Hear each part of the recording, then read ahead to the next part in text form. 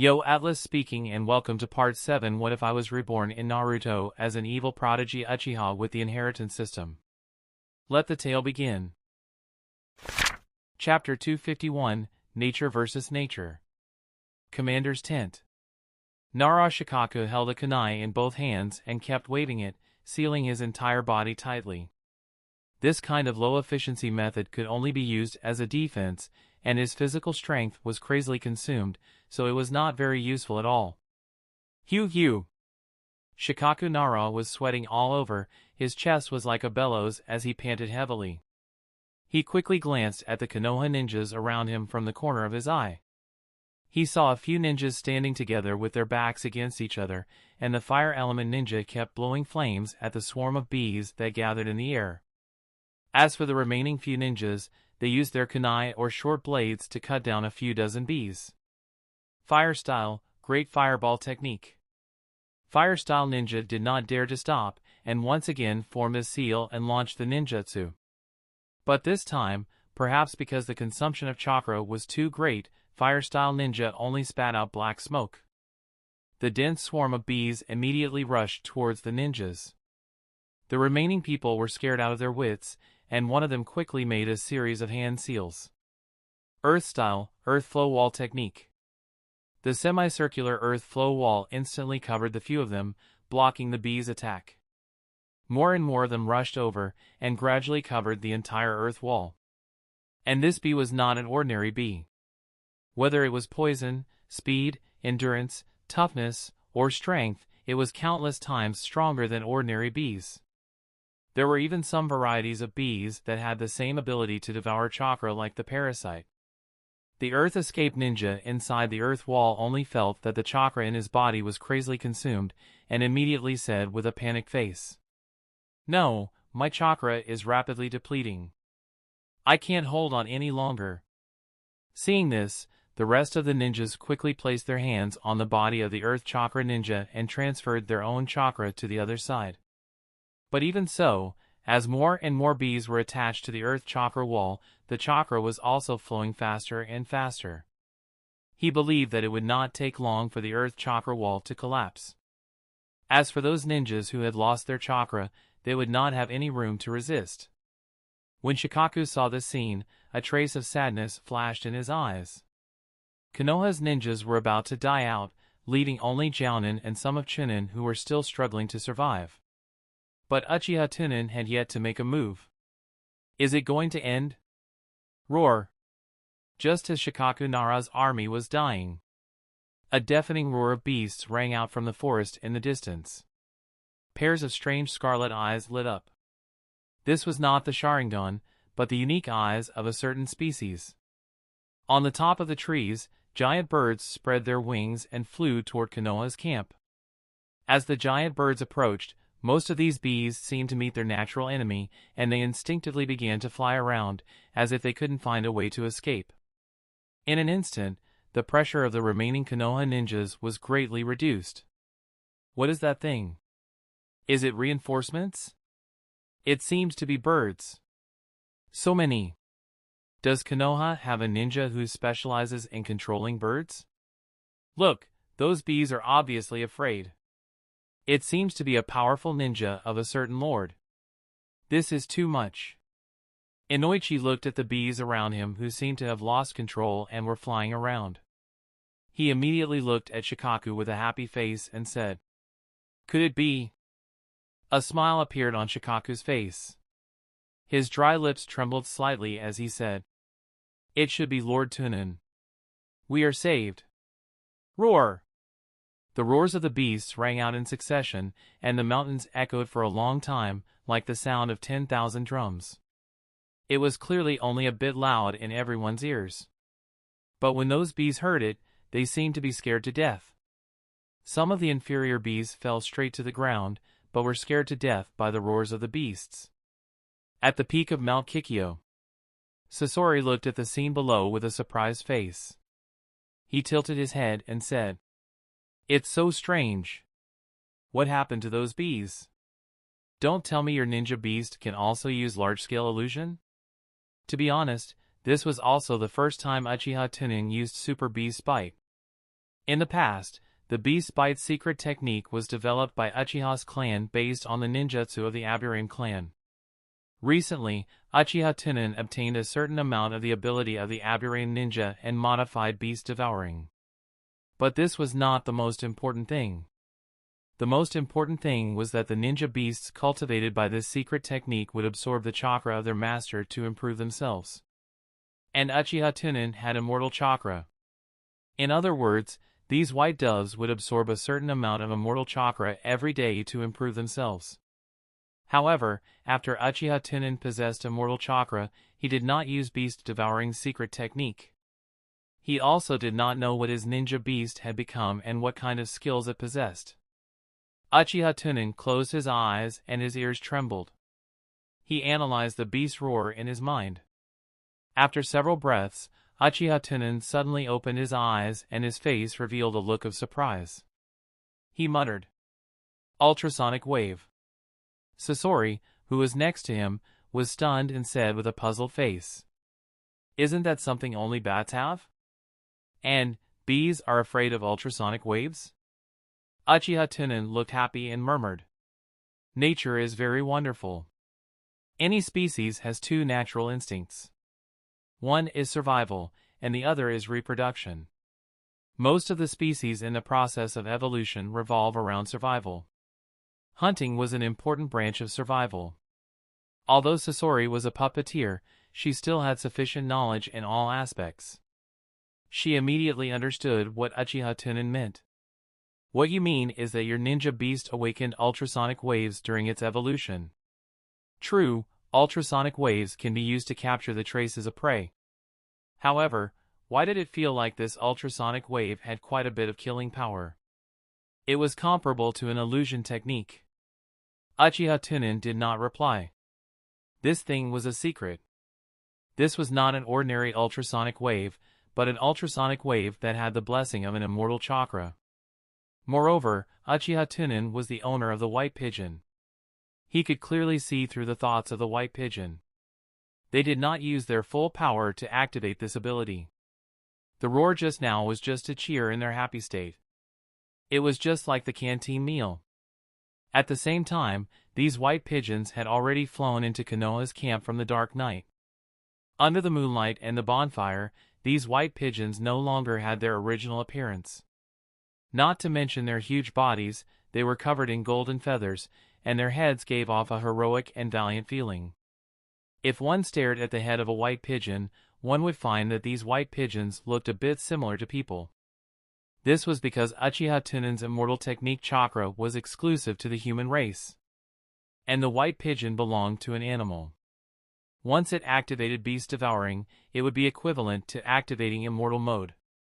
When the human race used the immortal technique energy of the three holy lands, they would become inhuman.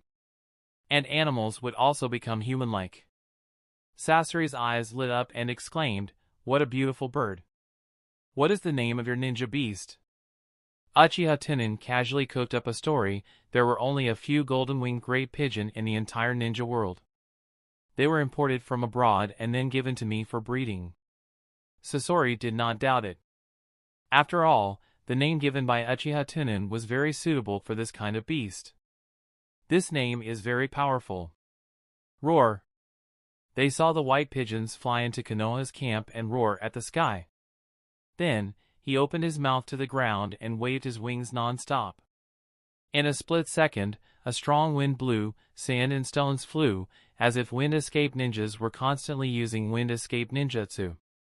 Under the control of the white pigeon, with its mouth as the base, it formed a tornado. A large number of bees were first shaken and confused by the roar.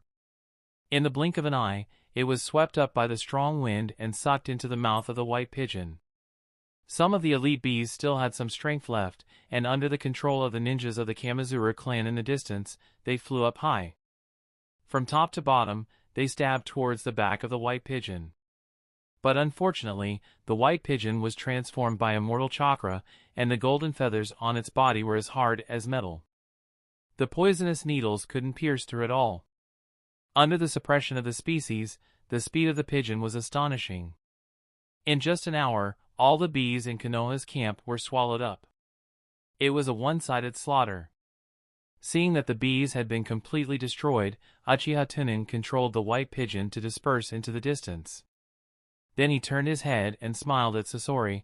I still have something to do. After saying that, Uchiha Tunan's figure slowly disappeared like a shadow. Chapter 252, Deter the Coalition Force. Although there were not many ninjas in Konoha's camp, all of them were transferred away, and the rest of the tents were gathered not far from the commander's tent. After being attacked by the swarm of bees, the whole camp was full of corpses. Under the gaze of dozens of ninjas, Uchiha Tunan walked slowly past the pile of corpses and headed towards the commander's tent. The surrounding Konoha ninjas wanted to cheer because of the joy of surviving a disaster. However, when they saw the corpses of their companions, a moment of sorrow came from them, and all of them shed silent tears. Soon, Uchiha Tunan arrived outside the commander's tent. He saw that Shikaku Nara and Inoichi, they were standing in front of the unconscious Choza on the ground, looking at the approaching figure of Uchiha Tunan. The two of them stood there obediently, not daring to breathe. When he saw Uchiha Tunan walking up to him, Shikaku Nara stretched out his hand and pulled Inoichi, who was beside him. Both of them knelt down on the ground. Lord Tunan, I'm sorry. This is all my fault. At this moment, Shikaku Nara completely gave up his dignity. After all, according to the information, there were still a large number of enemy village ninjas in the distance. Right now, the only one who could defend Mount Kikyo was Uchiha Tunan. Although this Neil had completely lost his dignity, he might be able to exchange for the lives of Inoichi and Choza. Even if Uchiha Tunan was angry at him and intended to stand by and watch, then there was a high chance that the Nara clan would not be the target of his rage. Shikaku was the commander of the Western Front, but he was also the new chief of the Nara clan. In the distance, a group of Konoha ninjas looked at this scene with puzzled expressions. Why did Shikaku-sama kneel down to Lord Tunan? It should be to thank Lord Tunan for saving our lives. I think he is asking Lord Tunan to block the follow-up enemies. Lord Tunan is a Konoha ninja. This is what he should do. There is no need to kneel. Lord Shikaku is the commander. This time, Lord Shikaku is guilty. His strategy is wrong, causing the defense of the camp to be insufficient. That's right. It seems like Lord Shikaku is apologizing. Sai, just pretend that you don't see it. We can't interfere in this matter. Let those big shots worry about it. Uchiha Tunan stood in front of the two. After looking down for a long time, he smiled and said, "It doesn't matter. The price has already been paid. I am not so stingy. You underestimate my tolerance." Shikaku's face was already covered in sweat. When he heard what Uchiha Tunan said, he immediately breathed a sigh of relief and said with a grateful face, "Thank you, Lord Tunan." The corners of Uchiha Tunan's mouth curled up slightly. He slowly squatted down and stretched out his hand.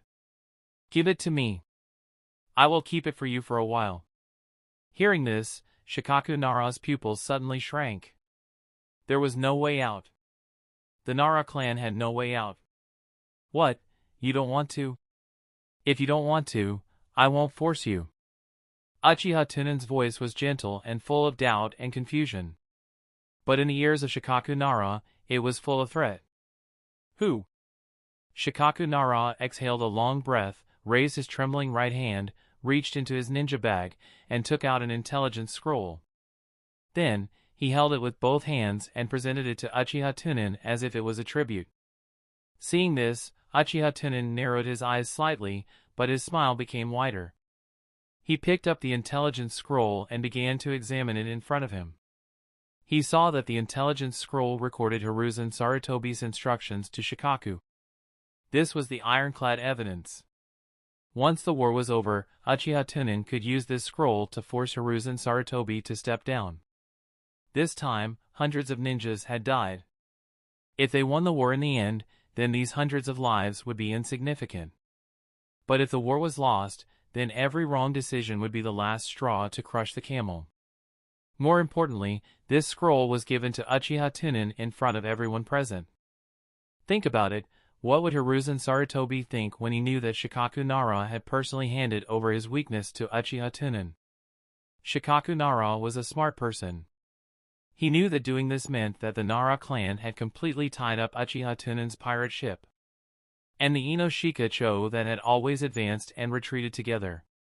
There are only so many ninja clans in Konoha. This time, there are already Uchiha clan and Inoshika Cho behind Uchiha Tunan. Their power wasn't small. After all, he had to rely on righteousness in the future, and he needed to maintain his image. Only then could he harvest the crops in this fertile land. How could he not have a supporter? It was useless to rely on the civilians to wave their flags and shout. Uchiha Tunan stood up and put away the scroll in satisfaction. Looking at the pale face of Shikaku, he said slowly, "There is no need to be so pessimistic. There are some things that I can replace at any time, but the time is not yet right. With me here, no one can touch the Inoshika Cho, because I have the ability to flip the table." When Shikaku heard this, he suddenly raised his head and stared at Uchiha Tunan. However, he saw Uchiha Tunan's calm expression. As a smart person, Shikaku knew that the more one spoke, the more confident they would be. As for those who were truly confident, their expressions were calm, because the other party was just stating a fact. To Shikaku, this sentence was equivalent to a reassurance. Shikaku lowered his head and said in a low voice, "Thank you, Lord Tunan." Uchiha Tunan nodded slightly, then raised his head and looked into the distance. Then he opened his eyes and opened his Mangekyo Sharingan. In his line of sight, the originally dark world turned into a bloody red. The scene in front of him quickly drew closer and enlarged. A group of ninjas from Hidden Rock Village and Hidden Sand Village were exposed to Uchiha Tunan. In the next moment, Shikaku Nara and Inoichi Yamanaka felt a cool breeze blow by. In front of him, Uchiha Tunan had already disappeared. In the distance, the ninjas of Hidden Rock Village and Hidden Sand Village were all ready for battle. They naturally saw the huge black bird shadow circling around Mount Kikyo in the distance, as well as the strange beast roar. Asterisk whoosh asterisk. He saw one of Kamizuru clan ninja using the body flicker technique to arrive in front of Inoki, kneeling on one knee and saying, "Tsuchikage-sama, a powerful bird ninja has appeared in Konoha's camp, and our bees have basically all been wiped out." Inoki frowned, looked up at the distant orange hill that was lit with fire, and murmured, "A powerful bird ninja beast. Is it him?" However, the head of Kamizuru said in a deep voice, "However, the bird ninja beast appeared later, and the Konoha ninjas already suffered heavy casualties. Through the last message from the bees, there should not be more than 100 Konoha ninjas alive." Hearing this, Inoki's eyebrows relaxed a little, and he nodded and said, "I will remember the battle achievements for you." "Thank you, Tsuchikage-sama." The head of the Kamizuru clan was happy, and then he used the Shuinpa to leave. Even though this tactic killed a lot of Konoha ninjas, it did not achieve the effect Inoki expected. According to Inoki's thoughts, a battlefield-type expert like Uchiha Tunan should be relatively difficult to deal with a swarm of bees. Even if he couldn't kill Uchiha Tunan, he could still use Susanoo to resist. In this way, as long as he continuously consumed his physical strength and forced his side effects to flare up, then it would be perfect. But the result was that a bird ninja beast that appeared out of nowhere, and all the bees were eliminated in one go. And Uchiha Tunan was nowhere to be seen. Since they were already here, if they didn't lead the ninjas to charge, they would be too weak. However, if they blindly rushed forward, they would have to use human lives to force Uchiha Tunan to suffer from the after effects. If that was the case, wouldn't the losses be too great? Ono kid hot and turned his head to look at Heizong. "Heizong, do you think we should try tonight?" Heizong glanced at Inoki and said, "Tsuchikage-sama, you are afraid." Inoki was stunned, and his face showed anger. "How can I be afraid? I am just measuring the gains and losses." Old Heizong looked at the direction of Kikyu. In his heart, no matter how strong Uchiha Tunan was, he was just a mortal, and his energy was limited. "Such a good opportunity, I think we can attack." As long as we don't rush over like a swarm of bees, we won't be afraid of large-scale ninjutsu. Inoki's eyes lit up when he heard this. He patted his head and said, "That's right, we can charge up one team at a time. If he keeps using large-scale ninjutsu, he will soon run out of chakra. But if he only fights with physical skills, he has to rest. Why didn't I think of that?" Inoki immediately used the super light rock technique and slowly rose into the air. He coughed and said loudly, "Everyone, listen up." However, the next moment, Inoki's eyes swept across and he was stunned. He saw a black figure standing on a cliff between his side and Kikyu. Behind the black shadow was the sky full of stars and the cold crescent moon. Although because of the light, he couldn't see the black shadow's specific appearance, but he couldn't forget that pair of scarlet and strange Mangekyo Sharingan. In an instant, the invincible figure of Uchiha Tunan appeared in Inoki's mind, as well as the Uchiha Madara of many years ago. The two figures gradually merged together, touching Inoki's childhood shadow. If one were to say who Inoki was most afraid of, it must be Uchiha Madara. Inoki's face twitched, his forehead was full of cold sweat. He shouted, "Retreat, retreat!" After that, he turned around and fled into the distance. At the same time, after hearing Inoki's order, all the ninjas of Rock Village turned around and quickly retreated. Inoki's action made old Hazong dumbfounded. The Sand Village ninja beside him quickly asked, "Master Hazong, what about us?" Old Hazong was so angry that he trembled. He really wanted to order the ninjas of Hidden Sand Village to charge forward. However, although Hidden Sand Village and Hidden Rock Village were allies, there had always been competition between the 5 villages. He couldn't just let the ninjas of his village charge and break through the enemy lines and let others enjoy the benefits. Helpless, old Hazong sighed heavily. This old man is really disappointed. Retreat. After saying that, old Hazong turned around. Before leaving, he deliberately turned his head and looked at the black shadow on the cliff. His eyes were filled with hatred and provocation. After a long time, all the ninjas from the 2 villages retreated with their tails between their legs. The Mangekyo Sharingan in Uchiha Tunan's eyes disappeared. He looked at the direction where the ninjas from the Sand Village retreated and touched his chin. Suddenly, Uchiha Tunan seemed to think of something funny. He shook his head with a smile and said, "You reckless old man." Chapter 253, Vocal Practice. A few days had passed since the allied forces of the 2 villages had launched a sneak attack on Kikyo Mountain. That night, when Uchiha Tunan returned from the cliff, the first thing he did was to find Uchiha Tunan with a blank intelligence scroll. For Shikaku, since he had already chosen to completely submit, he should not be indecisive anymore. Otherwise, the fence-sitter would not have a good ending. Uchiha Tunan did not stand on ceremony. He took the blank intelligence scroll and wrote down the information on that night for Shikaku. Most of the time, information about the battlefield had to be kept. After the war ended, the higher-ups would combine the results of the war to compare the battle merits and losses. Of course, the first thing the battlefield information was given to Hiruzen Sarutobi. Logically speaking, Hiruzen Sarutobi had a certain amount of room for operation. Therefore, no matter how the battlefield information was written, it was still a skill to learn. He had to preserve the real content, and at a glance, he could not stand out too much about Uchiha Tunan's achievements. Otherwise, Hiruzen Sarutobi could tell that Shikaku Nara had already betrayed them. Uchiha Tunan immediately wrote on the intelligence scroll. Hidden Rock Village and Hidden Sand Village attacked Konoha's camp in the middle of the night, and the Water Clan was the vanguard. Konoha's camp was lacking in manpower and was at a disadvantage. For a while. A large number of chapters on how Konoha ninjas fought bravely under the leadership of Shikaku. In the end, Uchiha Tunan, who was suspected to be injured, took action and solved this crisis. Uchiha Tunan, who was greatly weakened, pretended to be calm and appeared outside Mount Kikyo. After weighing the gains and losses, the allied forces of the 2 villages were unwilling to attack with brute force to avoid greater losses. Note, the vision in Uchiha Tunan's eyes has greatly diminished. Please send reinforcements in time. Although it was written in this way, Uchiha Tunan also had battle achievements.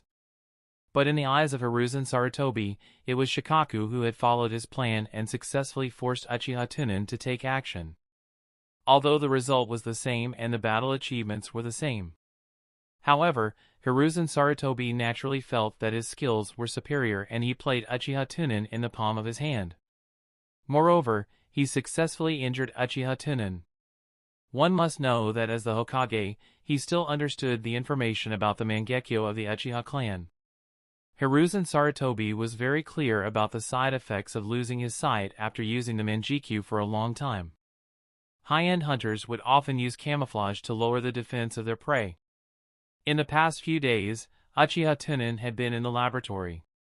He did not continue to conduct experiments on living bodies, but instead, he was conducting research on ninjutsu.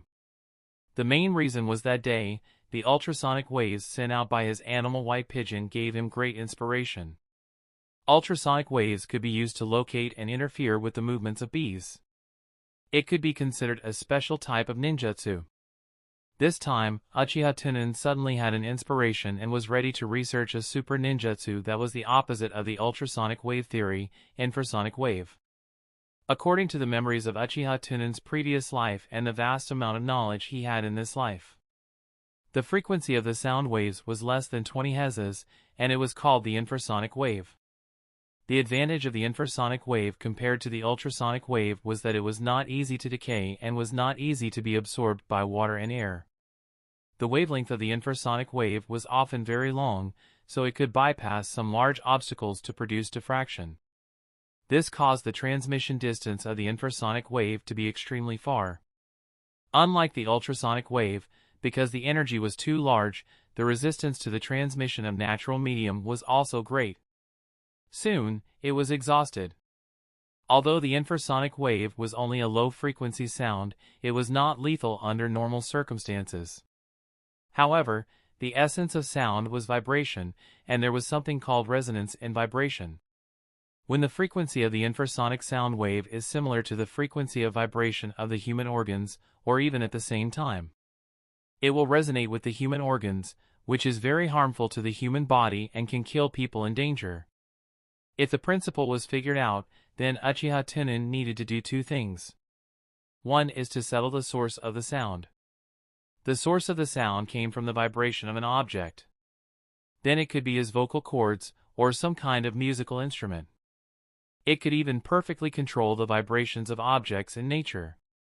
After completing the first step of sound source, the next step was to integrate chakra into this move, or even immortal chakra. In this way, the power would be strengthened. In the laboratory, Sasori had just finished tinkering with his puppet. In his boredom, he turned around and looked at Uchiha Tunan, who was sitting on the sofa in a daze. He saw Uchiha Tunan sitting on the sofa with his eyes closed, his expression extremely focused, and his mouth gently opened. "Ah!" A deep voice sounded. However, this voice was so low that it was a bit outrageous. After a long time, Uchiha Tunan closed his mouth and opened his eyes. He stretched out his hand and stroked his chin. His brows were knitted into a frown that resembled the word Chuan. The frequency of the sound was still not reduced to the point of being inaudible. Although he could use other things to replace the source of the sound, Uchiha Tunan had always believed in all the power that was owed to himself. What good things could not be borrowed from external objects? Only in this way would he feel safe. Looking at Uchiha Tunan's distressed look, Sasori put down the puppet in his hand and sat down beside Uchiha Tunan. With a concerned expression on his face, he said, "Tunan-kun, are you okay?" Uchiha Tunan raised his eyebrows slightly and waved his hand. "It's fine. I'll practice again. I feel that I have found the key point." Sasori hesitated for a moment, but still nodded. Thinking about staying here, Uchiha Tunan knew that if he sang so badly, it would definitely be embarrassing if others heard it. Even though he was silent, he walked to another laboratory to study the puppets. The main thing was that once the ultrasonic wave was developed, it would be a great killing weapon that could destroy a country. Naturally, Uchiha Tunan would not tell Sasori the truth. After all, in Uchiha Tunan's eyes, a Sasori was just a toy that could be used. Staying behind was to help with something, and also to steal the research results of the other party. Therefore, when Sasori asked for the first time, Uchiha Tunan said that he had recently become obsessed with singing and wanted to be a male bass. After a long time, Uchiha Tunan seemed to have thought of some key points. He took a deep breath and opened his mouth again. Ah! Ah! Sasori was in another laboratory. He could still vaguely hear ah sounds, so he could only shake his head helplessly. He thought to himself, it seems that Tunan-kun is not as perfect as I thought. He is not even as good as I sang. After a long time, Uchiha Tunan seemed to give up singing. The entire laboratory quieted down. Suddenly, Sasori frowned. He found that the puppet parts in his hand were starting to tremble slightly. As time passed, the trembling of the puppet parts became more and more intense. It could be clearly seen with the naked eye. Is there an earthquake? Sasori muttered to himself.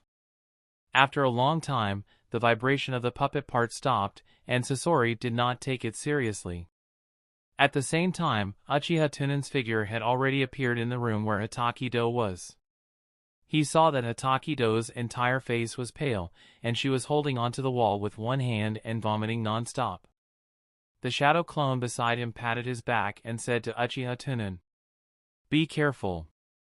Go and see if there are any problems with the relic." Uchiha Tunan looked at Hitachi-do's performance and nodded his head lightly.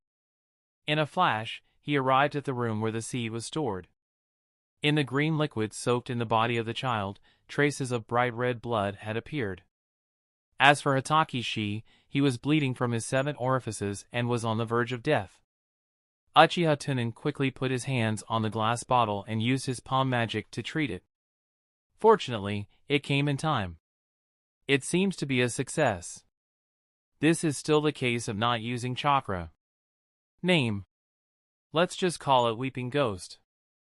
A moment later, Uchiha Tunan repeatedly confirmed that the condition of the seed in the solution had stabilized before leaving the room. Lord Tunan. Outside the laboratory, there was a shout from Inoichi. Uchiha Tunan came to the laboratory and looked at the respectful Inoichi. "Why are you looking for me?"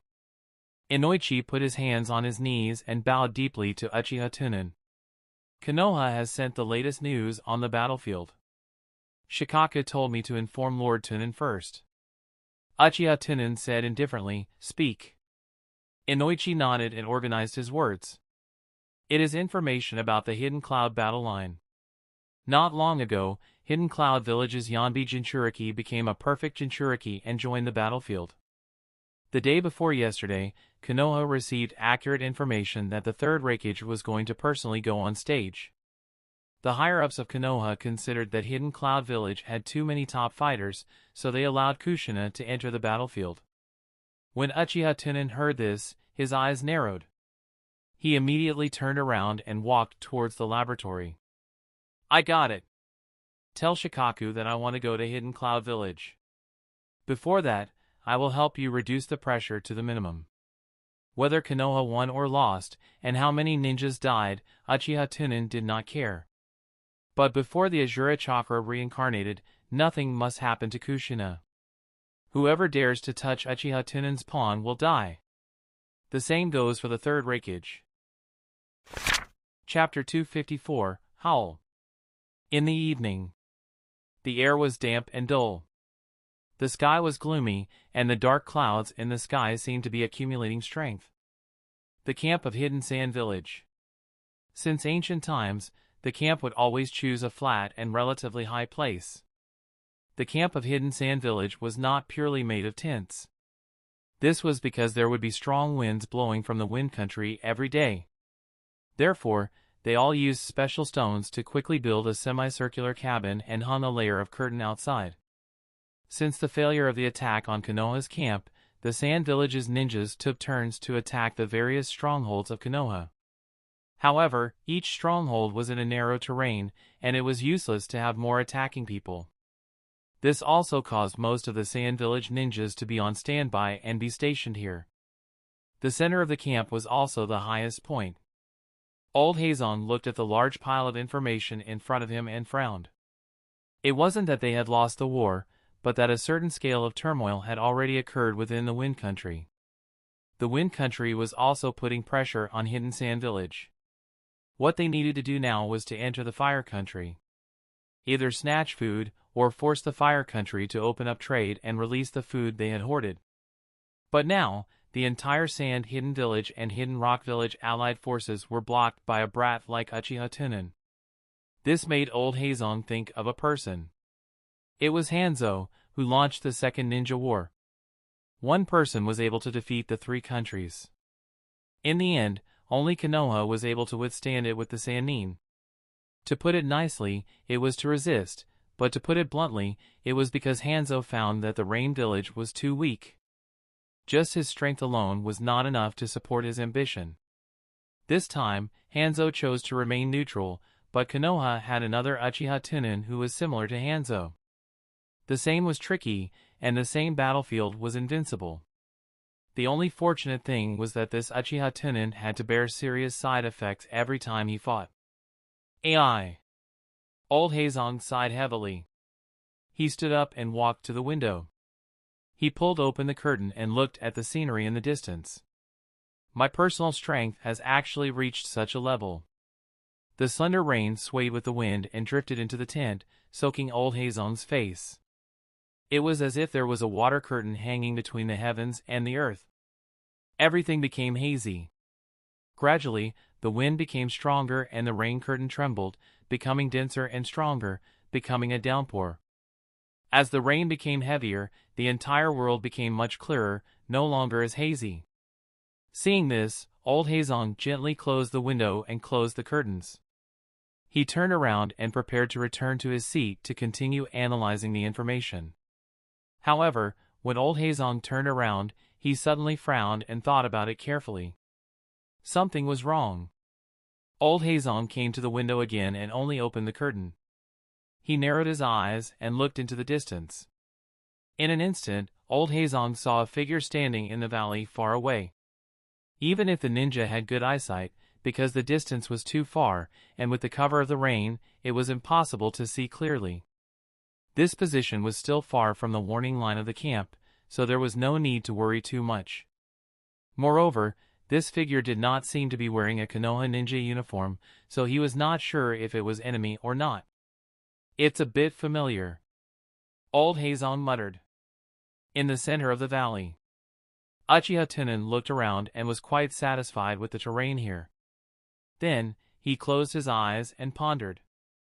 The Senjutsu chakra within his body was quickly mobilized, and like a mad devil, it flowed towards his throat, and the aura around his body was rapidly rising. Rumble. Thunder rumbled in the middle of the low clouds, and it made people's ears buzz.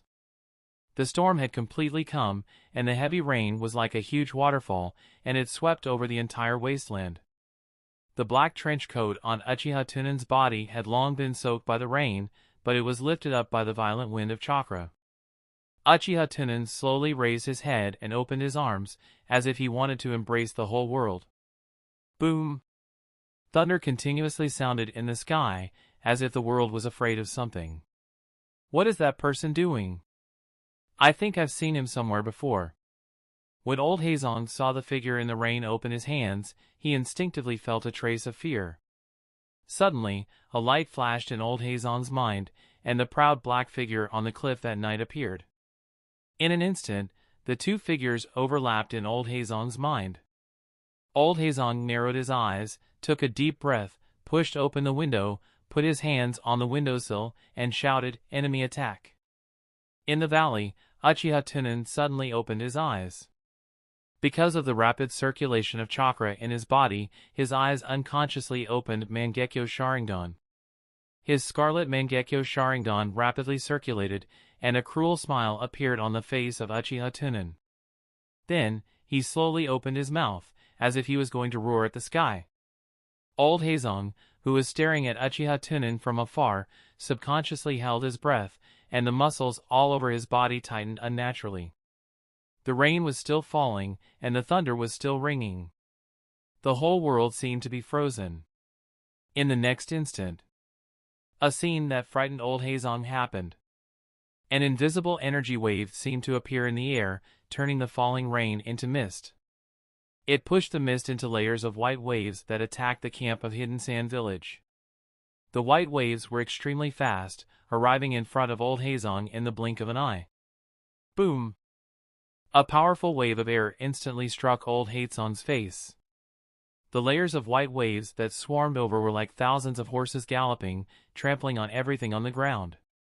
Old Hazong's 2 long white brows were blown up, waves after waves of violent waves of air. In just a second, there were more than 10 waves. The moment the shockwave arrived, the entire camp of Hidden Sand Village exploded. Enemy attack! Someone is using a large-scale ninjutsu. In the direction of the valley. I'll go kill him. Pfft. Yi Jian, what's wrong with you? What's going on? Why do I feel like I have no strength left in my body? It's so uncomfortable. The mystery of the infrasonic wave was the previous vibration and the subsequent vibration. As the wailing dose continued to grow longer, the power would also increase. 3 seconds later, the insects and animals within a radius of dozens of kilometers fled into the distance. 5 seconds later, the air was visibly wrinkled, but there was still no sound.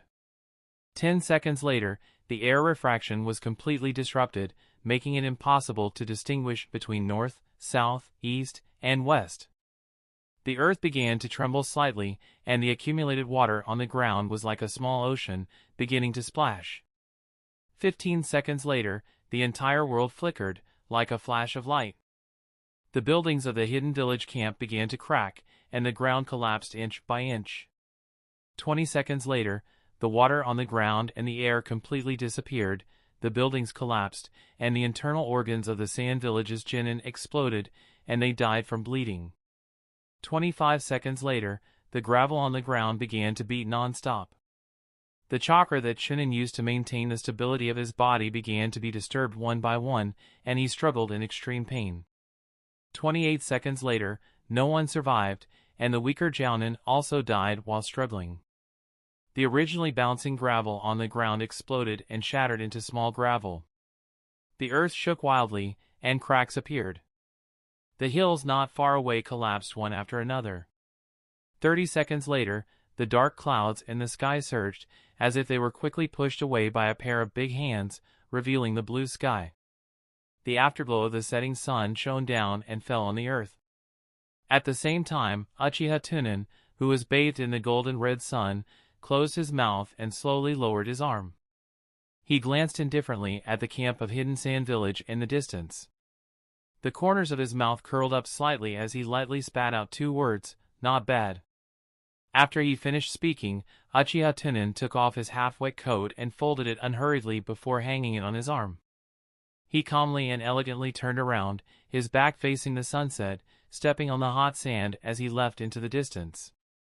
Uchiha Tunan was too lazy to pay attention to how many sand ninjas he killed this time. The lives of the enemy village were just numbers.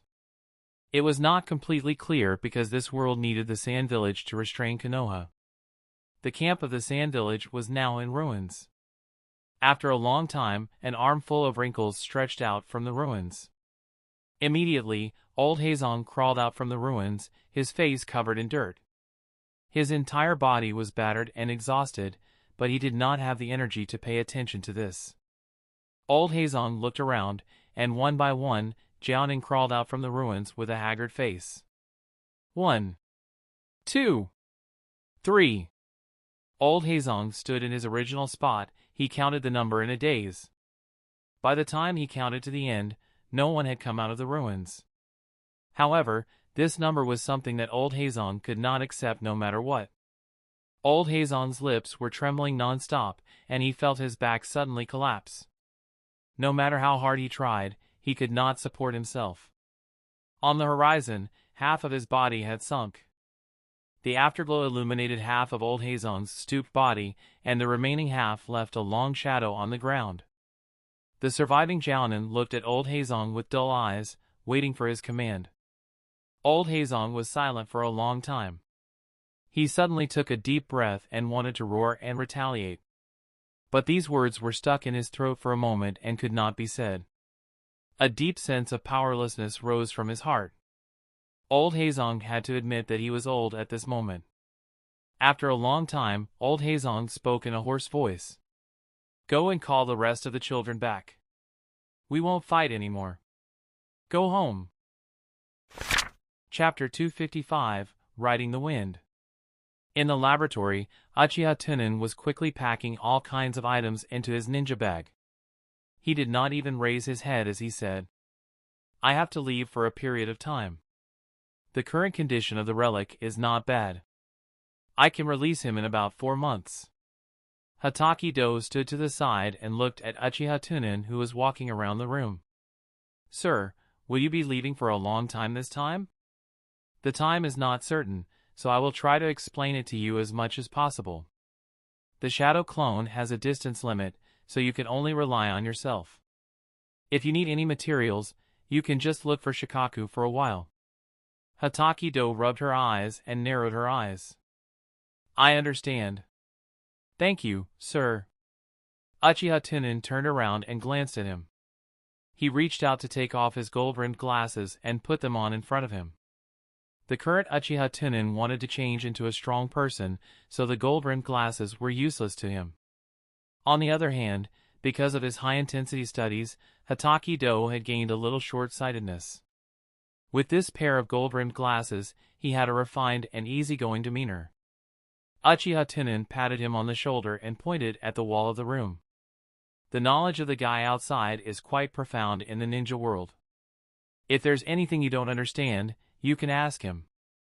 But I hope that you can control the desire in your heart and not be bewitched into transforming yourself into a puppet. A puppet, at first glance, looked incomparably powerful, but it was actually equivalent to solidifying all future possibilities. Also, I will teach you a tactic. Once that guy out there loses control, don't hesitate and immediately activate the tactic. Remember to take back the puppet parts afterwards. Those things are more expensive. Don't waste them. After saying that, he reached out a finger and placed it on Hataki-do's forehead. Using the heart-reading technique, he transmitted some special tactic into his mind. Uchiha Tunan had always been used to holding back when doing things. When he was creating the rebirth core for Sasori, he had left a detonation tactic inside the rebirth core. In any case, once the rebirth core was made, Sasori wouldn't be able to change it. This was also why Uchiha Tunan was so at ease with Sasori. There was no such thing as a friend, it was completely because the other party's life was in his hands, so there was no need to worry about him jumping around. But now that he was going to leave, what if Sasori knew that he had killed most of the Sand Village's ninjas and went crazy in Konoha's camp? These Konoha ninjas couldn't stop him at all. He had brought Sasori back by himself, and if something happened, he would be the one to take the blame. So it was better for him to control this tactic. After a long time, Hataki-do opened his eyes. He looked at Uchiha Tunan solemnly and said, I understand. Then I will immediately start refining the chakra to ensure that I can activate this technique. Uchiha Tunan narrowed his eyes and smiled. He said in a gentle voice, I like smart people, as long as you are obedient. Most of the things in this world can be easily obtained by you. I can satisfy all of your desires as long as you are loyal to me. Otherwise. As he spoke, he covered his palm on the gray hair of the wooden canvas pocket. Immediately, he activated the curse seal. In an instant, Hataki-do's eyes widened and he curled up on the ground. His veins bulged and he broke out in cold sweat. Seeing that Hataki-do was enduring the pain, Uchiha Tunan was satisfied with his perseverance. The corners of his mouth curled up slightly as he pointed at a white pigeon in the corner of the laboratory who was using its beak to comb its feathers. I'll be leading first. If there's anything, you can tell it. After he finished speaking, Uchiha Tunan no longer paid attention to the struggling Hataki-do and turned to leave the room. After passing through several rooms, he arrived outside Sasori's room. Sasori heard the sound of footsteps and turned to look at Uchiha Tunan. Then his eyes moved to the bulging ninja bag on Uchiha Tunan's waist. He said lightly, "Tunan-kun, are you leaving?" Uchiha Tunan nodded and said, "Hidden Cloud Battle Line needs me. I hope that you will have a leader when we meet next time." Sasori nodded and went to the corner of the room to pick up a scroll. He handed it to Uchiha Tunan and said, "This is the result of my recent research. Knowledge should be shared with each other." Uchiha Tunan did not stand on ceremony. He took the scroll and smiled at Sasori. "Thank you." After saying that, he left the laboratory without any hesitation. It was still late at night. The moon was almost as round as a silver plate, and the sky was clear. Konoha's camp was silent. Uchiha Tunan's figure flashed and disappeared from the laboratory. Above the jungle, a black shadow quickly passed through the dense trees. In the blink of an eye, he was far away from Konoha's camp. Roar! A strange beast roar sounded. A huge golden bird flew out from the forest. Uchiha Tunan jumped and landed gently on its back. The big golden bird lifted Uchiha Tunan into the sky and flew toward the front line of Hidden Cloud Village. In the sky, the cold wind blew on Uchiha Tunan's face and the black windbreaker on his body rustled. There are new crops to harvest again. I'm in a good mood. The next day. Hidden Cloud Battle Line. Every time there was a ninja world war, the 5 villages had a tacit understanding.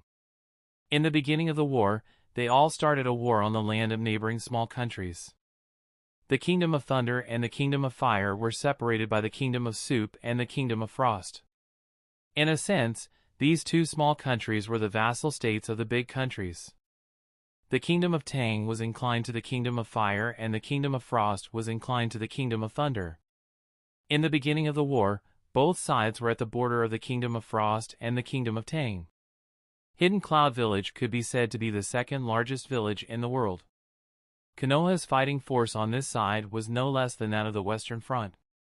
At the beginning, both sides were only probing attacks. The scale of the 2 sides was not much different. After all, war still had to pay attention to the terrain. When 20,000 ordinary ninjas and 10,000 ordinary ninjas fought in special terrain, they did not have much advantage. On the contrary, because they were too dense, they would not be able to display their strength. At this time, the only thing that could decide the outcome was the high-end fighting force. The commander of Hidden Cloud Village was the quasi-4th raikage, and on Konoha's side, Minato happened to be able to restrain him. Therefore, the battle was quite evenly matched at the beginning. But not long ago, Killer Bee became the perfect pillar of support and joined the battlefield. This time, because he was at a disadvantage in terms of high-end combat power, Konoha was forced to retreat. All the way out of the country of Soup, they could only defend Konoha's border. Under the huge pressure, Minato's strength rose rapidly. With the help of Flying Thunder God, Rasengan, Kuchios, and Sage Mode, he was able to slowly fight 1 against 2. Sometimes, talent was so unreasonable. In this war, the 3rd raikage had not made a move, all for the sake of earning enough merit for the 4th raikage. But now that the war had fallen into a stalemate, a large number of Kumogakure village ninjas died every day. The 3rd raikage finally couldn't sit still anymore. He set off from Kumogakure village, bringing a large number of elite troops towards Kumogakure battlefront. When Konoha received the news, they immediately thought about who to send to help Minato. Logically speaking, since the 3rd raikage had made his move, Hiruzen Sarutobi, the strongest Hokage, should also make his move. But now, Hiruzen Sarutobi felt that he was old. He had changed from a pure ninja to a politician who played with power. He lost the heart of the strong. At this time, Kushina stood out. After all, the other side had sent out the 8-tailed Jinchuriki, so it was understandable that Konoha sent the 9-tailed Jinchuriki. In addition, Kushina's Vajra could perfectly restrain the Biju. Hiruzen Sarutobi agreed to Kushina's request. On the border, Konoha's last line of defense. Minato and Kushina stood on top of Gamabunta, watching the dense mass of people appearing on the horizon. This was her first time on the battlefield, and she was still a little nervous, her palms sweating. At this moment, a warm hand held her hand tightly. Kushina turned to look, only to see Minato showing a gentle smile to her. You will help me later. Just remember to protect yourself, don't worry about me. Kushina's mood eased a lot, and she smiled. You have to be careful too. Minato nodded slightly, and suddenly thought of something. He said to Kushina, let me tell you some good news. I received information from the Western Front. Tunan blocked the allied forces of the two countries with his own strength. We can't lose to our own disciples. Upon hearing this, a look of surprise flashed across Kushina's eyes as she said, really? Tunan has already grown to this extent? Immediately, he revealed his little tiger teeth, clenched his fist, and waved it towards the air. I can't let Tunan look down on me. Chapter 256, Best Tactics. In the distance, the hidden Cloud Village ninja pushed the front line to the narrow entrance of the battlefield and stopped. The third raikage crossed his arms and stood at the front of the crowd. He looked at Konoha's camp in the distance and said, it's that yellow-haired kid that blocked you too. The fourth raikage next to him clenched his fists and said with an unwilling expression, yes, that guy knows space-time ninjutsu, so he can't slip. Killer Bee waved his hands, and his chest puffed out as he said, yo, can't slip away, can't hit, right, maintain a gorgeous rhythm. The third raikage squinted his eyes and locked his eyes on Kushina. Is the female ninja with red hair the Konoha Jinchuriki in the intelligence report? Killer Bee clenched his fist and his arm moved rhythmically. Oh, Jinchuriki, just like me, Jinchuriki. The bull ghost is stupid and wants to move. The third generation raikage touched his chin and said in a deep voice, you guys go first. If you still can't win, then I'll take action. The quasi-fourth generation raikage AI was already unable to endure, and immediately shot out, shouting, let's go, let's compete. The body of Killer Bee erupted with red chakra, and rushed up together with his mouth still screaming, yo, maintain the rhythm. In Konoha's camp, Minato, who was standing on top of Gamabunta's head, saw two old rivals rushing over. He looked sideways at Kushina and said, I'll go first, you act according to the situation. He immediately threw out dozens of special kunai in front of him and shouted, everyone, back off. Don't get hurt. In the next moment, as kunai landed, Minato appeared in the center of the battlefield. AI and Killer Bee looked at each other and used their ultimate moves. Lightning Lariat. X2. Boom! The two of them attacked Minato at the same time. However, in the blink of an eye, Minato appeared on the other side of the battlefield. Damn it, this guy is so hard to deal with. AI was so angry that his eyes were like copper bells. Every battle was like this, but he couldn't fight. Immediately, AI used his unskilled brain to formulate the best strategy for this battle. Let me fight with him. You deal with that nine-tailed Jinchuriki. After saying that, he kicked his legs and rushed towards Minato. Lightning, one-finger hand. Yo, Bullghost can't hold on anymore. Killer Bee called out while bursting out a crimson Biju coat. It turned into a red stream of light and rushed towards Kushina, who was standing on top of Gamabunta. Gamabunta nervously held the katana at his waist and said in a deep voice, Kushina, do you need my help? Kushina was circulating the chakra in her body at this moment and quickly made a series of hand seals. No need, I'm good at dealing with Biju. I'm a descendant of the Uzumaki clan. Immediately, he clapped his hands and shouted, Diamond Seal!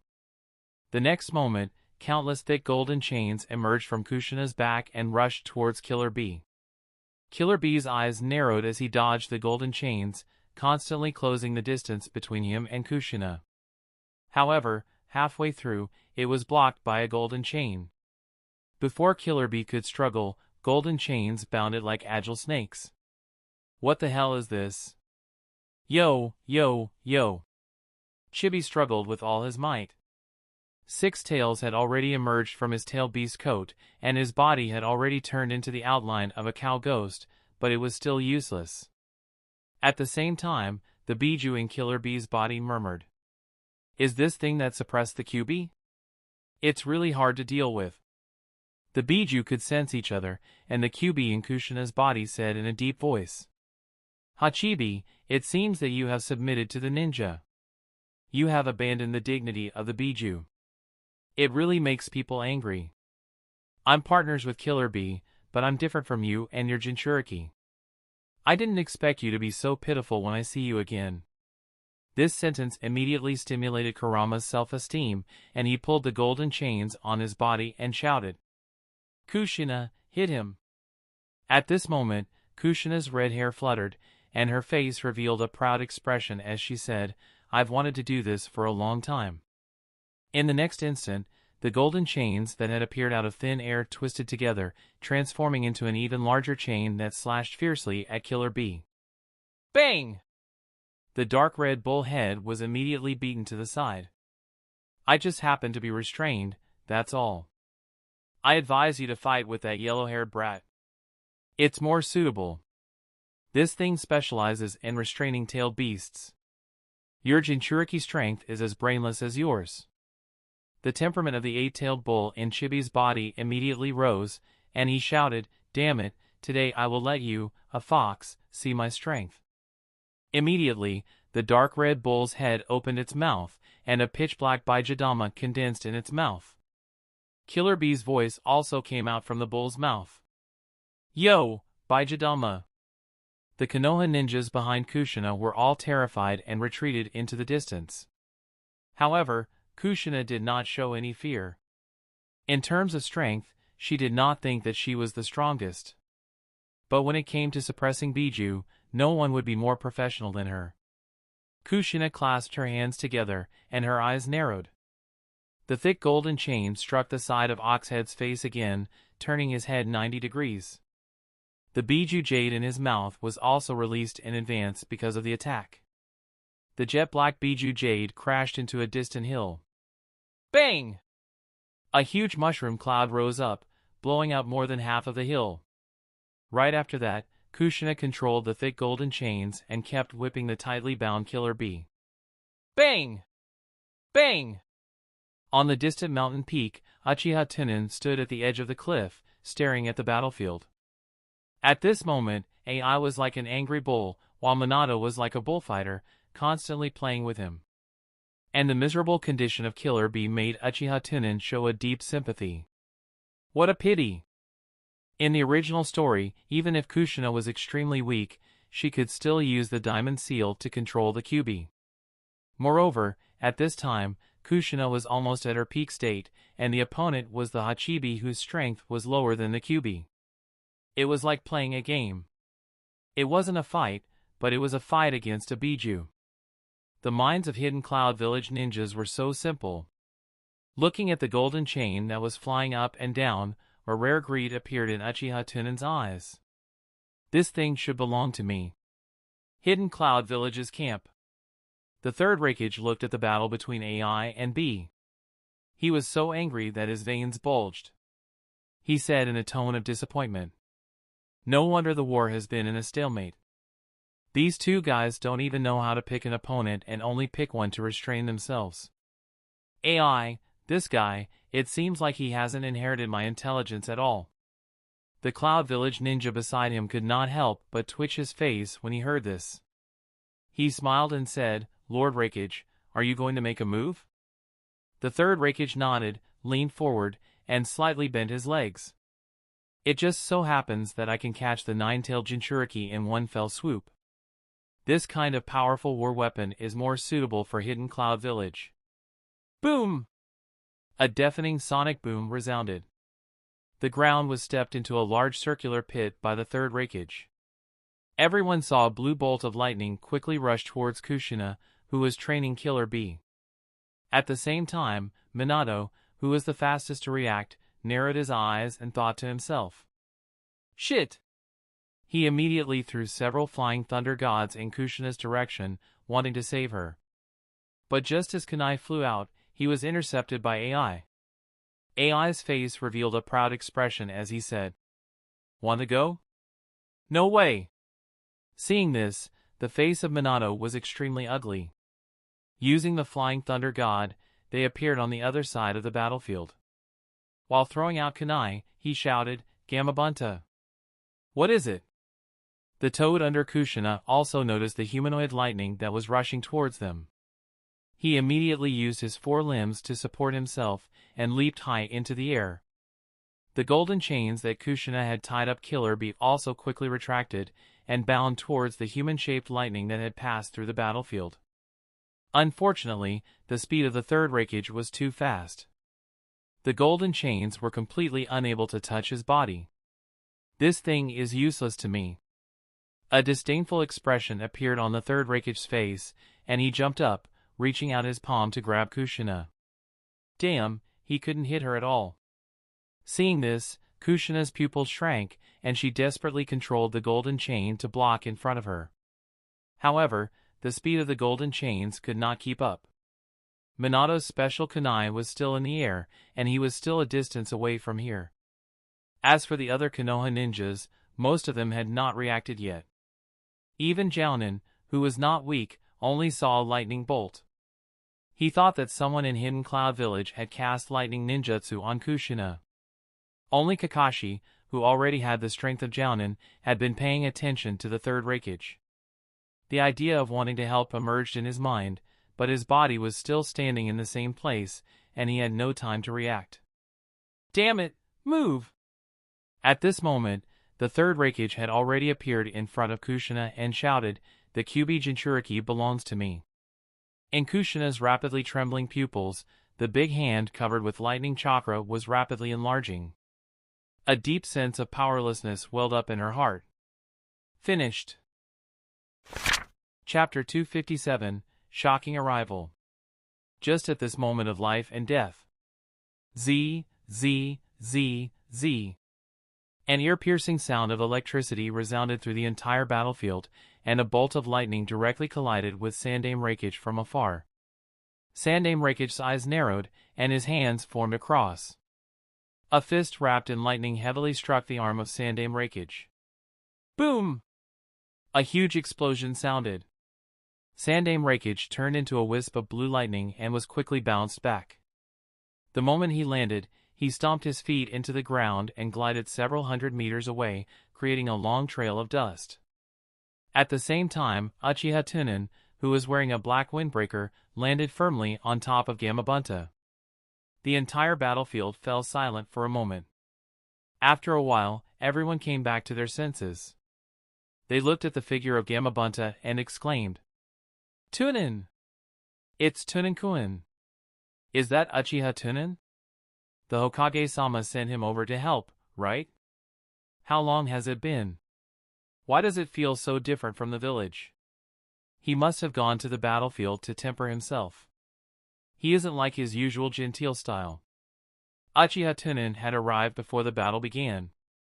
The reason he had chosen to appear at this time was naturally to increase his shock, so that he could gain half the effort to recognize his colleagues. He was going to act tough again. Uchiha Tunan thought to himself and turned to face Kushina with a gentle smile. "Kushina-senpai, are you alright?" Kushina was stunned. Looking at Uchiha Tunan, who was almost as tall as him, he said in a daze, "No, nothing." Uchiha Tunan smiled and turned to look at Sandame Raikage standing at the center of the battlefield. He said slowly, "Leave Sandame Raikage to me." Sandame Raikage in the distance did not attack rashly. Instead, he shouted to AI, "The two of you, come back. Damn it, just a little bit more and my tactic will succeed." A's face was full of unwillingness. He reluctantly walked towards the hidden cloud formation and shouted, come back quickly." Killer Bee heard this and removed the last bit of his beast transformation. He turned around, twisting and turning as he walked. "I lost. Yo, someone else. Yes, keep this gorgeous rhythm." In the battlefield, almost everyone's eyes were focused on the third raikage and Uchiha Tunan. But only Minato noticed something different. His figure flashed and came to Kakashi. He pulled Kakashi away and did not know where he went.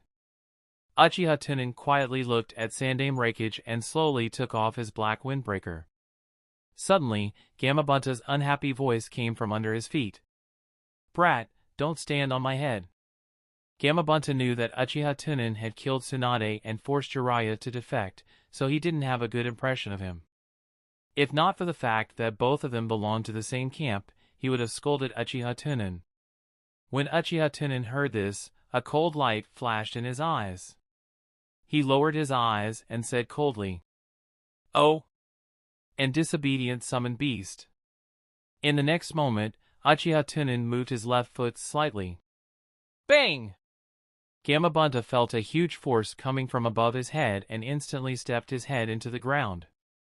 Error! Seeing this, Kushina quickly persuaded, "Tunan, this is Minato's summoned beast." Uchiha Tunan nodded indifferently. "I'm sorry. During the war, this group of spirit beasts will make the other side feel that we are not united enough. We need to train them." Damn it! Gamabunta's entire face sank into the ground. He wanted to get angry, but in his heart, he was a little afraid of Uchiha Tunan's strength. Just that move just now gave Gamabunta a feeling that he was unparalleled. After hesitating for a bit, he immediately chose to give up. In the distance, the third raikage stared at Uchiha Tunan and began to analyze the information in his heart. According to the information, this kid's ninjutsu was very powerful, and he had also opened the same Mangekyo Sharingan as Uchiha Madara. So his ninjutsu and illusion technique were very strong, but looking at that punch just now, his taijutsu should also be at the peak. A perfect ninja with no shortcomings? No, the intelligence also said that every time this kid fought with all his strength, there would be serious side effects. It seems that he overdrafted his body in exchange for powerful strength. In this case, the best tactic is, who cares, just hit him directly. Sandaime Raikage threw out the disgusting and complicated information in his mind and shouted at Uchiha Tunan. "Uchiha Tunan, I have heard of you. You killed the Kazekage of Hidden Sand Village." At this moment, Uchiha Tunan had already taken off his trench coat and was holding it in his hand. He narrowed his eyes and said, "Senior Raikage, I've heard a lot about you. I have long wanted to ask for your guidance." Behind him, Kushina looked worried and said, "Tunan, he is very strong. You have to be careful." The corners of Uchiha Tunan's mouth curled up slightly, and he said word by word, "I am also very strong." After he finished speaking, he gently threw up the windbreaker in his hand. The black windbreaker quickly fell to the ground. Boom! A huge thick smoke rose up. Everyone felt the ground shake as they stared at Uchiha Tunan, flabbergasted. Only to see that there was only a thin shirt left on Uchiha Tunan's upper body, but at this moment, the muscles in the shirt were expanding continuously, as if they were going to burst out of the shirt. Bang! Bang! One button after another flew out.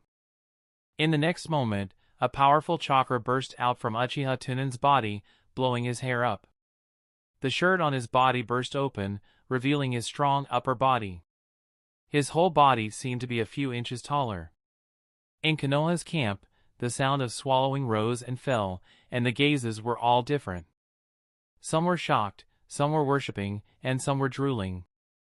Obito caught a glimpse of Rin's eyes that were full of stars, and scratched his head with a distressed face.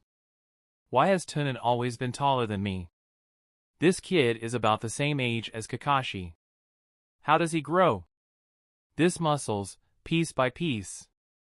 He should be mature early. It should be cultivated. The weight of that trench coat can crush me to death. This cultivation level is too abnormal. I just want to touch the muscles on his body.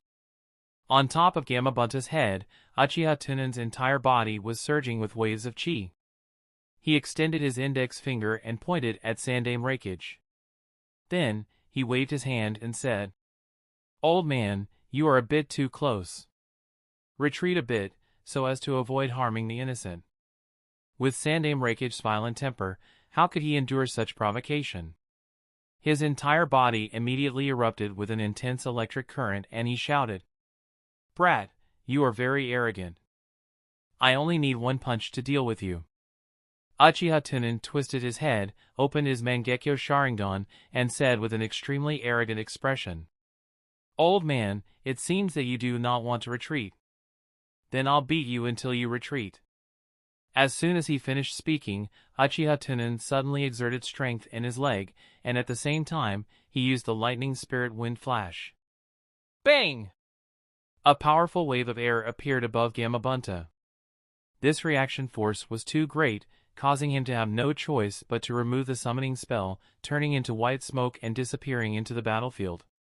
In the blink of an eye, Uchiha Tunan had already appeared in front of the third raikage. His entire body was filled with lightning attribute chakra that stimulated his cells. Earth attribute chakra increased his defense and gravity. Wind attribute chakra controlled the flow of air around his body to reduce the resistance. Mangekyo Sharingan enhanced dynamic vision. Finally, there was the addition of strange power. Facing the third raikage, he used a set of skills. What a fast speed! The eyes of the third raikage focused, his fists and legs caught up with the rhythm of Uchiha Tunan's battle, launching a counterattack. Bang! Bang! Bang! But because of Uchiha Tunan's momentum, the third raikage was constantly being pushed back. The two of them moved so fast that ordinary ninjas could not see their moves. One could only see dazzling lightning moving at high speed towards the center of the battlefield, as well as the series of sonic booms in their ears. This battle seemed to have become the home ground of the two, and the ninjas of both sides became spectators, completely unable to intervene. Is this a physical skill? No, it is not a pure physical skill. Both of them are fighting with the ninjutsu. Is this talent? I'm afraid that the Hokage-sama is not that strong. I'm afraid that the Uchiha clan is going to overtake him completely. I heard that Tunan defeated the third Kazekage. If he defeated the third raikage again. I understand what you mean, but isn't he too young? It might be a bit early to be the Hokage. Little? I just got out of the battlefield at his age, and I took care of my children the next year. Konoha has another ninja Azura. Tunan, has he grown to this point? Kushina murmured, and the image of the lonely and helpless figure curled up in the dark alley appeared in her mind. Chapter 258, With People's Heart. On the battlefield, the two of them punched each other and abandoned the fighting style of normal ninjas. Sandaime Raikage relied on the Thunder Escape armor, which was known to be an absolute defense, and he was not afraid of a head-on collision. On the other hand, Uchiha Tunan had the combination of Vajra unbreakable body and soft body, which belonged to both internal and external cultivation, and his physical defense was not inferior to Sandaime Raikage. After Uchiha Tunan exhausted his momentum, he fell into a disadvantage in terms of moves. This was because Sandaime Raikage had a lot of experience in hand-to-hand combat. Uchiha Tunan was not a pure body technique ninja. This was the first time he had a physical confrontation with someone. However, Uchiha Tunan had a lot of knowledge, especially after going through a lot of live experiments. His understanding of the human body far surpassed that of ordinary people. Which muscle had strong explosive power, what kind of movements, which joints were the weakest, or the strongest, Uchiha Tunan was clear in his heart.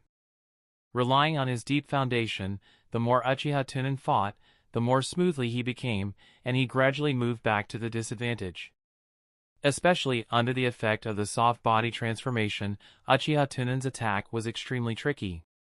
In addition, the speed of their attacks was extremely fast, and the previous combat experience of Sandaime Raikage was almost useless.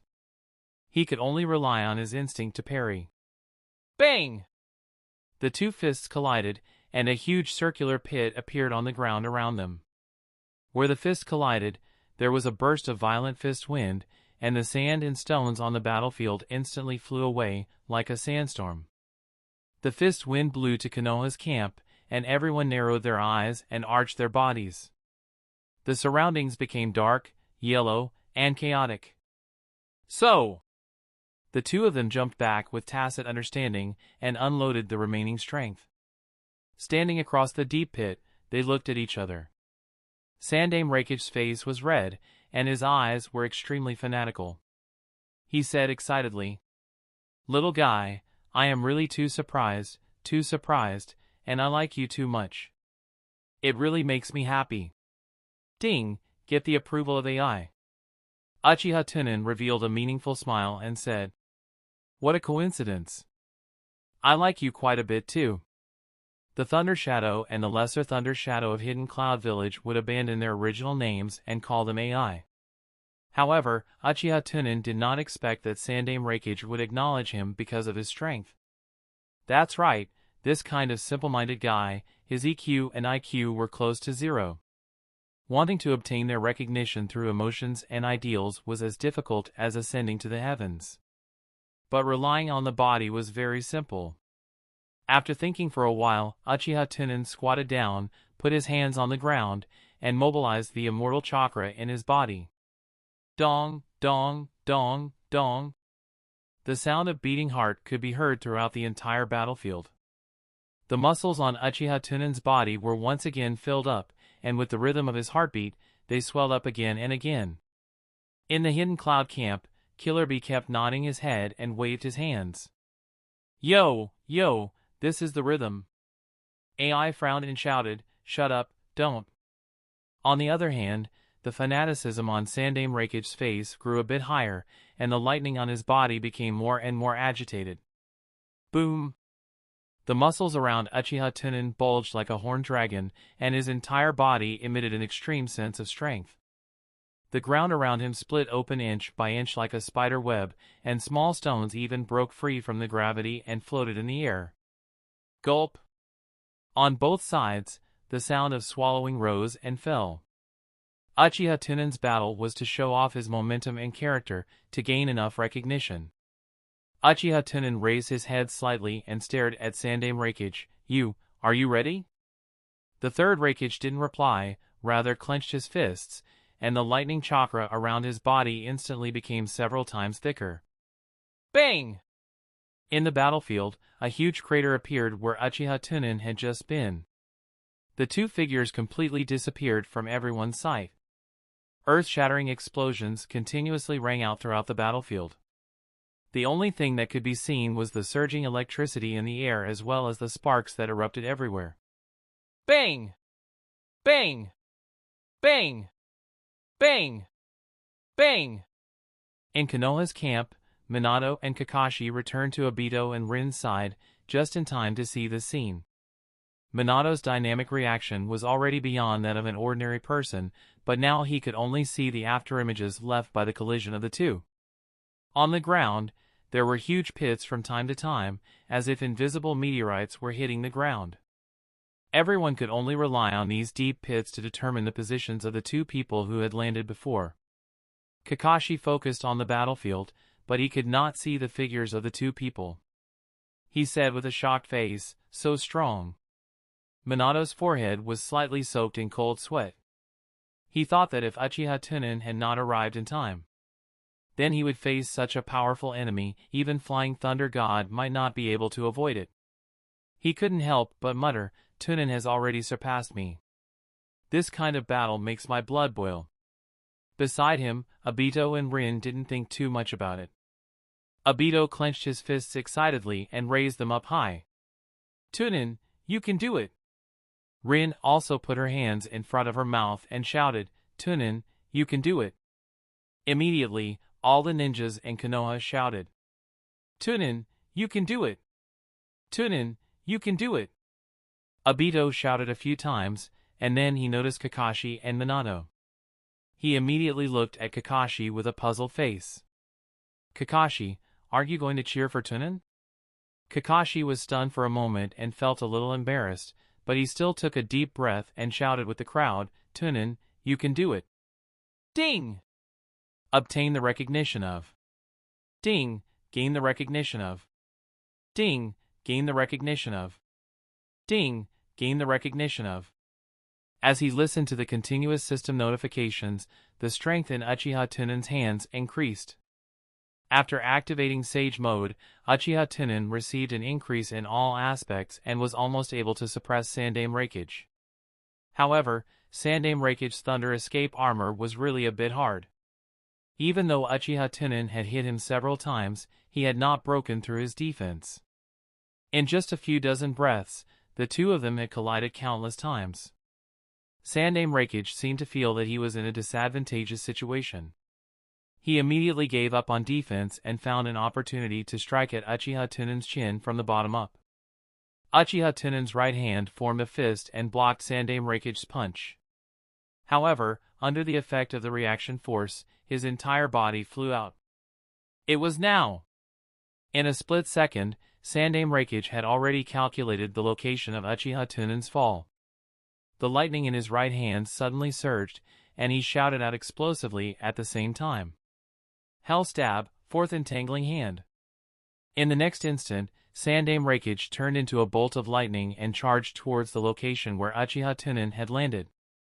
In midair, Uchiha Tunan's Manjikyu began to spin rapidly, and his dynamic vision was strengthened to the extreme. The entire world seemed to have been pressed down on a pause button. The sound of wind, thunder, and gas seemed to have disappeared. Everyone's movements and expressions froze. The only thing that was moving in the entire world was himself and Sandaime Raikage. And the speed of Sandaime Raikage was only about the same as the speed of the ordinary Jounin using the body flicker technique. The attack time was very suitable. Then, ha! Just when Uchiha Tunan was about 3 meters away from the ground, he suddenly opened his mouth and let out a breath. The strong momentum of the air current immediately stopped Uchiha Tunan's momentum, and his whole body was like a stagnation in the air at this moment. And the hell stab of Sandaime Raikage just happened to be achieved, stabbing loneliness. Shit! The pupils of Sandaime Raikage suddenly shrank. In the reflection of the scenery in his eyes, a figure slowly entered his line of sight. With all his strength, he couldn't take it back. The corners of Uchiha Tunan's mouth curled up slightly, and he kicked heavily at Sandaime Raikage. Bang! Sandaime Raikage suffered a heavy blow to his head, and he maintained his flat posture as he flew straight towards the hidden cloud formation. Boom! A huge cloud of dust rose up, and countless unlucky hidden cloud ninjas were smashed to death. All of this happened in an instant. For most of the ninjas, they did not even see the third Raikage fly out. Father! AI roared and took the lead to rush into the smoke. At this time, Killer Bee was no longer rapping and rushed in with AI. Uchiha Tunan lightly landed on the ground. He did not continue his pursuit, but stood proudly on the ground, staring straight at the center of the smoke and dust. The scene was silent, but in the next moment, the Konoha ninjas were like a pot of boiling water, shouting fanatically. We won! Long live Tunankuen! Long live Tunankuen! Tunankuen is the strongest! Ding! Gain the recognition of. Ding! Gain the recognition of. Ding! Gain! Ding! Ding! There were too many acquisitions, causing the system notifications to overlap. After a long time, the smoke and dust dispersed. The third Raikage came to the front of the hidden cloud camp with the help of Killer Bee. Seeing that the third Raikage was still alive, Konoha stopped cheering. Prepare for battle! Minato shouted, and Konoha's ninjas all assumed combat positions. According to normal circumstances, Uchiha Tunan should have rushed up at this time to deal with the injured third Raikage. Then, Konoha's morale rose, and they destroyed the Hidden Cloud army in one fell swoop to win this war. But for Uchiha Tunan, today's battle was just for the sake of setting up a character and showing off. He didn't intend to kill the third Raikage. The Sand Village had lost most of its fighting power and was about to surrender. If they defeated the Hidden Cloud Village, Konoha wouldn't need them anymore, and they could easily destroy the Hidden Rock Village and the Hidden Mist Village. This was not good for Uchiha Tunan's follow-up plan. Only with enough external pressure could the benefits be maximized. Kushina had to return to Konoha so that she could be safe enough to give birth to Naruto. Obito had to be buried so that he could have a chance to come into contact with Madara and lead the way. Rin must die so that Obito can awaken his divine power. Uchiha Tunan did not know if the butterfly effect would change their fate. But it did not matter, as long as the war did not end. If they did not go on the original tragic track, Uchiha Tunan did not mind being the mastermind behind the scenes and pushing them into the abyss. At worst, he could disguise himself as a rock ninja and bury Obito, and then stuff Three Tails into Rin. Cough cough, I'm fine, you guys get out of the way. The third raikage reached out and pushed B away. He stood upright, took a deep breath, looked at Uchiha Tunan, and said in a clear voice, "Why are you holding back? We are clearly enemies." As soon as these words came out, the Konoha ninjas all exploded. What? Tunan actually held back? Idiot, that's an enemy. Yeah, we won the war, so we can go home. Maybe Tunan consumed too much energy. He didn't have enough strength at the last moment. He doesn't look like he doesn't have enough strength. I think he is too arrogant. Yes, Uchiha's clan is like this. Forget it, keep your voice down. If not for Tunan, we might have finished this time. I'm just complaining. I hope that Tunan can beat Raikage next time. Including Kushina, Minato, and the others, they were also confused.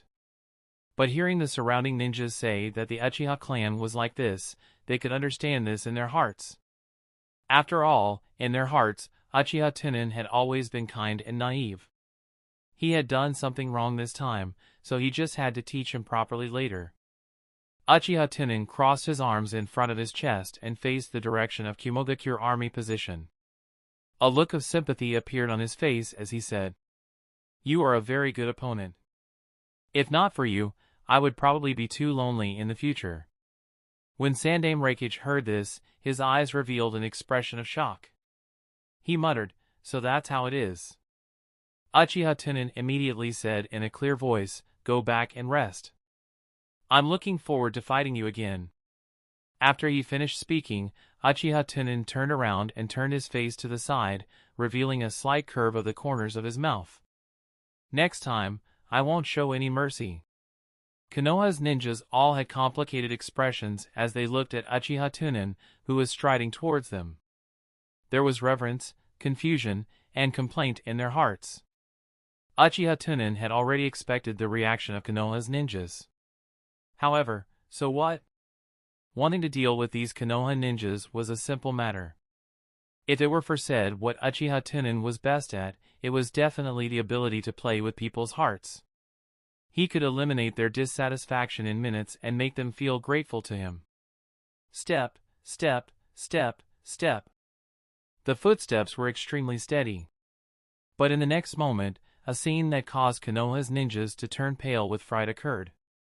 They saw that Uchiha Tunan's face was suddenly like golden paper, and his mouth was spewing out blood. He quickly raised his head and swallowed the blood. Blood began to flow out from the corners of his eyes, flowing down his face, chin, throat, and abdomen, and onto his pants.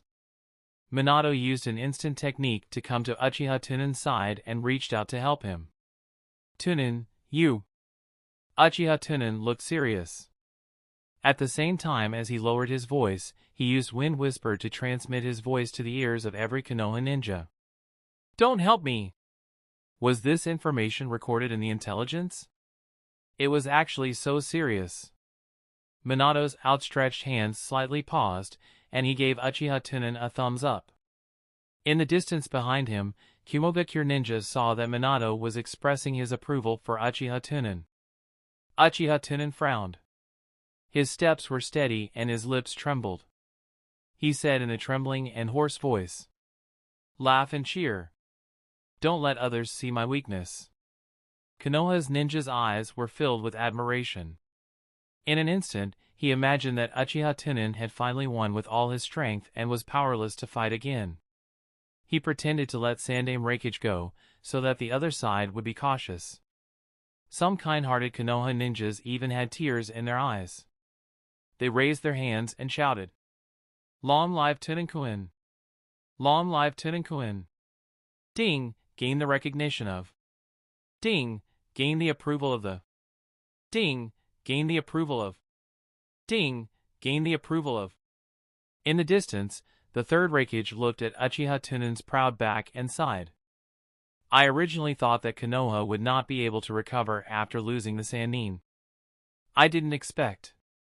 It seems that Konoha will rise again, retreat. To be on the safe side, the main force left the Kingdom of Tang and guarded the borders of the Kingdom of Frost. When I am done resting, I will fight that little fellow again. Hearing this, AI, who was beside him, lowered his head and looked at the book. Father. In the heart of A, the third raikage had always been a synonym for invincibility. But today, this legend was broken by a nameless kid from Konoha. All of a sudden, all the Kumogakure ninjas, including A, felt incomparably lost and confused. A warm expression appeared on the face of the third raikage. He reached out his hands to hold Killer B and AI, and said gently, "If I lose, I lose. After all, I am old. The future of Kumogakure village belongs to you. You two have to work hard to regain the prestige of us all. That little brat is much younger than you. Keep up the chase." AI and Killer B looked at each other and nodded heavily together. Yes.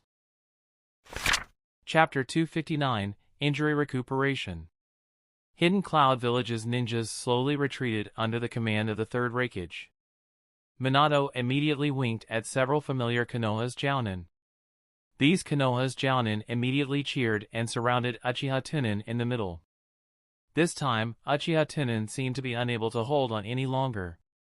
He staggered and fell to the ground, blood spurting out of his mouth. Minato reached out and grabbed Uchiha Tunan. He lowered his voice and shouted, "Tunan, hold on.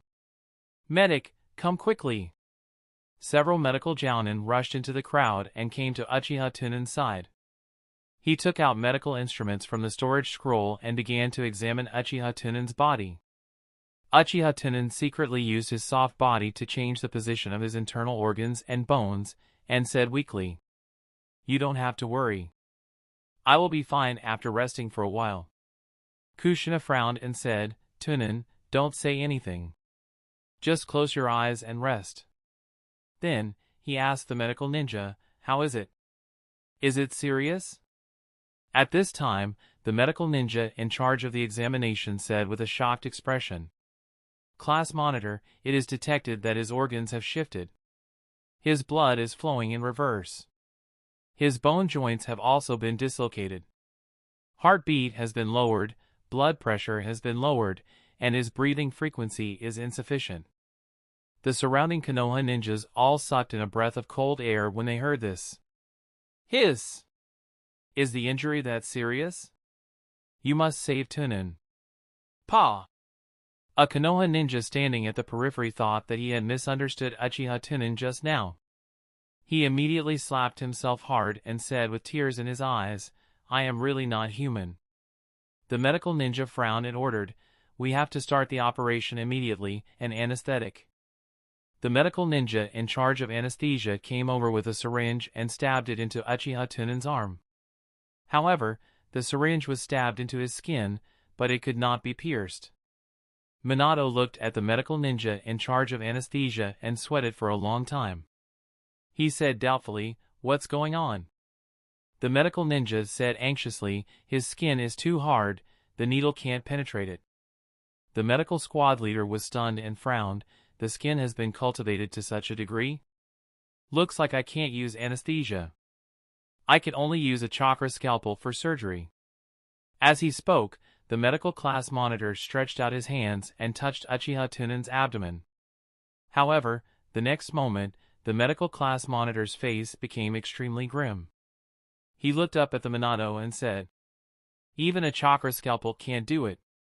There was no other way. Uchiha Tunan naturally would not let others touch his body. Even in front of so many people, it was impossible for the other party to have any bad intentions. Uchiha Tunan coughed twice and weakly waved his hand. "Cough, don't worry, I also know medical ninjutsu. I just need to rest for a while. This is not the first time I have suffered such a small injury. I am very experienced." This sentence was very clever, secretly revealing that he had been seriously injured more than once for Konoha. In an instant, Uchiha Tunan's image and Konoha's ninja's heart became a little bigger. Tears. The medical ninja sighed and nodded. Alright, I'll prescribe you some medicine to treat your body. Seeing this, Minato reached out his hands and picked up Uchiha Tunan, whispering, I'll take you to the tent to rest. After saying that, he activated his body flicker technique and headed towards Konoha's camp.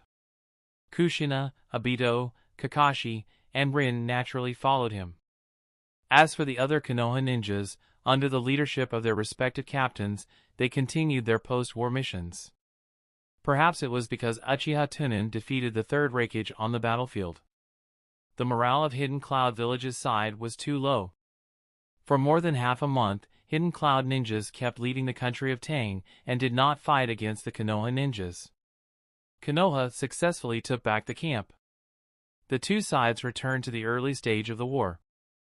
As for Sunagakure, they lost most of their forces and announced their withdrawal from the Third War. They have sent messengers to Konoha to negotiate and sign a new peace treaty. After pretending to be sick for so long, Uchiha Tunan felt that it was about time, so he told Minato and the others that his injuries had been completely healed. This made Minato and the others feel relieved. On the boundless plains of the desert, the base camp of the northern front of Konoha was stationed here. The rising sun of the pure flames leaped out of the ground, climbed over the back of the clouds, and shone in the sky. Holding a cup of hot tea, Uchiha Tunan walked out of the tent and sat on the rattan chair that Rin had specially made for herself, basking in the sun while drinking tea. There was no other way. With Minato here, and Uchiha Tunan had to maintain the human image, the live experiment could not go on. Coupled with the identity of the injured, Uchiha Tunan could only stay in the tent every day and think about all kinds of theories in his mind. For example, the sonic ninjutsu could also deduce all kinds of wonderful uses, and everything was one on two sides. In addition to destruction, it should also be used to enhance the physical fitness. For example, using strong vibrations to temper the physical strength. Of course, these theories need to be used in large amounts of live experiments to find the most suitable speed, so that they can be safely used for themselves. After thinking about it, Uchiha Tunan picked up the cup and took a leisurely sip of tea. Then he turned his head and looked into the distance. He saw two figures quickly running towards his tent. Seeing this, Uchiha Tunan put the teacup on the small wooden table and got up to welcome them. Soon, Minato and Kakashi came to Uchiha Tunan. Uchiha Tunan smiled gently and said, Minato-sensei, Kakashi, has the mission been completed? Minato nodded and said, everything is going well. Then he looked at Kakashi with hesitation on his face. He lowered his voice and whispered, Tunan, there is something I need you to know. Let's go in and talk. Uchiha Tunan did not know what had happened. He nodded and said, okay. The three of them entered the tent together. As soon as they entered the tent, Minato nodded at Kakashi. Kakashi immediately closed his eyes and slowly opened them. Kakashi's eyes turned scarlet red, and there were 3 magnetama around his pupils that were slowly flowing. Seeing this, Uchiha Tunan's pupils suddenly shrank, and he said in a deep voice, Sharingan. Seeing the surprised expression on Uchiha Tunan's face, Minato frowned and said, Tunan, don't you know? When the third raikage attacked Kushina, Kakashi suddenly awakened his Sharingan. Fortunately, no one noticed it at that time. I was afraid that it would cause a disturbance, so I took him away. The two of us discussed for a long time, excluding the possibility that the ancestors of the Hatake clan might have a marriage alliance with the Uchiha clan. Kakashi also had a questioning look on his face. Tunan, I can awaken Sharingan, is it because you helped me develop my potential before? Uchiha Tunan instantly understood, and at the same time, his heart was filled with deep joy. It seemed that because his seed curse had given Kakashi too much life essence, it actually allowed the other party to have the ability to open Sharingan. Of course, the amount of life essence given to him was definitely not as much as the amount of life essence given by Kakashi. However, this was equivalent to a seed. As long as the soil was fertile enough, it would be able to be bred. It seemed that in the future, the Taoist incantation seal would be suitable for those high-quality soil. The stronger Kakashi was, the more beneficial it was for Uchiha Tunan. Anyway, they were all things in the bowl, the more delicious it was, the better. In an instant, Uchiha Tunan quietly changed his follow-up plan. In front of the two of them, Uchiha Tunan still had to settle this matter. Immediately, Uchiha Tunan let out a long sigh and said, "Sigh. Actually, I didn't develop your potential for you because I opened up the Ren and Du Meridians, but because I stripped a part of my bloodline origin and gave it to you. I was just thinking of strengthening your strength, but I didn't expect that your talent was so strong that you could actually awaken Sharingan. I really admire you."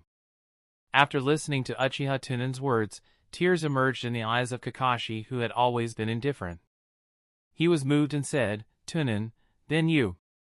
Uchiha Tunan smiled and said, "I'm fine. I've already opened the Manjikyu, so dividing the bloodline origin won't affect me too much." In other words, this matter would still affect Tunan. That's right. The Sharingan is so precious that even the orthodox Uchiha clansmen might not be able to awaken it. Tunan must have given me a lot. Kakashi took a deep breath and said solemnly, "Actually, I can become a strong person myself. I don't need you to sacrifice yourself for me." Uchiha Tunan smiled gently and patted Kakashi on the shoulder. "It's not a sacrifice. I just want to share the extra things with my companions. Don't take it to heart." How could he not take it to heart? This was the Sharingan. Kakashi also knew that the wood had been turned into a boat. Uchiha Tunan had already paid for it, so he could only think of a way to repay him in the future. Of course, if Kakashi knew that Uchiha Tunan was giving him the life source, at the same time, he would press a time bomb in his mind. He was afraid that he would not be moved in his heart. Chapter 260, Massive Mobilization.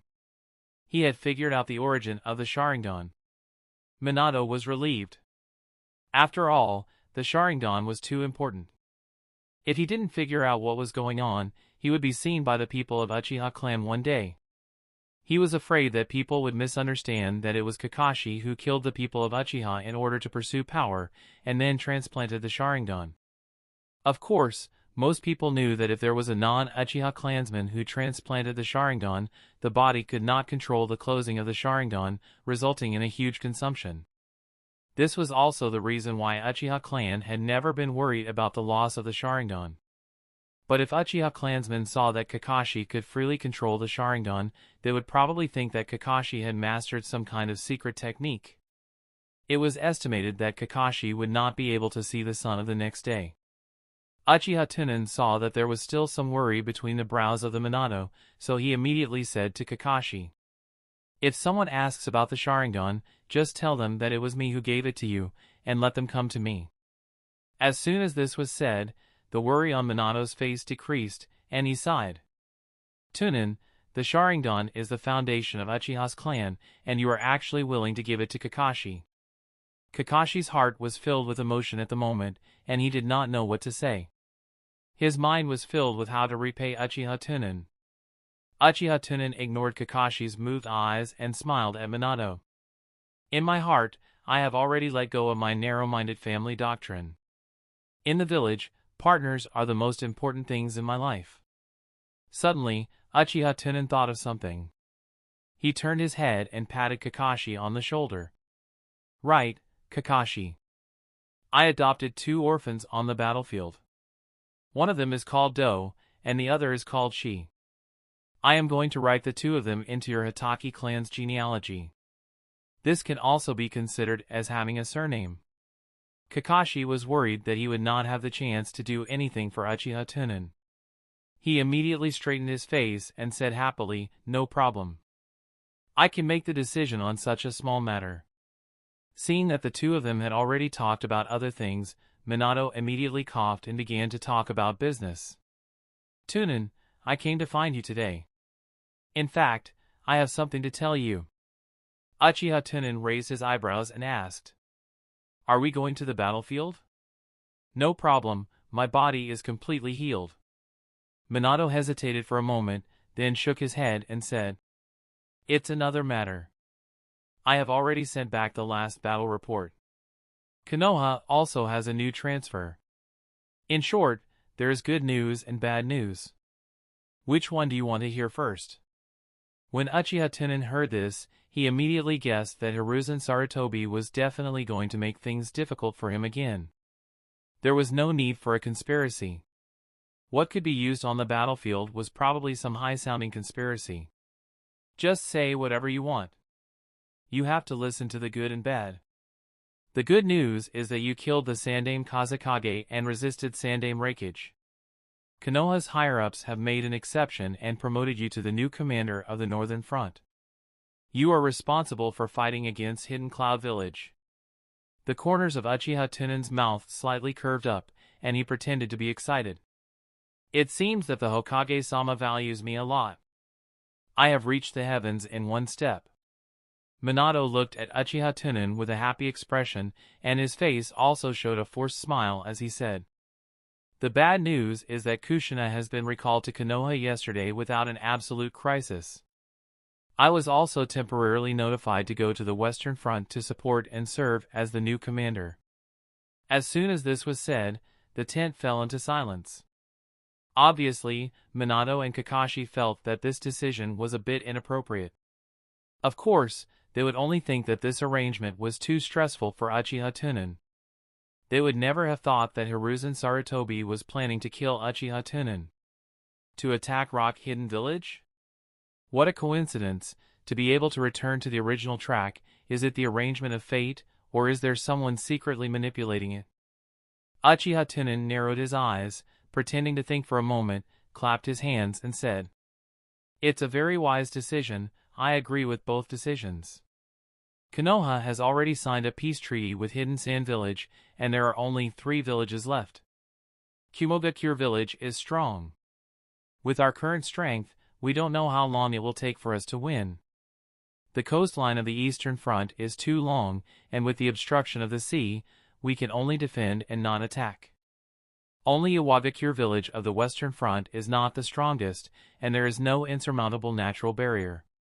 It is the perfect breakthrough for the war." In addition, the Western Front had gathered enough ninjas. They only needed a few more high-end forces that were good at sneak attacks and assassinations to quickly sweep through the enemy troops of Rain Country. They would suppress Rock Hidden Village outside the border of Rain Country. When the situation of the Western Front was stabilized, they would be able to transfer the extra troops over and counterattack Cloud Hidden Village. After listening to Uchiha Tunan's analysis, Kakashi and Minato both felt that it made a lot of sense, and nodded one after another. But then, Minato still said what he was worried about before. "But you are the only one left here. If the third raikage of Hidden Cloud Village comes again, what will you do?" Uchiha Tunan smiled and waved his hand. "Don't worry about me. Sandaime Raikage is already old. His strength will no longer grow. And my strength will only grow stronger day by day. Moreover, I only need to stall them. There is no problem." Although he said that, the worry on the faces of Kakashi and Minato still did not fade. But seeing the worried look on Kakashi's face, he said, "Even if you can fight against the third raikage.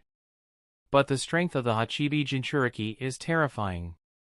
Uchiha Tunan shook his head and said, "Don't worry, I will fight with the third raikage. The 2 of them won't be able to interfere. If they dare to attack the Konoha ninjas while I am fighting the third raikage, then I will rush into Hidden Cloud, and then both sides will suffer." The only thing Uchiha Tunan was thinking now was to let Minato take Kakashi and the others to the Western Front. If Minato refused to go to the Western Front because of him, how could Obito be buried by the ninjas of Hidden Rock Village? Go, don't worry about me, it's more important to get down to business. As long as everything goes well with Obito, I'll be able to hold on for a few more third raikage." Seeing that Uchiha Tunan had said so, Minato no longer tried to be pretentious. His face became solemn, and he said, "Okay, but you still have to be careful. If you find that you can't beat him, you must escape in time. You are still young, you don't have to fight on the battlefield." Uchiha Tunan smiled and nodded. "I know, when will you leave?" Minato said seriously, "I have to go now." I have already informed my subordinates about the situation. You can directly go to the commander tent to take over. The strength of Kakashi had completely reached the level of Jounin. Coupled with the cooperation of Sharingan, it was more suitable for the hidden battlefield. So I decided to take them with me. Uchiha Tunan gently nodded and said, I'll send you off. After saying that, Uchiha Tunan sent the two of them out of the tent and watched them leave. After the two of them disappeared from Uchiha Tunan's sight, Uchiha Tunan returned to the rattan chair and sat down. He took out a blank intelligence scroll from his ninja bag. He picked up the pen and recorded what he needed to say. Then, he raised his finger and hooked it. Goo goo. A white pigeon glided over from afar and landed firmly on the table. Uchiha Tunan closed the intelligence scroll and placed it in his palm. Take this for yourself. The white pigeon nodded and immediately grabbed the scroll with its sharp claws. It spread its wings and flew into the sky. Uchiha Tunan picked up the teacup on the table and drank the tea contentedly. His eyes narrowed as if he was thinking about something. After a long time, Uchiha Tunan chuckled and said, seeing that the next battle is about to come, he still pushed Minato and Kushina away without stopping. Old man, why are you so anxious to kill me? Are you really not afraid of Konoha being defeated? As he spoke, Uchiha Tunan slapped his forehead and shook his head. That's true. I'm now the commander. Once I lose, I can also start a war with Uchiha clan. This move of Hiruzen Sarutobi's wasn't too strange. In Hiruzen Sarutobi's eyes, if Uchiha Tunan wanted to resist Sandaime Raikage, he would definitely use all his strength. Even if he managed to withstand it, every battle would leave behind serious repercussions. If the last northern front was successfully defended, then even if Uchiha Tunan did not die, he would most likely be crippled. Even because of the defense, Uchiha Tunan would not be able to obtain much battle credits. If too many Konoha ninjas died, Uchiha Tunan would have to take responsibility for the final settling. If the northern front was not defended, then it meant that Uchiha Tunan was dead. This pot was definitely carried by Uchiha Tunan. If the dead were not enough, then it would be Uchiha's clan. Anyway, it could not be blamed on Hiruzen Sarutobi. As a commoner, Minato could block it, but the genius of the strongest clan in Konoha, Uchiha, couldn't. He could only blame Uchiha Tunan for his bravery and lack of ability. At most, Hiruzen Sarutobi could only take on the responsibility of being incompetent and being ignorant. After a long time, Uchiha Tunan gently put down his teacup, slowly got up, closed his eyes, opened his arms, and took a deep breath. What a free aura. I have another chance to experiment on living things. Then I will take the lives of your Sarutobi clansmen to collect some interest first. After thinking about it, Uchiha Tunan turned around and walked towards the commander's tent at a moderate pace. Chapter 261, Research Project. 2 days later. Late at night, the faint stars seemed to be hidden behind a layer of gauze. The moon appeared and disappeared under the lotus flower-like clouds. A tiny black shadow quickly shuttled through the clouds like a black mushroom, flying to the center of the moon. Then, it slowly grew larger and larger. A big bird with golden feathers spread its wings and glided down to the ground. On its back was a wooden flag carrying a glass container. Soon, the big golden bird landed on the ground. It spread its wings and fell to the ground. Its head was also lowered. In front of it stood a man wearing a white sleeping robe. It was Uchiha Tunan. Hatakido, carrying a glass container, came to the ground and bowed deeply to Uchiha Tunan. Sir. Uchiha Tunan nodded lightly. If this thing enters Konoha's camp, it will cause too much of a commotion, so I came here to pick you up. Chimudo politely said, Sorry to trouble you, sir. Uchiha Tunan nodded and turned to walk towards Konoha's camp. How have you been studying recently? Chimudo, who was following behind him, said respectfully. Unfortunately, there were a lot of things I didn't understand in the beginning. But under the patient guidance of Senior Sasori, I have more or less understood. Now that I have refined chakra, I also have some knowledge of the human body.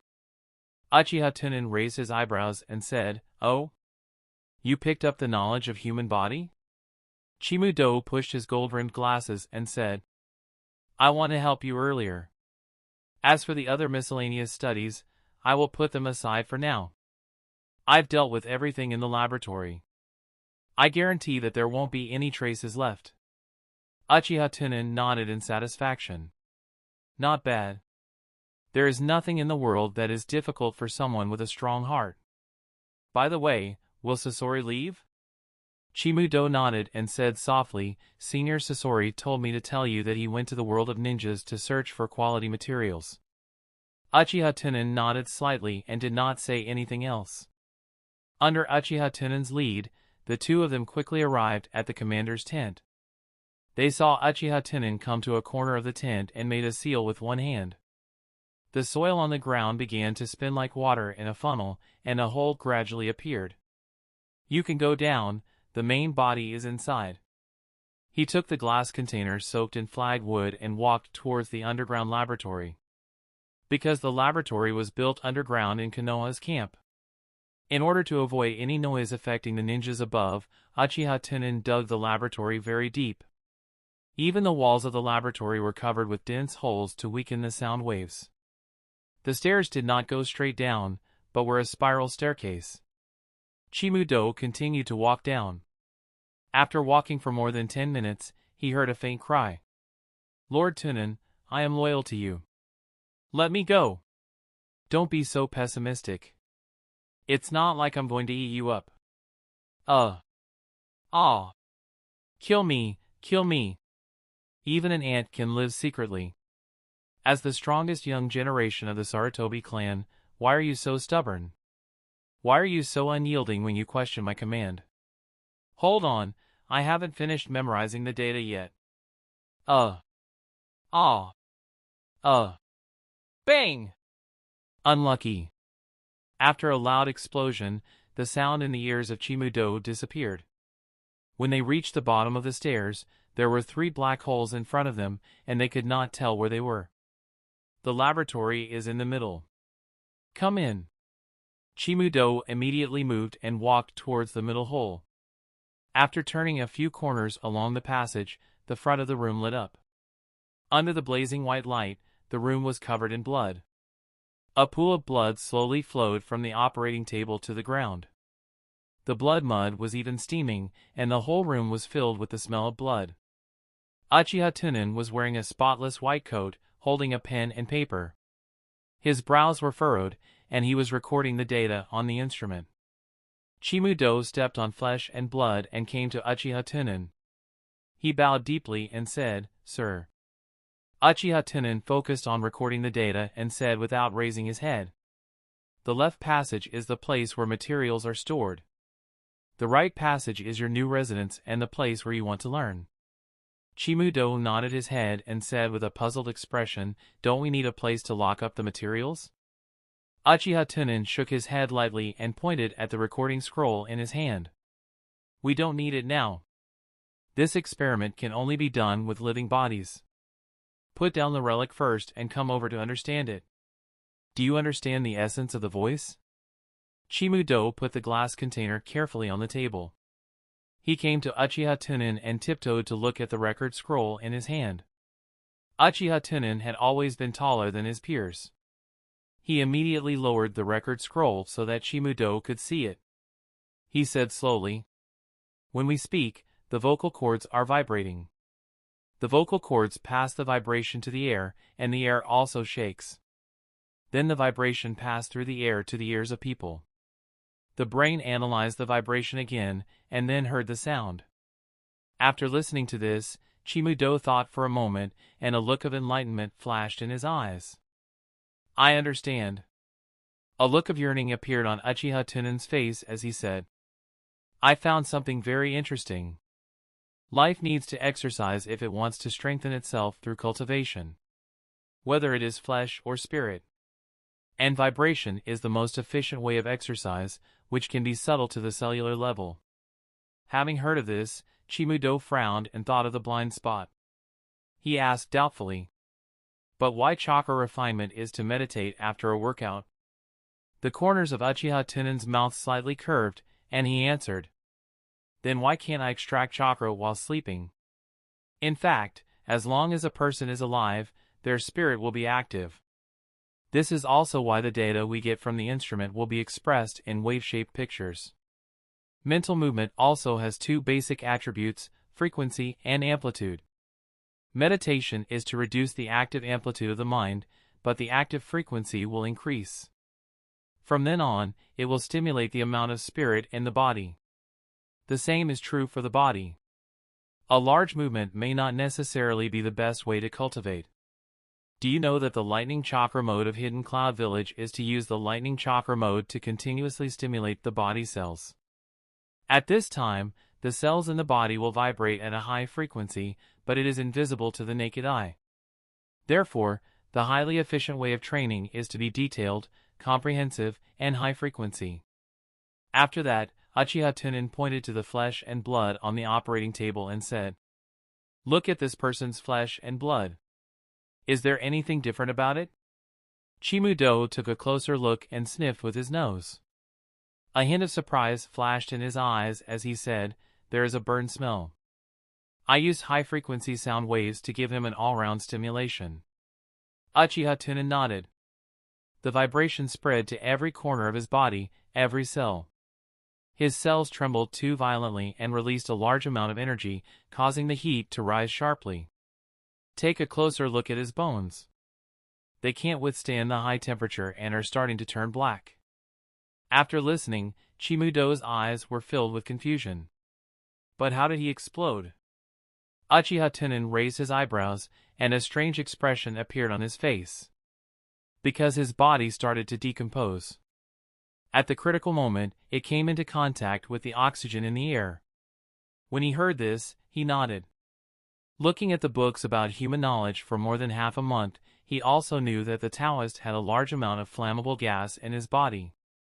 Uchiha Tunan placed the recording scroll in his hand on the table and rubbed his head. There should be no war in this period of time. You should hurry up and learn.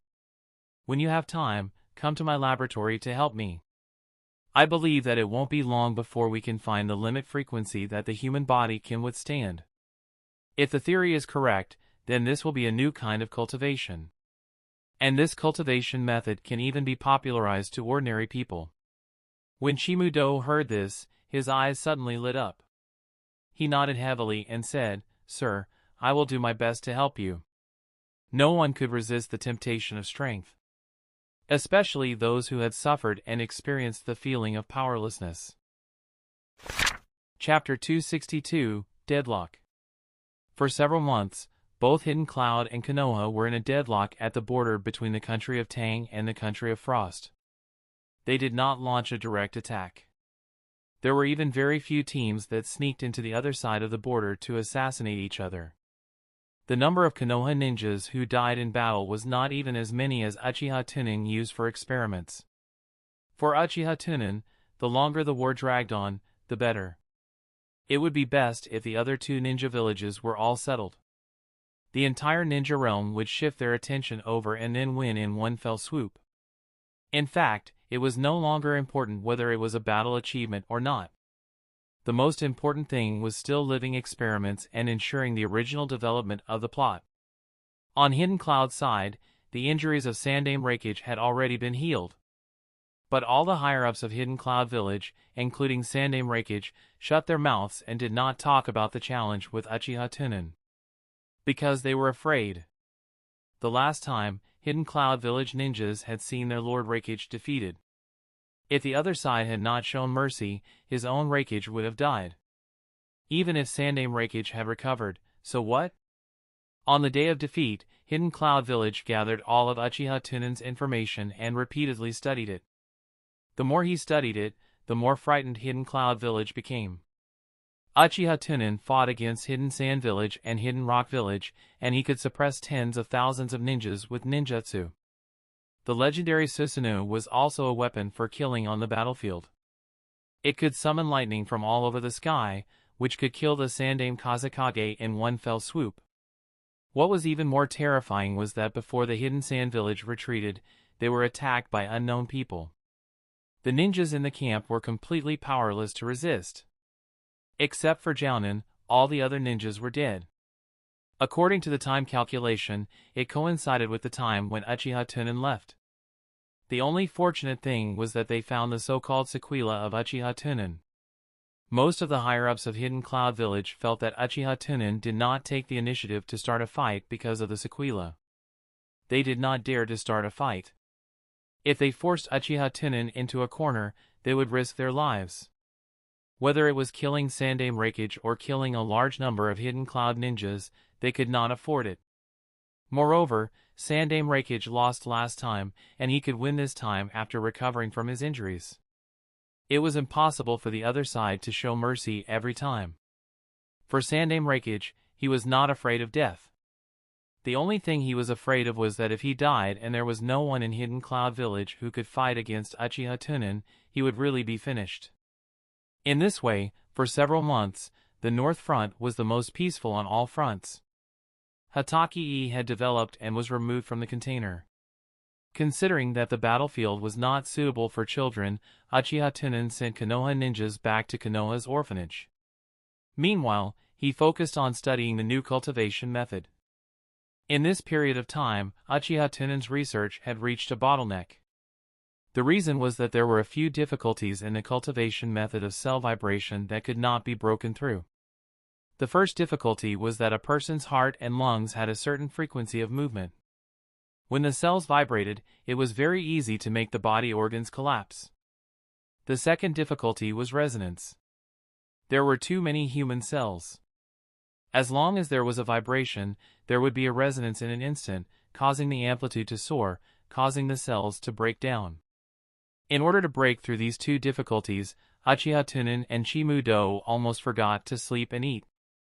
They used a lot of living bodies to study, making the ninjas in Konoha's camp panic, thinking that Hidden Cloud Village had been maintaining a high intensity of assassination. Unfortunately, the commander was Uchiha Tunan. For this situation, Uchiha Tunan only told them to guard and strengthen the alert. In the dark blue sky hung countless half-transparent stars. The border between the country of grass and the country of earth. The great river that came from the country of rain passed through a mountain range that was higher than the clouds and flowed towards the great sea. The great river cut the mountain range in half, and there were cliffs on both sides. It was as if half of it had been cut off by a giant axe. It went straight up and down and stood steep. The waterfall on both sides of the cliff flowed down vertically like silver, smashing into the mountain stream below. This was a natural danger zone, and no one was there. The shortest distance between the two cliffs was nearly 1,000 meters, and unless one knew flying ninjutsu, it was impossible to pass. As for the so-called water-climbing trees, there was no use here. First, the cliff was too high, and without Shunen's chakra, there was no way to step down the cliff. Not to mention climbing up the same high cliff after reaching the other side of the river. In addition, the river here was too fast, and it was not a calm water surface. If the chakra control was not practiced to a certain extent, people would be swept away by the water immediately. Even if it was an elite Jounin, his chakra control and quantity would meet the above requirements. But he still needed to overcome the most fatal point.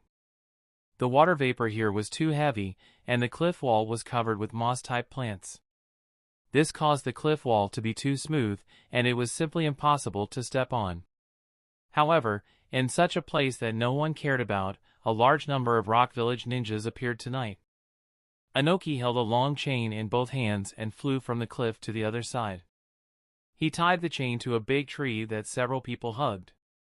Then, dozens of Rock Village's Jounin each held a few new chains, stepped on the fixed chains, and ran to the other side of the cliff.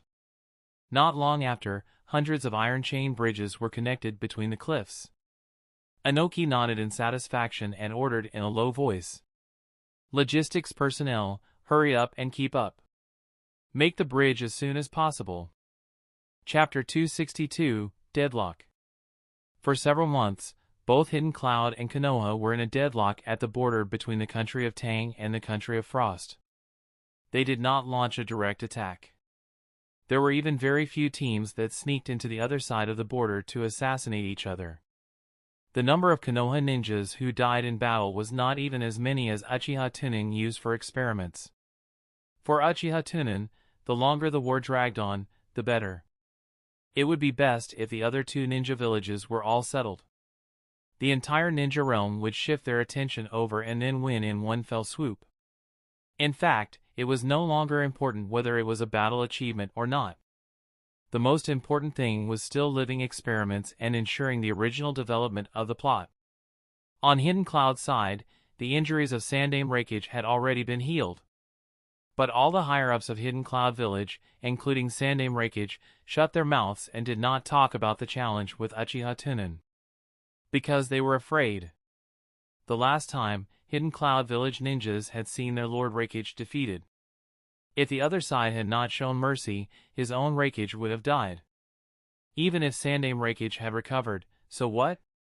On the day of defeat, Hidden Cloud Village gathered all of Uchiha Tunan's information and repeatedly studied it. The more he studied it, the more frightened Hidden Cloud Village became. Uchiha Tunan fought against Hidden Sand Village and Hidden Rock Village, and he could suppress tens of thousands of ninjas with ninjutsu. The legendary Susanoo was also a weapon for killing on the battlefield. It could summon lightning from all over the sky, which could kill the Sandaime Kazekage in one fell swoop. What was even more terrifying was that before the Hidden Sand Village retreated, they were attacked by unknown people. The ninjas in the camp were completely powerless to resist. Except for Jounin, all the other ninjas were dead. According to the time calculation, it coincided with the time when Uchiha Tunan left. The only fortunate thing was that they found the so-called sequela of Uchiha Tunan. Most of the higher-ups of Hidden Cloud Village felt that Uchiha Tunan did not take the initiative to start a fight because of the sequela.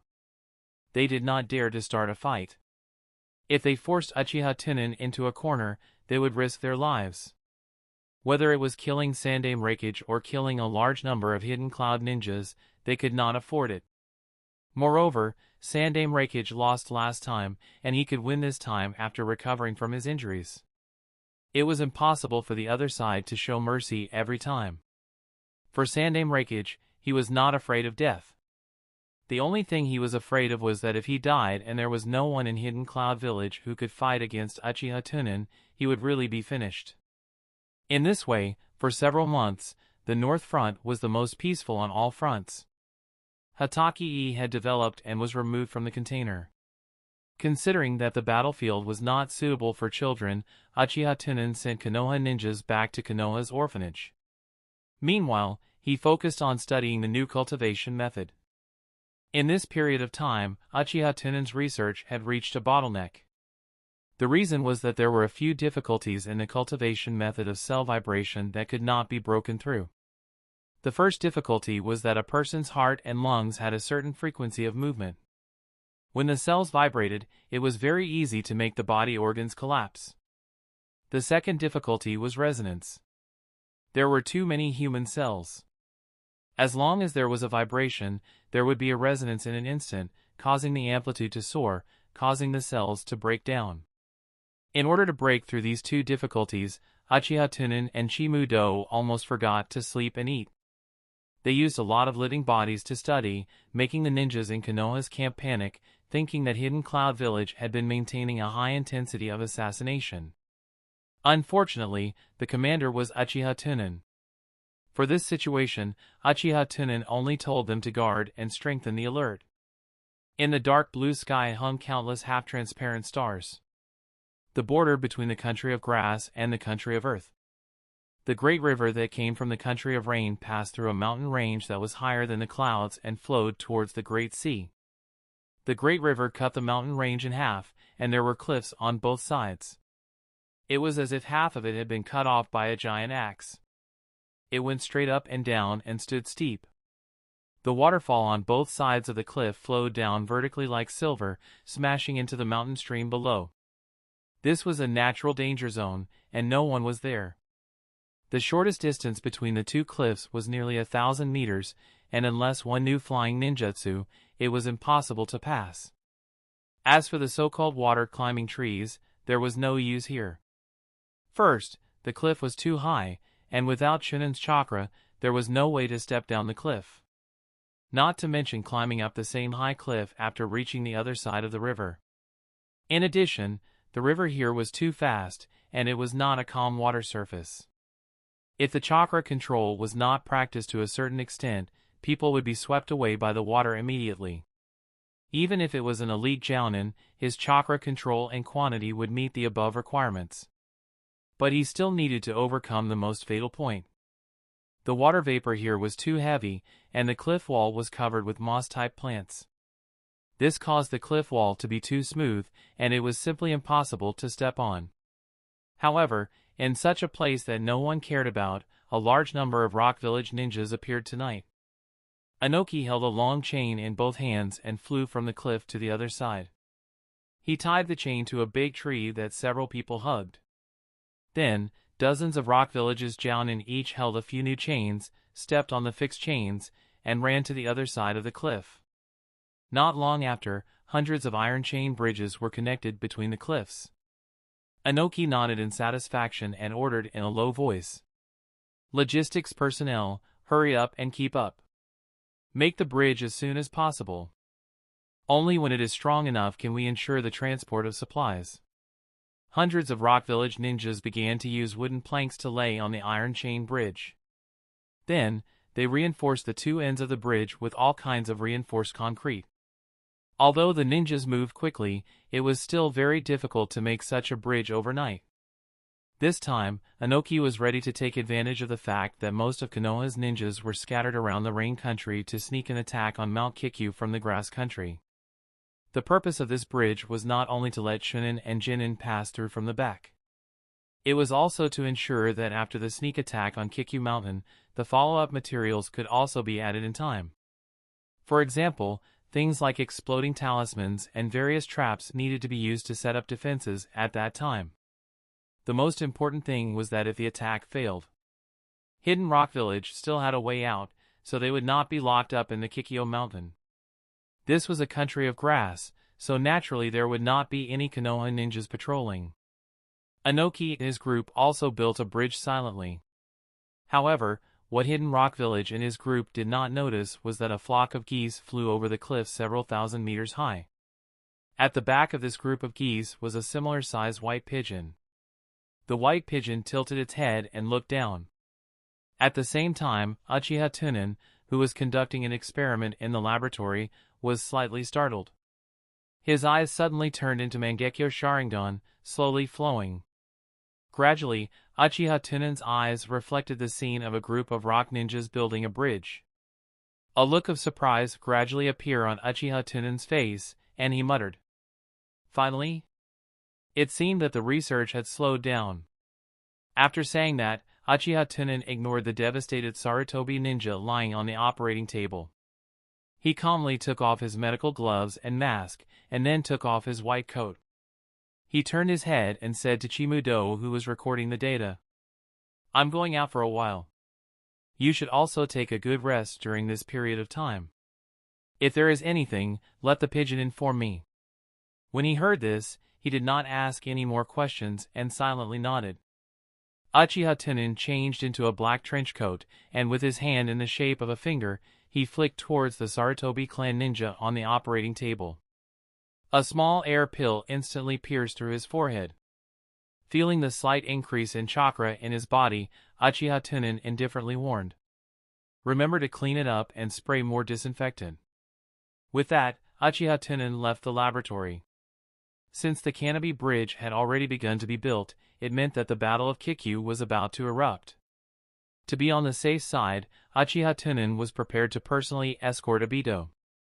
The only thing he was uncertain about was whether Madara would save Obito like the original work. Chapter 263, Completely Subdued.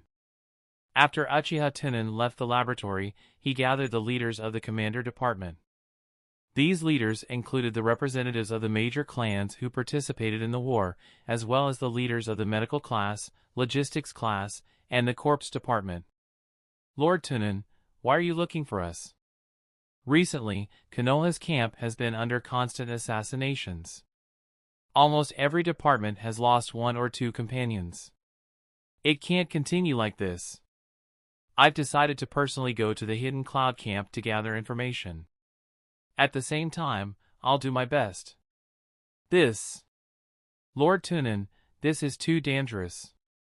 No, I want to leave. Hidden Rock people still can't leave me. Considering that when I'm carrying out a mission, I need someone to be in charge of the planning. So I decided to let Shimura be the temporary commander. Lord Tunan, I will definitely do my best to complete the mission. Alright, then I must keep my absence a strict secret. In case the other party finds out, when the time comes, Sandaime Raikage won't be able to catch me. It would be troublesome if he went directly to Konoha's camp to wreak havoc. After saying that, Uchiha Tunan's figure flashed and disappeared in front of everyone. The Battle of Kikyu was imminent, but as the commander, Uchiha Tunan naturally could not leave. What if the Sandaime Raikage came after he left? Therefore, before Uchiha Tunan left, he first beat up Sandaime Raikage until he was bedridden. Hidden Cloud Camp. Chunin, who was in charge of guarding the commander's tent, yawned. Although he was called a guard, his duty was basically to deal with the aftermath for the violent Sandaime Raikage. For example, changing tables and chairs and flattening the ground. Because it was already the latter half of the night. The firewood in the camp was no longer added. The flames were gradually weakening, and the darkness in the distance was slowly approaching. In the camp, the snoring of Sandaime Raikage was like thunder. Every time he exhaled, the tent would tremble continuously. On the simple floor, Sandaime Raikage lay sprawled on his back, his mouth moving back and forth, as if he was sitting in a beautiful dream. After a long time, Sandaime Raikage turned over in satisfaction. His eyelids trembled slightly, and he narrowed his eyes. Suddenly, the eyes of the Sandaime Raikage suddenly opened wide, and he suddenly sat up in shock. He subconsciously activated his lightning-style armor, which covered his entire body. He saw that the tent curtain had been opened at some unknown time, and a tall and straight figure stood at the door. He stretched out his hand and waved to the Sandaime Raikage, and said in a low voice, "SHH, are your injuries healed? If they are, then let's go and fight." The Sandaime Raikage was slightly stunned, and then an eager expression appeared on his face. He nodded heavily. Just like that, he was abducted by Uchiha Tunan. That was why the Hidden Cloud Village ninja were said to have no brains. At this time, the Sandaime Raikage did not even think about whether Uchiha Tunan was plotting something. Of course, this was all thanks to Uchiha Tunan leaving the impression of Battle Junkie and Berserker in Sandaime Raikage's heart. The strength of the two could be said to be at the ceiling level in this era. Under the deliberate concealment, the ordinary ninjas in charge of patrolling could not find them at all. However, this was only for ordinary ninjas. Just as the two of them stepped out of Hidden Cloud Camp, they saw that Killer Bee was already standing outside, waiting for them. Sandaime Raikage and Uchiha Tunan were not surprised. Sandaime Raikage said in a deep voice, "What are you doing out here? Go back and rest." Killer Bee looked at Uchiha Tunan with hostility and said in a low voice, "Father, are you going to fight with him?" Uchiha Tunan's face suddenly became a lot more nervous. He looked around and whispered, "Keep your voice down. I sneaked here this time. If this gets out, I will definitely be punished when I return to the village." When this kind of angry and kind words came out, the expression of Killer Bee instantly eased. Killer Bee waved his hands and said with a relaxed face, Yo, a duel, I want a duel too." Uchiha Tunan turned to the Sandaime Raikage and said in a low voice, "Let's go somewhere further and quiet. I still have to go back to deal with annoying official duties." Sandaime Raikage nodded. The two figures disappeared in an instant and ran into the distance. AI and Killer Bee followed and fell far behind. However, when AI fought with Uchiha Tunan for the first time, he was played by Uchiha Tunan. In his heart, he had already put a sinister and despicable label on Uchiha Tunan. AI narrowed his eyes slightly and stared at the two figures that were quickly moving away in front of him. He whispered to Killer Bee, "If Father loses later, I will block that guy. You take Father back to the camp immediately." Killer Bee heard this and asked, "What if we win?" Yo yo. If we win. After a long time, in a mountain valley hundreds of kilometers away. Rumble. A world-shaking collision sound rang out, as if it was going to shatter one's eardrums. The wind from the mountain valley howled, and withered grass and leaves flew everywhere. Yellow dust was hazy, and everything was chaotic. There were no blue lightning that surged within the mountain valley. Every time the lightning met, it would be accompanied by blinding white sparks and a deafening thunderclap. The originally calm and deep night sky also brightened and dimmed. Far away, the residents of the Kingdom of Frost woke up from their sleep and came to the window one by one to look at the constantly flashing sky on the horizon. Is there thunder? How can it be thunder? There are so many stars in the sky. The mountain god must be angry. Killer Bee stood at the top of the mountain, looking down at the two flashing lightning below. At first, A could see their movements clearly, but as the two fought more and more happily, their speed became faster and faster. Towards the end, Killer Bee could only see the trajectory of the two lightning, but he could not see their movements clearly. After a long time, Killer Bee reached out and rubbed his sore eyes. He said with a serious expression, "Their speed is almost beyond the scope of my vision." Although Killer Bee could not see clearly, there were Hachibi who did the explaining for him. I.e., can't see, right, maintain this gorgeous rhythm? AI clenched his fists and finally sighed deeply. When I go back this time, I have to strengthen my cultivation. Bang! With a world-shaking explosion, the entire valley was filled with lightning. The two of them could only see a vast expanse of whiteness in front of them, as if they had lost their vision. After a long time, the two of them gradually recovered their vision. Father! AI shouted loudly and took the lead to jump down, steadily landing in the valley. In an instant, he came to the side of the dying Sandaime raikage lying in the ruins and supported him. Step, step, step.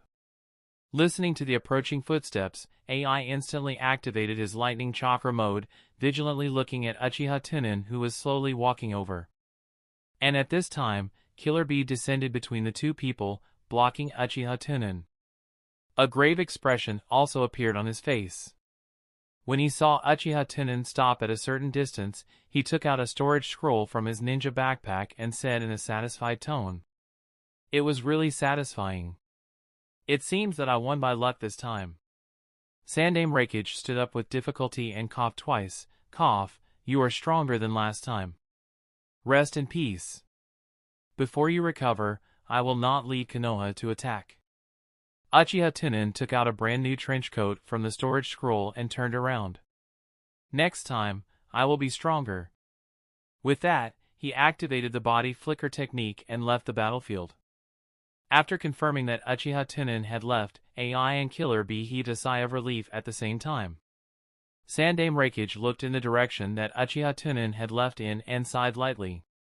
Tunan is not a bad person. If not for the war, I think he could have become friends with Hidden Cloud Village. Killer Bee nodded in agreement. However, only AI had a confused expression on his face. Because Uchiha Tunan's actions today had a conflict with the sinister and despicable label in his heart. Sandaime Raikage saw the change in expression on AI's face and said weakly, "What are you thinking about?" AI shook his head and said, "It's nothing. It seems that I misunderstood him before." Sandaime Raikage nodded when he heard this. He suddenly remembered something and asked, "I remember that you said that you fought with Tunan before, but every time I asked you, you would hem and haw." I took a deep breath and helped Sandaime Raikage walk while explaining, that time, it was actually. After a long time, the Sandaime Raikage finished listening to AI's story. He reached out and patted AI on the shoulder. At that time, Tunan was probably not strong enough. As a ninja, it was normal to use some tricks when he was weak. Hidden Cloud Village probably won't be able to win this war. When the war is over, I will retire. You don't have to be too hostile to Tunan. I can see that he likes peace in his heart. AI was not smart enough to think so much. Anyway, Sandaime Raikage was the closest person to him. Whatever he said was right. He immediately nodded heavily and said, "I got it, father." In an instant, the sinister and despicable label in AI's heart was torn off. Ding, obtain AI's recognition. Chapter 264, The Mastermind. The Western Front. Ever since the Sand Village announced their surrender, Konoha, which had lost a lot of pressure, began to turn into an attack. Especially after Minato took over as the new commander, in just a few months, he drove the Rock Village ninjas out of the Rain Country. He completely suppressed the Rock Country's border. Just like that, the two armies set up a new camp across the border. This time, the last line of defense in the Country of Fire, Kikyu, did not have much of an effect. It became a large-scale central hub for war supplies, as well as the garrison for logistics medical personnel. The injured ninjas at the front line would also be transported to Kikyu for treatment. The captives were also locked up here. But just last night, the ninjas of Rock Village passed through the border of Country of Grass through the Canopy Bridge and went around to attack Kikyu Mountain. There were no traps behind the Kikyu Mountain. This led to the Konoha ninjas of Kikyu almost having no ability to resist. A large number of Konoha ninjas died, and only a small number of them chose to surrender. As for the prisoners of the Rock Village imprisoned in the Kikyu Mountains, they were also released, becoming new forces. When the news of the Rock Village occupying the Kikyu Mountain spread to the border of the Rain Country, Minato immediately brought a large number of ninjas back to attack the Kikyu Mountain, leading the Hyuga and Shikaku to defend the border. Late at night, in front of Kikyu, the ninjas from both sides were engaged in a fierce battle. But Kikyu Mountain was good for defense, and Minato's ninja army was unable to attack. Fire release, great fireball technique. Obito, who had awakened to Magatama, was no longer the same as before. The fire release ninjutsu that was originally difficult to release could be said to be at his fingertips, and Shunin, who was in front of him, fled like a rat. At this moment, a hidden rock jounin took advantage of the gap between the release of earth ninjutsu, and silently sprang out from the forest on the side of Obito. He raised his katana high and chopped down on Obito's head. ZZ. Raikiri. Before even noticing what was going on, a bolt of lightning flashed past, instantly piercing through Jounin's abdomen. The lightning stopped abruptly, and Kakashi's figure appeared in front of him. Bang! Jounin's body fell heavily to the ground. Obito was so frightened that he subconsciously took a few steps back and protected Rin behind him. Rin, be careful. Stay behind me. Rin knew that her strength was weak, so she quickly nodded. Kakashi only glanced at the two of them slightly, then stretched out his hand and pulled out the white teeth on his back, rushing towards the crowd. In the distance, in the dark and deep forest, a pitcher plant rises from the ground. He revealed a black and white face. The person who came was Zetsu. Zetsu stared at Obito, who was at the edge of the battlefield. He grinned and said, "Ah, this little guy's strength has grown quite well. He already has 2 tomo. This kid's personality is really suitable for planning. Find a chance to bring him to Lord Madara. Wow, his fireball is so big." Who? It was unknown whether it was the breeze of nature or the ninjas in the battlefield who used wind-release ninjutsu. The branches and leaves of the trees in the forest swayed gently. Dozens of meters behind Zetsu, a leaf was blown by the wind and bent deeply, letting in the moonlight that was originally blocked. A beam of moonlight shone through the thick leaves into the forest. A human silhouette was revealed. The human silhouette was motionless and pitch-black, as if it was one with the surrounding darkness. Just like this, it was quiet. I watched as not far ahead, he was commenting on Obito. I hope he doesn't die in this war. Speaking of war, I thought of that guy again. When should I go and see how he is? Can you not stop me and let me satisfy my curiosity? That kind of person is cruel and selfish. It is impossible for him to be obedient. Moreover, his strength is too strong. Once we get close, we will be in danger of being exposed. Yes. I thought of him now. I felt as if he was standing behind me, staring at me like he was looking at his prey. I'm so scared. After Zetsu said this, his body could not help but shiver. Then, slowly, he turned his head. What entered his vision was a quiet and deep forest. A pale moonlight accompanied the rhythm of the wind. But there was nothing behind him. Suddenly, the wind stopped. The leaf returned to its original position, blocking only a ray of moonlight outside. The entire forest fell into darkness, terrifyingly quiet. After a long time, Zetsu finally turned his head back, expressionlessly continuing to observe the battlefield. Are you scared by me? No. I think you are quibbling. Otherwise, why would you look back? I was just being cautious. Then why did you look at it for so long? There aren't so many reasons. In the bloody battlefield, one by one, the Konoha ninjas and the rock ninjas fell one after the other. Hyuga Yuta is a joinin of the Hyuga clan. He had just used his soft fists to kill Jounin. However, he had also used up more than half of his physical strength because of the battle. He kept using Byakugan and his surroundings to avoid being ambushed. He was panting heavily with his hands on his knees as he said angrily, "Damn rock, ninja, if Lord Tunan is still here." As he spoke, his gaze quickly swept across the battlefield. Suddenly, he was stunned and looked up into the distance. In the field of vision of the white eyes, there was a figure standing above the forest in the distance. What was that? However, his gaze had just locked onto the figure, and he had yet to see his face clearly. In the eyes of Byakugan, the moon behind the figure instantly turned blood red in color. Strange patterns even appeared on the surface of the blood moon. In an instant, Yuta felt an explosion in his brain, and he immediately lost consciousness and fell to the ground. Swish! A white light flashed, and Yuta's head was cut off by Chunin, who was hiding in the abyss of the forest. The breeze rose again, and waves rose above the sea of trees. Under the dim moonlight, it was like stirring up pale waves. Uchiha Tunan was dressed in a black trench coat, standing steadily at the tip of the branch, his figure rising and falling with the waves.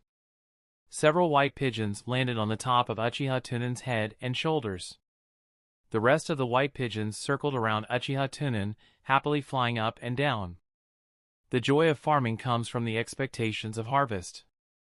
Every time it comes to this critical moment, I can't help but feel excited. Uchiha Tunan indifferently watched the fierce battle in the distance.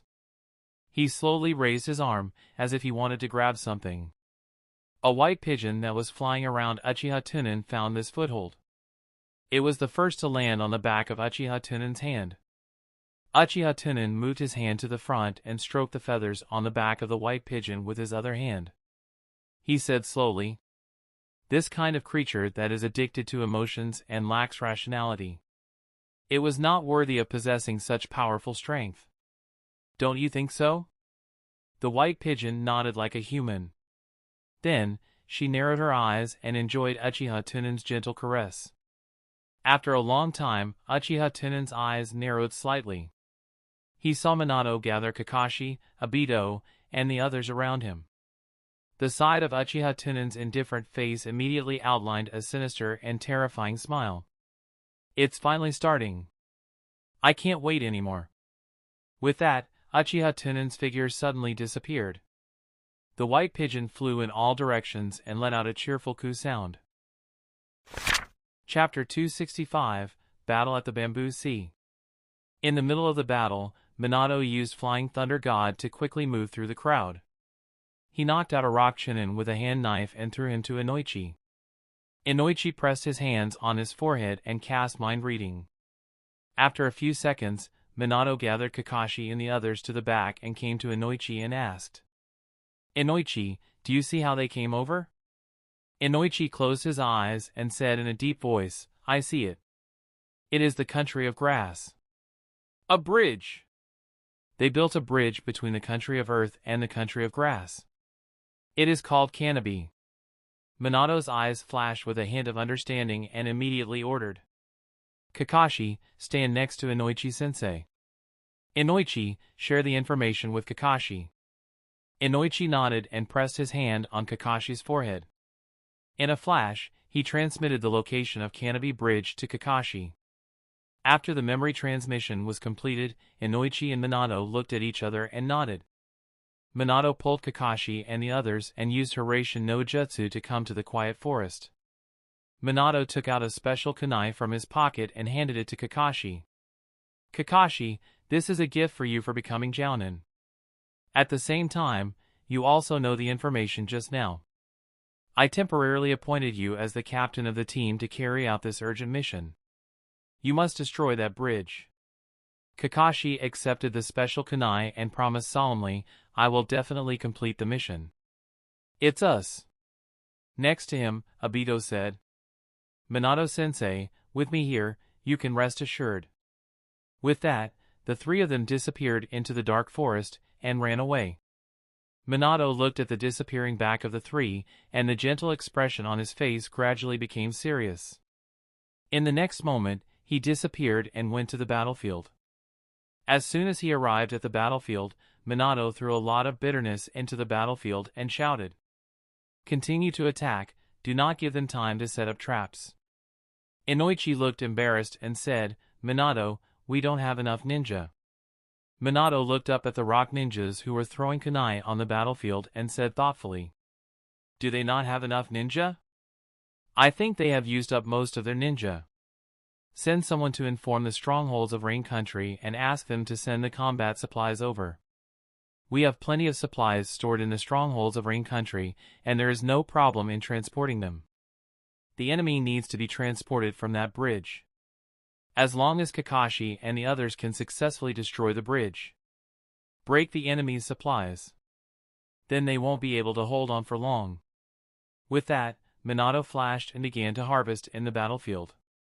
Naturally, the Rock Village also knew the importance of Canopy Bridge. There were many traps set up on the route that led straight to Canopy Bridge. There were also many Jounin who were in charge of patrolling. Kakashi and his group specially chose to take a detour to avoid the traps and the enemy's patrol route. After half a day of raid, the three of them successfully entered the hinterland of the Country of Grass. In just half a day, they would arrive at Canopy Bridge. At this time, the three people were passing through a bamboo forest, and in the bamboo forest, a pitcher plant poked out from the ground. You are so bad, to actually touch Hidden Rock's warning device. Lord Madara cannot wait any longer. Don't play anymore, lest this little fellow dies. It's here. Suddenly, Kakashi, who was rushing forward, stopped. He stretched out his hands and stopped Obito and ran behind him. Obito asked with a confused face, What's wrong, Kakashi? Kakashi said with a solemn expression, We have been discovered. Whoosh whoosh whoosh. A series of high-speed movements and the sound of air friction rang out. Kakashi and the other two looked up at the top of the bamboo forest. They saw that on the tips of the bamboo around them, there were ninjas with the forehead guard of Hidden Rock Village. Each of them looked quite old, and it was obvious that their strength was not too weak. These Rock Village ninjas looked down at the three of them with great interest. After waiting for so long, I thought it would be some powerful guys. Does Konoha send you three little ghosts to die? The interception force from Rock Village. 1, 2, 3. There were a total of 9 people. Kakashi quickly glanced around and memorized the number and position of the enemy in his heart. The two of them tacitly and sandwiched Rin, the medical ninja, in the middle, holding the handle of the white teeth knife behind them in a fighting stance. Kakashi and Obito's actions immediately caused the surrounding Rock Village ninjas to burst into laughter. Aya, look, these two brats actually put on a fighting stance. Brat, let me tell you some unfortunate news. We are both Jounin. The Rock Village ninja in the lead crossed his arms and gestured to his two companions. Taisher, Kagari, you two go and deal with them. That female ninja should be a medical ninja and can be captured. Kill these two brats quickly. The rock ninja named Taisher revealed a cruel smile as he twisted his neck and said, I alone will be enough. As soon as he finished speaking, Taisher formed a seal with both of his hands and activated the camouflage technique. His entire body gradually became illusory and transparent, as if he had become invisible. Seeing this, Kakashi narrowed his eyes, only to see that Obito had already opened his two-tomo Sharingan and said in a low voice, "Kakashi, leave it to me. I can see him." When the hidden rock ninjas saw those scarlet eyes, the invincible figure that wantonly slaughtered his companions in the battlefield appeared in his mind. He immediately shivered instinctively and said harshly, "So you are also a ninja of the Uchiha clan. Taisher, be careful. Don't fail miserably in an easy task." At the same time, Kagari, who had been prepared to watch from the sidelines, also became serious. He said in a serious voice, "It's better to settle this quickly." Then, he quickly made a series of hand seals and activated the bamboo sword technique. A dense mass of bamboo suddenly shot out from the bamboo forest, vowing to stab Kakashi and the other two into hedgehogs. Obito's expression became serious, and his hands turned into afterimages. He quickly formed seals and shouted, "Fire style, Phoenix Immortal Fire Technique." Several flames shot towards the bamboo above, instantly burning the bamboo into ashes. There was also a flame that flowed out, attacking the air at the side. Taisher, who was using the camouflage technique, saw the flame coming towards him. He immediately dispelled the camouflage technique and jumped to avoid the flame, chopping down on Obito. "So what if I saw it? I will kill you all too." Whoosh! Zzzzzzz. In an instant, the sound of a sharp blade being unsheathed was accompanied by the roar of electricity.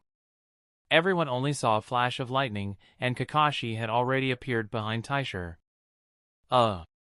Taisher opened his eyes and quickly stretched out his hands to cover his neck.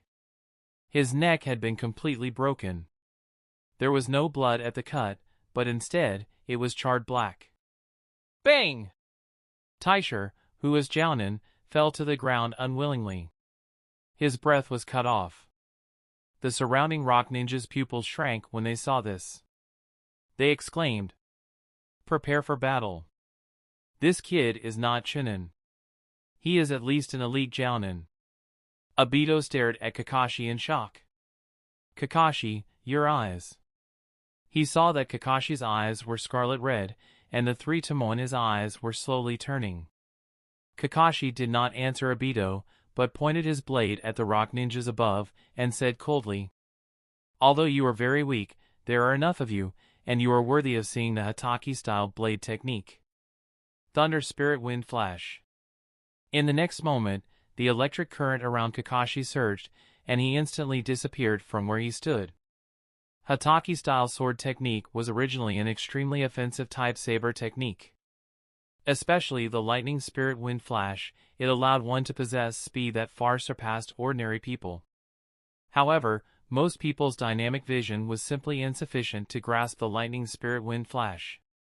Coincidentally, Kakashi had awakened the three-tomo Sharingan and had obtained a terrifying dynamic vision buff. This kind of speed-type assassination ninja, once close to the body. Only ninjas of the same type or defensive type could resist. It was obvious that these rock ninjas did not meet the requirements. Moreover, because they felt that their numbers and strength were far superior at the beginning, they appeared too close to Kakashi and the others. Now, they couldn't run away, nor could they fight. In just a few minutes, Kakashi slaughtered the remaining 8 rock ninjas. The 3 of them knew that the mission was urgent, and they didn't even deal with the corpses. They continued to run in the direction of Canopy Bridge. As for the origin of the Sharingan, Kakashi also explained it to Obito along the way. In the bamboo forest, the pitcher plant once again floated up. Looking at the broken limbs around it, he said in surprise, "I have miscalculated, this kid is very strong. Speaking of which, how could he have the Sharingan, and even have 3 tomo? It should be a marriage alliance between his ancestors and Uchiha's people. After all, there will always be people who are willing to take the risk. Although your description is short, I don't know why, but I feel a little excited. It's troublesome." I have to find a chance to let the little ghost be alone. Gradually, the pitcher plant once again dived into the ground and followed in the direction of Kakashi and the others. The breeze gently blew, like an invisible big hand gently caressing the earth, causing the bamboo forest to rustle. Step, step, step. Not long after Zetsu left, Uchiha Tunan, who was dressed in a black windbreaker, walked into the battlefield. His eyes were slightly lowered, and his face was indifferent. He said softly, "A bunch of useless trash." As soon as he finished speaking, a group of white pigeons flew out from the bamboo forest behind Uchiha Tunan and pounced on the corpses of these rock ninjas. The sound of tearing and chewing echoed endlessly in the bamboo forest. The Manjikyu in Uchiha Tunan's right eye slowly rotated several times, completely devouring the souls of these rock ninjas. After pondering for a moment, Uchiha Tunan sighed and took off his trench coat. He folded the trench coat neatly and put it into the storage scroll. At the same time, the white pigeon had already eaten the corpses of these rock ninjas, leaving only a pile of useless clothes. There were a few white pigeons that hadn't won, and they were still licking the blood on the ground. What a disgrace! It makes me feel like I'm starving all of you. Uchiha Tunan waved the white pigeon back, bent down to pick up the clothes and forehead pads on the ground, and put them on himself. Looks like I'll personally go up on stage. As soon as he finished speaking, he immediately used a transformation technique. With the support of the soft body transformation technique, Uchiha Tunan's body squirmed rapidly, turning into the appearance of a rock ninja in his memory. He saw that Uchiha Tunan's face had become pale and thin, and his hair had also turned gray. His entire person revealed a feminine feeling. Looking at the direction in which Kakashi and the others had left, a strange smile gradually appeared on Uchiha Tunan's pale face. "Madara, how are you going to thank me?" Chapter 266. Fine, I'll do it myself. A full moon rose from the horizon like a lamp hanging on the mountain top. The mercury-like brilliance washed the mountain peak into a deep blue. Under the night sky, countless bird shadows swept over the mountain forest, seemingly searching for prey. Goo-goo! Goo-goo! Roar! At this time, Kakashi and the other two were shuttling through the forest, running along the hillside towards the top of the mountain. The continuous roars of birds and beasts around them made them feel at ease. During wartime, what the ninjas in the wild were most afraid of was the silence around them. The intuition of animals was sharp. Generally, in this situation, there were powerful people lurking nearby. Kakashi, who was running at the front, heard the rapid breathing behind him. He turned his head and looked at Rin, who was running at the back, sweating. He said indifferently, "Hold on a little longer. There are still about 3 hours before we reach our destination." Obito also turned around to take a look. He immediately stopped and squatted down. He patted his back and said with a silly smile, "Rin, if you can't run anymore, let me carry you." Rin stood in the same place, gasping for breath. She pursed her lips and said, "I'm sorry, I dragged you down."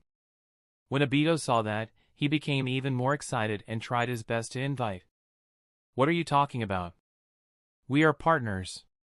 Rin hesitated for a moment, then nodded and laid on Obito's back. Just like that, Obito continued to run towards the top of the mountain with Rin on his back. At this moment, Obito's face had already turned red like a persimmon. The faint fragrance of sweat, as if it had eyes, kept drilling into his nostrils. The feeling on his back was so soft.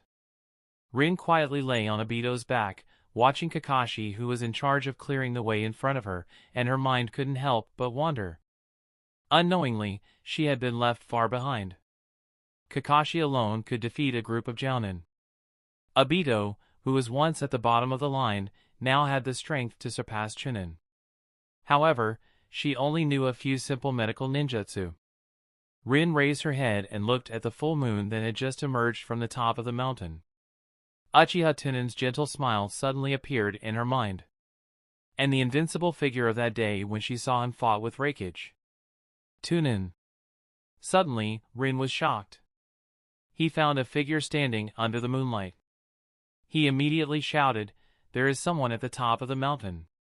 When Kakashi and Obito heard this, they immediately stopped. The two of them looked up. They saw a tall and thin figure standing on the top of the mountain, with his back facing them, as if he was enjoying the beautiful scenery of the full moon. When did this person appear? I didn't even notice it. Kakashi's pupils contracted slightly. He did not know why, but when he saw this figure, he felt an extremely dangerous feeling in his heart. "Who are you?" Obito shouted at the figure under the moon. The person heard Obito's shout and slowly turned around. Because of the light, Kakashi and the other two couldn't clearly see the appearance of this person. They saw that Kakashi and Obito didn't reveal their hearts and simultaneously activated their Sharingan. In their line of sight, that person's face became clear. He was feminine and thin, and his cheekbones protruded out. The mask on his forehead was particularly eye-catching. At the same time, in the forest near the foot of the mountain, he looked at the figure on the top of the mountain and said in surprise, "When did such a strong person appear in the village? If not for that girl's reminder, even I wouldn't have noticed it. It seems that our chance is coming. When this hidden rock powerhouse wants to kill Obito, we will sneak over and save him. I feel that that person was looking at us just now. How is that possible? You must have made a mistake. He must have been looking at those little guys all the time. Maybe it's just my illusion." On the top of the mountain, Uchiha Tunan no longer paid attention to Zetsu at the foot of the mountain. He was facing Kakashi and the other two. He crossed his arms and leisurely said, "Konoha's kid, it's really good luck that you can come here. However, your luck has come to an end. Let me introduce myself, Hidden Rock Village's elite jounin, Tengluo Sandu."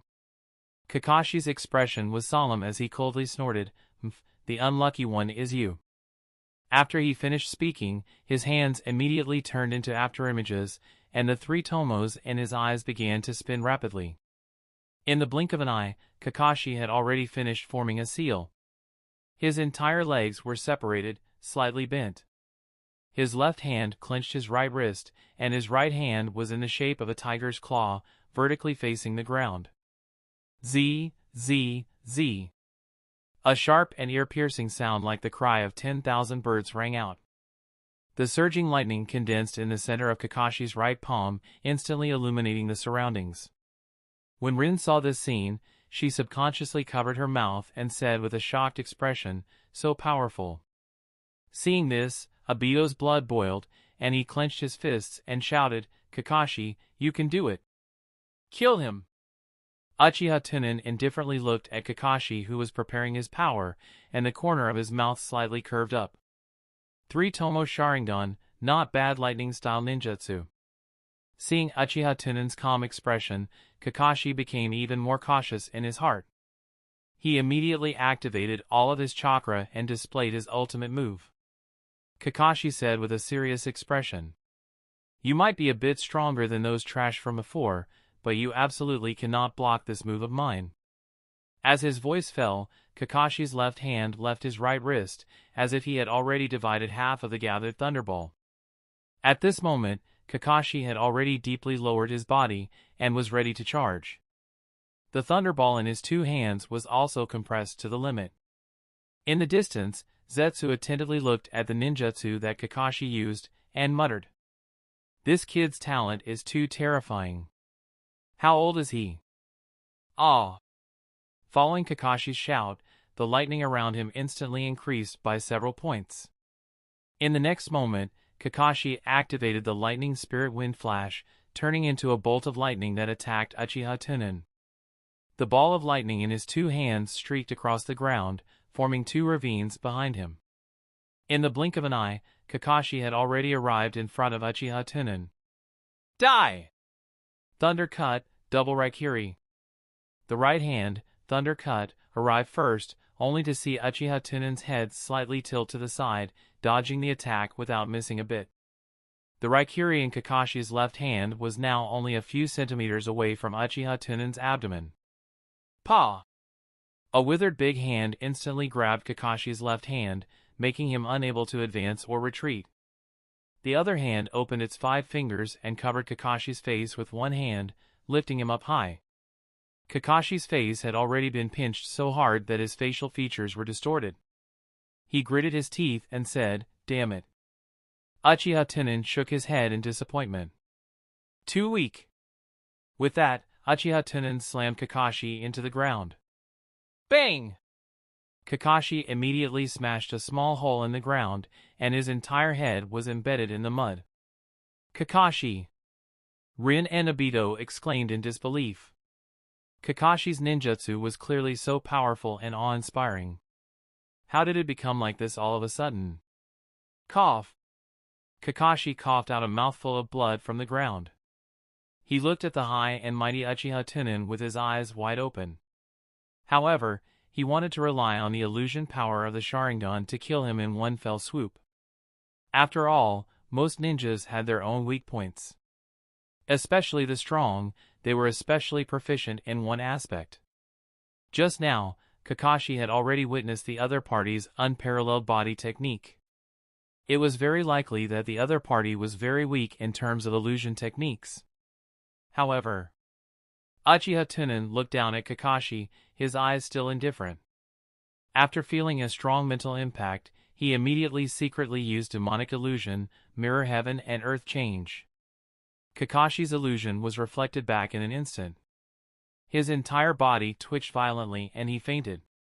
When Uchiha Tunan saw this, his lips moved slightly and he said softly, "Illusion." Then, he raised his head and looked at Obito, who was protecting Rin behind him in the distance. Then, he slowly walked over. Chapter 267, Burial.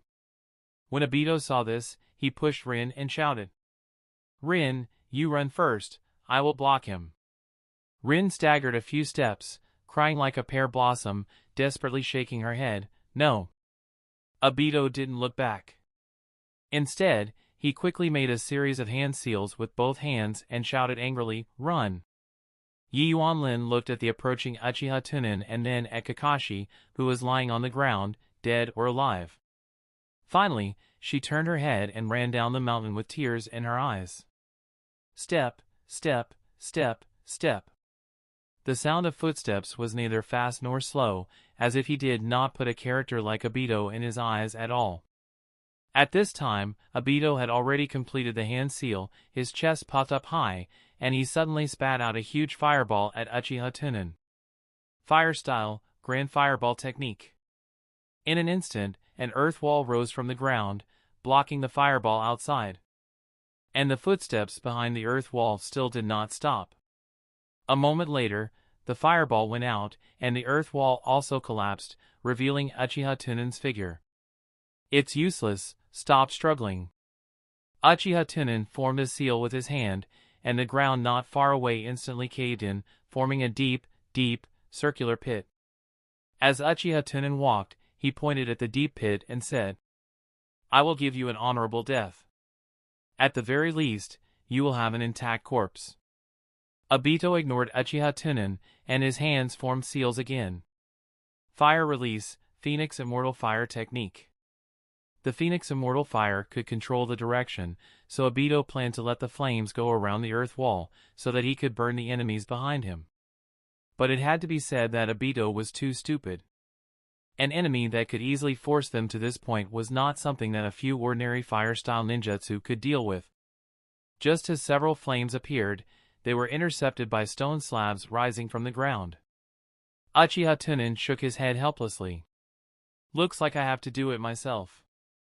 Seeing that his best ninjutsu could not do anything to the other party, Obito felt a deep sense of powerlessness in his heart. Looking at the figure slowly walking towards him, Obito finally realized what kind of ending he would face later. An instinctive fear of death instantly enveloped Obito. Gulu. After subconsciously swallowing a mouthful of saliva, Obito wanted to turn around and run away. However, he found that his body was trembling uncontrollably. Oh no, his legs were completely out of control. "Move! Dong! Dong! Dong! Dong! Dong! Dong! Ta, ta, ta, ta." The surroundings were terrifyingly quiet. Only his own heartbeat and the other person's footsteps were so clear and harmonious. It was as if the other person was stepping on his heart with every step. Suppression. In the distance, Zetsu's expression became a little nervous. He whispered, "Are we going to make a move?" "Idiot, didn't you see that guy's strength? He didn't use his full strength in the first place. Once we appear, it will be troublesome if we are targeted by him." "Then what should we do? Are we going to find a new candidate? Let's wait and see. What if there is still a turning point? This kind of strong people all have a special hobby. He seems to like burying people alive. This way, we can also save Obito." Time seemed to pass quickly, but also seemed to pass very slowly. In the end, Uchiha Tunan still stood in front of Obito, whose entire body was drenched in cold sweat. Then, he slowly bent down and moved his face closer. The two of them looked at each other at such a close distance. However, a look of infatuation appeared on Uchiha Tunan's face as he muttered, "Your eyes are so beautiful." Looking at this pale and thin face so close to him, the fear in Obito's heart instantly became stronger. His pupils gradually shrank to the extreme, and his lips were already scared out of their original color. Trembling, he said, "You." Uchiha Tunan studied it for a while and finally sighed deeply. "It's a pity. People like you who are usually emotional and rational are better than others. At a critical moment, you can't even control your own body. It's really useless." After saying that, he reached out and lifted Obito by the back of his collar, bringing him to the front of the deep pit. Looking at the pitch-black pit, Obito didn't need to think to know that the pit was very deep. Once he was buried alive, he would definitely die. Was he going to die? Uchiha Tunan, who was beside him, seemed to be able to hear his thoughts. He said leisurely, "You are indeed going to die. If you have any last words, leave them for your next life." Then, he gently threw Obito into the hole. Ah! Bang! The sound of a heavy object falling to the ground sounded. Uchiha Tunan narrowed his eyes and heard Obito's breathing through the wind. Very good, this guy is quite tough and didn't fall to his death. The corners of Uchiha Tunan's mouth curled up slightly, and his hands suddenly clasped together. The soil around the deep pit instantly merged together, but it was not particularly tight. It was to prevent the soil from immediately suffocating because of the lack of oxygen, giving absolutely enough time to save. Done. Uchiha Tunan pretended not to sneak underground and was ready to rescue Obito. He turned to the side and looked down at the unconscious Kakashi. "Aya, I don't think I can find a suitable reason to not kill him." Then, with a thought, he observed through the shared vision of the white pigeon. In the distance, Minato was anxiously rushing in this direction. Uchiha Tunan narrowed his eyes and secretly calculated in his heart. With this speed, there were still 2 hours before they arrived here. Then, ah! The moon hung high in the cloudless blue sky like a silver plate, sprinkling bits of silver on the top of the mountain.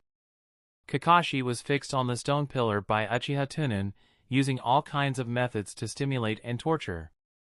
After all, as an enemy, if you don't deal with your opponent at the first time, it is usually only reasonable to ask for information and satisfy your perverted hobby. At the foot of the mountain, Zetsu held the unconscious Obito and floated out of the ground. When he heard the mournful cries coming from the top of the mountain, he subconsciously turned around to look. Stop looking! What's there to look at when you are torturing people? Hurry up and leave. After Zetsu left, Kakashi could no longer endure the torture and fainted again. The corners of Uchiha Tunan's mouth curled up slightly. After making sure that there was no one else around, he sent out a shadow clone to stay where he was, and his main body secretly followed. In the past, Uchiha Tunan's strength was insufficient, and he could find traces of Zetsu through wind whisper within a certain range. But he would also be perceived by Zetsu. The current Uchiha Tunan could easily avoid Zetsu's perception. However, there was no need to kill him now. In the past, Uchiha Tunan was afraid that his own matter would be spread out and cause him to flip his car. But now, so what? At worst, he could just flatten the road. Under the moonlight, Kakashi woke up Uchiha Tunan's shadow again and then was tortured by all kinds of ruthless methods. 2 hours later, Minato arrived at the top of the mountain under the guidance of Rin. You are Konoha's yellow flash. The shadow clone of Uchiha Tunan exclaimed the first time he saw Namake's Minato, and then ran away logically. Minato wanted to chase after him, but he saw that Kakashi was already in danger. He first saved Kakashi and asked Rin to treat him. Chapter 268, Visiting Madara Uchiha. In the dark and quiet underground world. This is... A weak voice sounded. Obito was lying on a bed, his mind still not fully awake. His eyes opened and closed. What entered his eyes was a white-haired old face. The old man leaned over and looked at Obito. He said slowly, "This is the crack between the underworld and reality, the clansman of Uchiha." Obito blinked his eyes, then propped himself up with his hands and looked at the old man. Half of the old man's face was covered by his hair, and the other half of his face was revealed with a scarlet three-tomo Sharingan. Obito immediately muttered, "Your eyes. Grandpa, are you also Uchiha?" The old man saw Obito wake up, and his body straightened up slightly. "Well, it's up to you to guess. Did he save me?" "No, but..." Obito looked around, but because the light was too dim, he couldn't see anything. He muttered, "You said that this is the crack between the underworld and reality. Where is this place? It is too dark to see anything clearly. And Grandpa, who are you? It can't be the god of death, right? The guy who will bring people to heaven and hell." As he spoke, Obito caught a glimpse of the sickle that the old man was dragging on the ground, and he screamed, "No, I don't want to die. Help! I saw your sickle. You are definitely the god of death in charge of Uchiha family. Since I was a child, I have always regarded helping difficult old people as my principle. Although I have done a lot of bad things, I have also violated many rules. But it should not be enough to offset all the good things. Please don't take me to hell. Please." Obito pressed his palms together and kept bowing to the old man. However, because his movements were too big, his injuries were affected. His face was twitching with pain. Seeing that Obito still had the strength to beg for mercy, the old man nodded with satisfaction. The fact that you can still feel pain means that you are still alive. However, your luck is pretty good to be able to survive. When Obito heard that he was not dead, he immediately heaved a sigh of relief. The scene of being buried alive suddenly appeared in his mind. The entire person revealed a look of panic and said, "Did you save me from that guy?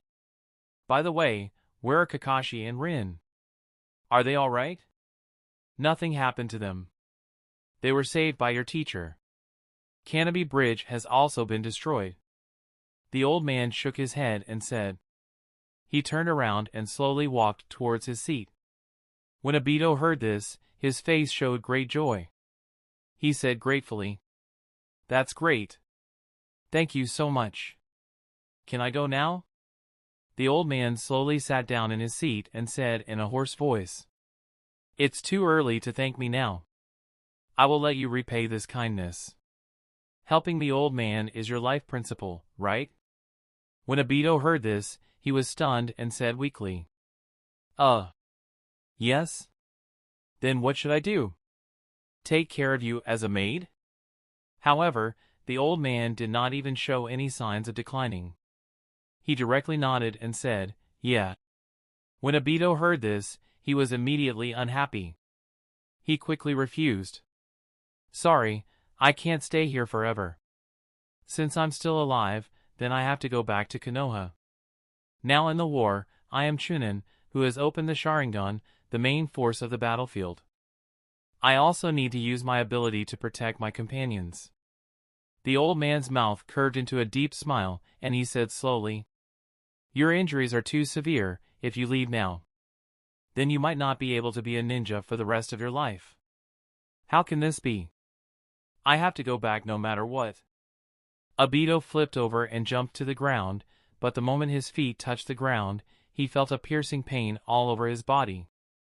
The whole person fell to the ground. However, after Obito was buried alive by Uchiha Tunan, his bones were crushed by the soil. If Uchiha Tunan did not deliberately keep him alive, Obito would have become a pool of blood.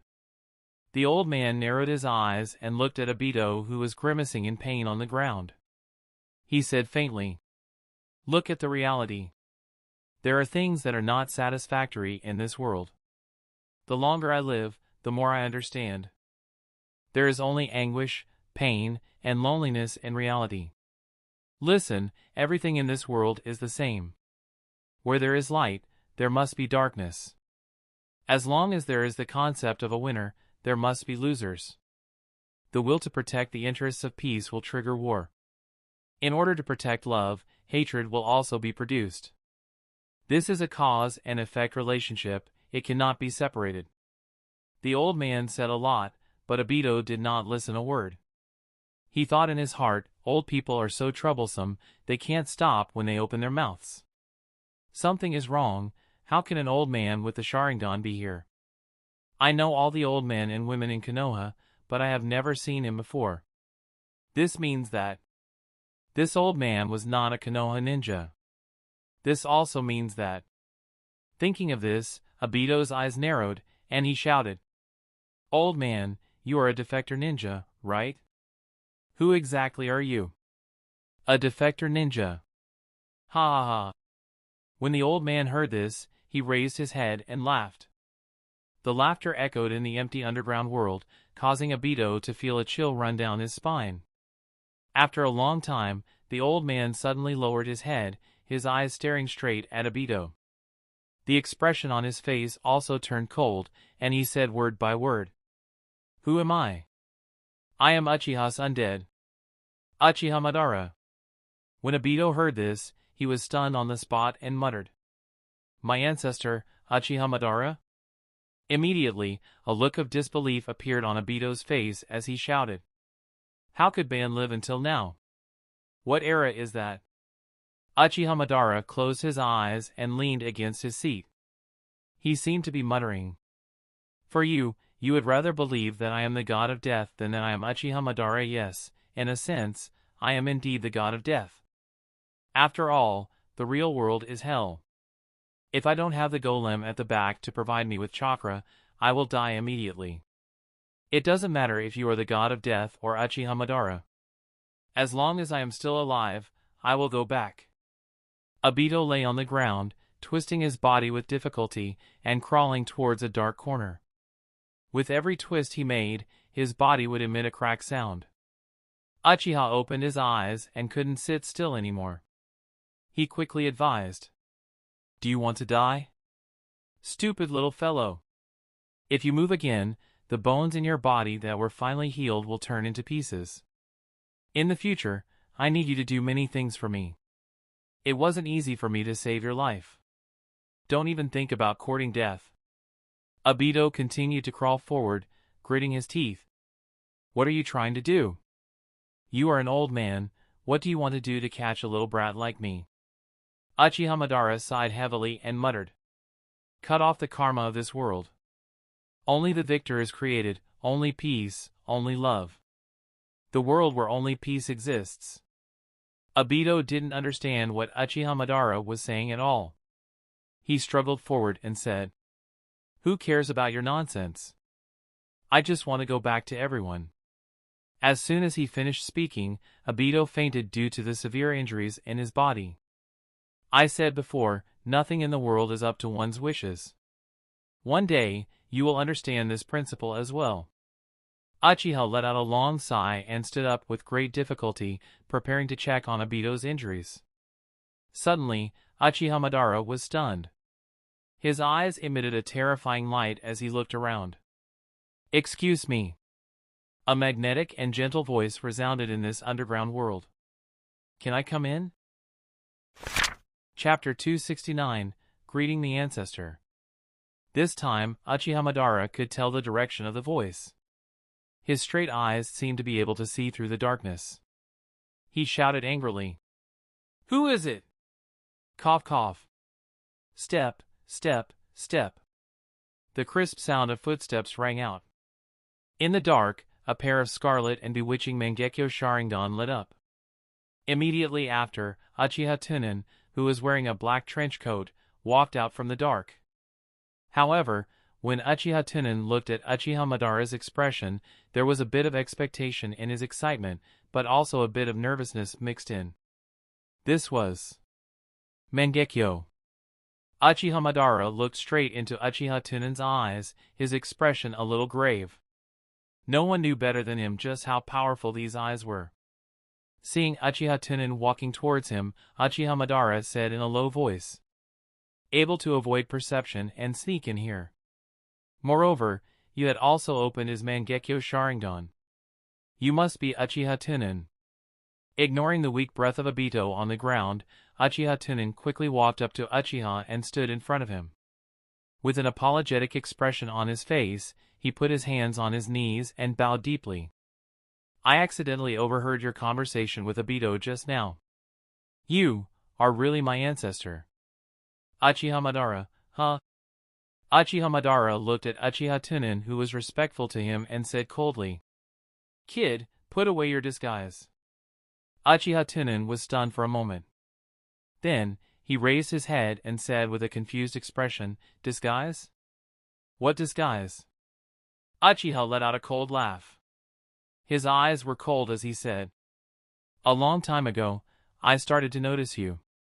Originally, I thought that you were a kind and talented clansman. However, I thought of it. I heard everything you did in the Fire Nation. You are very ruthless. You killed your companion with your own hands." Uchiha Tunan was stunned when he heard this, and his expression suddenly became a little lonely. He lowered his head and clenched his fists, as if he had suffered a great grievance and misunderstanding. After a long time, Uchiha Tunan took a deep breath, raised his head, and forced a sad smile on his face. "You're talking about that. Grandpa Madara, you misunderstood me." Uchiha Tunan walked to Uchiha Madara's seat. He reached out and placed his hands on his shoulder. Uchiha Madara felt a huge pressure on his shoulder. He gave up resisting and was pressed down by Uchiha Tunan on his seat. Uchiha Tunan gently pinched Uchiha Madara's shoulder. He said with a confused expression, "In fact, there is a very deep reason for this. However, I have never dared to say it out, afraid of causing chaos. I don't know if I am right. I want to hear your opinion." Uchiha Madara knew that he was already exhausted and couldn't do anything to Uchiha Tunan, who had opened the Mangekyo. He immediately responded casually, "Oh? Could it be that you have no choice?" Uchiha Tunan sighed heavily and pursed his lips. "At that time, I happened to find that the Hokage wanted to use Shinosuke and Asuma to control the 12 ninjas around him. This was to seize Daimyo and complete his unspeakable ambition. Between the village and the country, I chose the country. In addition, Shinosuke and Asuma conspired to kill Daimyo and committed a heinous crime. That's why I killed them." Uchiha Madara's expression was cold. He coughed twice and said, "Cough, cough. Is that so?" Uchiha Tunan nodded sincerely. Then he looked around and looked around. He frowned and sighed. "Sigh. You must be lonely here alone. I built a welfare home in Konoha, so it would be better for you to move to my welfare home. This way, this junior can also be filial to you." Uchiha let out a cold laugh, closed his eyes, and said indifferently, "You really are a good child." Uchiha Tunan did not continue the topic. He skillfully pressed the acupuncture points on Uchiha Madara's shoulder. Logically speaking, this old man should be similar to the third-generation Thunder Shadow, suitable for the recognition of strength. However, he is already exhausted and can't fight me at all.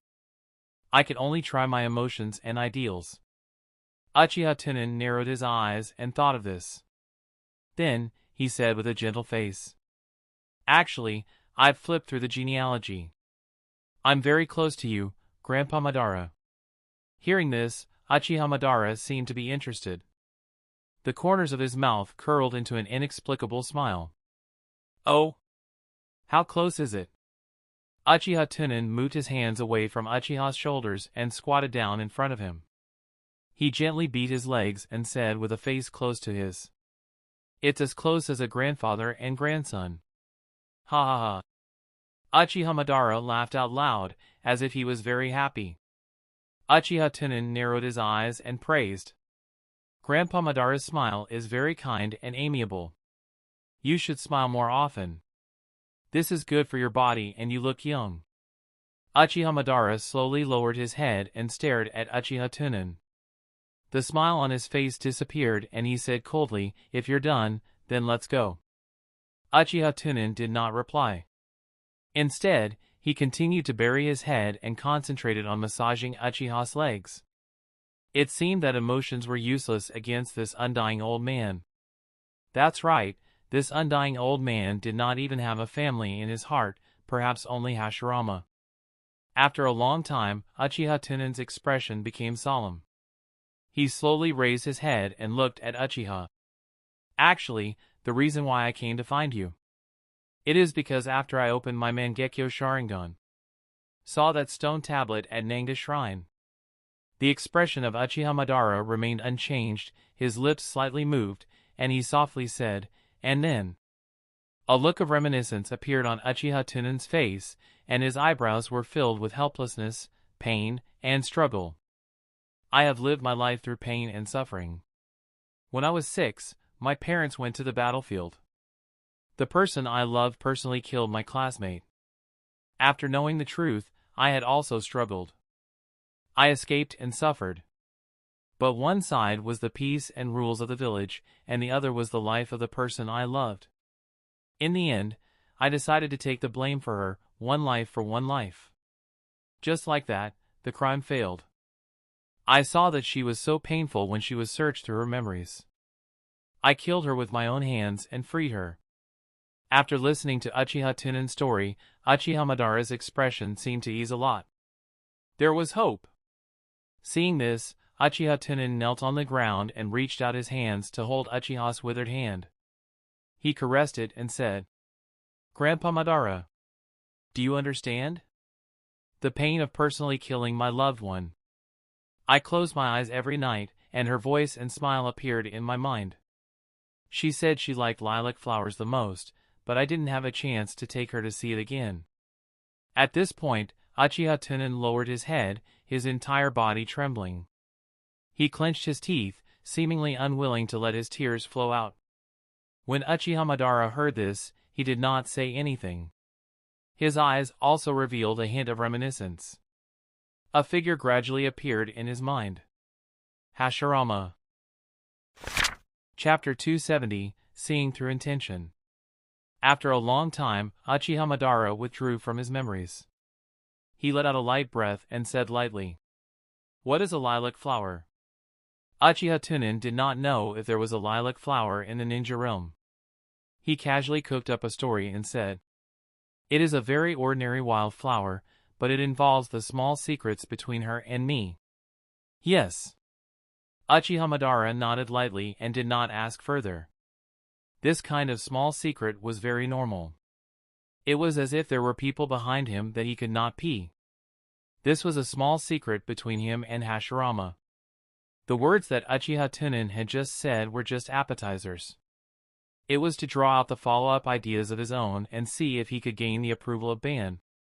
However, he saw Uchiha Tunan raise his head and blink forcefully. His expression was sorrowful as he said, "After that, I respected Konoha's hero the most. He was also my best friend's father. Then, it was the clansmen who had a good relationship with him. There were too many people around me who died one by one." After saying that, Uchiha Tunan moved his knees forward and raised his head. He pointed at his Manjikyu and said, "Grandpa Ban, you also opened the Manjikyu. You should understand how much pain and torment these eyes contain. If I really am that kind of despicable person. My heart. How could it be painful?" Speaking up to this point, Uchiha Tunan's lips had already turned white, as if he was showing signs of being overly sad. Uchiha's eyes drooped. Looking at Uchiha Tunan's sincere Mangekyo Sharingan, he muttered, "Yes." Uchiha Tunan took a few deep breaths, then suddenly stood up and took a few steps back. His expression became slightly solemn as he said, "People like me are in the darkness, but I yearn for light. But I have always been very confused, and I don't know what to do. Until that day, I saw the words on the stone tablet." Uchiha Tunan slowly opened his arms, his eyes revealing a fanatical look.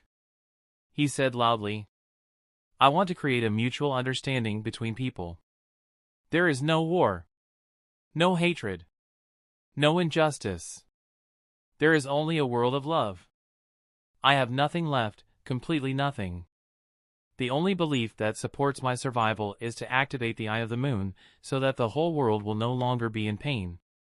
After that, Uchiha Tunan stared at Uchiha's eyes with a burning gaze. The entire underground world fell into a dead silence. Uchiha Madara's expression did not change much. He looked at Uchiha Tunan in silence. After a long time, Uchiha Madara's eyes gradually filled with hostility. He said coldly, "Eye of the Moon. In the end, it turns out that you want to know where my eyes are." Uchiha Tunan's heart immediately skipped a beat. Damn, this guy was thinking wrongly. This was indeed Uchiha Tunan's miscalculation. He only wanted to gain the approval of the concept. However, he had forgotten that the activation of the Eye of the Moon required the reincarnation eye that possessed the power of all things in the world as a prerequisite. This made Uchiha Madara raise his guard against him. Really? He lifted a rock and smashed it into his own foot. However, Uchiha Tunan quickly explained, "Grandpa Madara, you are thinking too much. I am not interested in what kind of eyes you have. I only want this world to activate the Eye of the Moon and achieve eternal peace." Uchiha Madara snorted coldly and said slowly, "There are some things that I can create myself. If you want to participate, then you are my competitor. Everyone in this world has selfish motives, dirty, ignorant, and hypocritical. It's just that there are some people that they have not noticed. I won't trust anyone." Uchiha Tunan wanted to continue to say something to see if he could salvage the situation. But suddenly, Uchiha Tunan caught a glimpse of a strange look in the eyes of the mole. It was not that he did not trust him. Instead, he was nervous. He was worried. Afraid of me. From the moment I entered until now, all he had done was for one purpose. That was to reject me without provoking me so that I could leave quickly. At this moment, all the expressions on Uchiha Tunan's face instantly disappeared. He just stood quietly in front of Uchiha Madara, his eyes lowered, looking down at him. Uchiha Madara did not look at Uchiha Tunan, but stared at Obito, who was lying on the ground. The entire underground world was terrifyingly quiet. Uchiha Madara could only hear his own weak heartbeat and breathing. "You are afraid," Uchiha Tunan said indifferently. Uchiha Madara was stunned, as if he had heard a big joke. He looked up and laughed. "You said I was afraid? Ha ha ha. I am the Shura of the ninja realm, Uchiha Madara. You actually said that I was afraid? This joke of yours really makes me feel a long-lost joy." Uchiha Tunan's expression did not change. He said in a tone as if he was stating a fact, "You have lost your power, but you cannot let go of your pride. You are afraid that I will attack you, but you cannot resist. You are not afraid of death. You are afraid that the dignity you are proud of will be trampled and humiliated by a junior. Just like a dog." When Uchiha Madara heard this, his face instantly became ferocious and terrifying. He said fiercely, "Do you want to die?" As expected, strength is one's greatest confidence. If you were still at your peak, you wouldn't be angry at all. Look at you now. You are just like an incompetent old dog, trying to scare away the danger by barking. After saying that, Uchiha Tunan reached out and grabbed Uchiha Madara's neck, slowly lifting it up. "Old man, you were having fun playing with me just now, weren't you?" Uchiha's eyes drooped down as he stared fixedly at Uchiha Tunan. The corners of his mouth curled into a carefree smile as he said, "Cough, cough, cough, ha, ha, ha. You had revealed your true face. You are actually the rock ninja who buried Obito, aren't you? In this world, any powerhouse that appears will enter my line of sight. However, the rock ninja appeared inexplicably, and you came here today. Do you think I will believe your nonsense?" The Manjikyu represented pain, but for the sake of power, there was nothing that Uchiha's clan could not do. I have seen many people who killed their loved ones and friends. If my guess is correct, the reason why those people you mentioned died is because of you. There was no trace of emotion in Uchiha Tunan's eyes. He said lightly, "Are you very proud? It seems that you haven't figured out the current situation." A trace of disdain flashed in Uchiha's eyes. "You can't threaten me. Whether you kill me or insult me, it is meaningless. Because I will trample you to death sooner or later, just like stepping on an ant." Uchiha Tunan looked indifferently at the unruly Uchiha Madara and slowly raised his other hand. "Pooh!" Uchiha Madara immediately spat out a mouthful of blood and his entire aura became a little weaker. A pipe connected to the golem behind him was instantly torn off. "So what if you kill me? Death is not the end for me." The corner of Uchiha Madara's mouth was full of blood, but he still had an extremely savage appearance. The corners of Uchiha Tunan's mouth slowly outlined a little, and he moved his head in front of Uchiha Madara and said in a gentle tone, "Oh? Really? Then after I kill you, I'll dig out Nagato's Rinnegan." As soon as he finished speaking, Uchiha Madara's pupils suddenly contracted, and his face was full of madness as he said, "How did you know?" Seeing this, Uchiha Tunan released the hand on Uchiha Madara's neck. Uchiha Madara immediately fell to his seat and sat paralyzed as if he had lost his strength. Only a pair of eyes full of hatred stared at Uchiha Tunan. Uchiha Tunan looked down and said expressionlessly, "I know all your plans like the back of my hand. I am not too interested in your eyes. I am only interested in your strength." When Uchiha Madara heard this, he was slightly startled. "What do you mean?" Uchiha Tunan turned around and walked towards the darkness. "My strength has been exhausted. I urgently need a strong enemy to satisfy my desire for battle. For this, I can wait for you. My ancestor." Uchiha Madara looked at Uchiha Tunan's back in disbelief.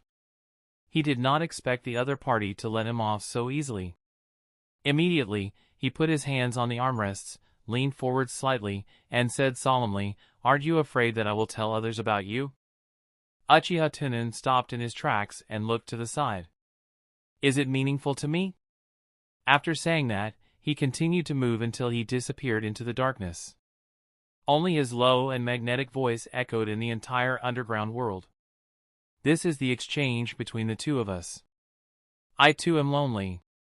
Time passed bit by bit. After a long time, Uchiha Madara murmured in the dark underground world, "Uchiha Tunan, it turned out that you wanted to dance. Ha ha ha." Chapter 271, Arrival at Camp. The sky had just broken through when the day slowly drove the darkness to the horizon. Roar! A dull beast roar sounded. A 2-meter-long golden bird broke through the clouds and swam on the cloud bed. Uchiha Tunan stepped on the back of the big bird with his feet as steady as Mount Kikyo. The black wind clothing on his body was blown away by the wild wind and flew up. When he talked to Uchiha Madara about the latter part, Uchiha Tunan had already guessed that it was impossible to move Uchiha Madara by relying on emotions and ideals. Because people like Uchiha Madara had already died. Perhaps the moment he was killed by the Hashirama in the Valley of Eradication, his heart died. The so-called Eye of the Moon plan was just a way for the confused people to deceive themselves. In the past, Uchiha Tunan only knew this person in folklore and thought that Uchiha Madara was a brainless idiot. After all, the Eye of the Moon plan was simply outrageous to the extreme. No ordinary person in the ninja world would believe it. But Uchiha Madara could actually believe it. Looking at it now, his previous understanding was somewhat biased. As the head of the clan, Uchiha Madara was able to lead the clan to stand tall in the chaotic war. Naturally, he would not be too bad. However, he urgently needed to find a hope for himself, even if this hope was outrageous to the extreme. How could he agree with a dead heart and false faith? The only way for Uchiha Tunan was to plant the label of a battle maniac in Uchiha's heart at the last moment. After all, apart from the Thousand Hands pillar, Uchiha also recognized one person, Might Guy. Use absolute strength to beat him into submission. The more you beat him, the more he likes you. As for what happened in the past, Uchiha Madara would not tell anyone else. Uchiha Tunan was not too worried about this. This was because when everyone was thinking about others, they would subconsciously use their own perception as a standard. Uchiha Madara stood from Uchiha Tunan's point of view and naturally did not think that this was a great matter. So what if he killed a few clan members and friends? It was as if Uchiha's clan had fewer people doing this. Was the Eye of Reincarnation meaningful to Uchiha Tunan?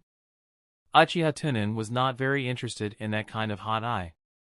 However, Uchiha Madara was different, because this was what he would rely on to revive in the future. It was very important for him. In the end, Uchiha Tunan used the Rinnegan as a condition to request Uchiha Madara to keep it a secret. He would naturally do it. This was because the difference in value between the two was too great. This kind of transaction was something that everyone would choose. This war had already lasted for almost a year, and it was about to come to an end. The Western Front had suffered heavy losses because of the surprise attack to the Kikyo Mountain. However, after the Shinmubi Bridge was blown up, the two sides returned to the stalemate at the border of the Rain Country. The Rock Village could only wait slowly, waiting for Hidden Cloud or Hidden Mist to make a breakthrough. Otherwise, they could only sign a peace treaty with Konoha. For Uchiha Tunan, the only thing left was Rin, who was about to be captured, killed by Kakashi, and awakened her god power. Everything else was a trivial matter. Once this matter was over, Uchiha Tunan no longer had any interest in staying on the battlefield. He could begin to prepare to welcome the two important new lives.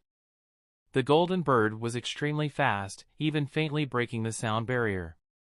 A few hours later, he brought Uchiha Tunan back to the northern front camp. After Uchiha Danzo entered the camp, he did not deliberately hide his whereabouts. When he arrived at the commander's tent, he saw a row of high-ranking members of the various races standing in front of the commander's tent.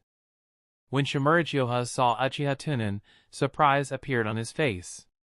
"Lord Tunan, you are finally back." Thanks to Lord Tunan's assassination, the Hidden Cloud battlefront had all retreated. During this period of time, no one had gone missing in the camp. This is what I should do. Uchiha Tunan shook his head lightly. However, as the commander-in-chief, it is not a big deal for me to assassinate people outside. I just don't know if Otogakure and his group of boorish fellows will forget about the pain after the scar is healed.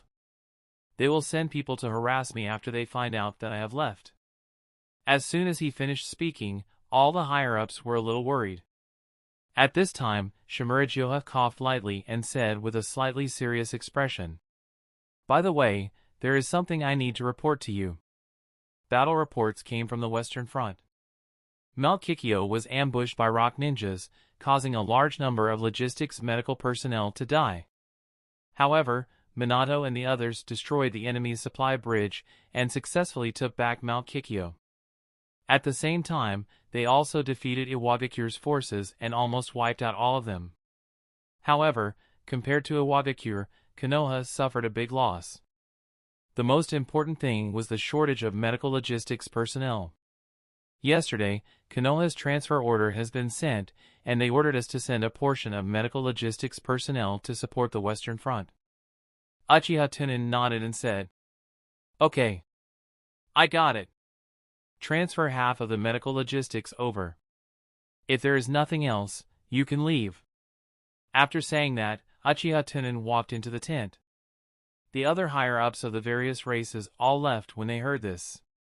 Only Shimura remained where he was. Uchiha Tunan lifted the curtain and paused. He looked sideways and asked, "Joha, is there anything else you need?" After hesitating for a moment, he said in a deep voice, "Lord Tunan, although Konoha suffered heavy losses in the Western Front, Iwagakure's plan was also destroyed. It was almost impossible for Rock to attack the Rain Country. Konoha had always advocated for peace, and they would not attack the land of the earth. Once the medical and logistics personnel from all over the world arrived, they would have to wait for the arrival of the city.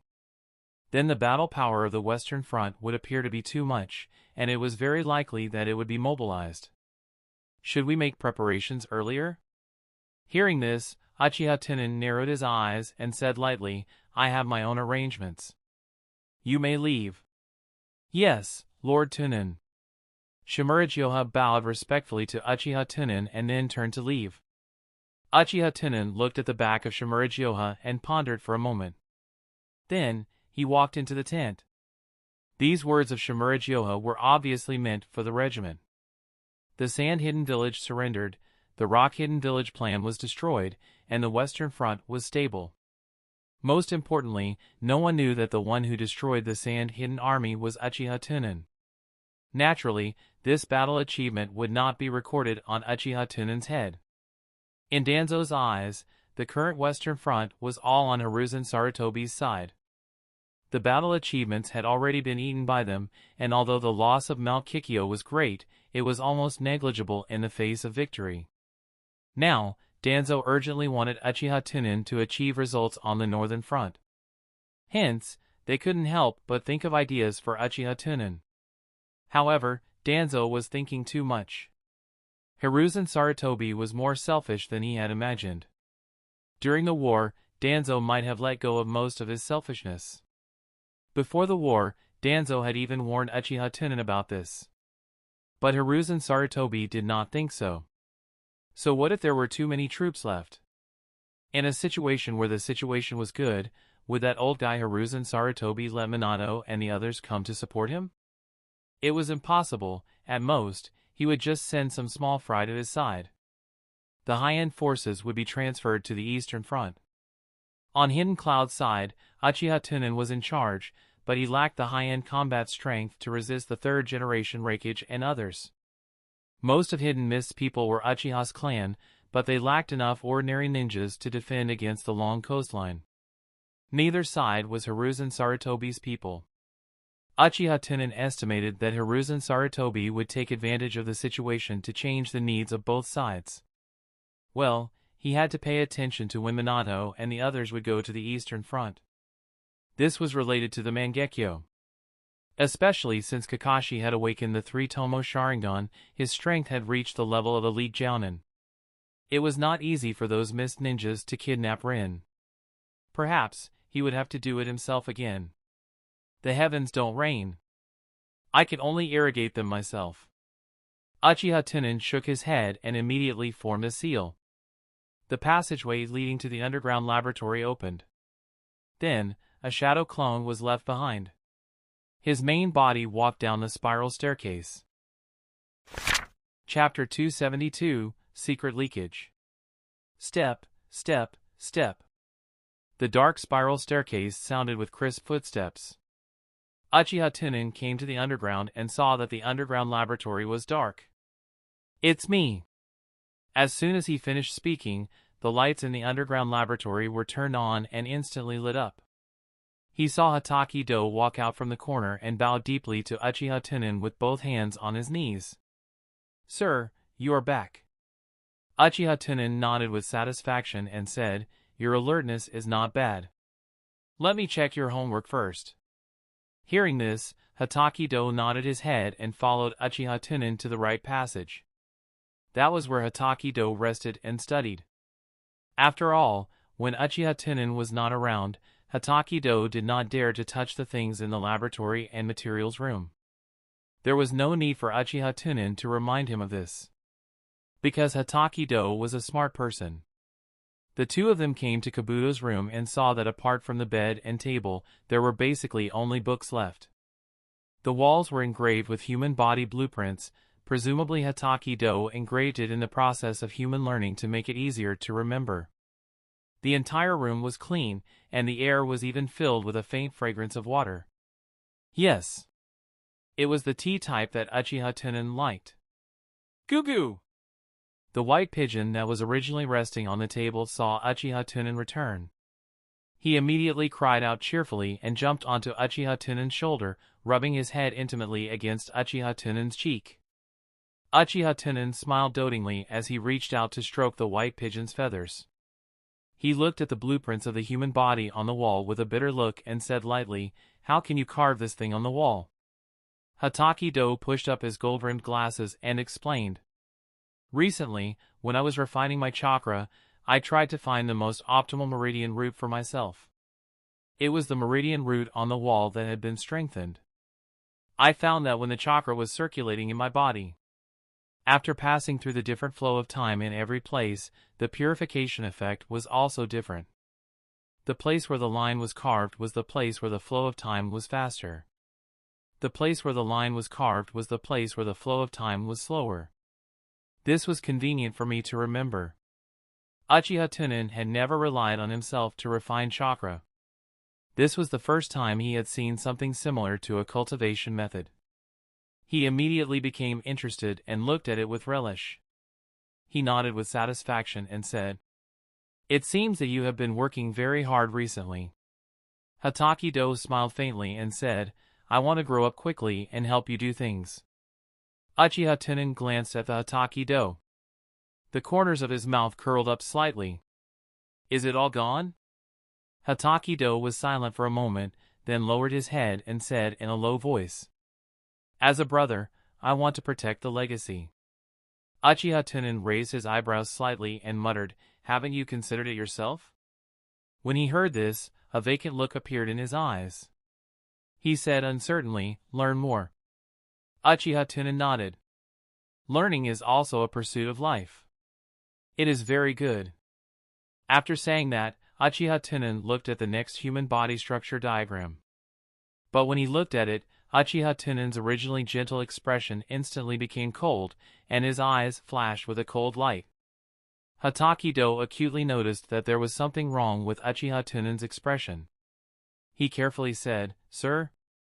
Did I make a mistake?" Uchiha Tunan did not reply. He just quietly looked at the picture on the wall. His expression gradually turned from cold to indifferent. In the end, there was no expression on his face. The entire room fell into a dead silence, and the temperature seemed to drop a little. Even the white pigeon on Uchiha Tunan's shoulder tightened its neck, not moving at all. He did not know if it was an illusion, but he felt that the white pigeon was trembling in fear. In Uchiha Tunan's vision, there was an extremely tiny hole at the corner of the human body structure. A normal person's vision could not see it at all. However, Uchiha Tunan knew that this was a special kind of hole dug out by a drilling worm. It was also a type of worm commonly used by Aburame clan. This kind of worm liked soft soil. When drilling, it would subconsciously avoid hardened soil to prevent the front teeth from being worn. And the walls of the laboratory were hardened. In other words, the insects that drilled in were not wild. After thinking about it, Uchiha Tunan opened his Mangekyo Sharingan, and under the observation of his eyes, he began to track the trajectory of the insect drilling through the wall. After a long time, Uchiha Tunan slightly narrowed his eyes, but he knew who did it. Gulp! Hataki-do beside him seemed to be a little unable to bear this kind of oppressive atmosphere. He swallowed his saliva and whispered again, "Sir, I'm sorry." The corners of Uchiha Tunan's mouth curled into an inexplicable smile. He chuckled and shook his head. "Don't mind it. You're not the culprit." As soon as he finished speaking, a flash of light appeared in front of him. Goo goo! He saw that the white pigeon on Uchiha Tunan's shoulder had already been grabbed by the neck by Uchiha Tunan and was lifted in front of him. The scarlet and strange Mangekyo Sharingan reflected the white pigeon that was shaking like a sieve. It was not that the white pigeon did not want to struggle, but as its master, Uchiha Tunan could perfectly suppress it. The white pigeon had evolved to its current level, and it was no different from a human. It had also guessed why its master would be angry at it. Uchiha Tunan pointed at the wall and said, Explain it. Relying on my strength to evolve to the top of the food chain. If he can't see it, will you? Even if you can't see it, your talent can use ultrasonic waves, and any clues can hide from you. You think that if I'm not here, you can make your own decisions for some small matters. This is what you have done for me. Goo! Goo!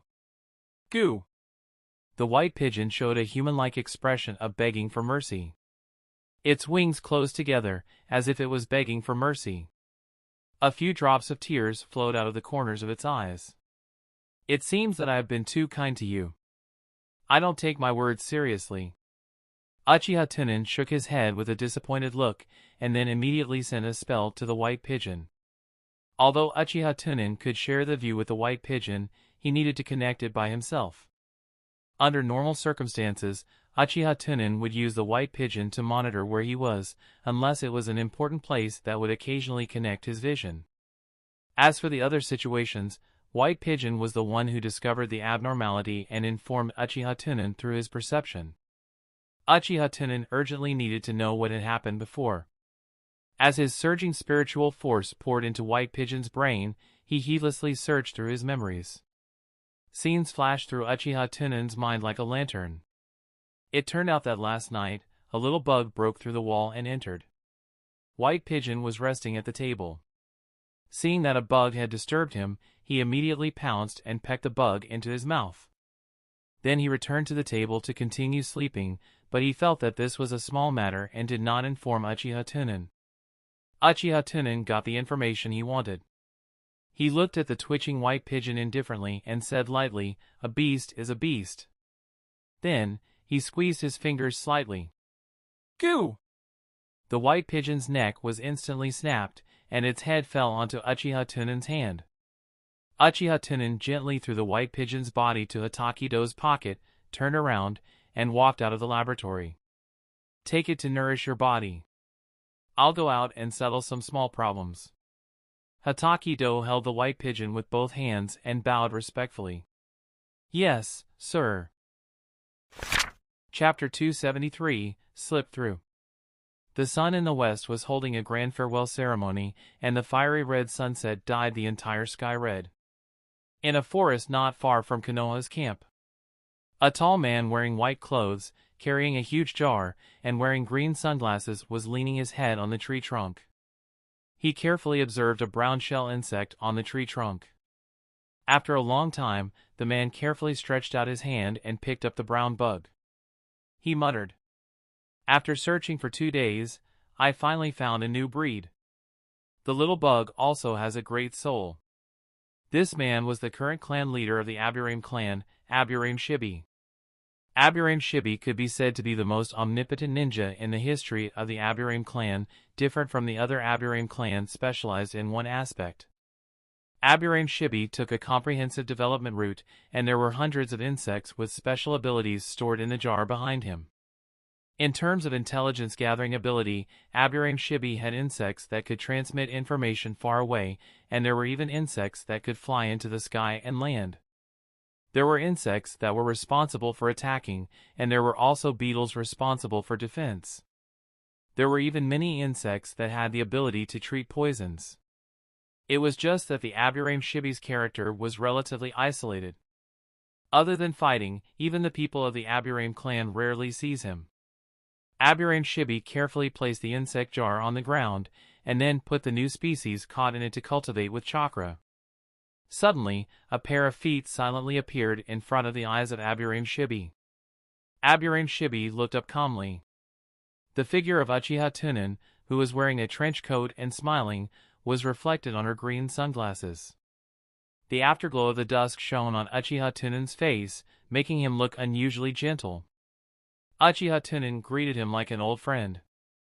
"Shibi, when I came back today, I didn't seem to see you. I thought something had happened to you." Aburame Shibi stood up silently and pushed his sunglasses. He said lightly, "It turns out that Lord Tunan is back. Sorry, I have been using insects to find new breeds these 2 days. So I didn't have time to welcome you." Uchiha Tunan smiled and waved his hand. He looked around and said, It doesn't matter. There is nothing important to discuss. However, you seem to like to act alone. This is not a good habit during a war. Aburame Shibi expressionlessly inserted his hands into his pockets and said lightly, I don't fit in too well, and my sense of presence is low. Other than fighting, there is basically nothing else.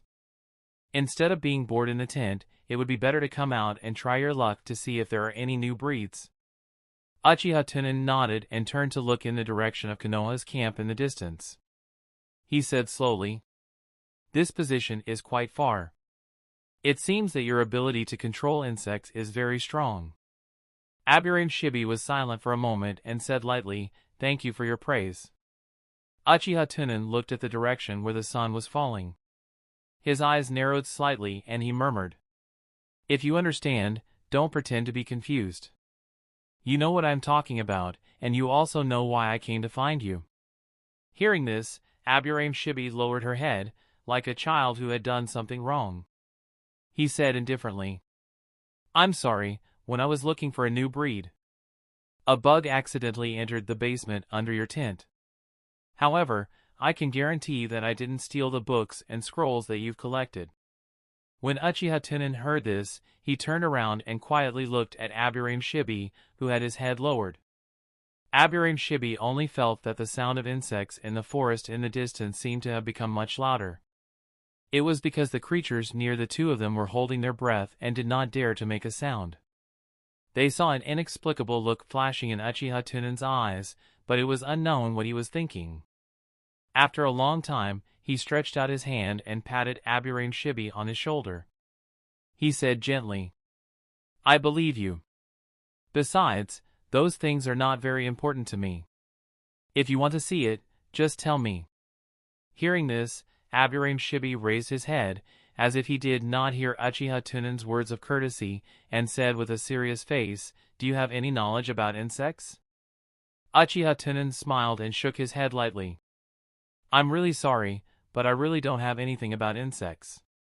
Aburame Shibi nodded and said, It doesn't matter. I still have to thank you for your good intentions. Uchiha Tunan withdrew his hand and looked deeply at Aburame Shibi. He tilted his head and said, Then I'm leaving. The sky is going to be dark. Aren't you going back? Aburame Shibi shook his head and said, No, I'm finally free. I need to find a new breed. This is my only hobby. Good luck. Uchiha Tunan shrugged, turned around, and walked towards Konoha's camp. Aburame Shibi stood there quietly, looking at Uchiha Tunan's back, as well as his long shadow drawn by the sunset. Gradually, Uchiha Tunan's figure disappeared into the distance.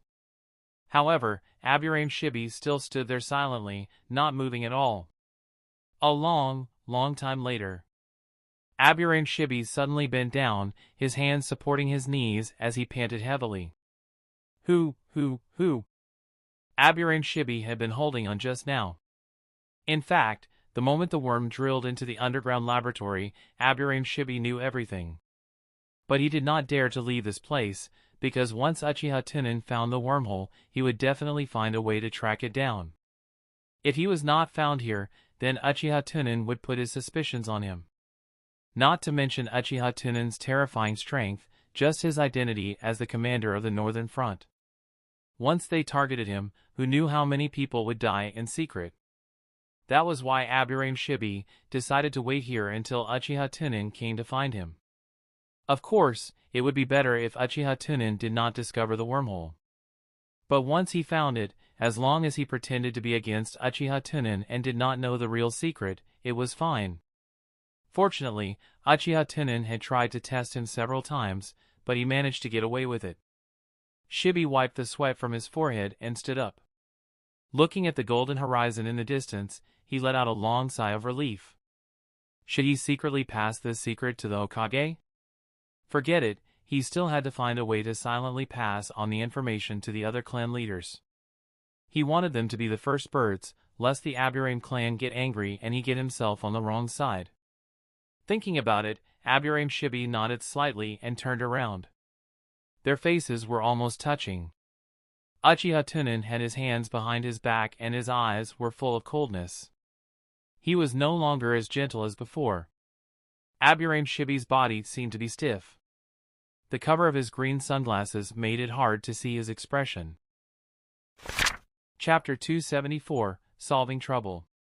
The sun had completely set, and the earth had darkened. The surroundings were terrifyingly quiet. Aburame Shibi could even clearly hear her own heartbeat.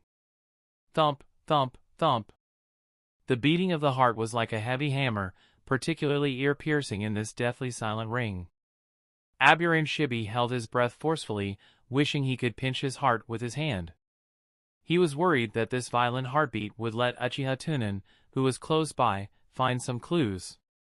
However, Aburame Shibi did not have the ability to control his instincts. He could only speak calmly, trying to cover up his heartbeat with his words. Lord Tunan, do you have any other instructions for your return? Uchiha Tunan stretched out his right hand, which was behind his back, and placed it between the two of them. He saw that the thumb and index finger of Uchiha Tunan's right hand were pinching a little black bug that was constantly twisting and struggling. In an inexplicable tone, he said, I just picked up this lost little guy on the road. I don't know where its owner is. The cold sweat on Aburame Shibi's back flowed down his back. The center of the green sunglasses reflected the black bug. He nodded lightly and said, This is my bug. It is a very common drilling bug of the Aburame clan. When Uchiha Tunan heard this, the corners of his mouth curved into a strange smile. No, it's not common at all. The antennae of this burrower are more developed than the other insects cultivated by the Aburame clan. If my knowledge is correct, the insects collect their aura by the tentacles on their heads. Therefore, this burrower should be quite sensitive to smell. Especially the smell of blood. As he spoke, Uchiha Tunan exerted a bit of strength with his fingertips. With a pop sound, he instantly crushed the drilling bug. A drop of light red blood splashed onto the sunglasses of the Aburame Shibi. Aburame Shibi did not wipe the blood off his sunglasses and said calmly, I don't quite understand what you were talking about. When Uchiha Tunan saw that Aburame Shibi was still pretending to be crazy, the smile on his face instantly disappeared. He said in a cold tone, Your biggest flaw is that when I appeared before, you were not surprised at all. You pretended to be looking at insects before, but you were actually observing me, who was hiding in the dark.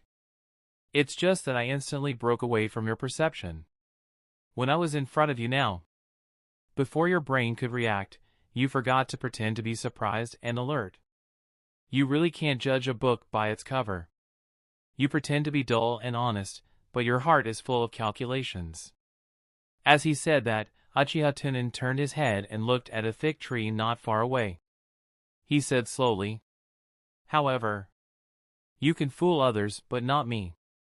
Tell me, who else did you tell me about this matter? I will only kill those who know about this matter. I promise I won't kill an innocent person. With that, Aburame Shibi in front of Uchiha Tunan disintegrated into a dense swarm of parasites. They swarmed towards Uchiha Tunan. In the blink of an eye, they had completely enveloped Uchiha Tunan. Aburame Shibi's figure also poked out from behind the tree trunk, his hands forming a seal.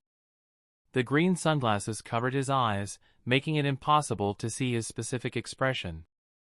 It did not disappear, and it did not seem like a shadow clone. It could be confirmed to be a real body. Then, secret technique, insect tornado. The bug cans behind Aburame Shibi flew out a dense number of evil bugs, like a black wind, enveloping Uchiha Tunan's body. Moreover, these evil bugs quickly split and proliferated while crawling around Uchiha Tunan's body. Soon, a black tornado formed by millions of parasite bugs. The huge killing force seemed to want to crush Uchiha Tunan inside. Aburame Shibi knew that if he couldn't kill Uchiha Tunan this time, he would definitely die. The chakra in his body poured out wildly. When the black tornado had already reached the top of the big tree beside him, Aburame Shibi shouted, Secret skill, parasitic big bug, insect devour. The entire black tornado suddenly shrunk into a sphere. These parasitic big bugs seemed to have gone crazy and crazily drilled into the inside, wanting to devour Uchiha Tunan's flesh and chakra. Seeing that Uchiha Tunan did not resist at all, he was submerged in the sea of insects. Aburame Shibi was slightly relieved, but also in a little disbelief. All of this was too simple. After several breaths, the evil bug that had eaten and drunk enough turned into a stream of ink and returned to the insect's jar.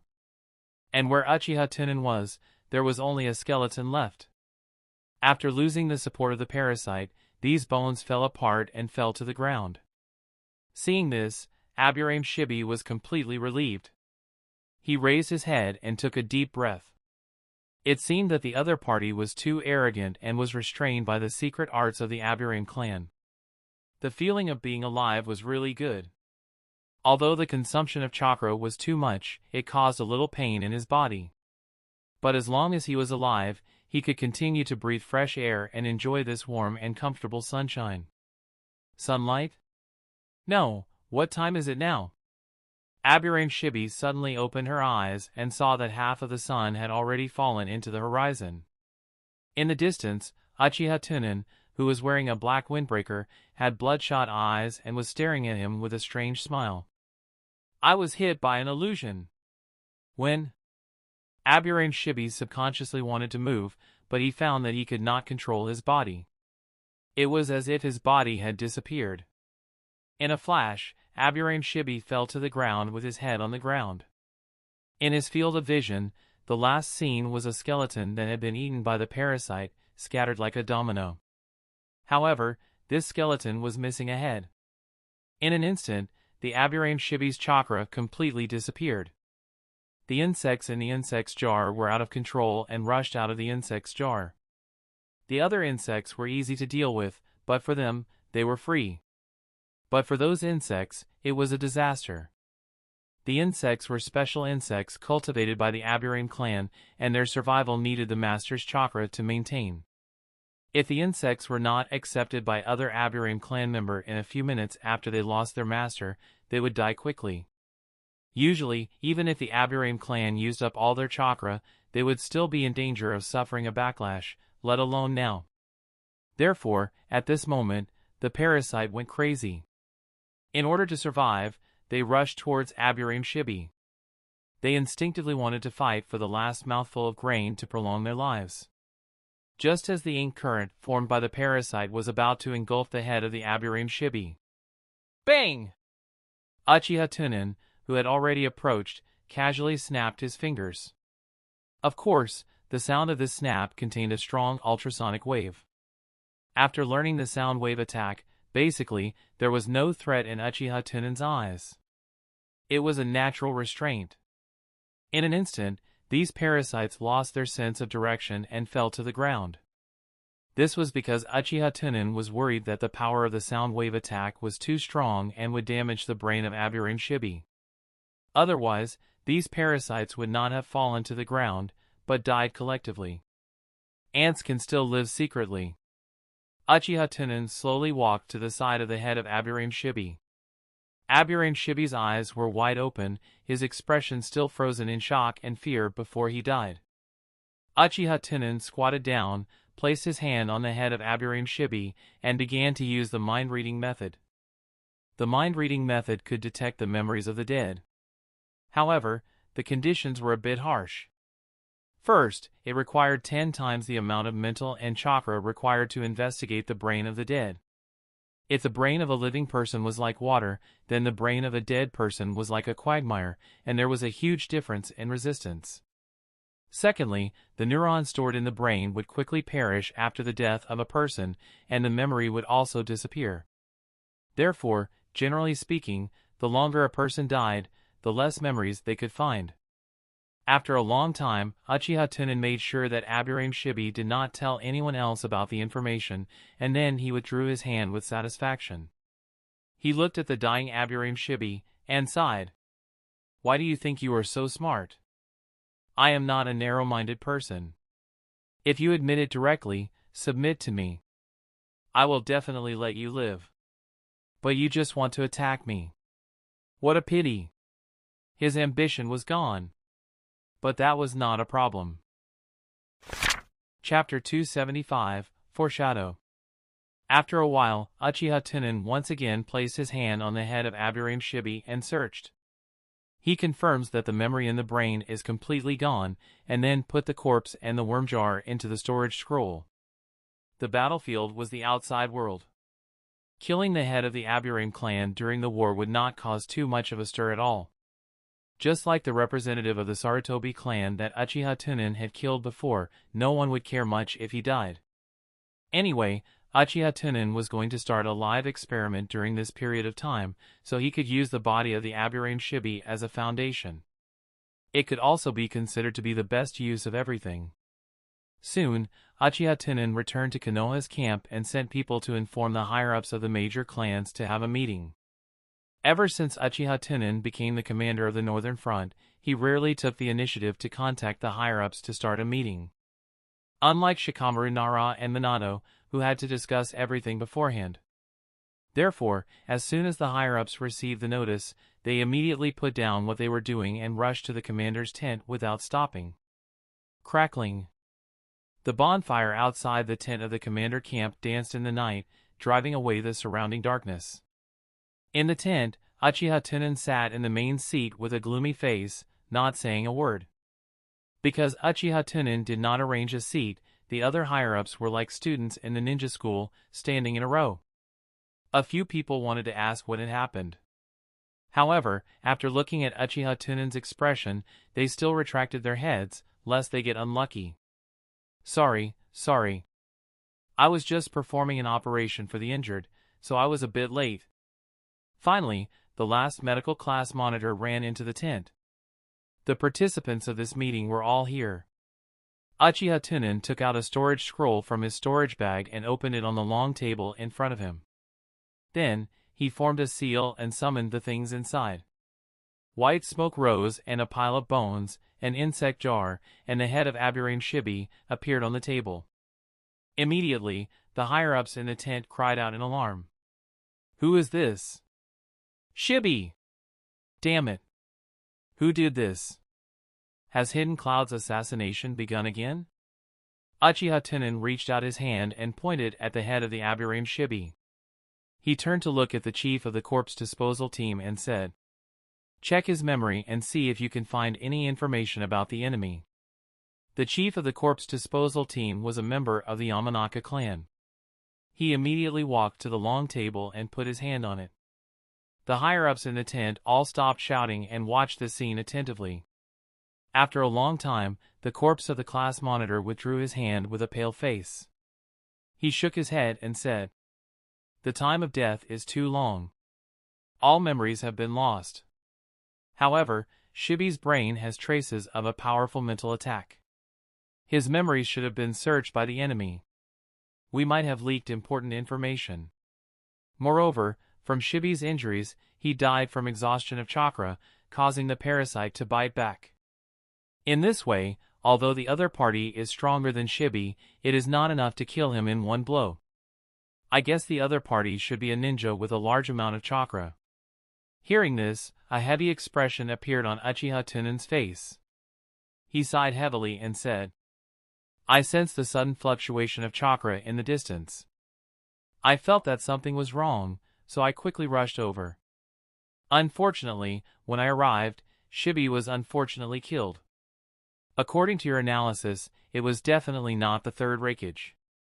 The amount of chakra was huge, or perhaps it was eight-tailed Jinchuriki. No, using Killer Bee to carry out an assassination, once it failed, the risk was too great. I can't figure it out." Seeing that Uchiha Tunan was deep in thought, Shimura immediately spoke up. "Lord Tunan, you don't have to think too much about it.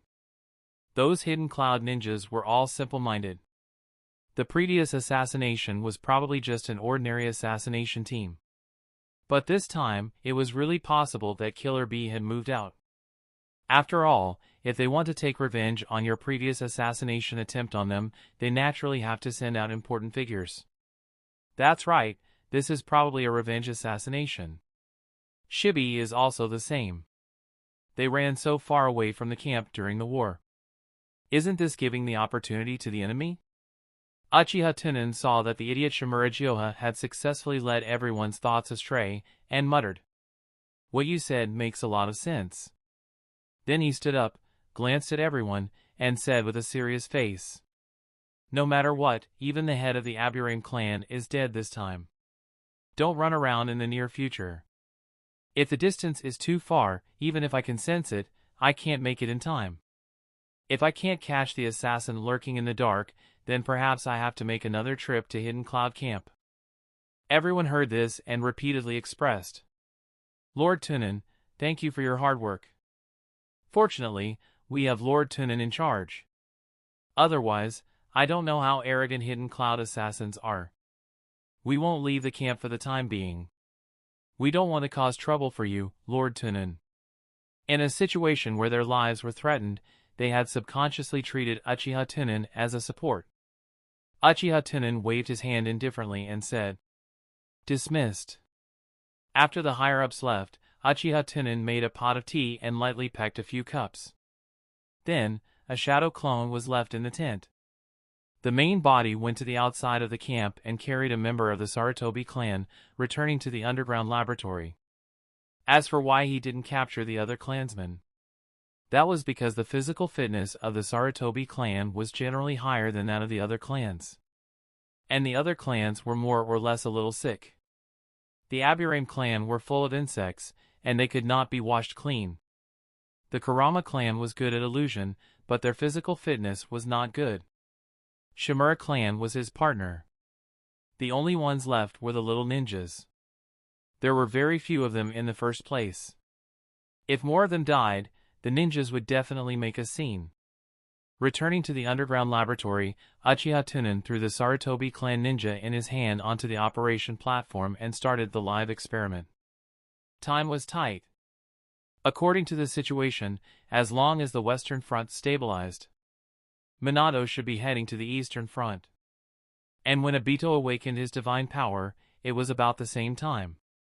Therefore, when the time came, Uchiha Tunan was determined to come out and protect Obito, ensuring that Rin would be killed by Kakashi. Suddenly, Uchiha Tunan, who was wearing a mask to remove the bones of the Sarutobi clan, raised his eyebrows. However, he thought of the fact that Noara Rin had already acknowledged him before. Him. He just didn't know if he would be able to obtain the power of a Biju after giving it to Noara Rin. If Noara Rin died, would he be able to obtain the power of a Biju? If it was possible, then this is so delicious. There was also Kakashi. He had given him a huge source. When he killed Rin with his own hands, would he also awaken the kaleidoscope? In order to obtain two divine might in one go, Uchiha Tunan did not let Obito lose his eyes. Then what kind of eyes would Kakashi awaken? I'm looking forward to it. After thinking about it, Uchiha Tunan narrowed his eyes and murmured, "My eyesight has dropped a little, but with the support of a huge amount of eye power, I can almost ignore it. However, I have to find a way to solve this hidden danger." Chapter 276, Inspirational Material. A month later. During this period of time, the Northern Front was generally calm and peaceful. Konoha and Hidden Cloud had always maintained mutual fear, and no one dared to fight. Konoha was worried that once the war started, the high-end forces would not be able to beat the other side. Hidden Cloud was the same as Konoha. Of course, there would be a few ninjas missing in Konoha's camp every day. After a long time, several higher-ups of the ninja clan came to Uchiha Tunan to discuss solutions. Uchiha Tunan only told them 2 points. First, the side effects of his previous all-out battle were too serious, and he had not fully recovered yet. Second, the disappearance of the ninja had to be strictly kept secret, lest it affected morale. Just like that, one by one, the higher-ups were dismissed by Uchiha Tunan, and they even took the opportunity to suppress the matter. In the basement, on the cold operating table, a ninja from the Sarutobi clan had his hands and feet fixed on the metal ring. He kept struggling and begging, "Lord Tunan, please spare me. I have never provoked you." Uchiha Tunan put on his white coat unhurriedly, put on a medical mask and gloves. He came to the side of the Sarutobi clan ninja, bent down and comforted him with a magnetic voice. "Don't be so nervous, relax. Don't worry, there is no danger to your life." The Sarutobi clan ninja trembled and said, "Really, really?" Uchiha Tunan looked at him with sincere eyes and said in a deep voice, "I am such a strong person, do I need to lie to you? However, this is a secret of Konoha, so I can't tell you in detail. But this is your luck. You have to know that so many ninjas have chosen you. As long as you can survive, you will be able to grasp great power." "Great power? I have been chosen by this world?" The Sarutobi ninja stared at Uchiha Tunan. The image of Uchiha Tunan fighting with the third raikage that day appeared in his mind. Then he remembered the story of Uchiha Tunan leading a group of people to kill Orochimaru, who was doing live experiments. How could such a hero who shed blood for Konoha harm me for no reason? I actually suspect that Lord Tunan is doing an experiment on living things. I really am not human. In an instant, the look in this ninja's eyes changed from fear to guilt and reverence. In a generous and intense tone, he said, "What do you need me to do?" Uchiha Tunan reached out and patted his arm, his face solemn, "Hold on with strong willpower." At this moment, this ninja only felt that there was a burden on his shoulders that concerned the survival of Konoha. His eyes were firm, "So that's how it is." "Okay." Uchiha Tunan immediately got up and took out a slightly exaggerated syringe from the side. He placed the syringe in front of his eyes and gently pushed the piston, eliminating the internal air. The ninja looked at the thick syringe and subconsciously swallowed his saliva. He asked, "What kind of potion is this?" Seeing that the other party seemed to be frightened, Uchiha Tunan casually cooked up a lie. "Superman potion, one shot can make your spirit reach the extreme excitement and break through the limit." The heart of the Sarutobi ninja, which had just been hanging up, fell back into his stomach. Drip, drip, drip. At this time, something like a metal pot lid slowly descended from the ceiling, almost touching the body of the Sarutobi ninja. The Sarutobi clan ninja had a curious look on his face. "What is this?" Uchiha Tunan inserted the syringe into the arms and veins of the Sarutobi clan ninja and said casually, "MRI to stimulate the cell activity of your body. You should understand how chakra is produced." The ignorant Sarutobi clan ninja suddenly understood, "I understand." With that, Uchiha Tunan activated the sound wave device. At the same time, the medicine that Uchiha Tunan had injected into his body also began to work. The Sarutobi clan ninja felt his muscles involuntarily tighten, and his brain felt a strong tingling pain, as if something was pulling at his soul. Ah! Seeing that the endurance of this material was actually so bad, Uchiha Tunan quickly encouraged, "Come on, hold on, we're about to succeed. Think about how you will become a super expert in the future, protect Konoha, and raise the will of fire. Ah! Power and money are easy to obtain. Ah! There are many beauties around. This Sarutobi clan ninja clenched his teeth and looked like a steel man. Uchiha Tunan nodded in satisfaction. Sure enough, encouragement was still useful. The more positive the material was, the better. However, just as Uchiha Tunan calmed down, the ninja started foaming at the mouth. His eyes were white and his body began to convulse. Instruments used for detection began to alarm one after another. Hatakido held a notebook and kept recording with a flustered face. Body temperature is beyond threshold. The electrocardiogram is chaotic, and the rhythm is abnormal. Uchiha Tunan stretched out his hand and removed the ninja's eyelids. He said with a serious expression, "The pupils are enlarged, and the breathing is weak. Hatakido, how is the mental wavelength of the material?" Hatakido turned around and glanced at the apparatus beside him.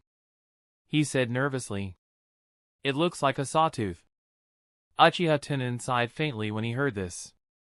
"Looks like it failed again." Hatakido glanced at the ninja who still had signs of life and said carefully, "Sir, it seems that he can still be saved. No, even if we save him, he will go crazy. Uchiha Tunan shook his head and said lightly, "That's it for today. Let's change to a new one tomorrow and start anew.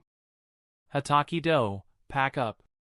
After saying that, Uchiha Tunan took off his white coat, used a surgical mask and gloves.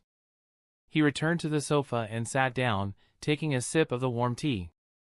He picked up the data recorded by the flag wooden pocket and began to ponder as he analyzed it. After a while, Hataki-do finished cleaning up. He then carried the boiling hot teapot to Uchiha Tunan and mixed tea into the teacup. He asked doubtfully, "Sir, I don't quite understand the recent experiments. Haven't you been studying the method of vibration frequency for human cultivation?" Uchiha Tunan said without raising his head. "Time is tight, so I added an experiment. You should already know that everyone is born with yin and yang. Yin is the spiritual energy, and yang is the physical energy. They are the products of their combination, and we call them chakra." Hataki-do nodded and said, "I understand." At this time, Uchiha Tunan put down the book and said sadly, "But I clearly remember that there is a thing called yin-yang escape. This thing is not chakra, but I don't know how to obtain it. I used to think that it was caused by the difference in the ratio of spiritual energy and body energy. But according to the recent series of experiments, I found that this was not the case at all." When he heard this, Hataki-do thought about it and suggested, could it be that the original meaning of these titles has changed? Uchiha Tunan did not mock or blame him. Instead, he patted the seat beside him and gestured for Hataki-do to sit down. He said, "Tell me what you think, academic discussion, and whatever you want to say." Hataki-do sat down slightly stiffly, pushed up his gold-rimmed glasses, and said in a deep voice, "Maybe the yin and yang in the yin and yang escape do not refer to spiritual energy and body energy." Uchiha Tunan suddenly had this possibility, and an interested expression appeared on his face. "Then what do you think it will be? The soul produces spiritual energy, and the body produces physical energy. Could it be that the yin and yang escape here is not the combination of spiritual energy and physical energy? It is the combination of the soul and the body." Uchiha Tunan suddenly felt that the fog in his brain had been cleared, and in an instant, he was suddenly enlightened and muttered, "The combination of the real and fake, the spirit and flesh becoming one. It is a good idea. Even if this is not the real yin-yang escape, it is worth for me to study it." After saying that, Uchiha Tunan let out a long breath and stood up. "Let's go out. The intensity of the experiments these days is too strong. It is not suitable to start new research immediately. The combination of work and rest is the right way." Chapter 277, Reinforcements Arrive. It was already late in the night outside the underground laboratory. The stars in the night sky seemed to be inlaid with countless pearls on the black velvet sky. Hataki-do accompanied Uchiha Tunan all the way to the hillside on the edge of the camp. This was the first time he had accompanied Uchiha Tunan to relax. In the past, the impression that Uchiha Tunan gave him had always been that he was otherworldly. It was as if he possessed unlimited energy, knowledge, and strength. However, this small action of relaxing his mind today made him feel that Uchiha Tunan was a little like a person. The two of them walked step by step, all the way to the top of the mountain without a word. Standing side by side on the cliff, looking at the sky full of stars. Hataki-do looked at the expressionless Uchiha Tunan and couldn't help but ask, "Sir, your strength is already so strong, why are you still keen on studying this?" Hearing this, Uchiha Tunan looked at the sky full of stars and narrowed his eyes. Was he strong? He was indeed strong. The current him should be comparable to Madara.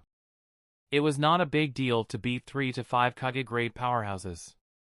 But so what? If he was just a native, he might have a reason to relax. But who asked him to know the hidden destructive power behind this world? And what was outrageous was that the powerful humans in this world had to have the blood of aliens like Otsutsuki. At the very least, before reaching the level of Kaguya, he still needed to continue hiding. Moreover, There were too many strange tricks in the ninja world, some of them were more like laws. No matter how strong he was, as long as he met the requirements, he would be defeated. Only by constantly fixing his own shortcomings. Others could do it themselves, so that they could be prepared. Just like the divine might of Madara's Manjikyu Sharingan, not to mention his own blurred form, just the ability to distort space. Once he was hit, his unbreakable diamond body really did not have the confidence to block the tearing of space. Even if Uchiha Tunan guessed that this kind of eye technique could be blocked by Shurshui as long as it was far more powerful than the caster. But Uchiha Tunan did not dare to take the risk. Only when he had this ability and analyzed and understood the principle, would he dare to face it. What's more, the Rakudu Sannin of this world were not completely dead. He had the ultimate sealing technique of the six-way earthly stars in his hands. If he appeared, he would show off in the ninja realm. If he touched the interests of the other party, he would be finished. Uchiha Tunan did not think that an old bastard who had existed for thousands of years could be a good person. If he wanted to die, he would die obediently. If he stayed in the Pure Land to observe people, wouldn't he be too idle? Only a fool would believe what he said for the sake of the world and for the sake of the world. After a long time, Uchiha Tunan slowly said, "The more people know, the more insecure they feel. Everything I do is to survive. To live freely forever. This is also the eternal life that people speak of. Not only can I reach my lifespan, but there is also nothing that can threaten me." Eternal life? When Hataki-do heard this, he was slightly stunned. He did not expect Uchiha Tunan to have such a plan. He immediately thought for a moment and said with a frown, "But the books I read say that eternal life is just people's imagination. Even if they really obtained eternal life, it would be very painful and lonely. The acquaintances around them died one by one, leaving only an unfamiliar world." Hearing this, Uchiha Tunan chuckled. He looked up at the starry sky and slowly opened his arms. Just take a look at those people's words. There is no need to take them too seriously. How could a sparrow know of the ambitions of a swan? There is a type of creature called plankton, whose lifespan is only 1 day. As the saying goes, die in the morning. In their eyes, aren't humans an eternal life? Do they also think that humans are a lonely and painful creature? But we know that is not the case. Most people don't want to die before they die. Spring goes and autumn comes in 10 years. 100 years can prove death. 1,000 years can decide at the vicissitudes of life. 10,000 years, one can see the stars and stars. Life is the shackle of evolution, and only by breaking through the shackle can you see the wider sky. Using enough time to understand the principles of heaven and earth to make oneself stronger and longer. This was a virtuous cycle. It was also the instinctive pursuit of all life. However, heaven and earth gave life the so-called longevity limit such a shackle. Life knows that it cannot break through, so it will continue to exist in the way of reproduction. Hataki-do stared at the side of Uchiha Tunan's face, and his eyes were slightly dazed. His knowledge were not enough for him to understand Uchiha Tunan's ambition. But he could feel the greatness of Uchiha Tunan's ambition.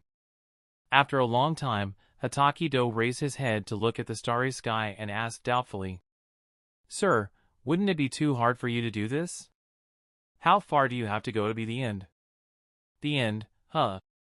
Perhaps it is to share the same lifespan as the heavens, or to transcend the heavens and earth." Uchiha Tunan lowered his arms and muttered. Suddenly, Uchiha Tunan sensed something and looked to the west, instantly connecting to the view of a white pigeon patrolling the night. Hundreds of kilometers away, he found a large number of Konoha ninjas staying in the camp. Uchiha Tunan immediately raised his eyebrows and said, "It seems that the new experiment can only be left to continue in the future. Go back and rest. You will be busy again tomorrow." The next morning, the sun on the horizon was like a heavy lotus, rising step by step, slowly. In the blink of an eye, the blue sky suddenly turned red. In the far east, it was like thousands of colored searchlights shooting out rays of light that instantly dyed the snow-white clouds in an orange color. A Konoha ninja used the body flicker technique all the way and went straight to the commander-in-chief's tent from outside the camp. "Lord Tunan, good news. Our reinforcements are here." In the commander-in-chief's tent, Uchiha Tunan held the teacup in his hand and took a small sip. Hearing this, his eyes narrowed and he put the teacup down heavily. "Inform everyone to start the pre-war meeting." Half an hour later, the representatives of the various clans and the higher-ups gathered in the commander's tent. They were all excited by the news that the reinforcements had arrived. After all, life was in danger at any time on the battlefield, and the more people there were, the safer they felt. Uchiha Tunan looked at the new faces and tapped his fingers on the table. He said slowly, "Tell me the number and strength of the reinforcements this time." The representative of the leader of the reinforcements this time is a Jounin from the Hinata clan.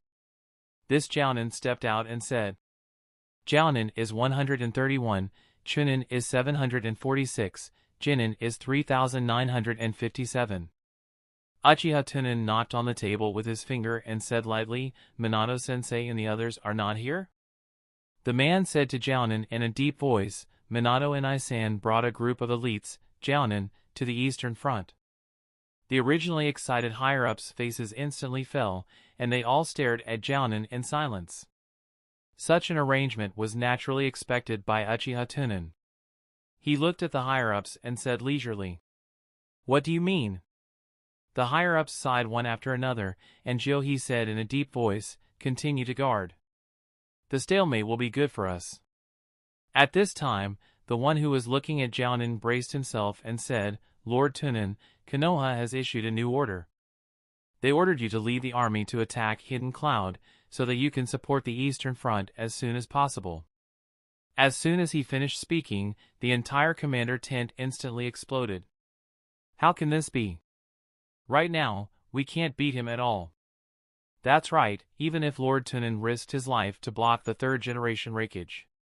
Just the strength of the other side's Hachibi and raikage Sair are not something ordinary ninjas can resist. Although there are many reinforcements, we can't compare to the number of ninjas in Hidden Cloud Village. If we are at a disadvantage in all aspects, how are we going to fight? Are we going to die for nothing? Lord Tunan's injuries have not recovered yet. This is too risky." "I don't agree. Maybe Lord Hokage does not understand the situation of the battle. This command cannot be executed." These higher-ups were not fools either. After all, this matter concerned the lives of themselves and their clansmen. Uchiha Tunan looked at the excited crowd and slowly stood up. He said in a low voice, "All right, recently, Hidden Cloud is still trying to assassinate us. The other party is too cunning. They have not been caught for a month. I decided to go to the Hidden Cloud camp again for assassination. As for the war, I have my own arrangements." Compared to Konoha's stupid orders, Uchiha Tunan's arrangements made these higher-ups feel warm.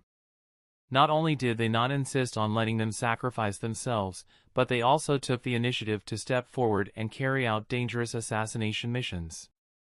The higher-ups who were usually scheming could not help but feel a little moved. "Lord Tunan, you have to be careful. Yes, you have to ensure your own safety first." Uchiha Tunan glanced at Shimura Joha and said, "Joha, I'll leave the camp to you." Shimura Joha immediately knelt down on one knee and lowered his head, saying, "Yes, Lord Tunan." In the next instant, Uchiha Tunan's figure disappeared from everyone's sight.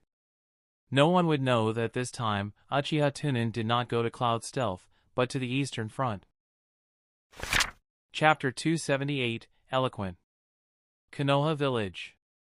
In the Hokage's office, Hiruzen Sarutobi stood by the window and looked down at the two photos in his hands.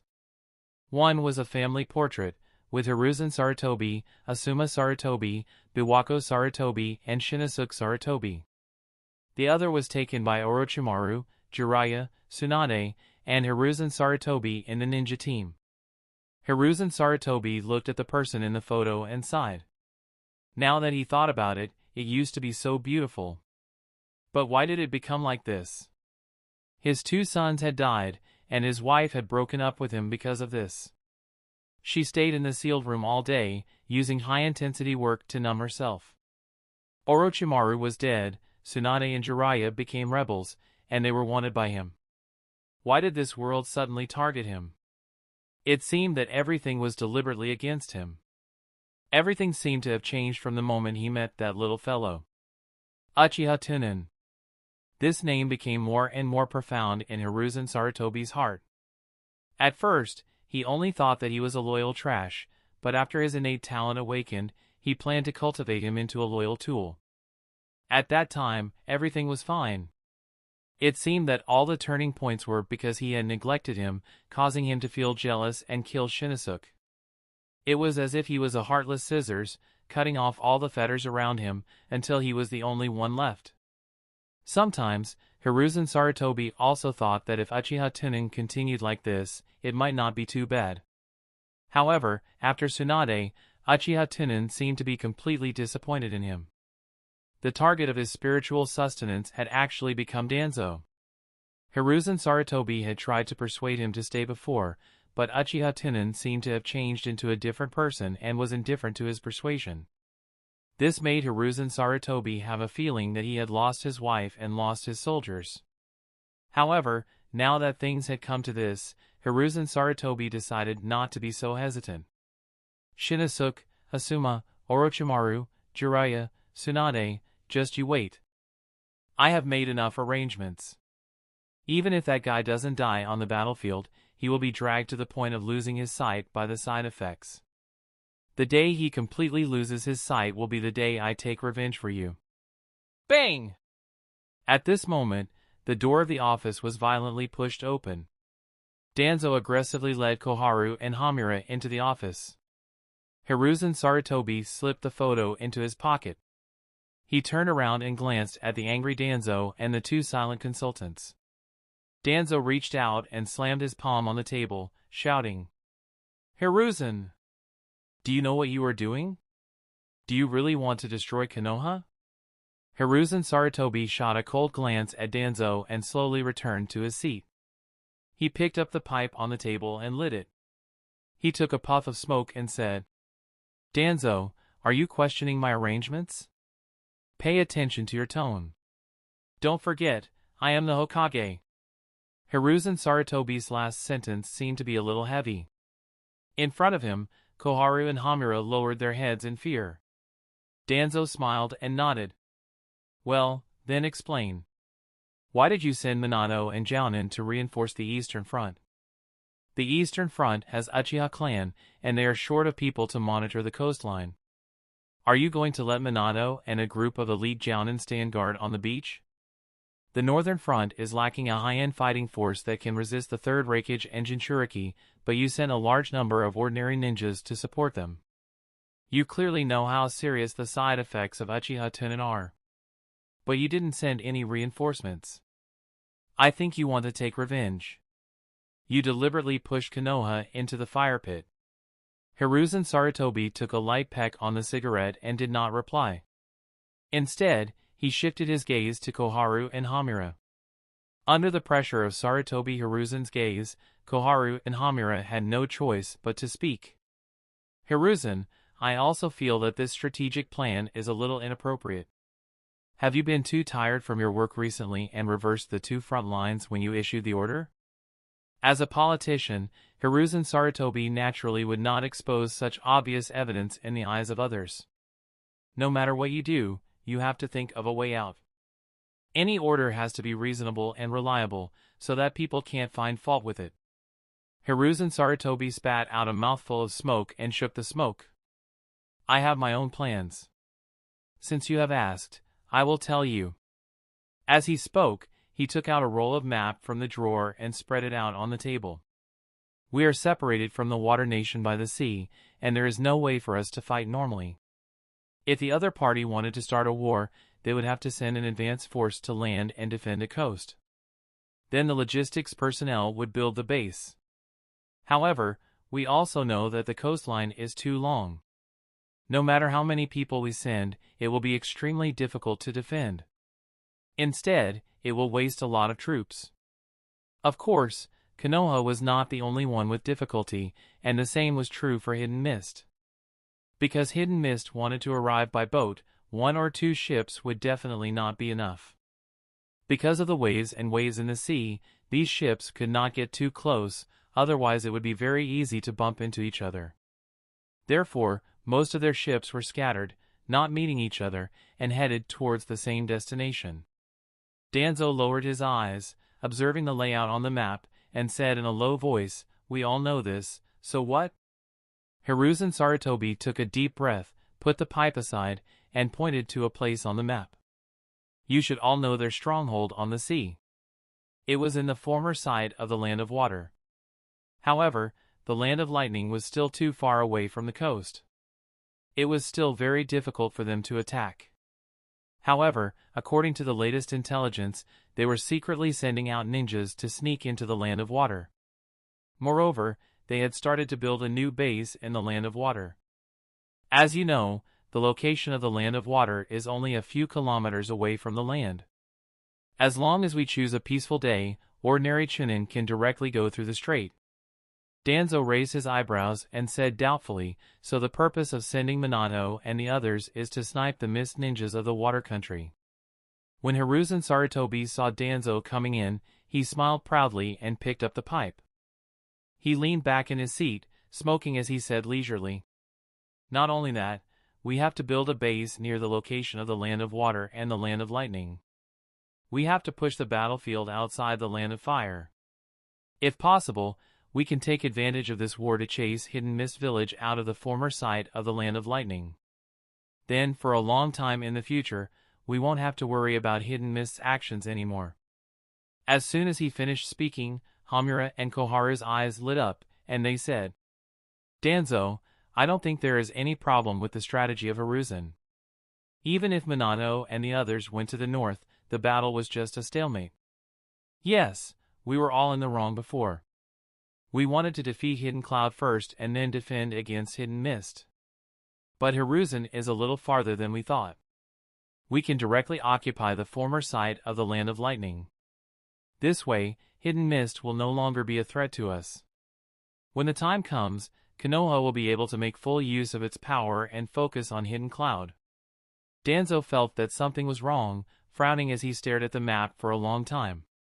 After a long time, Danzo's eyes narrowed, and he found the problem.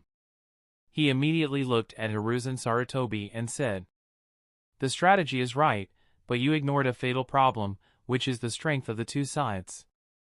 The former side of the Land of Lightning was not so easy to reclaim, and the environment there was not good for Konoha's ninjas. What's more, the number of troops on the eastern front was the least of the three. And..." Hiruzen Sarutobi raised his hand and interrupted Danzo.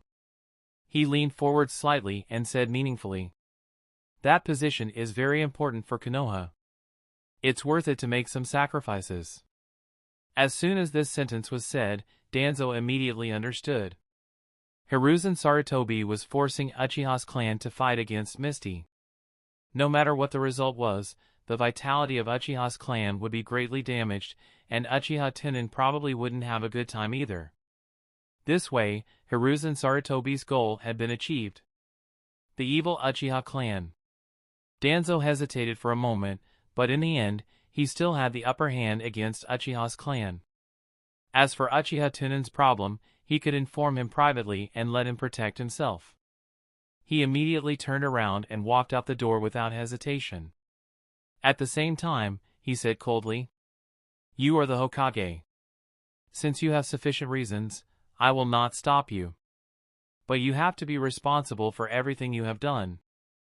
I will keep an eye on you." "Who?" After Danzo and the other two left, Hiruzen Sarutobi let out a long sigh of relief. This decision was indeed very risky, but if they didn't do so, it would depend on Uchiha Tunan's achievements. After the war, with the support of the Uchiha clan, he would definitely be able to occupy a huge authority in Konoha. And he was on the side of Danzo. In this way, his position would be lost. "Konoha, my Konoha." After a long time, Hiruzen Sarutobi took out the battle report from the North Battle Line from his drawer. The more he flipped through, the more he frowned. What were these fellows doing? The opportunity was already in their hands, yet they still didn't make a move. What was the use of contracting the defense line every day to assassinate? It was clear that as long as a few strong people attacked Uchiha Tunan and killed him, he would be able to smoothly take back the Tang country's camp. Why didn't they attack? Did they think that Konoha had a backup plan? As Hiruzen Sarutobi thought of this, an idea emerged in his mind. After a long time, he heard Hiruzen Sarutobi say in a low voice, "Someone come." An Umbu opened the door, came to Hiruzen Sarutobi and knelt on one knee. "Hokage-sama." Hiruzen Sarutobi put a scroll on the table and said, "Deliberately disclose this information to the spy." Umbu immediately got up, put the scroll into the ninja bag, and nodded heavily, "Yes." During the war, the wrong information had always been used by the big ninja village. This dark group thought that it was the same this time. But he never thought that this scroll recorded the ability of Uchiha Tunan's Mangekyo, as well as the side effects. Chapter 279, The Storm is Coming. The channel between the water country and the fire country. The moon shone on the sea, and the surface of the sea was glittering like millions of silver fish jumping and swimming in the sea. Dozens of figures were galloping on the surface of the sea. With every step he took, there was only a faint ripple on the surface of the water. On the shore of the sea of the water country, dozens of hidden mist group were stationed nearby, monitoring the area on the surface of the sea. That is Konoha's ninja. Suddenly, a hidden mist group member's eyes focused and noticed the black shadow that appeared on the horizon. He immediately said to his companion beside him, "Send the message back." Then, he whistled. This was a way to communicate with the hidden mist group. It meant that the enemy was attacking and preparing for battle. Immediately, dozens of hidden mist group gathered in the forest on the shore of the sea, tacitly forming a seal and launching ninjutsu together. Silent killing technique. The sea mist gradually rose, and the cloud turned into faint, dark, and thick. Minato, who was running on the surface of the sea, saw this and shouted, "I'll go to the beach first. You guys follow me." After saying that, he threw dozens of special kunai into the thick fog. So. In the next moment, Minato disappeared from the sea. There was a sound of metal colliding in the thick fog on the shore. Apparently, Minato was fighting with the hidden mist group. Even though he was in the thick fog, he was still able to deal with the hidden mist group as if he was cutting vegetables. Ah! Uchiha Fugaku's eyes turned into 3 Tomo Sharingan, and he saw that Minato had already dealt with several enemies on the shore. He immediately shouted, "Go ashore." The group of Uchiha, Jounin, and Kakashi shouted in unison, "Yes." As soon as he finished speaking, everyone, including Kakashi, activated their 3 Tomo Sharingan. One by one, they followed Uchiha Fugaku from the surface of the sea and jumped into the thick fog to fight with the hidden mist group. Fire style, Phoenix Immortal Fire Technique. Thunder style, Thunder Tiger Kill. Fire style, Grand Fireball Technique. Uchiha Fugaku landed beside Minato and looked around the battlefield with his arms crossed. He commanded, "Don't use this kind of low hit rate ninjutsu. The other side is the hidden mist group, so we can directly fight in close combat to avoid hurting our companions." "Yes."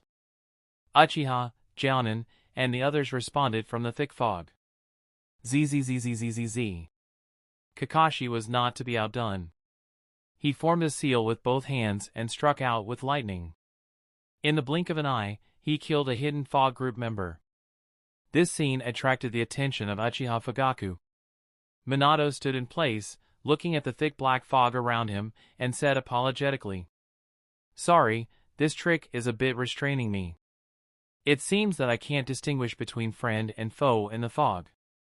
Uchiha Fugaku stared at the figure of Kakashi shuttling through the battlefield, and said lightly, "Minato, just stay by my side and watch."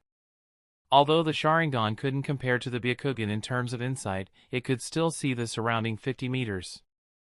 The other side didn't have many people, and it would end soon. Kakashi seemed to have changed his personality because of the death of Obito. In the battle, every move without holding back, facing the hidden mist group that was weaker than him, now he even displayed his strongest ninjutsu. Z, Z, Z. A sound like the cry of 10,000 birds rang out, sharp and ear-piercing. The blinding white light was almost about to penetrate the seal of the thick fog, attracting the attention of everyone in the battlefield. Thunder cut, double thunder strike. Kakashi clenched the thunder ball with both hands. With the addition of the terrifying dynamic vision of the three Tomo, the avatar of thunder and lightning constantly shuttled back and forth in the battlefield. One by one, the hidden mist group fell under the hands of Kakashi. All of their bellies were pierced by the thunder. Killed in one blow.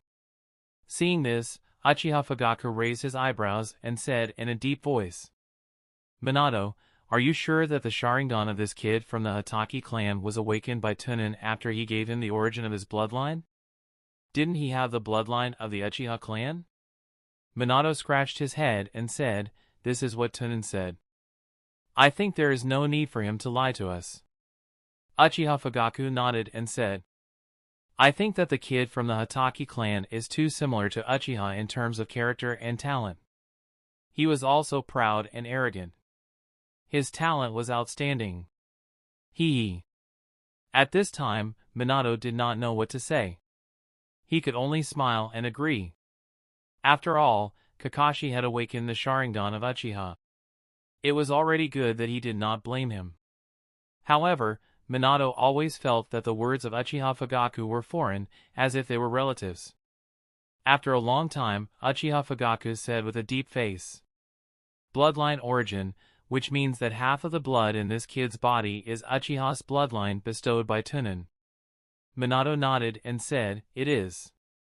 Hearing this, Uchiha Fuyue thought a lot, and finally attributed this to Uchiha Tunan's Mangekyo, muttering, "Then he can be considered as Uchiha." Minato was a bit reserved. "Lord Fugaku, don't tell me you don't mind at all?" Uchiha Fugaku chuckled and shook his head. "It's nothing. Uchiha's clan has never had any restrictions on marriage with outsiders. However, most of the time, Uchiha's clansmen look down on outsiders. But it was not like there was no such situation. However, after marriage, the other party also wanted to join the Uchiha clan. If they did not join, then their descendants would have to recognize their ancestors after awakening the Sharingan." Minato was stunned and quickly explained, "But Kakashi really has nothing to do with Uchiha's clan." Uchiha Fugaku waved his hand and said, "None of this is important. If he is willing to join Uchiha, we can accept him. After all, he was qualified to awaken the three Tomo." In the thick fog, in just a few minutes, the hidden mist group had lost about half of its members, and most of them had been killed by Kakashi. When the hidden mist group saw Kakashi, who seemed to be in a situation where no one was around, they subconsciously gathered together and shouted angrily, "Block this little brat." As their opponents, Uchiha and Jounin were not to be outdone. They also gathered around Kakashi. It was as if they had already regarded Kakashi as one of their own. As for the reason, Uchiha's clan had always been blind and did not recognize people. Kakashi clenched his 10 fingers together, and the ball of lightning in his palm grew even more intense. He said indifferently, "All of you, move aside. I can do it alone." In the next instant, Kakashi turned into lightning and charged into the crowd, beginning a massacre. When the other Uchiha Jounin saw this, they all crossed their arms in front of their chests and shouted excitedly, "What an arrogant little brat. I really like it." "What are you thinking about?" "I am thinking about who this little brat's mother is. Could it be? Well, it seems that after the war ends, this little guy has to acknowledge his ancestors. It's just that this white hair is a little disgusting. I think it's cool." Rumble. The dark clouds piled up on the horizon, drifted, and spread over, like paper that had dried up ink. The starlight in the sky was gradually consumed by the dark clouds. They only heard the strong wind blowing through the trees and woods, howling like wolves. The seawater was also stirred up by the strong wind and began to stir up waves. The crazy flood sunlight was filled with a terrifying and unfathomable mystery. Minato frowned and murmured, "How can the weather change so fast?" Uchiha Fugaku didn't find it strange and said, "The sea is like this." A hint of worry appeared on Minato's face as he said, "But in that case, it seems like our logistics medical personnel will not be able to keep up in time. There are only a few people, so it doesn't matter if we keep up with them." Uchiha Fugaku shrugged. "My people have already brought most of the supplies with them before we set off. 5 scrolls for storage, no delay." Minato was secretly speechless. Were Uchiha's clan so rich? However, when he thought of the sparse medical personnel in the Eastern Front, Minato felt a little sorry for Konoha. In his small team, Noara Rin was just an ordinary medical chunin. But when she arrived here, she was like a treasure. A moment later, Kakashi stabbed the last hidden fog group member to death on the tree trunk. The fog gradually dispersed, and Uchiha Jounin came to the front of Uchiha Fugaku, knelt down on one knee and said, "Chief, the enemy has been completely annihilated." Uchiha Fugaku looked up at Storm Cloud, who was about to float over, and said in a low voice, "Find a wide place and set up the tent first. After tonight, the logistics will be here tomorrow." As soon as he finished speaking, Uchiha and Jounin began to move. At this moment, Minato, who was looking back at the land, was stunned. He seemed to see a black dot rising and falling in the dark night. But before he could see it clearly, a huge wave rolled up and blocked his sight. "Minato, what's wrong?"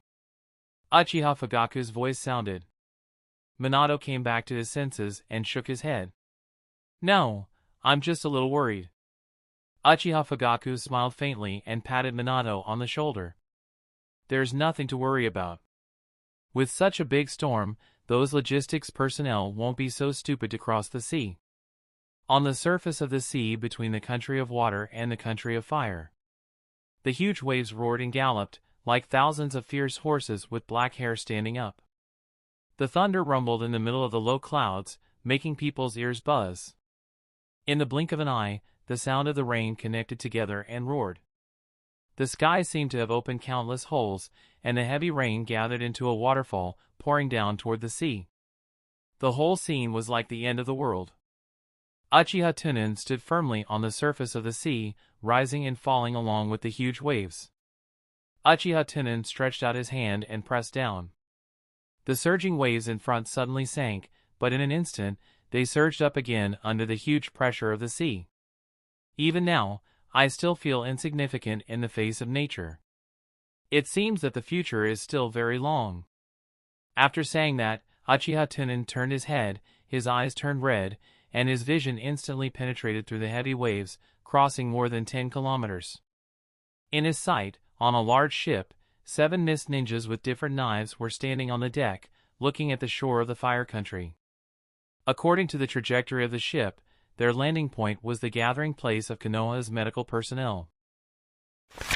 Chapter 280, Three-Tailed Ceiling. The night sky was covered with thick clouds, and lightning was like a poisonous snake sticking out its tongue, constantly cutting through the haze in the sky. Under the pouring rain, the blood flowing on the coast was quickly washed away. "Run, send the message back." A Konoha's chunin had just finished speaking when his head was cut off by a large blade. He saw 7 different mist ninjas standing in a row. Each one of them had a strong aura that made people feel suffocated. This was the famous 7 ninja swordsmen of the Hidden Mist, known to be able to destroy a small country with 7 people. Because the strategy they had set before was to sneak attack the water country, Uchiha Fugaku did not mobilize too many people. Other than the dozens of Jounin-level combat forces that had already set off, they only brought a few dozen medical logistics ninjas. Now that Uchiha Fugaku and the others were not here, there were not many decent combat forces here. Seeing this, several logistics chunin blocked the front and shouted angrily, "Medical ninjas, run toward the stronghold. Uchiha is stationed there." Biwa Juzo lifted his broadsword on his shoulder and said disdainfully, "Humph, a group of trash still wants to run under the eyes of the 7 ninjas." Dozens of Hidden Mist Umbu members came down from the big ship, each holding a long saber and rushing toward the remaining Konoha ninjas in a tacit understanding. In the face of these Konoha's medical ninjas, it was a one-sided slaughter. Jinpachi Minashi, who was next to Juzo, looked at Noara Rin and the others who were running at the front and said, "Those who were covered should be medical ninjas. Catch or kill." Kurisuke Raiga grinned, and a cruel expression appeared on his face. "This time, we are attacking Konoha directly. What kind of preferential treatment are you playing with the captives? Kill them directly." Suddenly, one of the Hidden Mist Umbu members who came down from the ship came to the side of the 7 people and said in a deep voice, "The short-haired ninjas stay alive. Her body is very suitable to become a Jinchuriki." "Oh, you're in luck." Juzo raised his eyebrows and immediately jumped high into the air. The instant he landed, the broadsword in his hand swept towards the fleeing medical ninja. Pooh! Other than Noara Rin, the other medical ninjas were instantly separated by the waist. Juzo looked down at the broadsword that was sucking blood. He took a deep breath and said in an intoxicated manner, "The taste of blood. You." Under the deterrence of absolute strength, Noara Rin seemed to be completely flustered. She stumbled back a few steps and then sat down on the ground. Juzo's eyes turned cold as he strode in front of Noara Rin and reached out his hand to grab her. In Rin's terrified eyes, the hand reflected in her eyes became bigger and bigger. Suddenly, Rin's expression became serious. A kunai suddenly appeared in his palm and stabbed towards Juzo. There was a hint of ridicule in Juzo's eyes as he grabbed Rin's wrist and squeezed it slightly.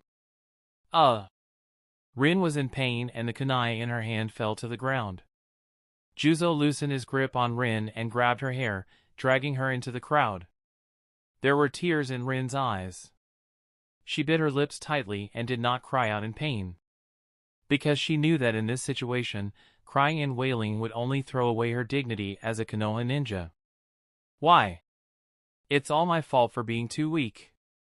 The Hidden Mist group member in the crowd stared at Rin, who was dragged in front of him. His eyes under the mask were slightly unfocused and he said coldly, "Knock her out. That way, we can carry out the sealing ceremony." Juzo nodded and knocked Rin to the ground with a hand knife. Following that, a group of Hidden Mist Umbus stepped forward and placed the unconscious Rin on the ground. Then, they began to draw the sealing technique on the ground. By the side, Jinpachi watched as the members of Umbu drew a seal that he could not understand. He said impatiently, "Speaking of which, how long will the seal take?" The leader of the Mist Umbu said in a deep voice, "About an entire day." "What about the water country? We have nothing to do now anyway." Kurisuke Raiga frowned and asked, "Do you want the 7 of us to get rid of the Konoha ninjas from the water country first?" The leader of the Hidden Mist Umbus shook his head and said, "There are people holding them back. You just follow the order of Mizukage and attack Konoha."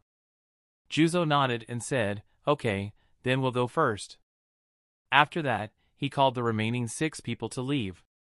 After the 7 people left, the leader of the Hidden Mist Umbu pulled up Rin's shirt, revealing her snow-white abdomen. Then, he arranged for a group of Hidden Mist Umbu members to kneel on one knee in different directions of the sealing formation. In the forest in the distance, the 7 of them were quickly moving towards Konoha. Jinpachi looked back from time to time, frowning as if something was on her mind. Juzo stole a glance from the corner of his eye and said lightly, "Don't think about it. Sometimes, it's meaningless to know too much." Jinpachi hesitated for a moment before a puzzled expression appeared on his face. "But I keep having a feeling that there is something wrong with the Umbu after coming ashore." Juzo shook his head and said, "It's not just them. The whole Mist Village is the same. We are just tools. We don't need to think too much. We just need to carry out orders." At the same time, in an underground world in the ninja realm, everything is finally about to begin. Uchiha Madara, who was sitting in his seat, raised his head, a fanatical expression appearing on his face. The single-eyed 3 Tomo were crazily rotating. The golem behind him is frantically instilling chakra into Uchiha Madara's body to maintain the effect of the hypnotic eye. On the shore of the Fire Country, the pupils of these dozens of hidden mist umbu were reflecting the blood-red three tomo. These were the hypnotic eye imprints that Uchiha Ban had planted in their minds with the Rinnegan. At this moment, it was completely activated by Uchiha. Roar! Along with a world-shaking roar, a huge wave suddenly rose in the sea near the coast, and a huge monster that looked like a turtle emerged from the sea. The three tails behind him swayed endlessly, as if they were announcing their existence to the world. Far away on the sea, Uchiha Tunan's figure rose and fell along with the rolling waves. The pouring rain in the sky separated from the top of Uchiha Tunan's head, condensing into streams of water that fell into the sea. Seeing that the eyes of the three tails had changed into the shape of the Sharingan, Uchiha Tunan naturally knew who was behind this. Immediately, the corners of his mouth slightly curled up. This old fellow's eye power is really good. With 3 tomo, he can still control the three-tailed beast. After saying that, the fingers of Uchiha Tunan's left hand flicked. A slender stream of water surged up from the surging seawater below him, like an intelligent snake, nimbly moving between Uchiha Tunan's fingers. Uchiha Tunan looked at the flowing water with satisfaction and muttered, "The secret technique of the Hashirama is indeed extraordinary. Now, I can control the liquid at will. The only things left are the gas and thunder fire, which are almost invisible." On the shore of the sea. The moment the three-tailed beast appeared, the group of hidden mist umbu under the control of Uchiha Madara made a series of hand seals, slapping down towards the sealing magic formation on the ground. For symbol seal.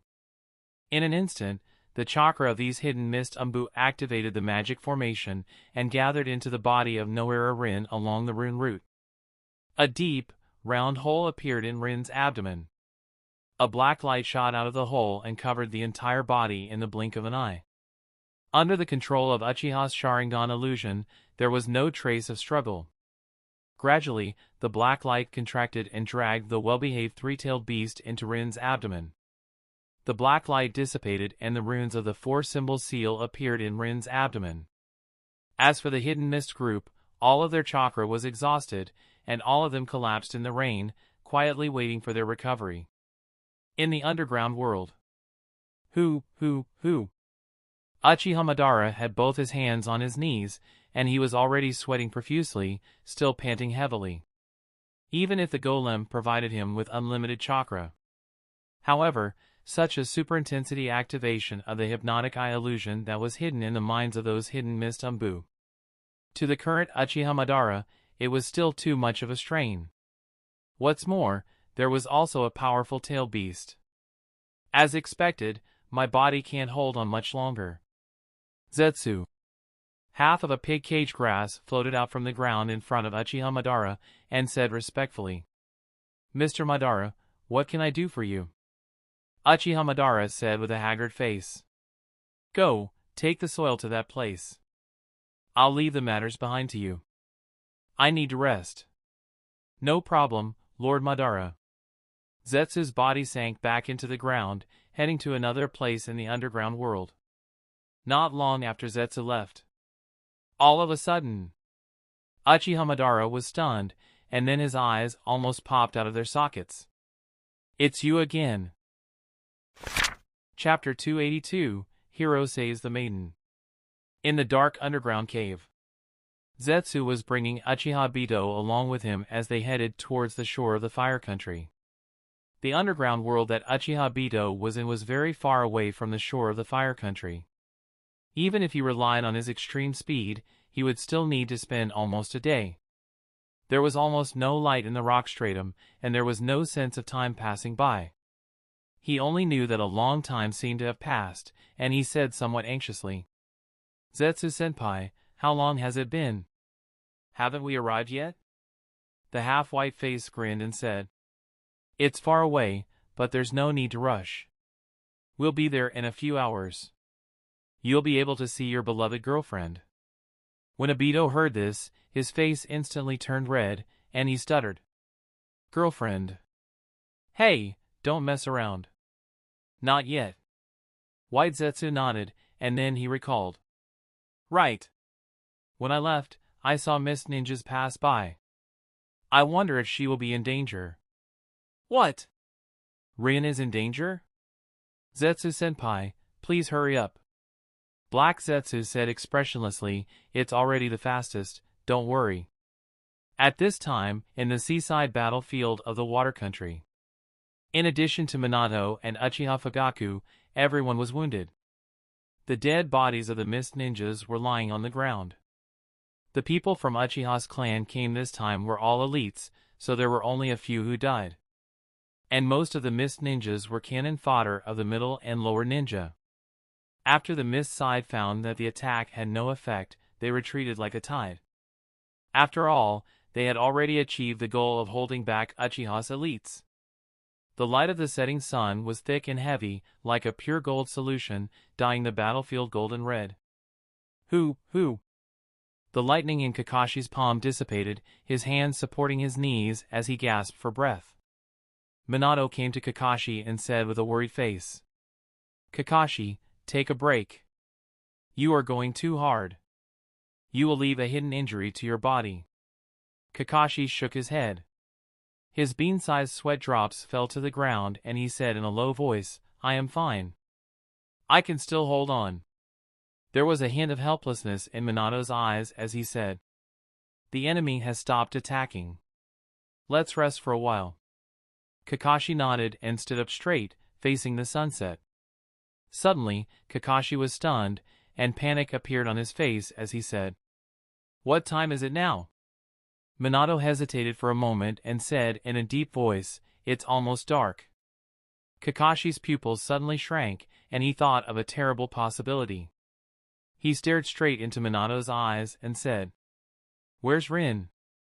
Why isn't she here yet? Minato's eyes flashed with a hint of impatience, and he lowered his head and said, Maybe she was delayed for some reason. I'll go back and take a look. Kakashi ran towards the sea in a flash. But in a flash, a black shadow flashed, and Uchiha Fugaku stood in front of Kakashi with his arms crossed over his chest. Kakashi frowned, and the lightning chakra around his body burst out, and his figure flashed to avoid Uchiha Fugaku. However, no matter which direction Kakashi ran in, Uchiha Fugaku would be the first to block him. So strong. The three Tomo in Fugaku's eyes slowly turned. He looked down at Kakashi and said in a deep voice, Kakashi. No matter what happens now, you can't go back alone. I don't know when the attack will start. During the war, the ninjas have to focus on the mission. Moreover, they haven't come yet. It will be too late for you to go over. Kakashi clenched his fists. Three Tomo appeared in his eyes, and he looked at Uchiha Fugaku without fear. He said in a deep voice, I have lost a companion. I don't want to lose another one. Even if there was only a glimmer of hope. Minato slowly came behind Kakashi, put his hands on his shoulders, and said to Uchiha Fugaku, Mr. Fugaku, let him go. Uchiha Fugaku narrowed his eyes and slowly said, You are the new commander. Everything is up to you. Minato forced a smile and took a deep breath. He said to Kakashi, Kakashi, as the commander-in-chief, I will issue you a support mission. You must immediately head to the other side of the sea to protect the safety of our logistics medical personnel. Kakashi nodded heavily. Understood. With that, he disappeared in front of the two of them and ran towards the sea. Uchiha Fugaku crossed his arms and looked at Kakashi's back as he ran across the sea. He said lightly, If you do this, you might harm him. There might be a lot of enemies on the other side. Minato did not answer directly. Instead, he asked, How long will it take for our support? There was no support until we drove the ninja from the land of water. Otherwise, no one will defend the coastline. Uchiha Fugaku turned around and walked towards the temporary base. At this moment, Minato felt more and more that Konoha owed Uchiha a lot. He immediately put his hands on his knees and bowed towards the back of Uchiha Fugaku. Sorry. Uchiha Fugaku paused for a moment and said, No need to apologize. Who told Uchiha to be the strongest ninja in Konoha? I have already sent a message to the clan to use a portion of the clan members to prepare for war. Uchiha's strength is not limited to this. The golden crow sank to the west, and the jade rabbit rose from the east. The bright full moon scattered silver on the calm surface of the sea. A thin figure was running on the surface of the sea anxiously. A series of ripples appeared wherever the figure passed. On a huge rock on the shore of the sea. Noera Rin's eyelids trembled slightly, and then her body suddenly twitched. She opened his eyes and exclaimed, "Ah! Monster!" The first thing he saw was the moon hanging high in the night sky. Rin's lips moved slightly as she muttered, "Am I dead?" "You are not dead, but you will die soon." A white cat face mask moved into Rin's sight, blocking the full moon in the sky. Rin instantly came back to her senses and subconsciously wanted to make a move, but she found that her body was already tied up and she could not move at all. She immediately said with a panicked face, "What did you do to me?" Uchiha Tunan's clone shook his head and said with a smile, "I didn't do anything. I just injected three-tailed beast into your body. Now you are already a three-tailed Jinchuriki." Rin was stunned when she heard this. She thought back to the terrifying behemoth in her dream and murmured, "Jinchuriki. Why did you do this?" Uchiha Tunan naturally had to explain to Rin about the powerful relationship so that she would have the idea of committing suicide. As for people, there was a kind of rebellious heart. The more the enemy did not want her to do anything, the more she would subconsciously want to do the opposite. The clone stretched out his rough hand and roughly stroked the face of Rin, and said with a smile, "The three-tailed beast lives in the water all year round. Mizukage told us to find a container to transport the three-tailed beast to Konoha. Then we will undo your seal and release the three-tailed beast." Humph! At this time, Konoha's fighting power must be empty, and it would be difficult to block the three-tailed beast's destruction. Who knows how many people will die at that time? Rin felt the burning pain on his face, and the tears in his eyes flowed uncontrollably. She shook her head frantically to avoid the blasphemy of the clone and shouted hysterically, I won't let you succeed." The strength of the clone increased even more, turning Rin's face purple. Once again, Cruel laughed and hinted with his words, "It's useless. We've cast a curse on you. You won't be able to harm yourself at all. Be obedient and become a container. When the beast is released, your mission will be over." When Rin heard this, despair appeared in her eyes. The entire person was stunned, not moving at all. She completely did not resist the ravaging of the instantaneous clone. When Uchiha Tunan saw her expression, he was slightly unhappy in his heart. She lost her fighting spirit with just a slight scare. How could this be? Without fighting spirit, how could she have the determination to sacrifice herself? The eyes of the clone turned cold, and then it suddenly opened its hands and shouted, "Bang!" Rin, who was originally in a state of despair, was suddenly frightened by the sudden cry. A demonic voice came from under the cat face mask of the clone. "You will be blown into pieces like fireworks." This time, Rin was completely crazy. She twisted her body desperately and shouted, "Bastard!" Uchiha Tunan would not let her vent her emotions. She immediately stuffed Rin's mouth with a rag. "Pah!" A bright red handprint appeared on Rin's face. The clone looked at the sea, and there was a hint of ridicule in his eyes under the mask. He smiled and said, "What a rude woman. Well, since you have succeeded in becoming a pillar, we will send you to Konoha now." As soon as his voice fell, a dazzling lightning suddenly burst out from behind the clone. Chapter 283, Creating a Desperate Situation. ZZZ-. Thunder cut, double thunder strike. In the blink of an eye, his doppelganger jumped to the side, barely dodging Kakashi's thunder cut. Holding the thunder in his hand, Kakashi was like a god descending to the earth, steadily landing on the boulder where Rin was lying. Immediately, his left hand dispersed the lightning and grabbed the blade on his back. With a flash of white light, the sharp blade returned to its sheath. The rope on Rin's body had been cut off. Kakashi stared at the mist ninjas who surrounded him with a serious expression and said in a low voice, "Rin, are you alright?" Rin, who had lost her restraints, threw away the rag in her mouth and looked at Kakashi's back. Her heart was completely immersed as she said in a daze, "Kakashi." The clones were not in a hurry to rush up. After all, there was still one person who had not arrived.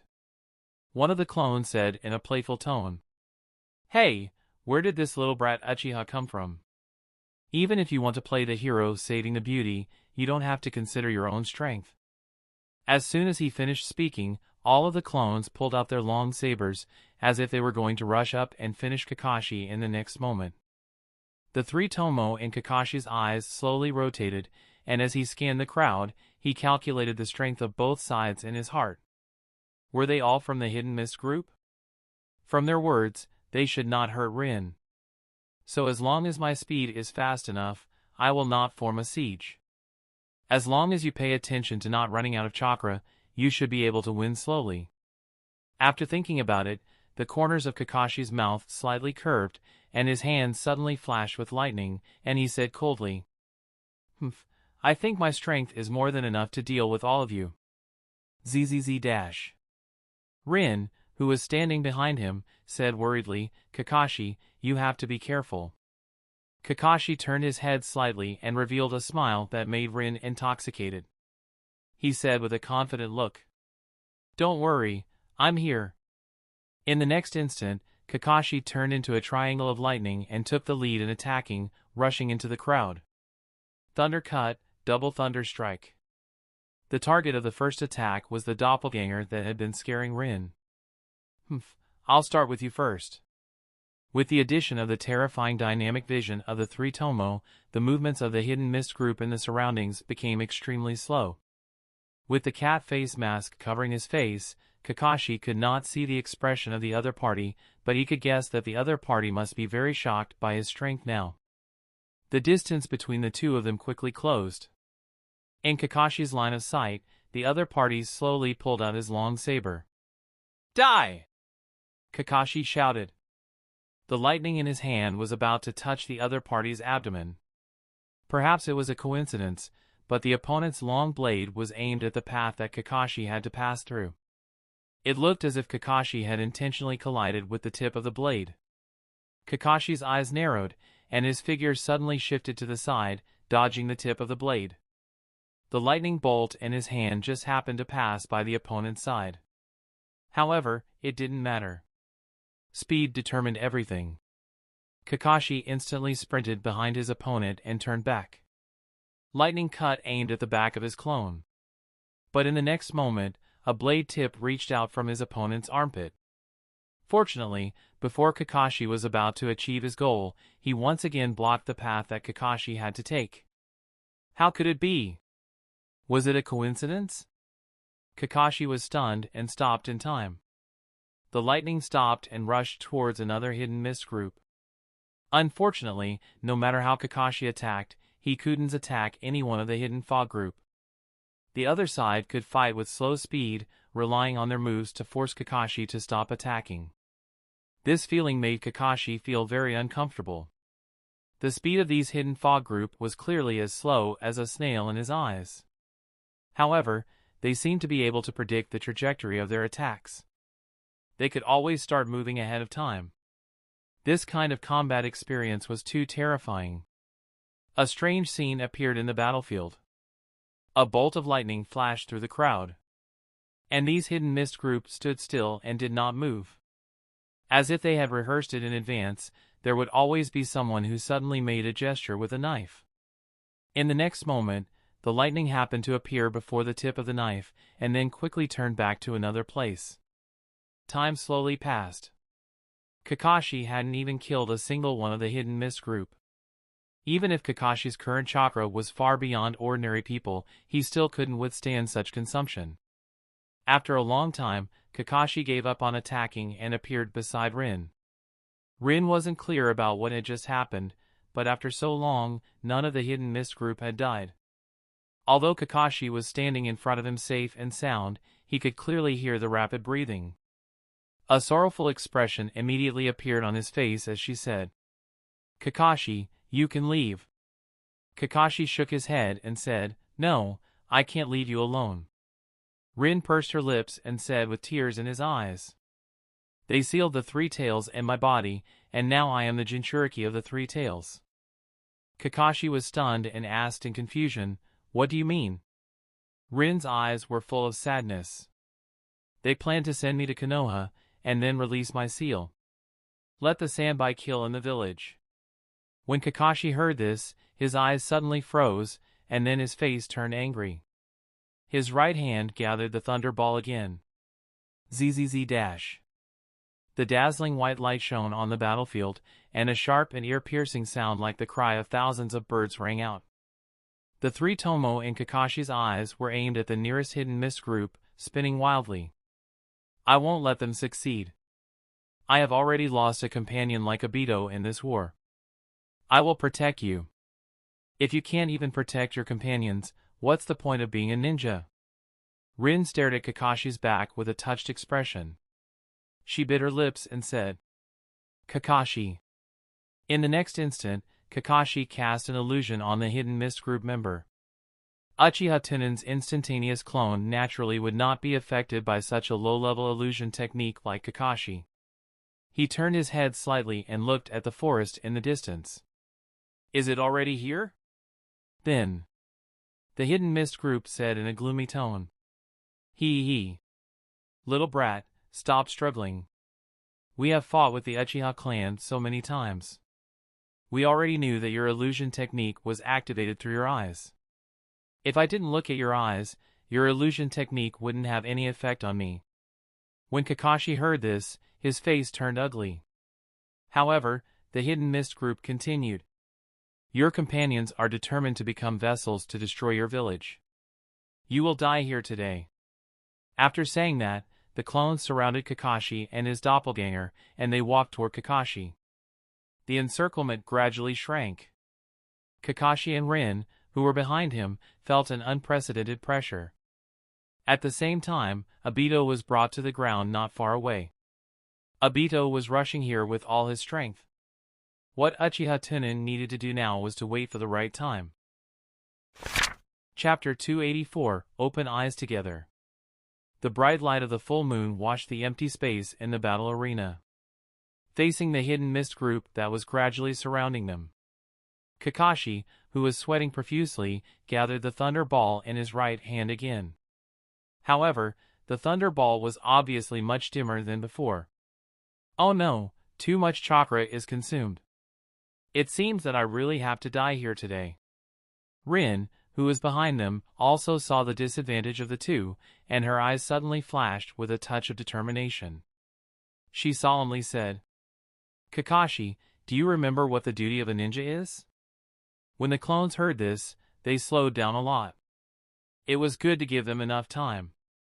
When Kakashi heard this, he took a deep breath and forcibly circulated the chakra in his body. The thunder ball in his hand temporarily brightened a few points. "Protect our companions and the village." Suddenly, a beautiful figure slammed into Kakashi's thunder cut. Fortunately, Kakashi had a pair of Sharingan that could give him super dynamic vision. He avoided his right hand in time and immediately said with a shocked face, "Rin, what are you doing?" Seeing this, the instant clones stopped in their tracks. Kakashi's reaction speed was too fast. Rin had dodged her suicide? This was not going to be easy. For this kind of thing, Kakashi had to personally kill Rin to be safe. Otherwise, Obito might not be able to awaken the divine Mangekyo. Rin, who failed to commit suicide, turned around.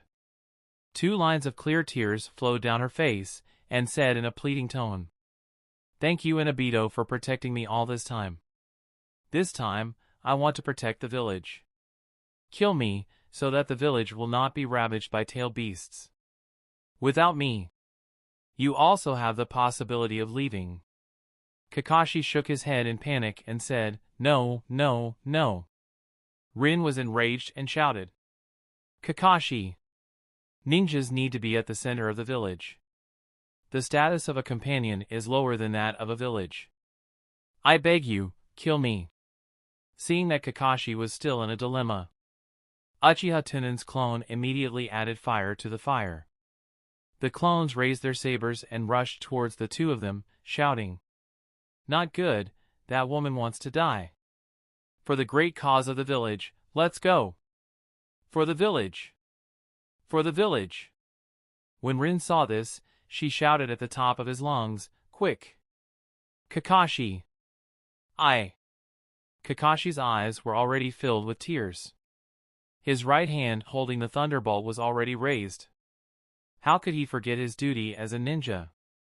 Even if he didn't kill Rin today, she would be brought to Konoha because of the liberation of the Sanbai. He would definitely die here. Since both of them were going to die, it was better to die here together. ZZZ-. Come on, we'll be there sooner or later. Uchiha Tunan's clones were a little anxious. One of the clones shouted angrily, "Little brat, if you dare to touch her, I will kill you." This sentence seemed to be the last straw that broke the camel's back. "Ah!" Kakashi roared. He suddenly closed his eyes and sprinted forward. Pfft. The instant clones all stopped in their tracks. Under the masks, they all revealed strange smiles. The timing was just right. At the same time, Obito ran out of the forest and saw this heartbreaking scene. He saw an electric arc flash in Kakashi's right hand, piercing through Rin's heart. On the mountain peak in the distance, Uchiha Tunan's real body watched this scene and subconsciously clapped. Wonderful, truly wonderful. Kakashi, you really didn't disappoint me. After saying that, Uchiha Tunan stretched out his hands with a face full of expectation and clenched his fists. After several breaths, the look of expectation on Uchiha Tunan's face decreased a bit. The growth of strength could not be felt at all. It could be seen that the ability of tail beasts was not inherited. The BUG card failed. Then, Obito, Kakashi, I hope you won't let my efforts go to waste. Uchiha Tunan raised his eyes and looked at the battlefield in the distance with a face full of expectation. At the same time, he was ready to let these instant-cast clones go and leave this tragic play to the two main characters. All of these clones acted out their final words and said, "Damn it. He got it. It wasn't easy for us to get the container." Rin. Kakashi and Obito's eyes instantly turned bloodshot, as if their hearts were beating, and they shrank back at a rhythmic pace. His pupils spun wildly at the same time, forming a circle of black lines. In the end, it transformed into a kaleidoscope of different shapes. I will kill you." Kakashi slowly raised his head, his face filled with hatred as he glared at the instant-cast clones. His left eye suddenly opened, and the scarlet kaleidoscope crazily spun, releasing terrifying eye power. "Don't look down on the Blood Mist Village." An instant-cast clone shouted. "Takamikazuchi." A voice without a trace of emotion came out of Kakashi's mouth. In an instant, Kakashi's body burst out with bright lightning, illuminating the entire night. What a shocking it was. These lightnings seemed to be alive, turning into thunder hounds that pounced towards the surrounding clones. These thunder hounds were not only extremely fast, but they also seemed to have their own thoughts for battle. No matter how the clones dodged, they could catch up in time. In an instant, Uchiha Tunan's clones were struck by the thunder hounds. Under the control of Uchiha Tunan's main body, these clones received their hit at the right time, leaving behind only their charred bodies. On the distant mountain peak, Uchiha Tunan's eyes narrowed, a look of deep surprise appearing on his face. "Takamikazuchi?" An eye technique named after the thunder god. It seems that it has the ability to strengthen the power and control the lightning form of thunder and lightning. Very good. In that case, there should be many special eye techniques in the kaleidoscope. Speaking of this, Uchiha Tunan thought of Uchiha's clan and those people who he planted a curse seal in his mind. A strange smile appeared on his face. He slowly clenched his right fist and said, "I want all of them." At the edge of the battlefield, Obito lowered his head and staggered out of the forest like a walking corpse. Where is this place? I won't admit it. This kind of thing. I won't admit this kind of thing. Rin. In the center of the battlefield, Kakashi stood beside Yuenlin's corpse with lifeless eyes. Suddenly, he heard movement behind him. Deep hatred appeared in his eyes as he said coldly, "Is there another one?" In the next moment, a dense number of thunder dogs shot out from the lightning around Kakashi and pounced towards Obito. However, just as the thunder dog was about to touch the soil, Obito's right eye slowly rotated, and his body instantly blurred. These thunder dogs pierced through Obito's body one by one, but they did not cause him any harm. Obito suddenly raised his head and roared at Kakashi's back. "Bastard! How can you kill Rin?" Kakashi suddenly felt that this voice was a little familiar. He turned around and looked. He was stunned on the spot and said in disbelief, "You are Obito!" He immediately controlled the charging thunder dog to disappear. "Bastard!" Obito clenched his fists and roared towards the sky. Then, he used his left eye on Kakashi and Rin, intending to drag them into the divine space. Chapter 285, Bloody Retreat. The surrounding scenery seemed to be twisting. Kakashi was slightly stunned, thinking that the angry Obito was going to kill him. He immediately opened his right eye and used another eye technique. In an instant, Obito found that his eye technique was interrupted. The surrounding scenery suddenly changed. The blood-red sky, the pitch-black clouds, and the scarlet full moon hanging above his head. His body was tied to the cross. Looking at Kakashi in front of him, Obito's anger was mixed with some complex emotions. He said coldly, "Where is this?" Seeing Kakashi looking at Obito's eyes with a lonely expression, he said, "This is my world, everything here. Including time, space, and quality, everything is under my control. You will spend 72 hours here. In the outside world, only an instant has passed." When Obito heard this, a nervous smile appeared on his face. "Ha ha ha ha. Do you want to kill me?" Kakashi slowly shook his head. Then, he lowered his head and said in a deep voice, "You are really a bumpkin. It's good that you are not dead. What happened to Rin is not what you see. Let me tell you what happened first." Obito ignored Kakashi's explanation. Instead, he looked at the blood-red sky and muttered. So what he said was true. Freedom, anguish, and loneliness that permeated the real world. In the real world, Uchiha Tunan, who was at the top of the mountain, saw Kakashi glare at Obito, and then both of them fell to the ground. He immediately murmured, "A powerful attack-type mental illusion. Is it moon reading? I have insight." When Kakashi opened his eyes, he urgently needed strength, so he awakened the most suitable for him to use his thunder attribute. And that kind of pain that he had to use his hands to cut off his own fetters. It allowed him to awaken the ability to control everything in the illusion. Then in the future, he would need to open his eyes, so he could no longer use his hands to sever his bonds. He had to find a way to open his eyes so that his skills wouldn't repeat. It seemed that he had to take the path of better breeding. At this time, in the battlefield, on the ground beside Uchiha Obito, a pig cage grass emerged from the rock. White Zetsu looked at Kakashi, who was lying on the ground, and said, "I didn't expect that this little brat of the Hatake clan also opened his Mangekyo. Why does he have the Sharingan? Is it because he is in relationship with Uchiha?" Black Zetsu wasn't surprised at all. After all, the ninja clan in the ninja realm were more or less related to Kaguya. He immediately said coldly, maybe their ancestors had a relationship with Uchiha, and their bloodlines awakened. White Zetsu looked at Kakashi and thought for a moment, then said slowly, "Do you want to take him away or kill him?" Black Zetsu was silent for a moment, and then he said coldly, "He is the chief of the Hatake clan. He won't listen to Madara so easily. Moreover, he has a deep bond with Obito, so staying here might affect Madara's plan. It would be better to get rid of it early." After saying that, Zetsu came to Kakashi. A tree tip suddenly appeared in his right palm and aimed at Kakashi's heart. Time passed by bit. After a long time, a puzzled expression appeared on White Zetsu's face. "Why aren't you making a move?" Black Zetsu raised his eyes and scanned his surroundings. The sparkling sea, the quiet forest, and the towering mountains in the distance. Everything seemed normal, but it seemed a bit strange. It seemed to be a long-lost feeling of palpitation.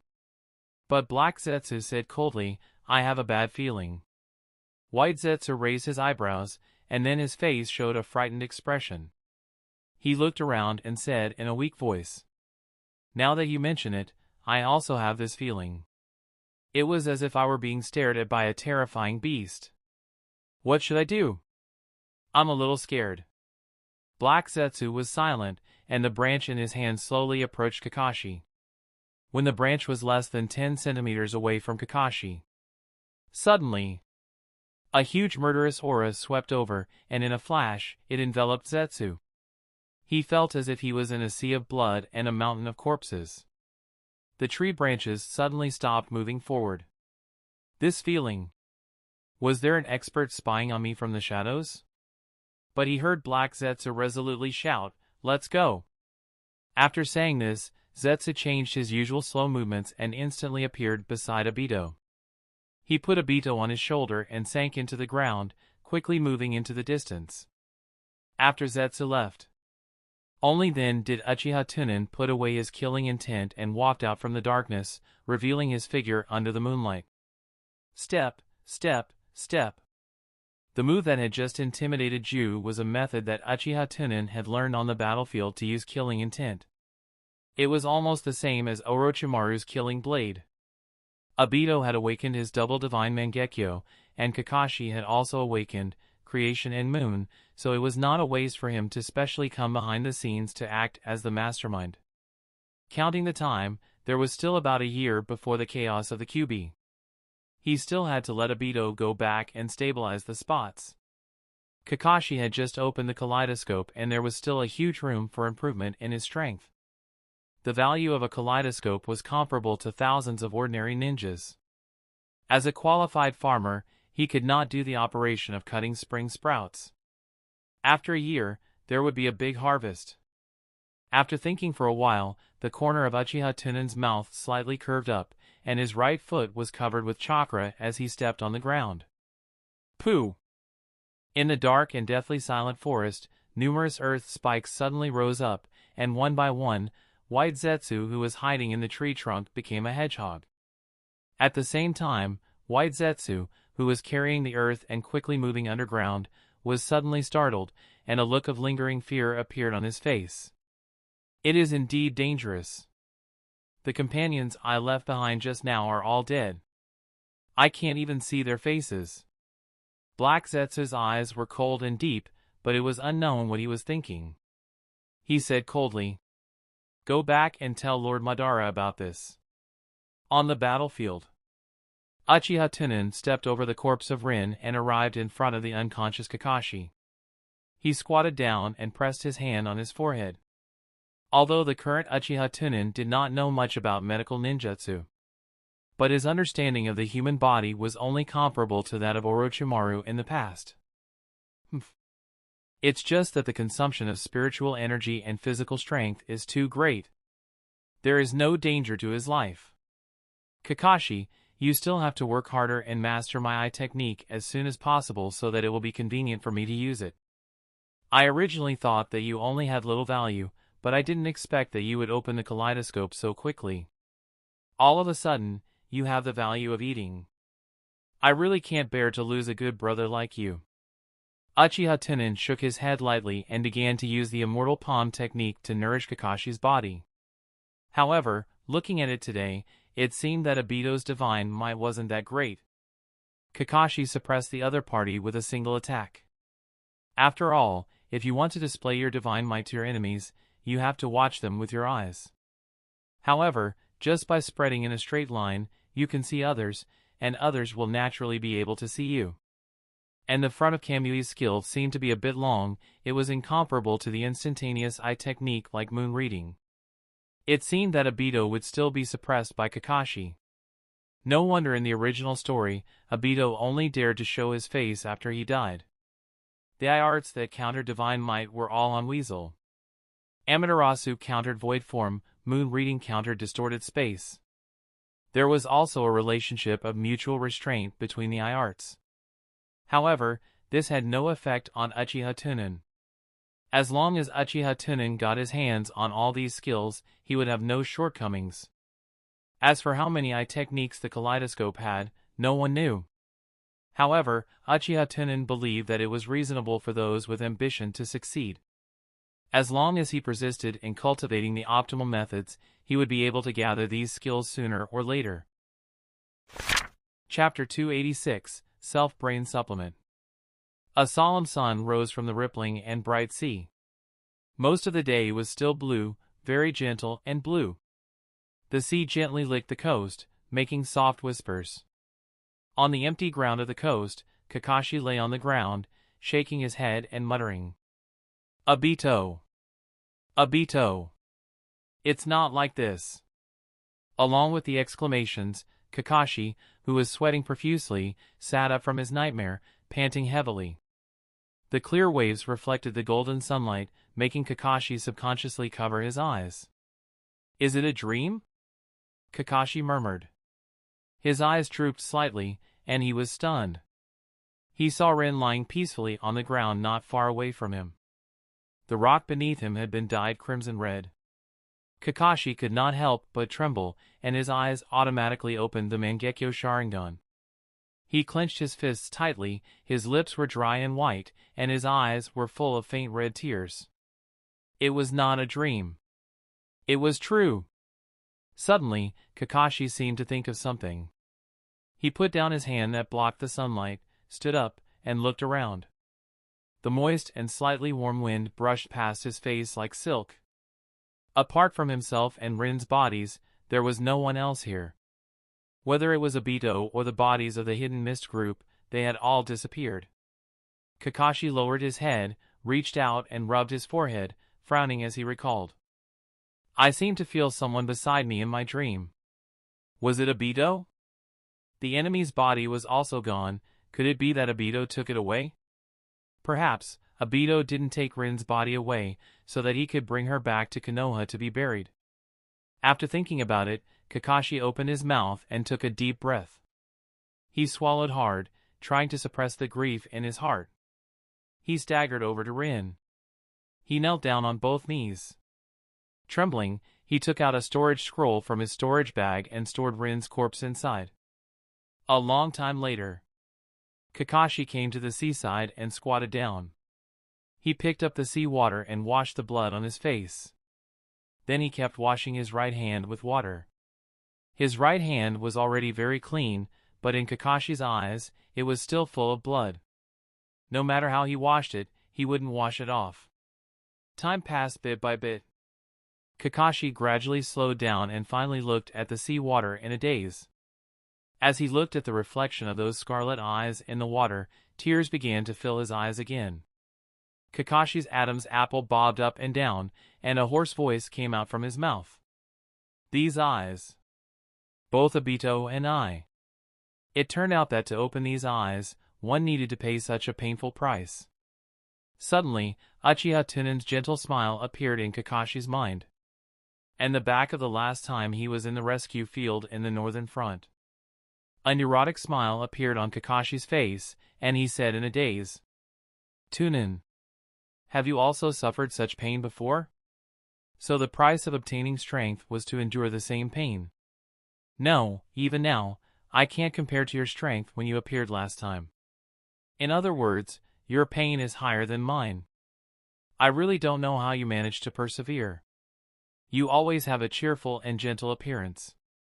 As he spoke, Kakashi revealed a sympathetic smile on his face as he looked at the Mangekyo reflected in the water. "Is Tunan always like me now?" One person hid in the dark and licked the scars in his heart. To endure the pain alone, he had to return everyone's smiles and warmth. "As expected, I was still left behind by you, no matter if it was strength or endurance." Thinking that Uchiha Tunan suffered more pain than he did, the sorrow in Kakashi's heart could not help but fade a little. Instead, it raised a strong sense of sympathy and pity. Tunan could cheer up and protect the village. What qualifications do I have to fall and grieve? As for Obito, thinking back to last night in the Tsukuyomi space, when Obito went completely crazy, Kakashi felt extremely helpless. Looking at Obito, he probably won't go back to the village. Forget it, forget about him. When he thinks it through, he will come back. After thinking about it, Kakashi wiped her tears clean, stood up, took a deep breath, and looked up at the rising sun in front of her. Looking ahead, there were thousands of different colors, and the dazzling golden light. The haze on Kakashi's body seemed to be swept away, replaced by a determined expression. As long as the war ends early, the tragedy will not continue. In the next instant, Kakashi's figure disappeared, only the straight waterline on the sea remained. After a long time, Uchiha Tunan's figure appeared on the shore of the sea. He looked at the figure that had disappeared on the surface of the sea and muttered, "As expected of high-quality food. You've pulled yourself together so quickly." Immediately, he closed his eyes and opened his arms to welcome the warm morning sun. An intoxicated smile appeared on his face. "The weather is so good. It's time to go back and kill people." Huh? Suddenly, Uchiha Tunan opened his eyes and raised his eyebrows. He felt that his body seemed to have strengthened a little. He immediately lowered his head and looked at his hands. He clenched his fists and said, "8 gates." It seemed that Guy was already dead. This feeling. To be honest, it was just SOSO. As soon as he finished speaking, Uchiha Tunan tried to open the door. Boom! In an instant, waves of air surged around Uchiha Tunan, and his hair flew in the air. The waves in front of him seemed to be frightened, and they immediately stopped attacking and retreated in the form of ripples. Uchiha Tunan narrowed his eyes slightly.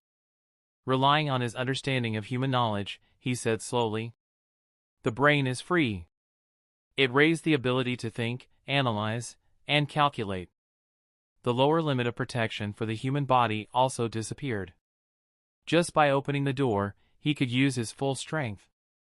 However, the energy of opening the door was not chakra, but life source. Chakra was only to stimulate the acupoints, activate the life source in the brain, and open the so-called door. Immediately, Uchiha Tunan used his mind to control chakra to attack the corresponding acupoints and open the door. In an instant, the formless aura around Uchiha Tunan became even more violent. The rock under his feet, which had been eroded by the waves for a long time and was still immortal, began to crack like a spider web and spread towards the surroundings. Even the seawater in front of him seemed to have been suppressed by this aura by a few inches. After Uchiha Tunan closed his eyes and felt it carefully, he muttered, "This position is little brain. The control ability of the body, balance coordination, muscle contraction and expansion are all greatly improved. It has some similarities with the transformation of the soft body." In the next moment, Uchiha Tunan stimulated the acupoints to open the gate of life. Rumble! A violent wave of air swept out in all directions. Dust was scattered, sand was flying, and rocks were flying. The forest in the distance was dancing and howling. The rocks that formed the coast could no longer withstand this terrifying pressure, shattering inch by inch and sinking into the sea. Uchiha Tunan, who had lost his support, stepped firmly on the surface of the sea. However, the sea water under Uchiha Tunan's feet was several meters lower than the surface of the sea. The surrounding sea water turned into stormy waves and crazily rushed into the distance. As time passed, the sea water under Uchiha Tunan's feet continued to sink. Uchiha Tunan closed his eyes and tilted his head.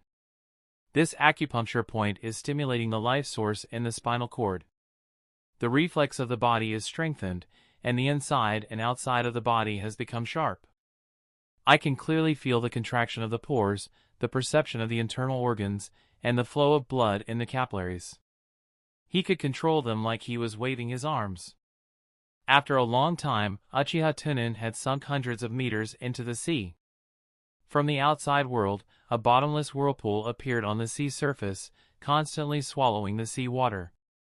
Suddenly, the entire sea seemed to be angry. Huge waves that were hundreds of meters tall surged towards the sky with a momentum that could topple the heavens. Bang! An earth-shattering explosion sounded.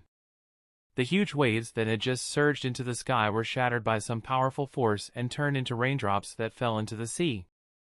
The place where Uchiha Tunan had sunk previously had now completely turned into a semicircular vacuum zone, blocking the surrounding seawater from entering. A black shadow rose in a straight line from the center and quickly rushed into the clouds. The high sea water around them paused for a moment, and in the next moment, under the effect of gravity, it surged towards it. Several breaths later. Roar! A huge golden bird carrying Uchiha Tunan broke through the thick clouds and arrived at a height of 10,000 feet. Uchiha Tunan had already returned to normal. He stood on the back of the big bird with his hands behind his back, allowing the strong wind to blow against him. He muttered, "It's actually lungs." It seemed that the 8 doors did not correspond to acupuncture points. Instead, they locked up most of the vital organs of the human body. Although the body was freed after opening the door, it was still burning the source continuously. The first 3 doors were to unlock the limitations of the brain. The last 5 gates were to open the shackles of the 5 internal organs.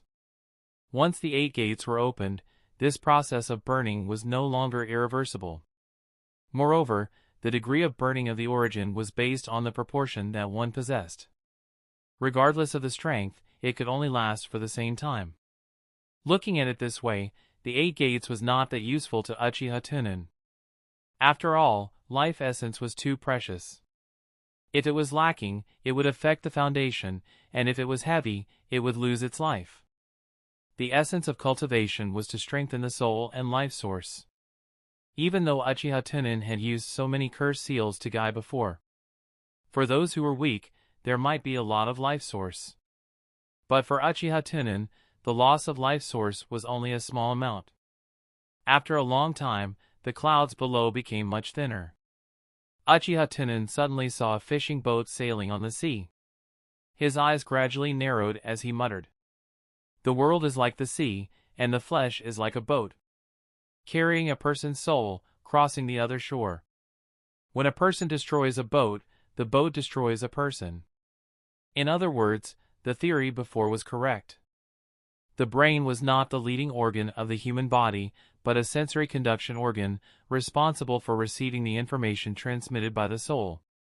Combining the first 3 doors of the 8 gates, the sensor organ was divided into the brain, the little brain, and the spine. The 8 gates are just to burn the source and strengthen the abilities of the 8 organs. After saying this, Uchiha Tunan raised his hand and placed it before his eyes. He lightly clenched his fist and said, "The 8 gates opening at the same time is equivalent to taking the initiative to destroy the boat and sink into the sea of suffering." The yin-yang escape technique is a perfect combination of the soul and the body, and the source is also merging with each other. If one reached that level, there would not be another 8 doors. One thought would ignite and one thought would extinguish.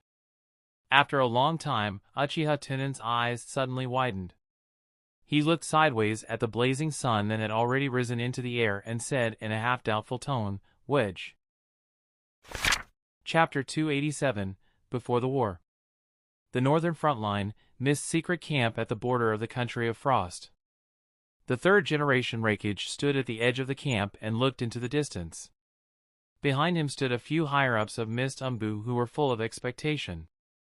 One of the higher-ups looked at the back of the 3rd-generation raikage and said in a deep voice, "Lord Raikage, the team we sent out these past few days has already taken down several strongholds at the border of Fire Country. That Uchiha Tunan has not even appeared. It seems that the information we obtained before is likely to be true. Should we try to attack the army?" The 3rd raikage narrowed his eyes, thinking about the private battle between Uchiha Tunan and himself. Combined with the recent news that the hidden cloud spies had obtained from Konoha that Uchiha Tunan had serious side effects and was seriously injured. With an expression that seemed to see through everything, he said, "I think this information is probably a trap that Konoha set for me. They want to catch us all."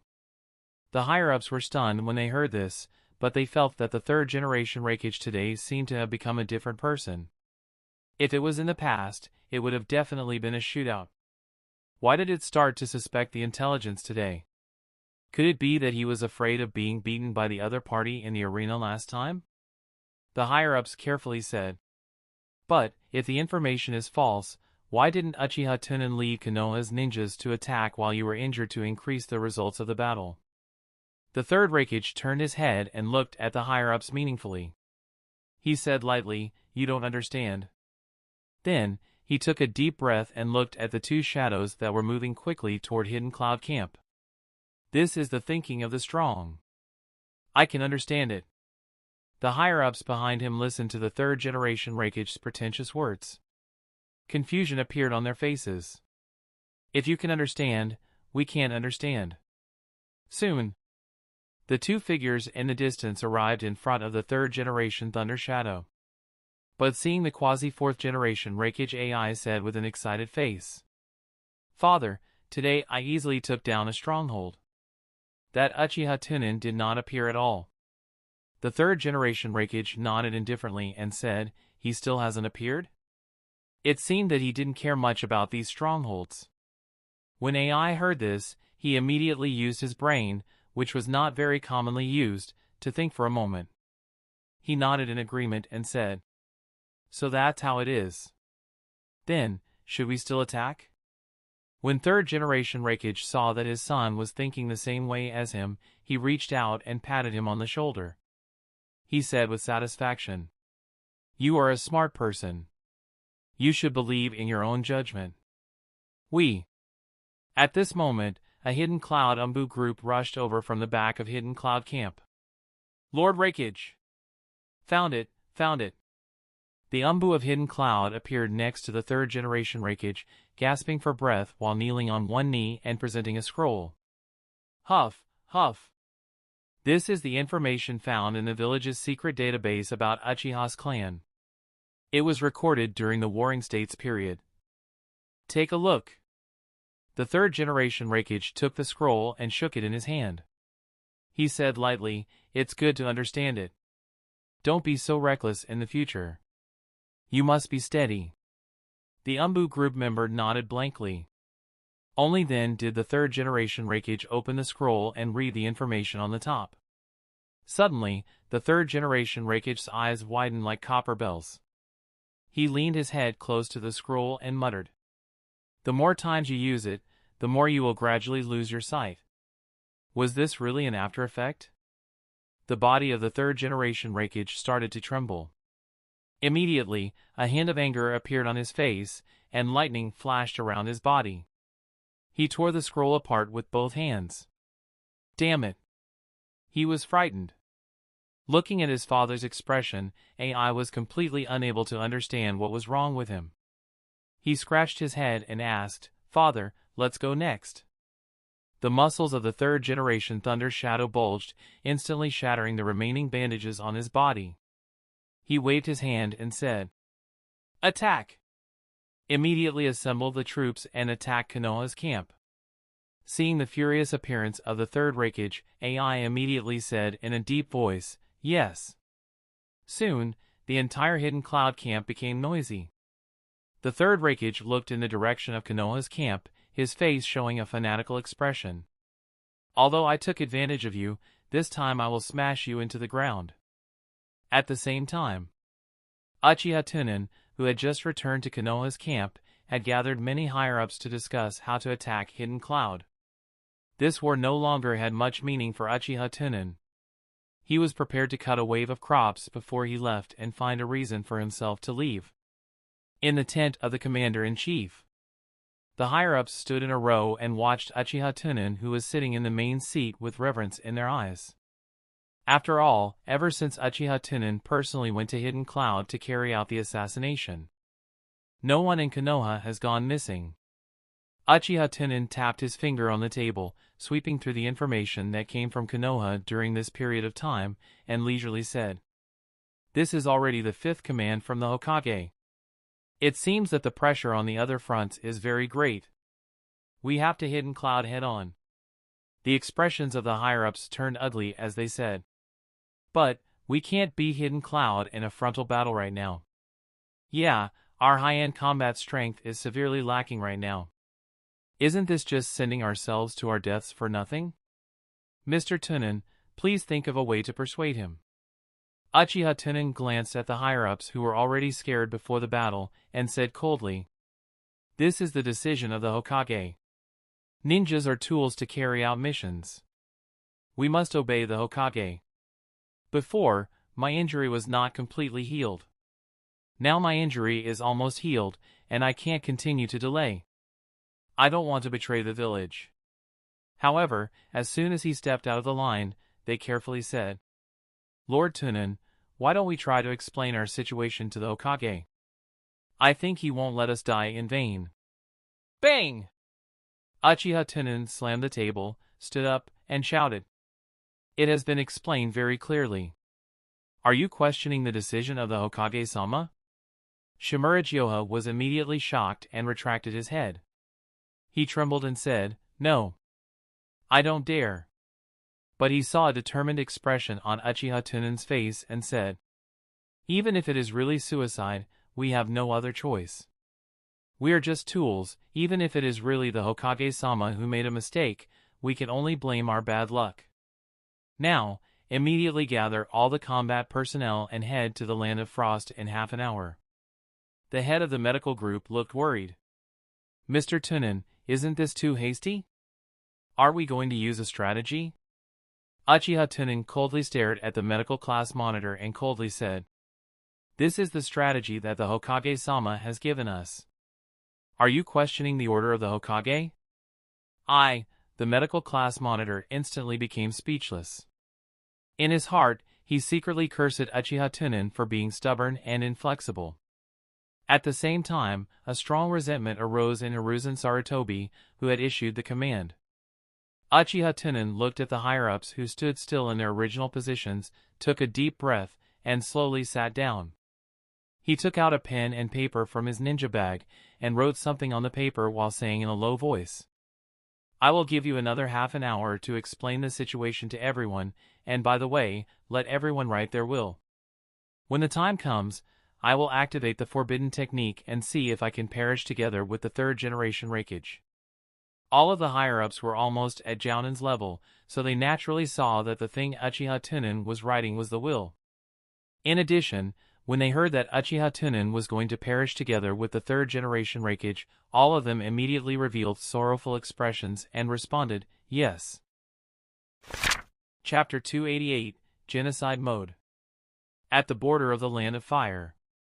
The sky was as blue as a piece of blue paper, and a few thin white clouds seemed to be melted by the sun, floating slowly with the wind. Below the sky was an endless green grassland. A long black line appeared on the northern and southern ends of the grassland. It was the Konoha army led by Uchiha Tunan and the Hidden Cloud army led by the 3rd raikage. Both sides found each other at the first moment, and stood in the same place. "Lord Raikage, it seems that Konoha has the same plan as ours. Lord Tunan, it seems that Hidden Cloud has the same plan as ours." A warm breeze blew across the grassland, causing the grass to curve. Separated by a long distance, Uchiha Tunan met the eyes of the 3rd-generation raikage. At the same time, his eyes focused and he said, "Fight! 2-inch. Kill!" Konoha's ninjas and Hidden Cloud rushed toward the center of the grassland. Uchiha Tunan and the 3rd raikage were absolute fighters, so they naturally took the lead. How would they fight when the war was about to end? Fight the world and play hero templates. He couldn't blindly be strong. He had to be tragic, and touched. He had to be emotional.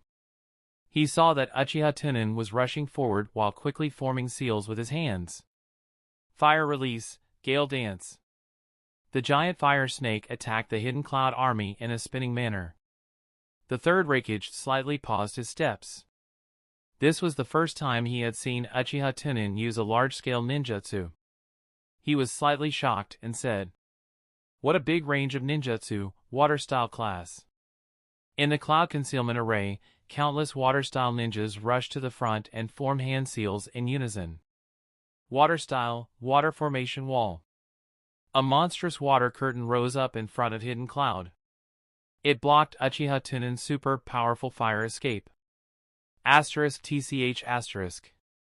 The moment the water and fire met, dense water vapor filled the air, blocking the vision of both sides.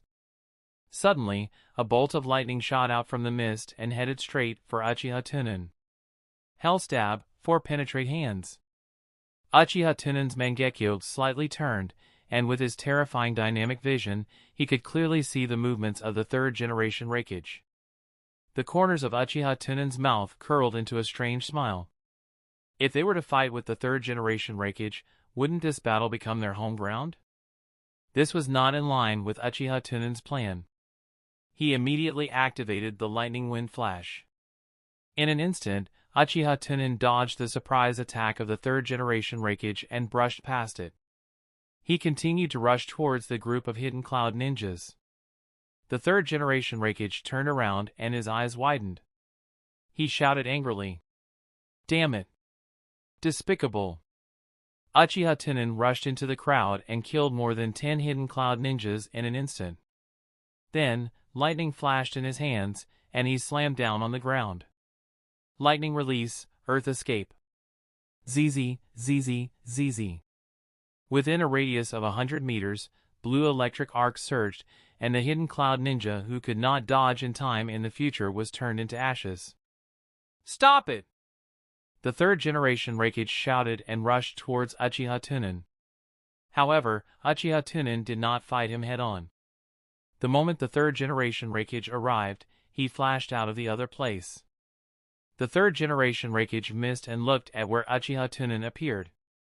His pupils suddenly shrank, and he subconsciously shouted, "Don't touch the ground around him."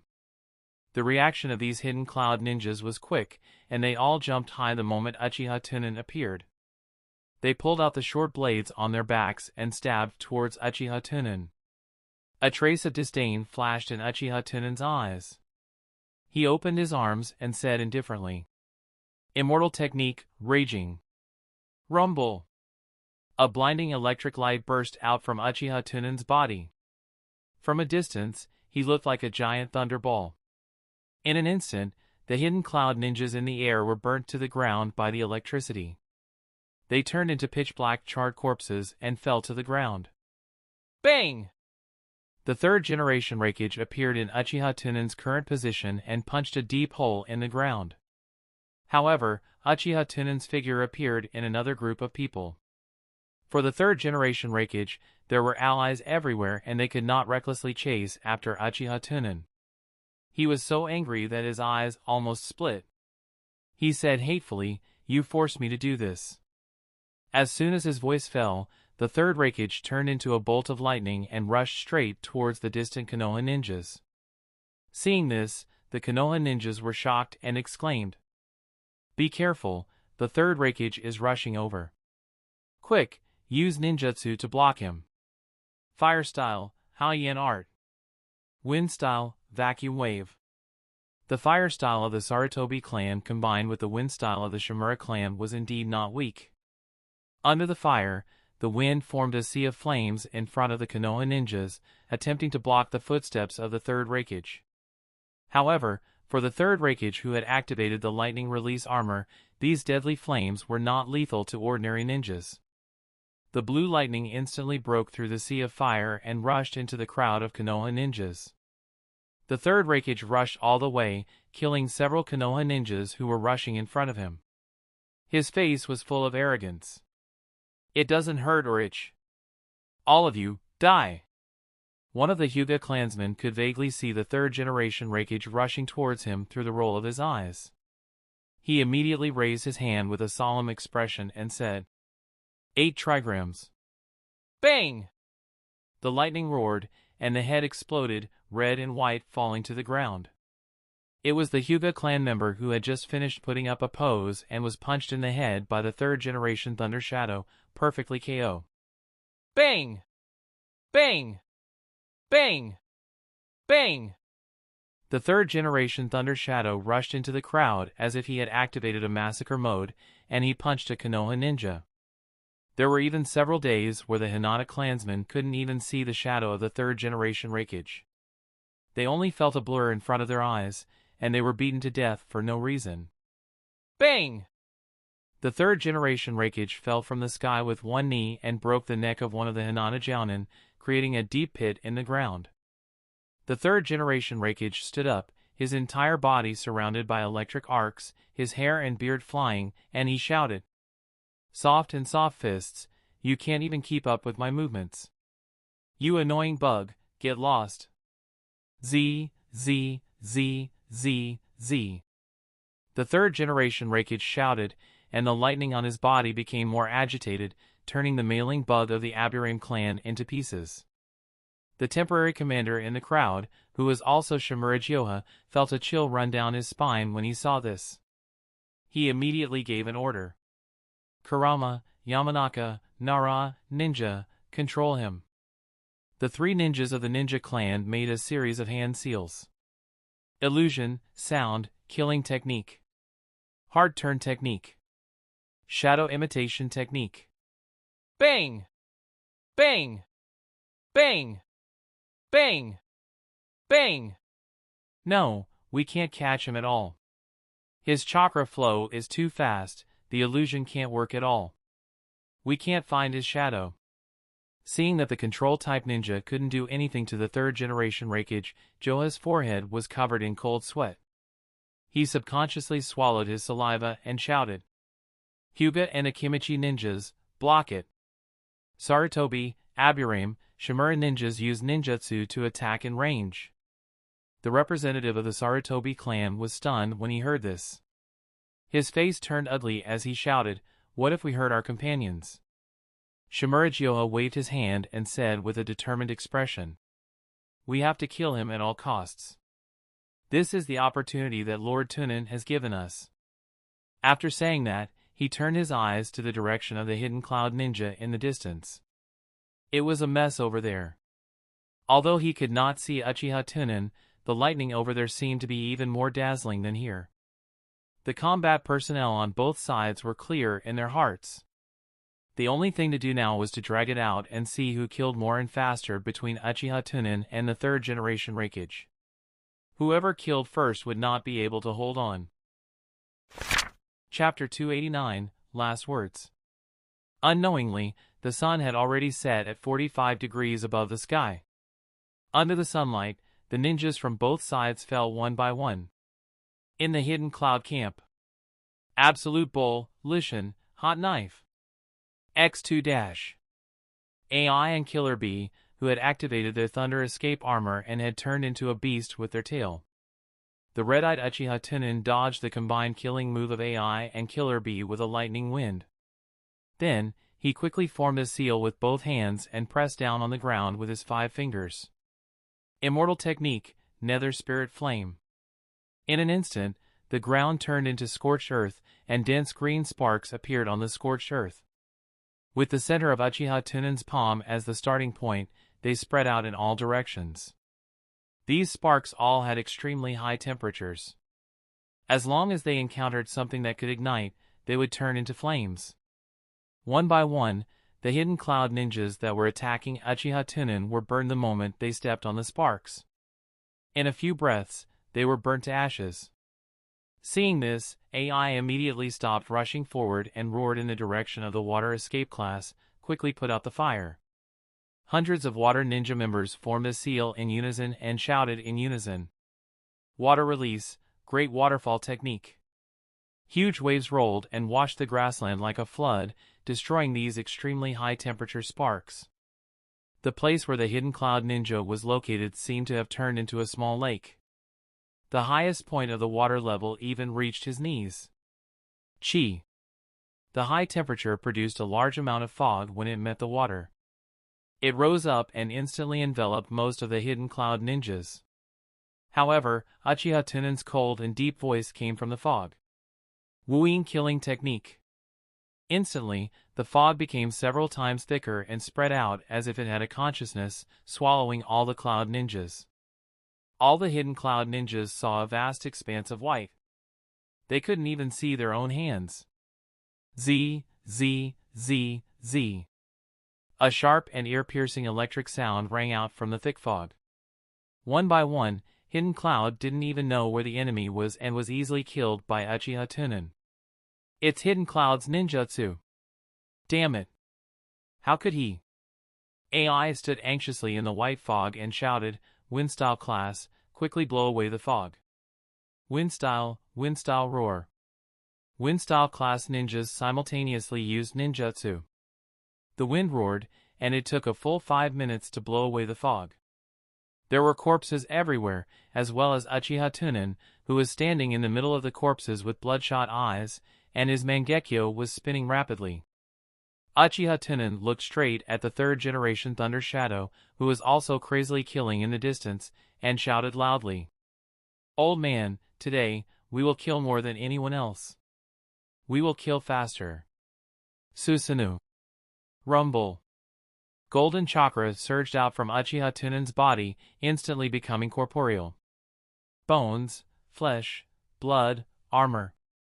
In an instant, a golden warrior that was even larger than a mountain stood proudly on the battlefield, and his entire body seemed to be burning with golden-colored chakra flames. On the other hand, Uchiha Tunan was standing in front of the golden warrior, but it seemed that he had consumed too much energy. His entire body was bent, and blood kept flowing from the corners of his eyes. This was the first time that Hidden Cloud had faced such a huge monster. Each and every one of them had a look of fear on their faces, and they subconsciously retreated. What kind of monster is this? Is this really a guy who can be defeated by numbers? At this moment, two shadows, one red and one blue, appeared on the left and right side of the golden warrior. Lishan Scorching Blade. Yo, look at me, Super Sound Shocking Lightning Blade. AI and Killer Bee's attacks landed on the golden warrior, creating a metallic sound. Bang! Bang! Uchiha Tunan narrowed his eyes and controlled the golden warrior to punch and kick at AI and B. The two were thrown high into the air by the unparalleled force and fell into the distance.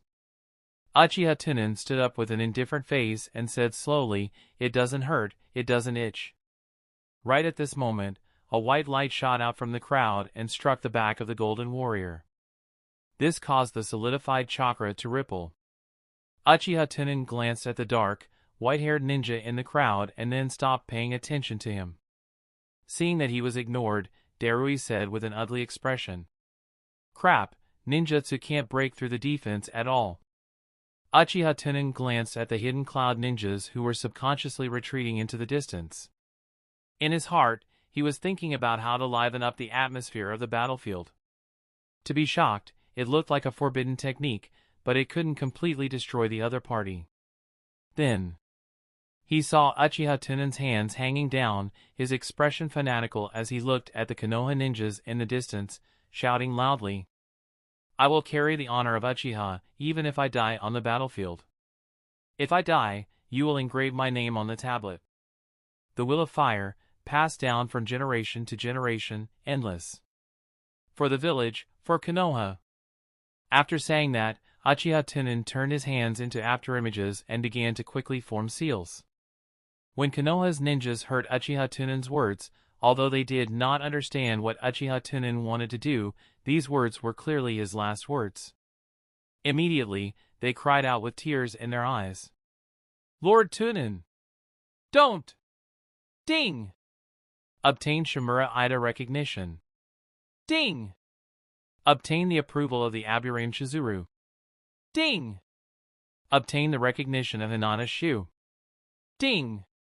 Obtain the recognition of Sarutobi Kumi." These were all the acknowledgement that had slipped through the net. There weren't many of them, but they were still better than nothing. When the third-generation raikage saw Uchiha Tunan's appearance, he immediately guessed that the other party was going to use a terrifying forbidden technique. He shouted, "Hidden Cloud, collectively retreat. Return to the Kingdom of Thunder. Retreat. Damn it! Don't pull me! I'm going to fight him to the death." The Hidden Cloud ninjas all ran off into the distance. It was because this battle was too weak for them to fight. It was even harder to deal with than the Berserk Yonbi. Uchiha Tunan made a hand seal to give the hidden cloud ninjas enough time to escape. After all, Konoha still needed enemies. Now was not the time to dominate the world of the ninjas. Almost half of the ninjas ran out of the range of the ninjutsu. Only then did Uchiha Tunan suddenly put his hands together and shouted angrily, "Immortal technique, Stone Realm. Rumble!" The earth suddenly trembled. "Come on, come on!" They seemed to have accumulated a great amount of energy and were about to release it. Pooh! A series of sounds that pierced through flesh rang out. Several kilometers away from Uchiha Tunan, towering stone spears rose up from the ground and pierced through the hidden cloud ninjas that had not run out of their range. The grassland that was originally filled with grass became a huge stone forest. Numerous corpses were hung on the stone spears, and blood flowed down the stone spears. Their eyes were wide open, and they looked as if they had died with regrets. Uchiha Tunan stood on the forehead of the golden Tengu, his eyes closed, and blood kept flowing out of the corners of his eyes. He looked like he was seriously injured, and he controlled the Tengu to walk towards the Konoha ninjas. Chapter 290, Raikage's Madness. The third generation Raikage stood where he was, looking at the golden giant walking towards him, as well as the stone forest that was covered in broken limbs. It seemed that the sunlight was too dazzling. The third generation Raikage's face was terrifyingly calm. He narrowed his eyes and said in a slightly hoarse voice, "Dead." Dead? After a moment of absent-mindedness, the third generation Raikage lowered his head and looked at the ground. He let out a light breath and shook his head. Dead. Ha ha ha.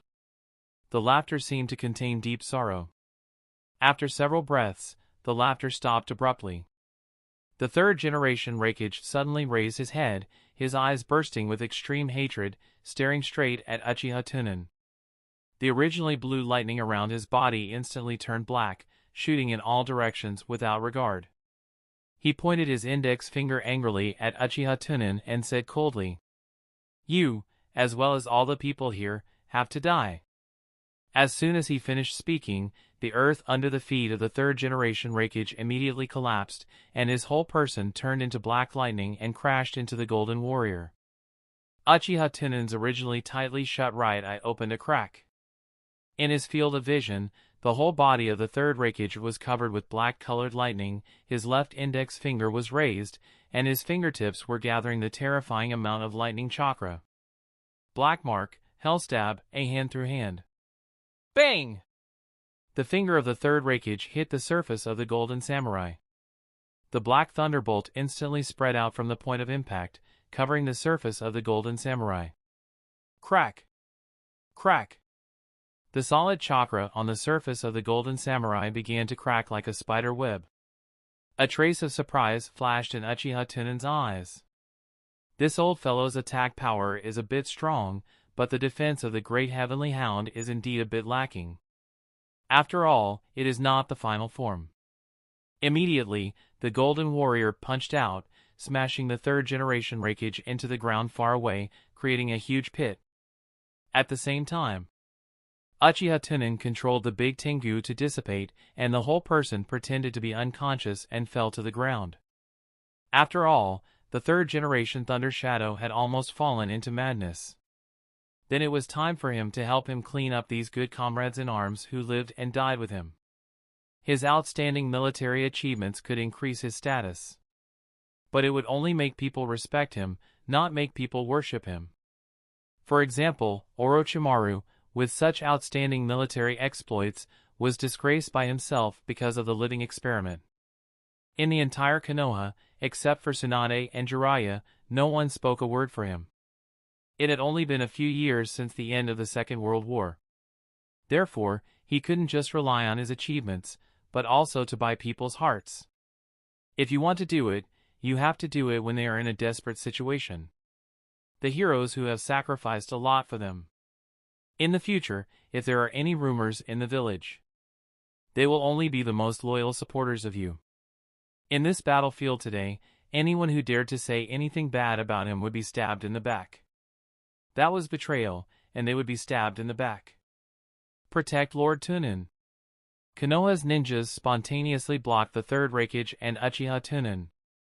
At this time, the third-generation raikage crawled up from the deep pit, and his whole body was flashing with black thunder and lightning. The whole person seemed to be crazy, as if there was a problem with his spirit. Everyone, we have so many people. Even if he is tired, he will die from exhaustion. Kill.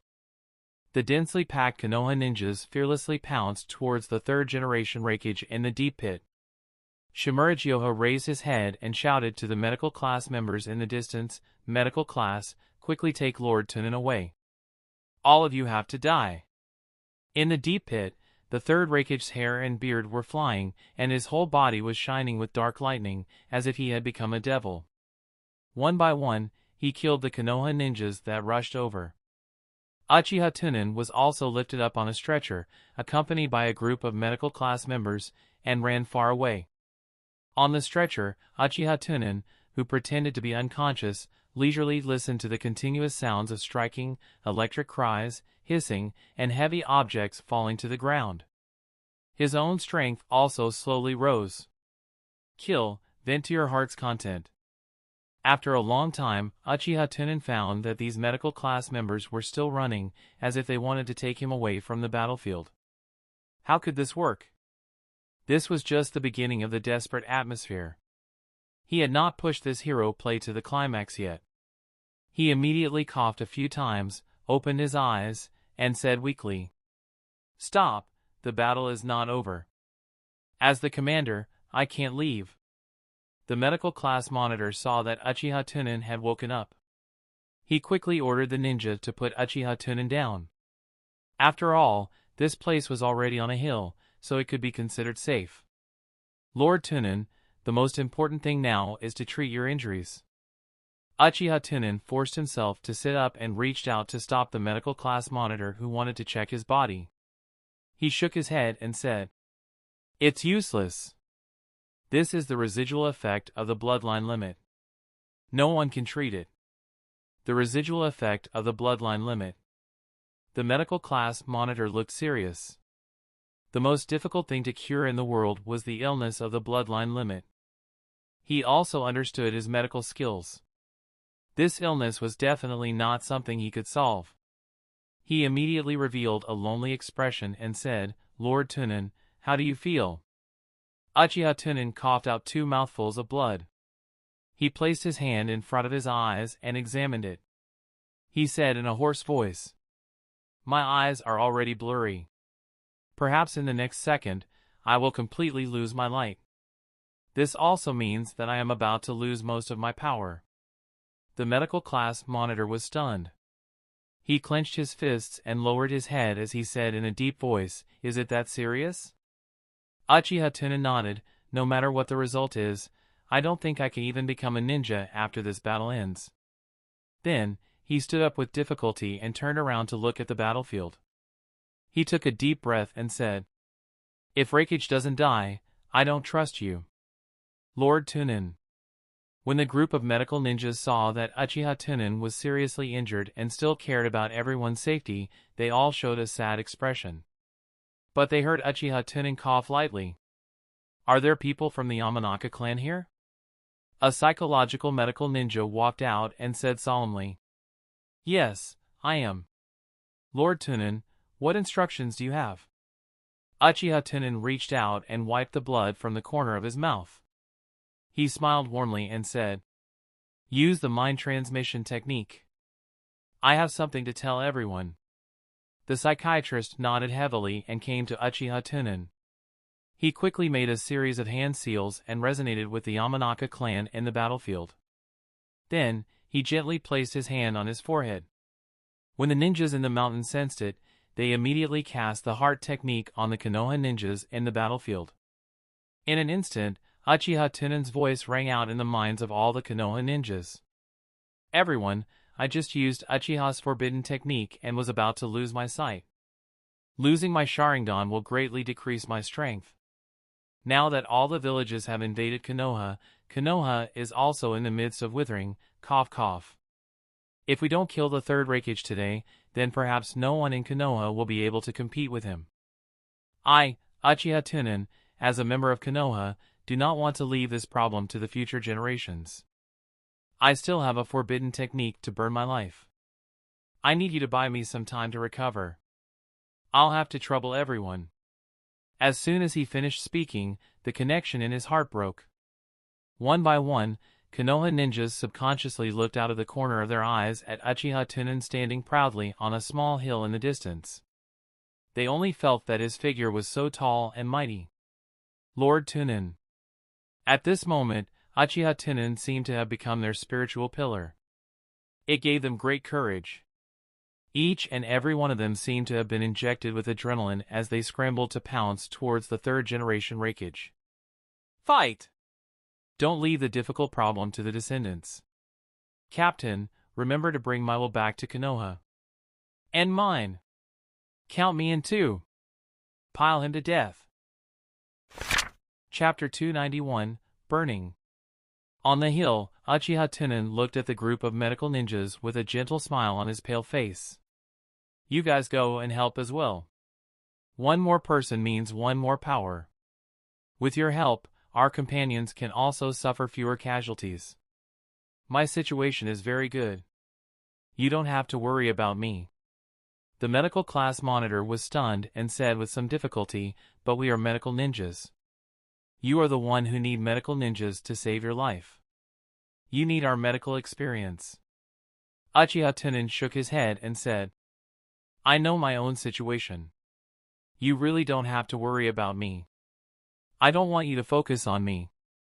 I am just an ordinary Konoha ninja. It is meaningless for you to stay here. It is better to save a few more companions.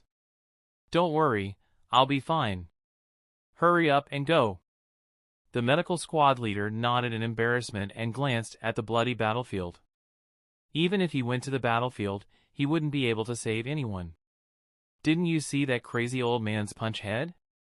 Moreover, this place was clearly not far away, and if they got any closer, they might really be affected by the battle. But thinking about how Uchiha Tunan, as the commander, was already prepared to burn his life.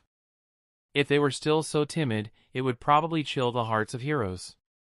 The medical class monitor swallowed and turned to the group of medical ninjas with a solemn expression. Everyone, attack together and buy time for Lord Tunan. As long as raikage dies, the war will be over. Attack! Kill raikage! Let's go! I've long been tired of hiding behind my companions. Just like that, the group of medical ninjas were encouraged by Uchiha Tunan's righteousness and threw themselves into the battlefield one after another. They were waiting in line for death. A breeze that carried a thick smell of blood blew gently, like an invisible hand caressing the ground. Uchiha Tunan looked at the third-generation raikage that was like a meat grinder with an indifferent expression. He saw that the third raikage seemed to have completely gone mad. His hair was scattered all over, and he was moving around in a small place. No matter what ninjutsu the Konoha ninja used to hit him, he did not dodge, and completely resisted.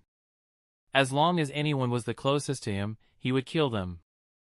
Uchiha Tunan lowered his head and revealed a strange smile. Although their speed was very fast, and they were all killed in one blow, their killing efficiency was really low. But it doesn't matter, it's still early, I'll give you time. No matter how many Konoha ninjas died, I burned my life to kill raikage. After the battle, who would dare to risk universal condemnation? Old monkey, your scheme is completely giving me benefits. I will deal with you when I come back. On the battlefield. Ah! Kill! Ah! Puff! Kill, kill, kill. I will kill all of you. Without Lord Tunan, we can't stop him at all. Don't be afraid.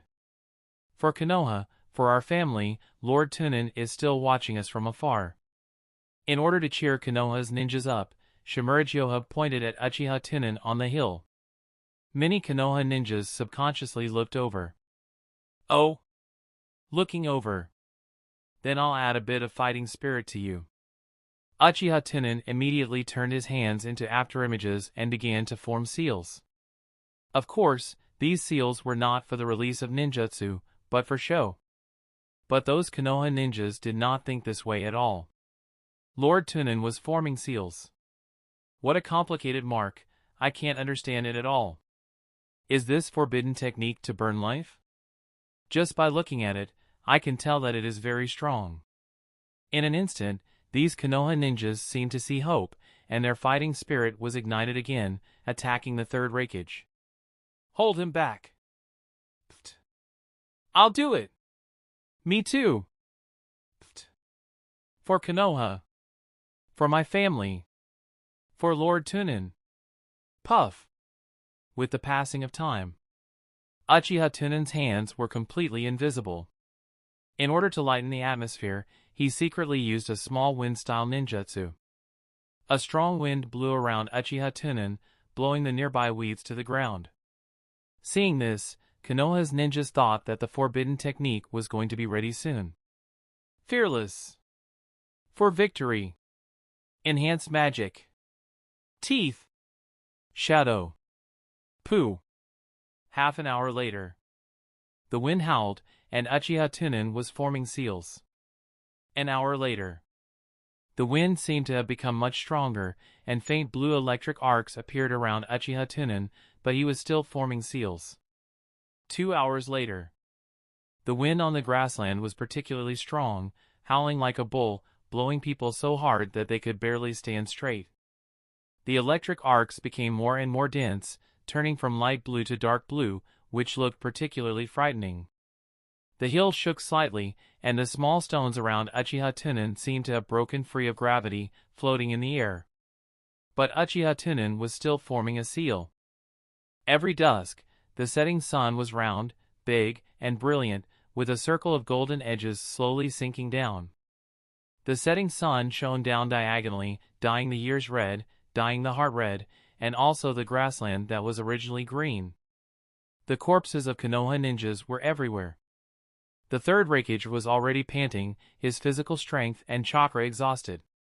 Originally, because of the support of reinforcements, the number of Konoha ninjas had almost reached 8,000, but now, less than 2,000 survived. Uchiha Tunan also planned to take a good rest tonight and tidy up the laboratory. Tomorrow, he would rush back to Konoha early. Therefore, he no longer continued to pretend. Immediately, his hands stopped moving. This time, it attracted everyone's attention. After all, Konoha's ninjas had been secretly paying attention to Uchiha Tunan. Seeing this, all of them heaved a sigh of relief. Finally, it was completed. Boom! Uchiha Tunan's entire body arched up, his hands propped up on the ground. The earth cracked inch by inch, and the surrounding winds uprooted the weeds, waiting for a large amount of sand. The surroundings became a lot more yellow and chaotic. Uchiha Tunan's voice resounded throughout the battlefield. His hoarse voice seemed to contain great pain. It seems that this battle will end with Konoha's victory. Raikage! Today, I will show you the power to burn your life. 8 inner gates. Open the door! Break the door open. Open the door. Open the door. Open the door. Open the door. Open the door. Death. Cough. Cough. Cough. Cough. Although he called out 7 gates, Uchiha Tunan only symbolically opened the gate, and his aura instantly rose to the peak. Under the control of the body transformation, Uchiha Tunan squeezed out a strand of blood from his pores and fused with this powerful chakra airflow. In the eyes of everyone, Uchiha Tunan seemed to be burning with red steam, and he looked extremely terrifying. The veins on Uchiha Tunan's body bulged, and his muscles bulged like dragons. In the red steam, Uchiha Tunan roared. Unfortunately, my injuries are too severe, and I can't open the last door. However, this should be enough. Did you see that? This red flame is the will of fire that I have always been holding on to. Die! As soon as he finished speaking, the red steam around Uchiha Tunan soared into the sky. The small hill was unable to withstand the pressure, and most of it collapsed under the huge pressure, causing a deafening explosion. Roar! Everyone saw a dark red dragon crashing straight into the battlefield from the hill. In an instant, everything in front of their eyes turned red, and they could not see anything. The Konoha ninjas on the battlefield were like paper, blown away by the violent wind. Boom! Another hill in the distance exploded violently, and a huge mushroom cloud rose. Only after everyone landed did they react. From the hill where Uchiha Tunan was at, to the place where the third raikage was at, to the hill where the explosion occurred.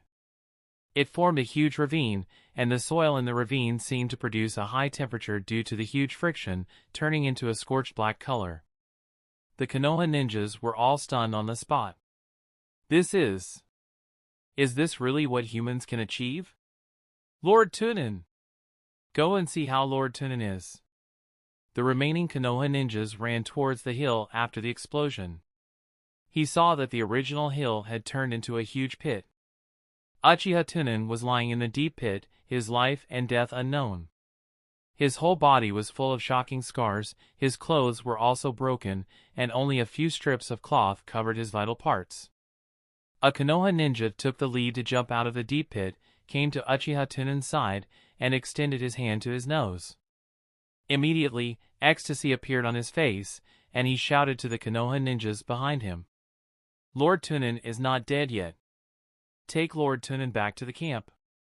More than a dozen medical ninjas who were still alive quickly took out stretchers from the storage scroll. He carefully carried Uchiha Tunan onto the stretcher. The remaining Konoha ninjas stood around the deep pit and stared at the unconscious Uchiha Tunan on the stretcher with reverence and fanaticism. What are you looking at? We can't find Raikage's corpse. Or perhaps, vaporized. Is this power of burning life? No, this is not only burning life, but also the will of fire that Lord Tunan holds. No matter what, we won this battle. We won. One by one, Konoha ninjas had expressions of surviving a disaster, and they all collapsed on the ground. Victory was supposed to be joyful, but too many companions had died in this battle, so these Konoha ninjas could not cheer no matter what. If not for Uchiha Tunan, who was the last commander, burning his life to kill the third-generation raikage. Maybe all of them would die here. At this time, the medical ninja carried Uchiha Tunan out of the crowd. Uchiha Tunan, who was lying on the stretcher, listened to the discussion of the Konoha ninjas and thought to himself, I won. Chapter 292, On the Way Back to the Village. A few days later. In the forest of the Fire Country. Goo goo. Goo goo. The birds in the forest were singing happily. The autumn wind was like a sharp sickle, blowing through the willow tree branches. Half green and half yellow leaves fell down. On the forest path, the flag wooden pocket carried a bulging luggage bag on its back, filled with storage scrolls, and pushed the wheelchair forward with both hands. Uchiha Tunan's eyes were wrapped in white bandages as he sat on the wheelchair, holding a cup of hot tea that was emitting white smoke. Since the battle a few days ago, after Uchiha Tunan killed the third-generation raikage, hidden mist ninjas had returned to the Kingdom of Thunder. Of course, it was not because they was afraid, but because the third-generation raikage had died, and there was no corpse left. This was a huge matter for Hidden Mist. Not only did they lose in absolute combat strength, but it also concerned the power of the village. They urgently needed a new raikage to stabilize the village's rule and suppress the ninja clan. He also needed to spend a bit of time to hold a funeral for the third raikage. Presumably, once the situation in Hidden Cloud Village stabilized, Konoha would be faced with the crazy revenge of Hidden Cloud. However, all of this had nothing to do with Uchiha Tunan. In this war, Uchiha Tunan had almost gotten what he wanted, so there was no point in continuing. With the excuse that he was blind and disabled, he stayed in Konoha to rest. He planned for the future of the Kyuubi. If he didn't use his body as a cover, he was afraid that Hiruzen Sarutobi would have to give him a lot of wartime tasks. When the time comes, I will have no choice but to reject my true appearance. A gust of autumn wind that carried the fragrance of fruits blew against his face, touching his heart. Uchiha Tunan raised his head and took a deep breath. An intoxicated expression appeared on his face as he said leisurely, "I smell the scent of autumn. Do you know? Autumn is my favorite season, and it represents the joy of harvest." When he thought about how he was about to return to Konoha and see his brother, he was in a good mood. He smiled and said, "Yes, it was already autumn yesterday. The weather is cold. Sir, you have to pay attention to your health." Hearing this, Uchiha Tunan took a sip of tea and said softly, "You know that I personally do not like this form of chauvinism." The greeting of words sounded warm to the heart. But to me, it is far less than a cup of hot tea. Hearing this, the joy on Do's face instantly disappeared, and his face became slightly gloomy. Uchiha Tunan seemed to be able to see the change in expression behind him. He said lightly, "Emotional animals are like this. No matter how many benefits they get, they will not remember kindness." On the contrary, it was easy to feel discontent and even hate because of a few words of truth. Hatake Do lowered his head and said with an apologetic tone, "I'm sorry, sir. I didn't do it on purpose." The corners of Uchiha Tunan's mouth curled up slightly. He shook his head and said, "I know that you really care about me, but I really don't need it." Do pushed up his gold-rimmed glasses and nodded. "I will remember." Suddenly, Uchiha Tunan remembered that he had planted a curse seal on Do. In the original story, Do was an existence that could cultivate immortal arts, so there was naturally no need to mention his innate talent. As time passed, Do's physique would gradually approach him. Perhaps he could also awaken the Sharingan, or even the Mangekyo. However, it's just that he is naturally inclined towards rationality, so it was a bit more difficult to awaken the Sharingan than others. But it didn't matter, he could try. But Uchiha Tunan changed the topic and said earnestly, "Love is hidden in the heart. The way to express it is not by mouth, but by action. Of course, if you want to deceive the love of a fool, you can practice talking. You have the power I give you. If you want to awaken this power, you have to understand the emotions of the world. Emotions have unimaginable potential. The richer your emotions are, the greater your potential will be. The day you break through the mortal world, your potential will turn into great strength." When he heard this, he frowned and said softly, "As powerful as Mr." Uchiha Tunan pondered for a moment and said lightly, "Perhaps. The strong and the weak were once the same, hence the strong and the weak are compatible with the heart. Look at the third-generation raikage. He is obviously so strong, but he is still dead. He did not die in the siege of Konoha, nor did he die in my hands. Instead, he died because of his lack of temperament, unable to stand the stimulation, and unable to see the situation clearly. A person must judge the situation, run when he should run, kill when he should, bow his head when he should. There is nothing more important than his own life." When Do heard this, he nodded thoughtfully. Although he did not have much desire for strength. But in this world, only with strength could he be qualified to protect the important people. For example, a legacy. A cool breeze suddenly blew, and the withered leaves fluttered in the wind. As he pushed the wheelchair, he pinched a leaf that floated in front of him. It was unknown what he was thinking. After a long time, Hatake Do asked softly, "But sir, we are going back to Konoha now. What are you going to do with your research?" Uchiha Tunan smiled and said, "It doesn't matter. We can study where there are people. We can catch some volunteers." As his voice fell, the smile on Uchiha Tunan's face suddenly became even wider. He said unhurriedly, "Look, I just said that people should judge the situation. But there are always people in this world who do not want to use their brains. What others call him, he will do. He is so anxious to die." Whoosh!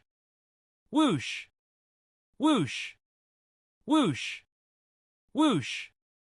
Whoosh! 6 ninjas wearing cat masks suddenly appeared on both sides of the road. One of the cat-faced ninjas took out a photo from his ninja bag. After carefully confirming it, he said in a low voice, Target confirmed. Do's expression froze. He took out his kunai and blocked in front of Uchiha Tunan. She assumed a combat stance and shouted, "Who are you?" The 6 cat-faced ninjas did not attack immediately. Instead, the ninja who was looking at the photo spoke up. "Uchiha Tunan, you killed Lord Raikage. We will avenge Lord Raikage." On the wheelchair, Uchiha Tunan took a sip of tea and shook his head with a sneer. "It seems that there is really no one in Konoha. The old monkey actually sent a few of you to die." The cat-faced ninja's eyes turned cold, and he said in a deep voice, "We don't understand what you are talking about." Uchiha Tunan leaned comfortably on the wheelchair and said earnestly, "Remember, in your next life, if the higher-ups order you to kill, they also tell you to pour water of disaster on others before you make a move. That proves that you are chess pieces who are sending themselves to their deaths. Because there is no need to say this in a sure-kill game. Could it be that they had to kill someone to understand the situation?" Uchiha Tunan's eyes were clearly wrapped in bandages. However, these cat-faced ninjas had a feeling that they were being looked at directly by the other side. The cat-faced ninja in the lead suppressed the uneasiness in his heart and said with a slightly stern voice, "Let's do it." The 6 of them immediately drew their short blades and leaped high into the air, ignoring Hataki-Do in front of Uchiha Tunan. They stabbed straight at Uchiha Tunan. However, Uchiha Tunan did not even raise his head as he sighed, "Should I run or not?" Roar! A deafening beast roar resounded from the forest. In the next instant, several golden birds emerged from the forest on both sides of the road. These cat-faced ninjas had just jumped into the air and could not move their bodies. They could only use the short blades in their hands to stab at the big bird. However, when the short blades stabbed the golden feathers of the big bird, they only caused a few sparks and made a sound of metal colliding. "What is this thing?" "This is a ninja beast."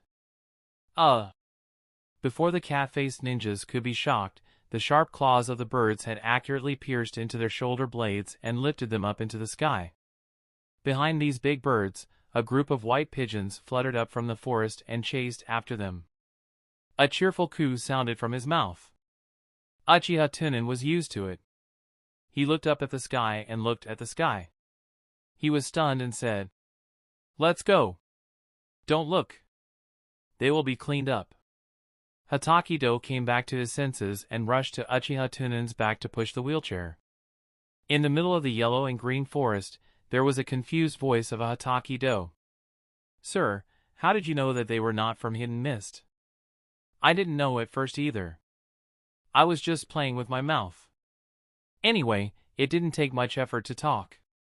However, I should have guessed correctly. I could hear their heartbeats beating a few times faster." Haha. The psychological quality of the current Umbu is really bad. You said that these Umbu were sent by the Hokage, so are you going to kill him when you go back? I won't kill him first. He is very valuable to me. He is a good knife. Then what if he does something to you? No, as long as I am in the village. He will be very polite and caring to me. Even if I kill his son, he will have to greet me with a smile. Chapter 293, A Hero Returns. The next day, at the entrance of Konoha.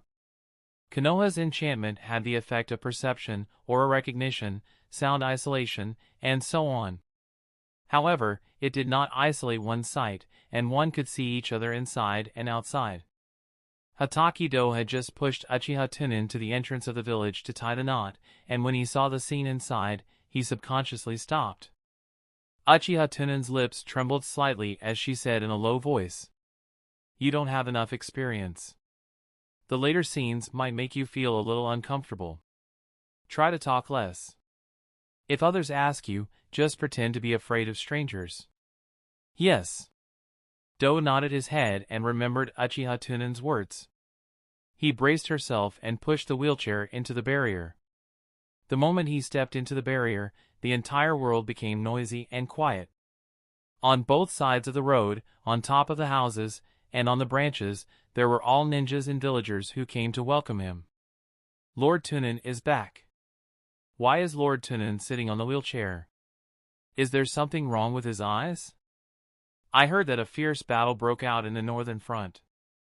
Lord Tunan used a forbidden technique to kill thousands of ninjas. Later, he used a forbidden technique that burned his life to kill raikage. Such a serious injury, so it is the side effect of the forbidden technique?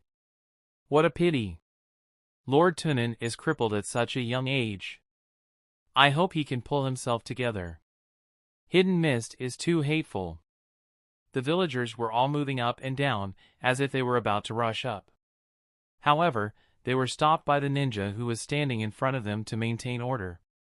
This scene was simply like gongs and drums, firecrackers were ringing together, colorful flags were fluttering, a sea of people.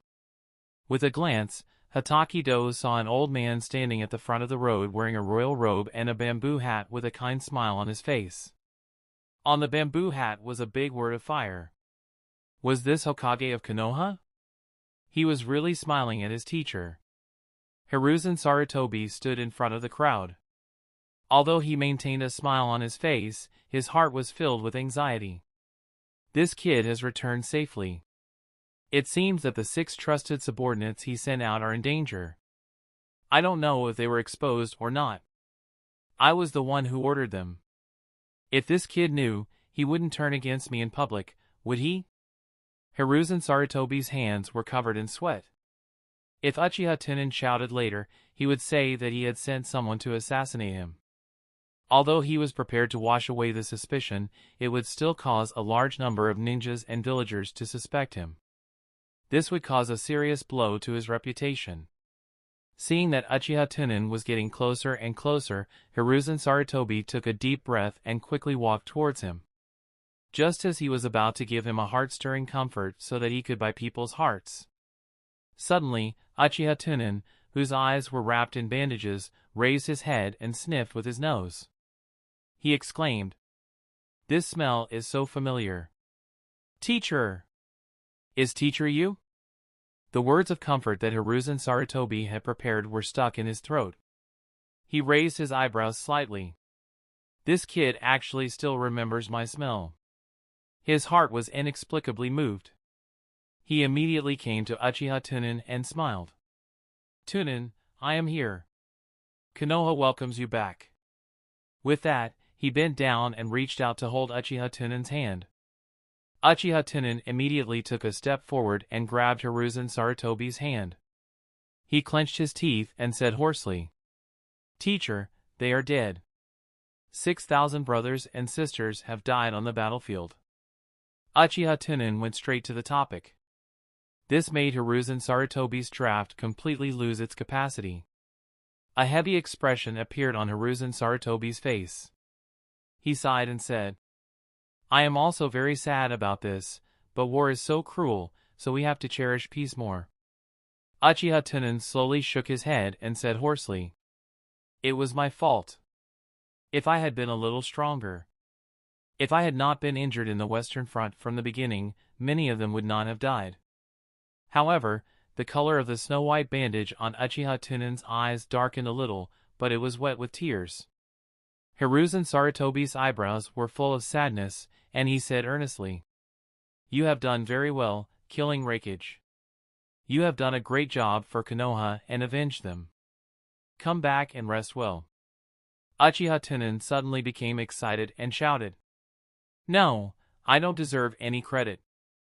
This time, I came back to plead guilty.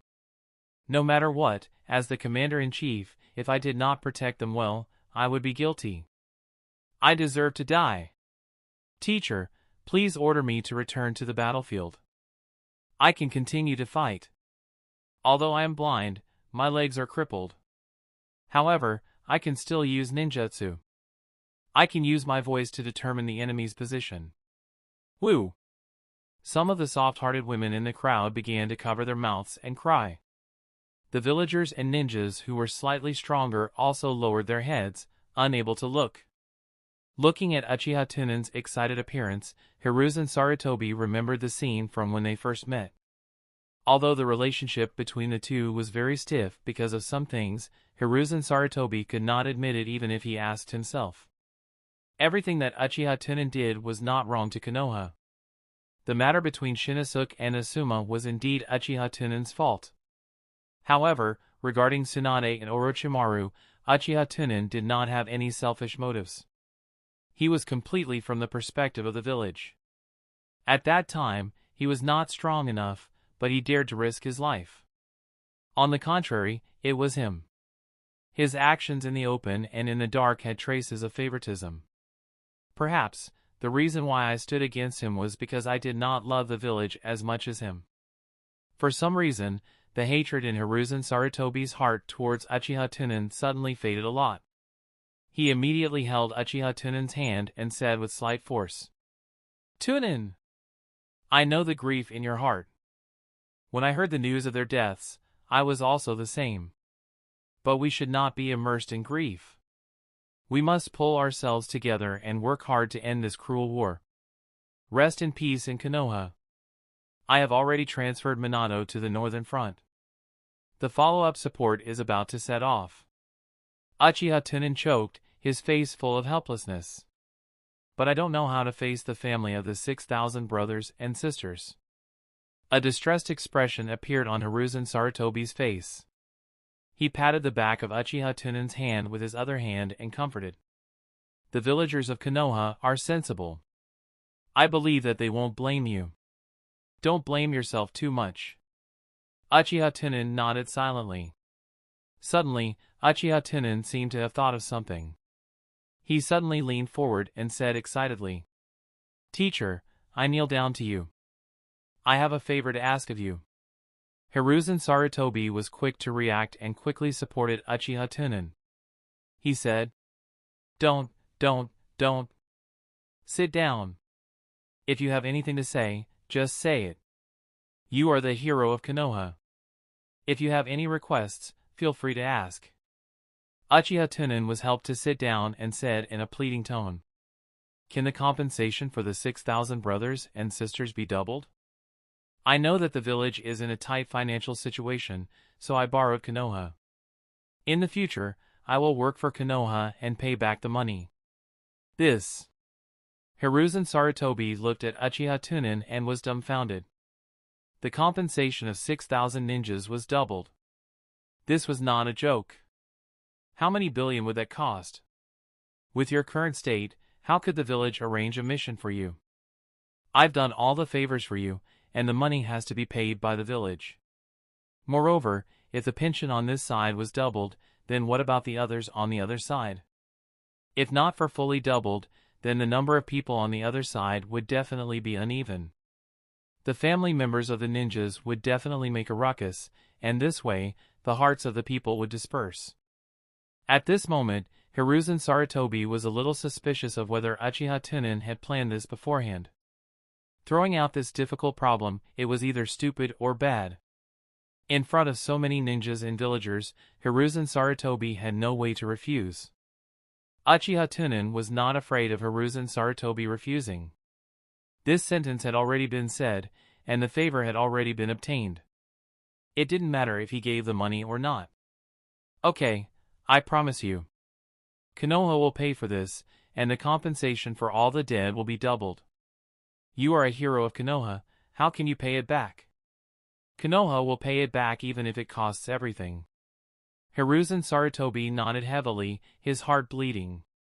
When Uchiha Tunan heard this, he secretly sneered in his heart. "This is what you said. When I impeach you from abdicating your position.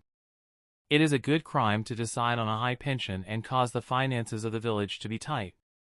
To be honest, Hiruzen Sarutobi's political ability was a little too weak. If it was Uchiha Tunan who faced this situation, he would only say, "Don't worry, they are all heroes of Konoha, and Konoha won't treat them badly." Then go back and slightly raise the pension. It can't be raised according to the proportion, but at a fixed amount, and it also has to be crowned in the name of a heroic allowance. If you can't give them profits, then give them more names. Once a family member asks, do a good job for them. Speaking of how difficult the village was, the rest of the money had to be spent on education and medical treatment, which were closely related to them. If there were too many people who didn't buy it, then they would take out the big killing weapon and add points for the exam in the ninja school. He easily solved this problem. Long live Lord Tunan! Long live Lord Tunan! Thank you, Lord Tunan, you are the hero of Konoha. To think that I was cursing you in my heart before. I really am not human. Keiko, don't blame yourself. Although your husband is dead. But you have double the pension now, and I am here. I will definitely make you happy. Long live Lord Tunan. Ding, gain the recognition of Mizushina Emiko. Ding, gain the recognition of Takashi Koto. Ding! Obtain the recognition of Miyato Yuki. Ding! Obtain the recognition of Ishikawa Yu. Ding! Obtain the recognition of Tatsum Yoko. Hearing the shouts of the villagers, Hiruzen Sarutobi's face twitched slightly. He felt as if he was making a wedding dress for someone else. It was so uncomfortable that he wanted to die. In order to prevent Uchiha Tunan from making any more unreasonable requests, Hiruzen Sarutobi quickly looked up at the Hataki-do behind the wheelchair and changed the topic. This is the child you took in, Tunan, right? Hataki-do, right? He looked like a good child, especially when he wore this pair of glasses. It's exactly the same as you when you were a child, Tunan. Hataki-do felt a puff of smoke coming from his face. He shrunk his head and pretended to be afraid of strangers. In his heart, he thought, Sir, your judgment is too accurate. Come on, come on! This old man sent someone to assassinate you, and then he greeted you with a smile. Are the people of Konoha so hypocritical? Uchiha Tunan had also achieved his goal. As a hero, he still needed to keep a distance from the villagers. He could not be exposed to the public for a long time, and mystery was also one of the factors to maintain worship. He immediately sighed to the sky and muttered in a sorrowful tone. Do, take me to the memorial tablet. I miss those brothers and sisters. Hiruzen Sarutobi was eager for Uchiha Tunan to leave quickly. He immediately made way with a kind smile and shouted to the people on the road behind him. Everyone, get out of the way. Don't block the road to the home of the hero. Chapter 294, Morning. The wind howled. All kinds of leaves fell from the treetops and collided with the sound of falling leaves. A withered and yellow leaf fell on Uchiha Tunan's knee. However, Uchiha Tunan remained indifferent. He faced the soul tablet as if he was reminiscing about the past. Tunan. At this moment, Kushina appeared in the distance. Holding the baby in one hand and holding a 2- or 3-year-old boy in the other, she walked towards Uchiha Tunan. Hataki-do turned his head to look, and his eyes instantly lit up. Kushina looked at Do, and immediately smiled and handed the baby to Do. You are Hataki-do, he had been a very good kid. Uchiha Tunan turned his head slightly and whispered into Kushina's ear. Kushina-senpai, long time no see. Is the little guy beside you Yanba? Hataki Yanba had never seen Uchiha Tunan since, but he had heard about him from Kushina and Nono. Afraid, Yanba hid behind Kushina and said weakly, Dean. Uchiha Tunan smiled gently and waved at Yanba. Yanba hesitated for a moment, but still mustered up the courage to walk up to Uchiha Tunan. Uchiha Tunan reached out to Yanba's hair and sighed. You've grown up. Time flies. I feel like I went to the battlefield yesterday. Kushina smiled and said, Yes, didn't you ask me to take care of the orphanage for you before you went to the battlefield? Uchiha Tunan nodded gratefully and said, I really have to trouble you. Kushina shook her head and immediately thought of something. She looked a little lonely. The orphanage has been taking in more and more orphans and old people recently. If not for Nono, I wouldn't have been able to do it all by myself. By the way, Senior Dewey died some time ago. Uchiha Tunan's expression did not change at all. He said lightly, Is that so? War is really cruel. I feel a little numb. Kushina forced a smile and said, It's good that you're used to it. Just like me, so many people died in the Kingdom of Wave. Hearing this, Uchiha Tunan took back his hand that was stroking the boy's hair and leaned his head towards the soul tablet. He sighed and said, "The war should be over soon. Since I'm back, you can rest well, Kushina-senpai." Kushina raised her eyebrows. "Are you sure you can handle it?" Uchiha Tunan nodded slightly and said, "Don't worry, I can do it, and I can do a lot of things for me." Kushina hesitated for a moment, but considering her carefree personality, taking care of the elderly and children all day long was not very suitable for this job. She immediately nodded and said, "All right, if you need anything, you can ask me for help anytime." In the evening, Uchiha Tunan finally returned to the orphanage that had been away for a long time. Before Uchiha Tunan went to the battlefield, the orphanage was still being rebuilt. Although the current orphanage occupied such a large area, the various buildings and decorations were far better than before. It could be seen that Danzo was quite diligent when helping his allies. Of course, it was only limited to not touching the interests of each person. In the yard of the orphanage, Yakushi Nono was playing games with the children. As for those old people, they had already eaten dinner and rested early at this time. For the old people, morning was their main battlefield. As soon as they entered the gate of the Welfare Institute, Hatake Yanbo rushed towards the courtyard. "Nono, I'm back." Yakushi Nono, who was playing games with the children, turned around and saw that Uchiha Tunan had returned. He quickly called the children to surround him and introduced them to him. "The director is back. Hurry and call the director." These children were clearly very close to Nono, and each and every one of them obediently shouted, "Director, director. Director, director. Director, director, why did you cover your eyes?" "That's right. Why is the director sitting in a wheelchair like Grandpa?"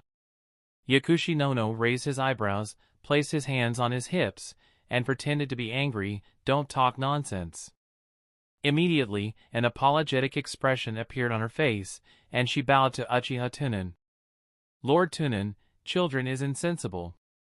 From the moment he entered the orphanage until now, Uchiha Tunan maintained a gentle smile on his face. He shook his head and said, "A child's words carry no harm. How could I care about it? However, it has been hard on you during this period of time." Nono smiled kindly and shook her head. Then she looked at the children around her with loving eyes and said, "It's not hard. I have always liked to take care of children. I am happy to see them grow up healthily." These children seemed to be able to feel the love Nono had for them. Each and every one of them had an innocent and happy smile on their faces. The scene looked so warm and harmonious. The hand that Uchiha Tunan held onto his hand gently lifted his index finger and tapped it again and again. These orphans were all good seedlings. Although they were all descendants of small families or commoners, they were much more talented than ordinary people. After a few breaths, Uchiha Tunan said to Nono with a concerned tone, "Now that I'm back, you can go back and have a good rest. Consider it me giving you a break." Nono quickly waved his hand and said, "No need, I am not tired." "Nono, if you are tired, I will massage your shoulders. I will give Nono a hammer leg. I also want it. Give me one leg." Listening to the childish words of these children, the smile on Uchiha Tunan's face became even wider, but his voice was much lower. "Listen to me, I'll give you a vacation." Nono had been in a spy activity all year round. In an instant, she heard the warning in Uchiha Tunan's words. She was stunned. Looking at Uchiha Tunan's gentle smile, she felt a sense of crisis. She didn't know how she had provoked Uchiha Tunan. She had been taking care of these children with all her heart when he left. She treated the children as if they were her own. However, Uchiha Tunan's strength and status were not something she could compare to. Furthermore, Uchiha Tunan was the one who had the final say in this orphanage. Nono pursed her lips and looked at the children reluctantly. She said in a low voice, "Yes." After saying that, she walked out of the welfare home. "Nono, don't go. I want Nono. Nono is on leave. I'm gonna have to play alone. But I want to play with Nono." We need to be sensible. We can't cause trouble for Nono. All right. After Nono walked out of the orphanage, Uchiha Tunan stopped smiling and pushed the wheelchair to the crowd. He clapped his hands and said, "Come, come, children, we are here to hold the ninja meeting." The children were all capricious, and when they heard that Uchiha Tunan wanted to play with them, they all cheered. "Yay! It's the ninja meeting. I want to be Jounin. I want to be the Hokage. First, introduce your names and positions." Outside the orphanage, Yakushi Nono was leaning against the wall. Listening to the cheers of the children coming from the courtyard, her heart was full of confusion and reluctance. From Uchiha Tunan's words, she felt that Uchiha Tunan seemed to be a little against her coming into contact with these children. Moreover, Uchiha Tunan did not give her a specific holiday time. This made Nono feel that he might have been driven out.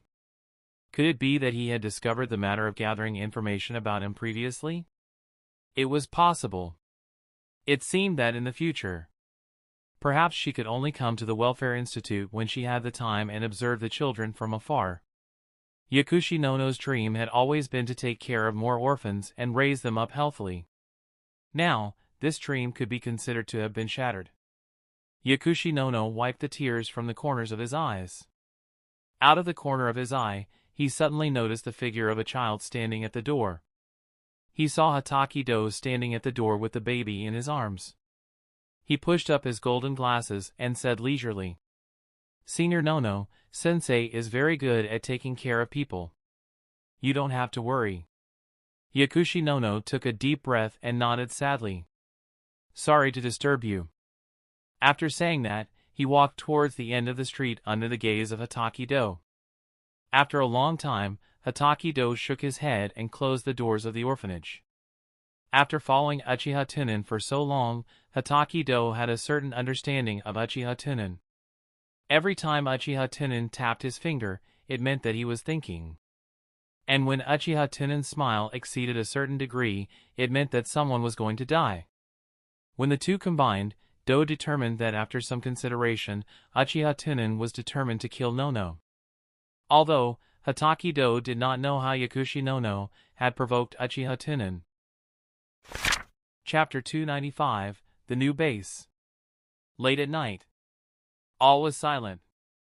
In the cold and clear sky, the moon was white and sparkling against the clouds. Uchiha's clan grounds. In Uchiha Tunan's courtyard, because there was no one to live in for a long time. The place was covered in thick dust, and white spider webs formed between the corners of the furniture and beams. When Uchiha Tunan left, he asked Uchiha Makoto to help him issue a long-term cleaning task. But as the war progressed, Konoha's manpower became more and more insufficient, and as long as the genin who lost their swords were sent to the battlefield, these cleaning tasks were naturally put aside. A spider was patrolling its kingdom. Suddenly, the spider seemed to be frightened and quickly climbed up. A tall and thin figure suddenly appeared in the middle of the room, as if scanning it. After a few breaths, the figure walked through the corridor toward the backyard. On the corridor, the white moonlight illuminated the face of the person. It was the owner of this room, Uchiha Tunan. At this time, Uchiha Tunan was wearing a loose white sleeping robe with a calm expression on his face. There was no sign of disability. Of course, before leaving the orphanage, Uchiha Tunan still split up a clone to stay, so that no one would visit him at night. This time, he came back to take away the supplies that were placed in the underground storage room before going to the battlefield. For example, money, herbs, all kinds of rare materials. Even if Uchiha Tunan returned to Konoha, he could not give up any possibility of becoming stronger. According to the time, there was only a little more than a year left before the chaos of the Nine Tails. In other words, there were still 18 years until the fourth battle in the original story. For the entire world, 18 years was just a snap of the fingers. However, in the last few days, the combat strength of this world had risen from Shadow Rank to Rakudu. Rakudu and Shadow Rank were the difference in quality. No matter how much chakra there was, even if there were more tailed beasts, it was still nothing in front of Rakudu. What Uchiha Tunan needed to do now was to increase his abilities as much as possible. For example, Mangekyo Sharingan and all kinds of bloodline limit. This required Uchiha Tunan to focus on nurturing children with high talent.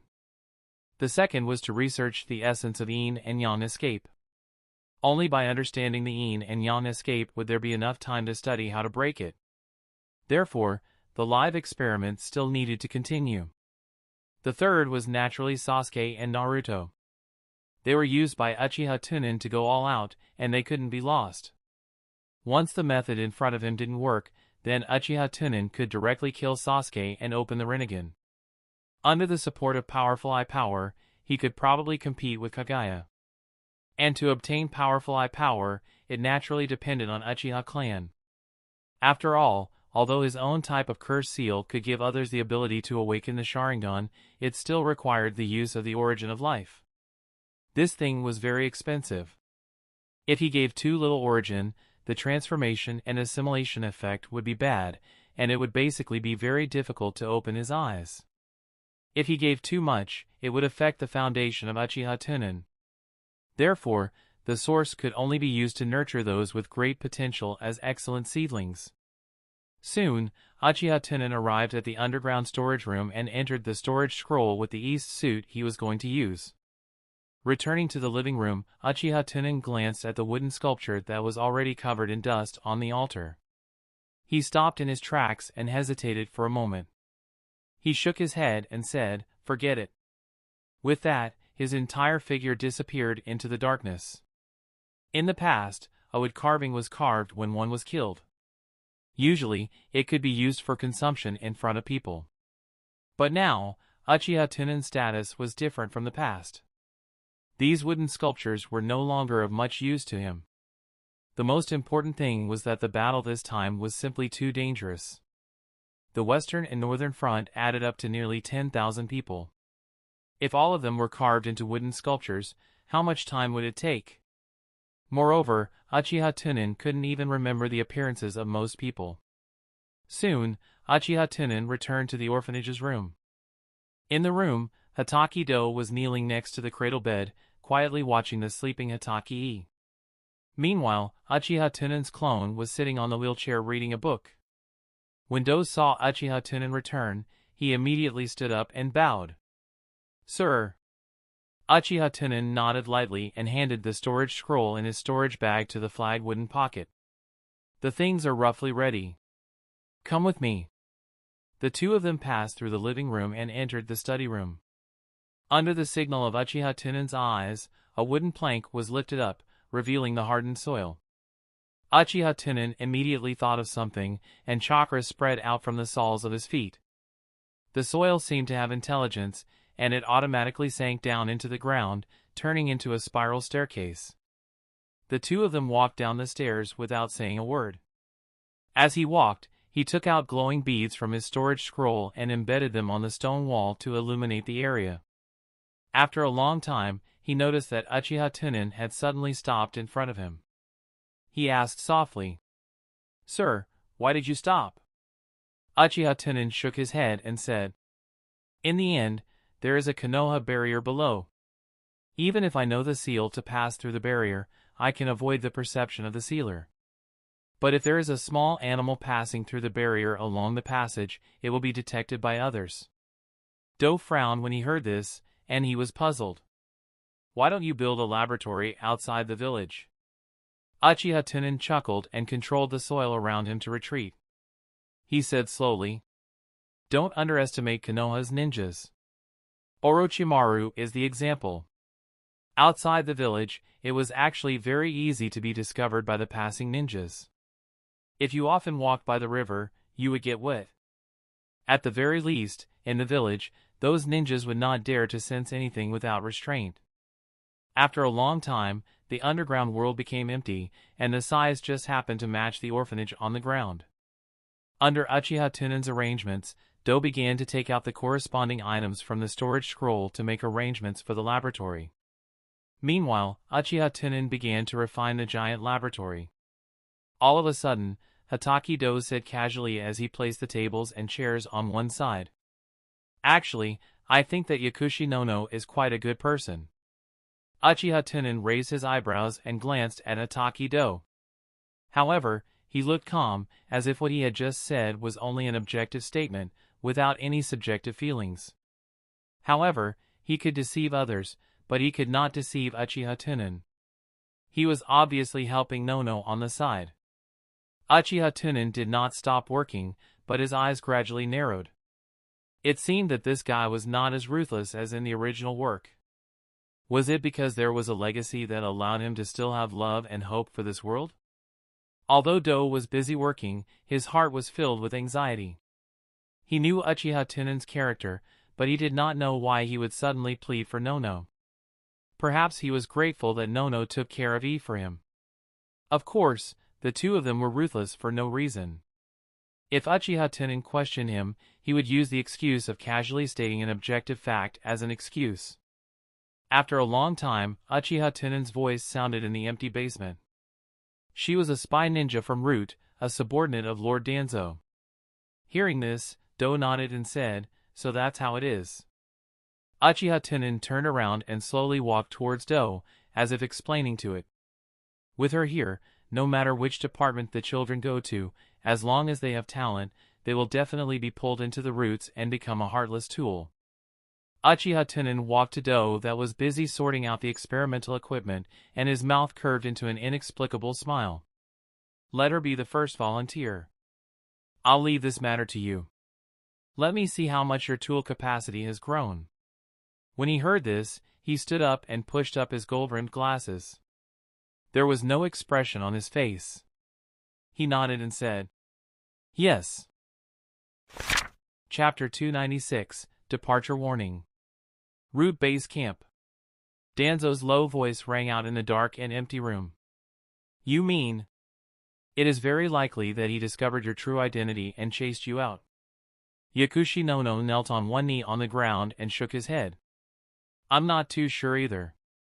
It's just that I can't find any other reason. I clearly did very well, but his tone was very strange, as if he was very dissatisfied with me." As he spoke, the room fell into dead silence. Danzo listened to Nono's narration and fell into deep thought, his fingers constantly tapping on the armrest. After a long time, he said leisurely, "Yes. I understand. Go back and have a good rest these days. If he really doesn't ask you to go back to the orphanage, then you can continue what you should do." When Nono heard this, she suddenly raised her head and said in disbelief, "Lord Danzo, didn't you promise me before? As long as my mission is completed, I will be allowed to open an orphanage." Danzo, who was in the shadows, tapped his fingers on the armrest and narrowed his eyes. "It seems that you really like children. Let's talk about the orphanage later. After all, Konoha already had one. If you open a private orphanage, even if I explain it to the higher-ups, your savings are far from enough." Hearing this, Nono lowered his head and pursed his lips. "You can't be like Lord Tunan." Danzo snorted. "You want to compete with him? Are you worthy?" Nono's face revealed a lonely expression. She nodded and said, "I understand." Danzo suppressed the dissatisfaction in his heart and said coldly, "Don't think too much about it. What if things change?" Moreover, his achievements this time were so high. A mere position as the head of an orphanage is not worthy of him. As long as there is a chance, I will fight for it for you. But the premise is that you have to work hard. Go back and wait for the news."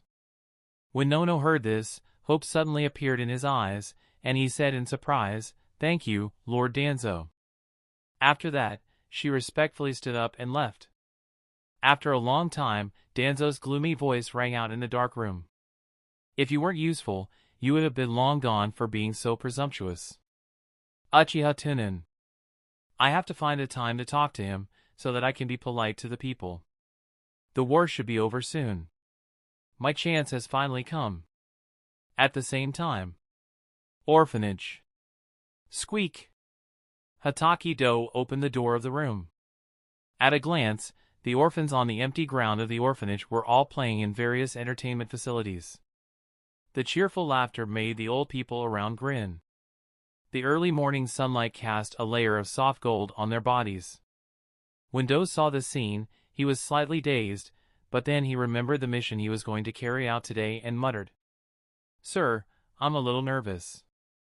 In the depths of the room, Uchiha Tunan sat on the wheelchair with E in his arms and said leisurely, "I suddenly remembered the time when we were fighting in the north. The old monkey kept sending out orders, urging me to attack. I knew he wanted me to die together with Raikage. But he was the Hokage, and if I did not follow the order, it would be betrayal. You also know how I did it." Uchiha Tunan paused for a moment and slowly turned his head to look. He saw a gentle smile on Uchiha Tunan's face, and he said softly, "I messed things up. I did it, but it's better not to do it. He can't blame me, and no one can blame me. His goal has not been achieved, and he will have to bear this hardship in the future. I am a bad example, you must not learn from me." Do's expression did not change at all. He nodded lightly and said, "I will try my best. I trust your ability very much. Besides, this mission is already very simple. I did not ask you to subdue her. I just need to find an opportunity to lure her to see me." Uchiha Tunan chuckled and gently stroked her chubby face. "You also believe in your brother, right? Let him prove it to us." The eyelids of Do trembled imperceptibly. He quickly turned his head back and said in a low voice, "Wait for my good news." After saying that, he immediately stepped out of the room and closed the door considerately. After a long time, Uchiha Tunan's low voice sounded in the room. "What's wrong with being realistic? At least it is not a bad thing for yourself." It was close to noon. In the residential area on the edge of Konoha. Although it was not as prosperous as the commercial street in the center of Konoha, there was a lot of people. After all, no matter where it was, there were only a few rich people. Most of Konoha's civilians lived in this area. Every household basically lived in a small building, with at least 2 or 3 households on the first floor. After Nono came out from the route, she went to buy the commonly used ingredients. In the past, she ate with the children in the orphanage, but from today on, she had to cook by herself. He saw Nono carrying a large bag of ingredients back to the small building where she lived. When she arrived downstairs, she saw Do, who had been waiting downstairs for a long time. She immediately said in surprise, "Do?" Do smiled and bowed to Nono with his hands on his knees. "Greetings, Senior." Nono's eyes immediately lit up, and he said with slight excitement, "Did Lord Tunan ask you to come and find me?" "No. I came here this time to ask Senior for the knowledge of taking care of children. You also know that it is inconvenient for Mr. to move now. I need to help him." The joy in Nono's eyes instantly disappeared, but she still revealed a warm smile on her face. "I see. Come in then." As she spoke, she led Hatake Do into the room on the second floor where she lived. Although the room was a little small, it was decorated in an unusually warm manner. Do knelt at the table and looked around the room. He sighed and said, "Senior, your home looks very comfortable." Nono walked out of the kitchen with a glass of fruit juice and knelt down in front of Do. She smiled and said, "You flatter me, come and drink fruit juice." Do nodded, picked up the fruit juice and took a sip. His eyes lit up and he said, "It's so delicious. My master and I only drink tea every day."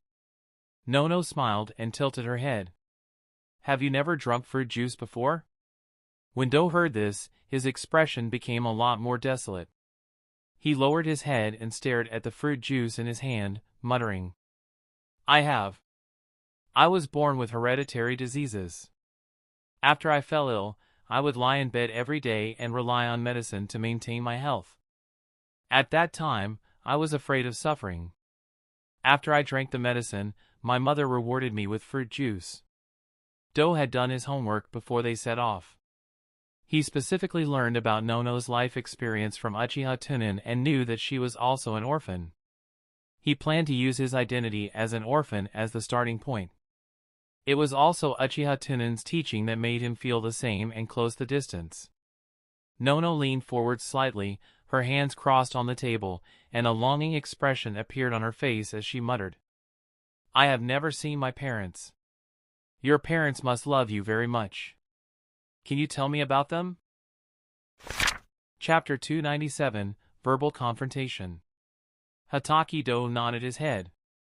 A look of reminiscence appeared in his eyes as he said, Our family lives there. Mother will tell me stories every night. That day. Hatake Do was about to talk about the day when his parents passed away. The scene of Uchiha Tunan appearing for the first time suddenly appeared in his mind. He woke up from his memories in an instant, pretended to be thirsty, and began to drink the juice. He was shocked in his heart, and he actually unconsciously told the other party all his information. This was the ability of the root spies to gather information. There was no illusion and no interrogation. Everything was so natural. If ordinary people did not think about it carefully, they would not be able to detect it at all. When Nono saw that Do was silent after drinking the juice, a nervous expression appeared on her face. She said, Is there nothing else? And then? Did something happen to them? Do shook his head gloomily. Nono thought that Do did not want to recall the scene of his parents passing away. She calmed his emotions and said, The reason why you became an orphan was because of war? Do did not know if he should continue to answer, so he could only say, Yes, if not for your timely arrival, both I and E would have died. Nono nodded, her face filled with indignation. Which village's ninja is so evil? As soon as she finished speaking, he suddenly raised his head, stared straight at Nono, and said coldly, Konoha. Nono was stunned, and after a moment of silence, she immediately bowed towards him and said, I apologize for Konoha. In fact, there are still many good people in Konoha. Do took a deep breath and shook his head. Master said that it is impossible to distinguish between good and bad in this world. Nono frowned and said softly, No one is born a bad person. It can only be said that this world is too chaotic, leading to the birth of tragedy and hatred. As long as someone patiently teaches the children to grow up healthily, they will definitely be good people when they grow up. I don't agree with Senior's point of view. Do raised his eyes slightly and said in a deep voice, Master said that we should not always give the so-called bad guys an objective excuse to turn bad. That was just a self-comforting lie. Seeing Do move out Uchiha Tunan, Nono was silent for a while and said softly, Is that so? Maybe I'm too naive. For Lord Tunan to have such achievements at such a young age, his principles should be right. When Do heard this, he raised his eyebrows and said with a puzzled face, Don't you insist on your point of view? Nono chuckled and shook his head. It's meaningless. I've seen too many tragedies. But even so, I still haven't figured out the root cause of the tragedy. Moreover, I'm just an ordinary Chunin. How can I have the confidence to persist? Maybe it's because of my character. I'm only suitable to stay with children. I hate darkness, I hate lies, I hate hypocrisy. Do was silent. Her fight could be considered as drawing out the argument point, and then she was refuted by the other party. In the end, under the other party's argument, she came to a sudden realization and expressed her recognition and admiration toward the other party, thus closing the distance between the two of them. Who knew that Nono would not follow the routine at all? Sure enough, the knowledge in the spy book was completely useless to this kind of senior spy. It seemed that he had to use the method that the teacher had taught him. In fact, Nono had been on guard against him when he began to talk to Do. After all, the reason for asking to take care of the child was a bit lame. Very few people would specially make a trip to ask others about this kind of thing. Furthermore, there were so many elderly people in the Welfare Institute. They were all experienced people and were very experienced. Do did not ask them and instead ran so far to find him. Needless to say, he had his own plans.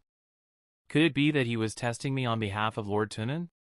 Testing my identity or what? What would he react to the results of the test? Let me go back to the orphanage? Or kill me? Nono quickly calculated in her heart. As she got up and walked towards the kitchen, she invited. Let's eat here in the afternoon and try my cooking. Those children really like the dishes I cook. Do adjusted his golden glasses and smiled warmly. I've really troubled Senior. The sound of cutting vegetables could be heard in the kitchen. Very quickly, Nono made a table full of food and served it to the table. As the two of them ate, they were both thinking about how to change the topic to carry out their own goals. Nono needed to find out useful information from the mouth of Hataki Do. She also had to answer the questions raised by him carefully so that she could return to the orphanage. On the other hand, Hataki Do began to consider what method Uchiha Tunan had taught him to trick her. How does it taste? Do raised his head and glanced at the smiling Nono. He nodded and said, It's very delicious. There's a very special taste, very warm and comfortable. Nono looked curiously at the face of Do and said in a gentle voice, You seem to have something on your mind. You can tell me. I'll take a look at it for you. Do pushed up his glasses and said lightly, It's about the matter of taking care of children that I told you about just now. Nono smiled gently and began to explain. In fact, it is very simple. When you cry at night. This way, it would be clear whether the child was hungry or cold, or if he wanted to get hugged. After Nono finished speaking, he saw that Do was so focused, so he asked in confusion. By the way, didn't Lord Tunan teach you the common sense of taking care of people? It seemed that he didn't even think about it. He replied with a slightly complaining tone. Master just returned to the village and seemed to be quite busy. He didn't take care of anything last night. I don't know what you are doing in the study room. Just as he finished speaking, he was stunned. His eyes revealed a look of vigilance, and then he immediately shut his mouth. Nono seemed to not care about this topic at all. She lowered her head and ate her food as she said casually, Nested in the study room? Are you reading? After a long time, Nono did not hear any reply from Hataki Do. She immediately picked up the dishes on the plate and placed them into the Do's bowl. She said softly, Hurry up and eat more dishes. You are growing. After saying this, the dinner fell silent. Until the end of lunch, Nono and Do did not say a word. After Nono cleaned up the bowls and chopsticks, she said, Do you have anything to do in the afternoon? I have a lot of books for the children here. I can teach you some stories. If you learn it, you can recite it to the children. As soon as she finished speaking, the originally restless Hataki Do was slightly stunned. He subconsciously nodded and said, All right. Nono smiled gently. He took out several children's books from the drawer and sat down beside the wooden pocket. It was unknown if Nono did it on purpose, but the distance between the two was very close. Hataki Do could clearly smell the faint fragrance on Nono's hair. With a focused expression, Nono pointed at the contents of the book and spoke in a gentle voice. In the past, there was a group of ducks. The story had just begun when the pupils of Hataki Do, who was reading a book, suddenly shrank. He had heard this story before. It was very familiar. At the same time, in the room on the second floor opposite the street, Uchiha Tunan knelt on the table and was having lunch with the family. However, the family of three seemed to subconsciously treat Uchiha Tunan as heir. They talked to each other. After Uchiha Tunan drank a mouthful of hot soup, he looked up at the opposite window and said slowly, It directly hit the weak spot. This brat wouldn't be so easily taken down, right? Was it because his ability wasn't good or he deliberately screwed it up? Or was it because of this? Chapter 298, End of Exchange. In the evening, a gentle breeze blew the wind chime hanging from the window. The setting sun shone on the window lattice. The warm red light passed through the glass and dyed the side of Hataki Do. At this time, Do was sleeping soundly in Nono's arms, and he even rubbed his head comfortably. Perhaps the sound of the wind chimes was too loud, but Hataki Do woke up from his sleep and slowly opened his eyes. The first thing he saw was Yakushi Nono's gentle smile. "You're awake. It seems that it's easy for you to fall asleep from listening to stories." Do sat up in a daze and muttered, "How long have I been asleep?" Nono pointed outside and smiled. "It's almost night." Do was stunned and turned to look at the sunset outside the window. "Have you slept for so long?" "It seems that I haven't slept so soundly for a long time." Nono reached out and placed her hand on the head of Do. She gently rubbed his head and said, "You have to be clear that you are still a child. There is no need to speak so deeply."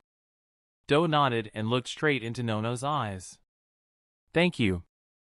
I haven't fallen asleep after listening to a story for a long time." Nono smiled gently.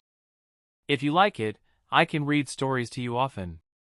Do looked at Nono and was slightly dazed.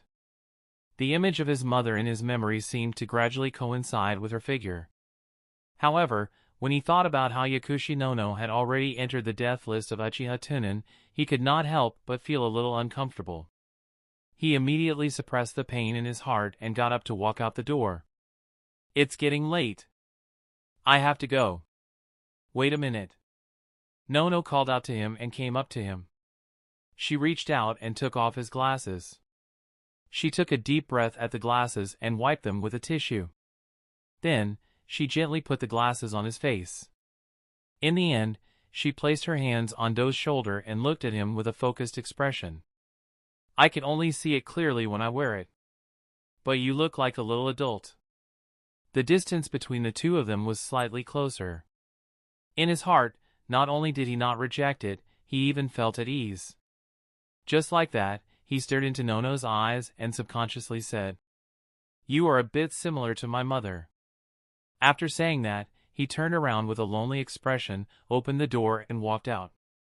Nono leaned her body out of the door and shouted to Hatake Do downstairs. "Aren't you having dinner here? It's already so late anyway." Do stopped and shook his head. "No, I still have to go back to the house with Master tonight. I need to help with the cleaning." An hour later. The setting sun sank to the back of the mountain range in the distance, setting a golden edge on the mountain range. The door of the orphanage opened, and Hatake Do carried Uchiha Tunan, who was on the wheelchair, towards Uchiha's home. The glass of a street lamp at the end of the street reflected the backs of the two people who had left. The closer they got to the land of Uchiha, the quieter the streets became. True or false? Well done. Uchiha Tunan gently flicked his fingers and used the vibration of the air to isolate the two people from the surrounding environment. Hatake Do pushed the wheelchair expressionlessly and said lightly, "Sir, you flatter me. This mission was not difficult to begin with. I wonder what you would do if it was you." Uchiha Tunan raised his eyebrows and said slowly, "Me? If it was me, I would have captured her directly. Because I don't have to care about what will happen next. Even if others know about it, I can easily suppress it.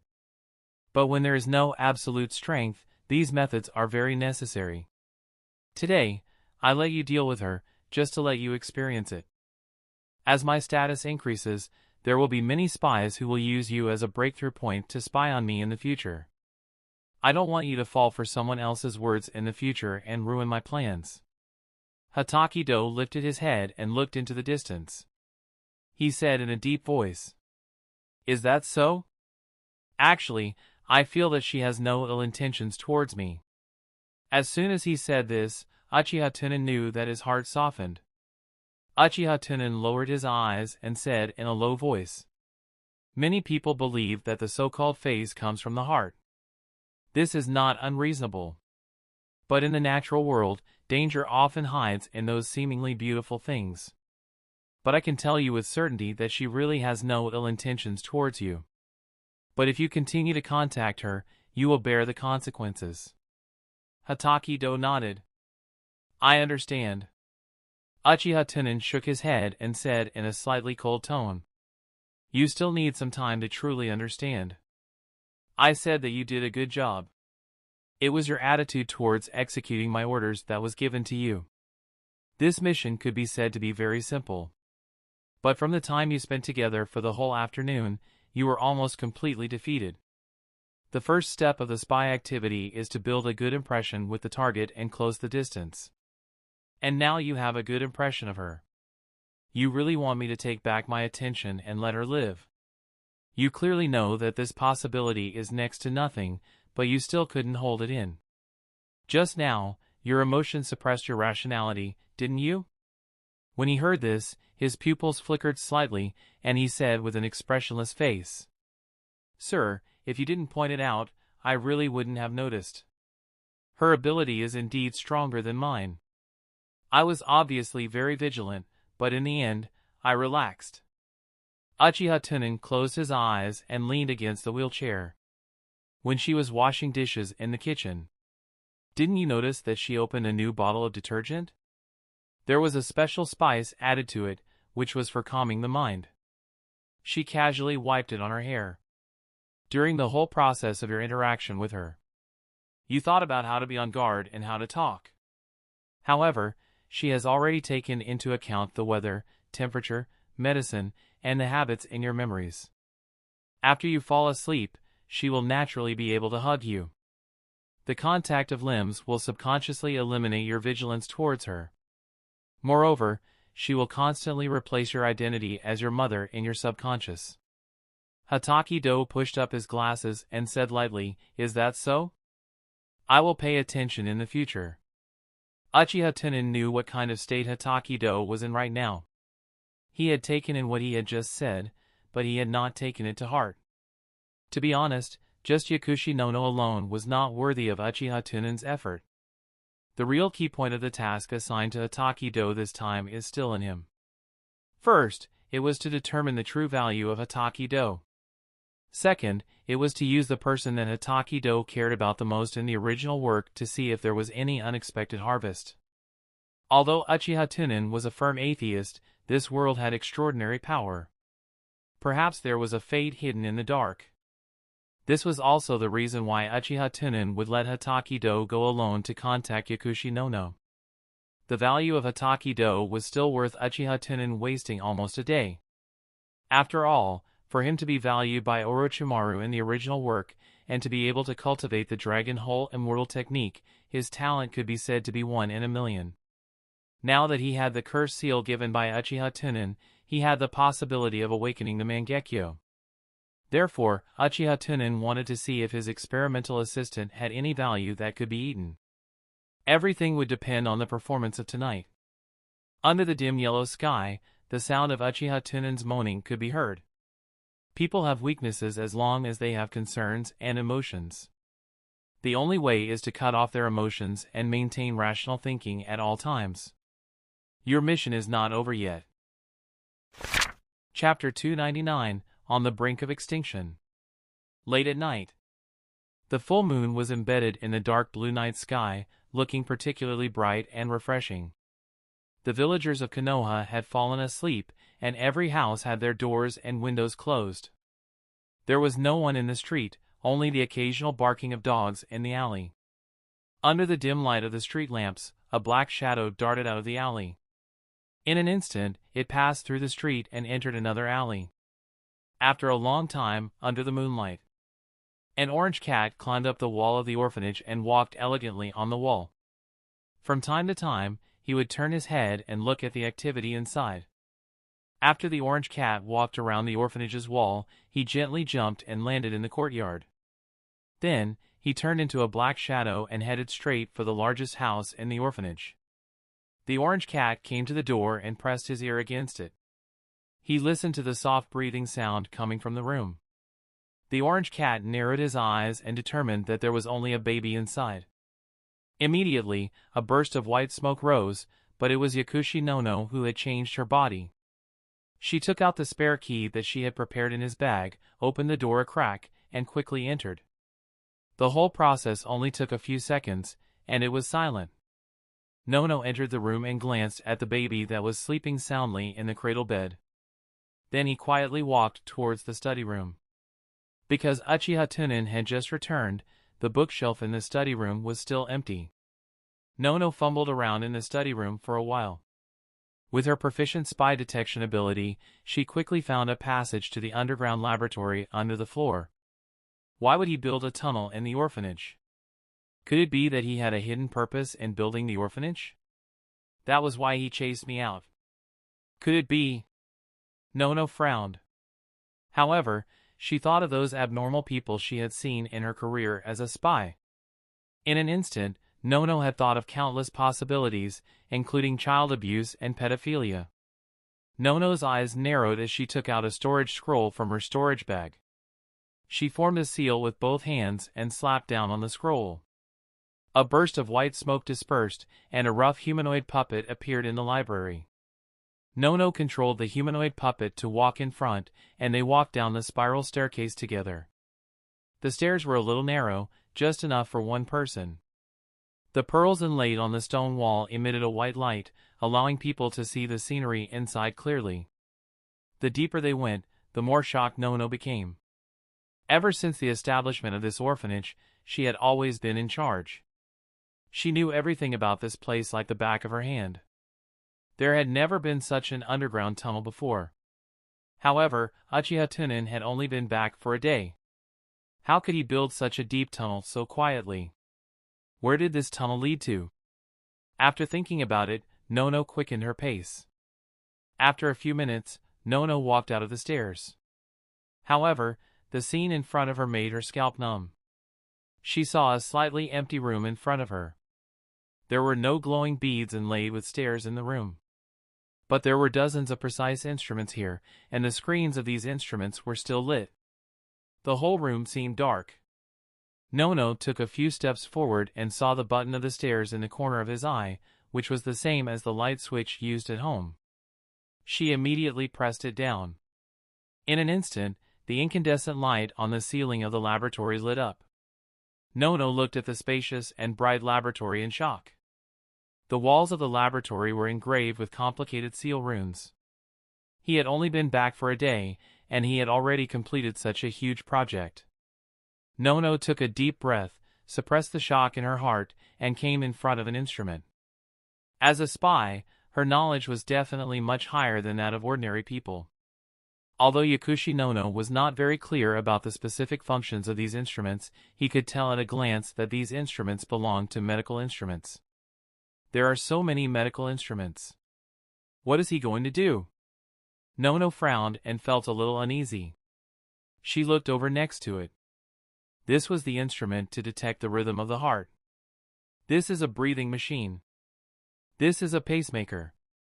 What is this big pot lid? Perhaps it is a signal acceptance device. This was.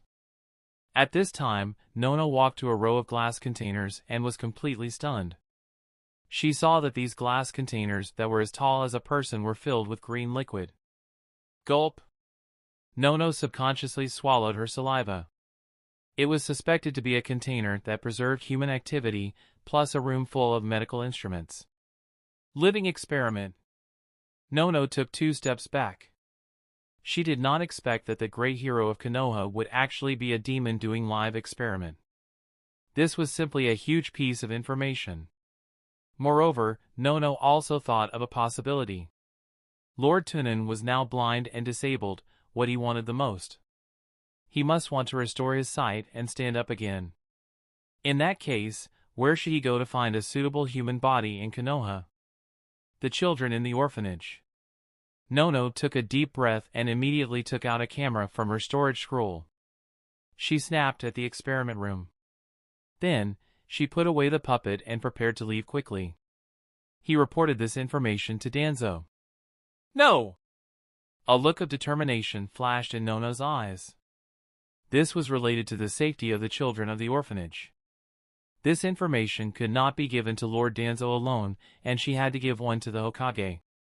After thinking about it, Nono turned around and prepared to leave. Bang! Suddenly, there was the sound of something heavy falling from the direction of the stairs. Nono's pupils suddenly shrank, and all the hair on her body stood up. She instantly determined that this was the sound of the stairs being lifted and put down. He was back. In an instant, Nono made a decision. She flashed to the stairs, pressed the light switch, and hid in a dark corner of the lab. The entire laboratory became dark, leaving only the screen showing the instruments still flashing. The stairs here were too narrow, only enough for one person to pass. If he went up now, she would definitely be blocked in the stairs. For now, she could only run from the stairs after the other party came to the laboratory. Although the other party was powerful, he was already seriously injured and it was inconvenient for him to move in a wheelchair. As long as she ran fast enough, the other party could only watch helplessly. Nono thought of this and kept cheering herself up in her heart, holding her breath and waiting. As a senior spy, she could be calm in ordinary times of crisis. However, the target this time was the existence that killed the Kages of Two Village. Moreover, according to the information that Nono knew, Uchiha Tunan was completely different from those jounin from the enemy villages on the battlefield. Kill indiscriminately. Even if the other party was crippled now, Nono still felt a heavy pressure. As time slowly passed, Nono's heart gradually sank, because she did not hear the slightest sound coming from the stairs. The entire laboratory was terribly quiet, and Nono gradually could not control her heartbeat. Thump, thump, thump. The beating of her heart was like a heavy hammer. In this deathly silent ring, it was especially ear-piercing. Nono could feel the cold sweat on her back condense together, turning into a cold stream that flowed down her back. He must have discovered something. He must have hidden himself and was secretly searching for my traces. It was just that I couldn't see him. In the dark corner, Nono's body was motionless.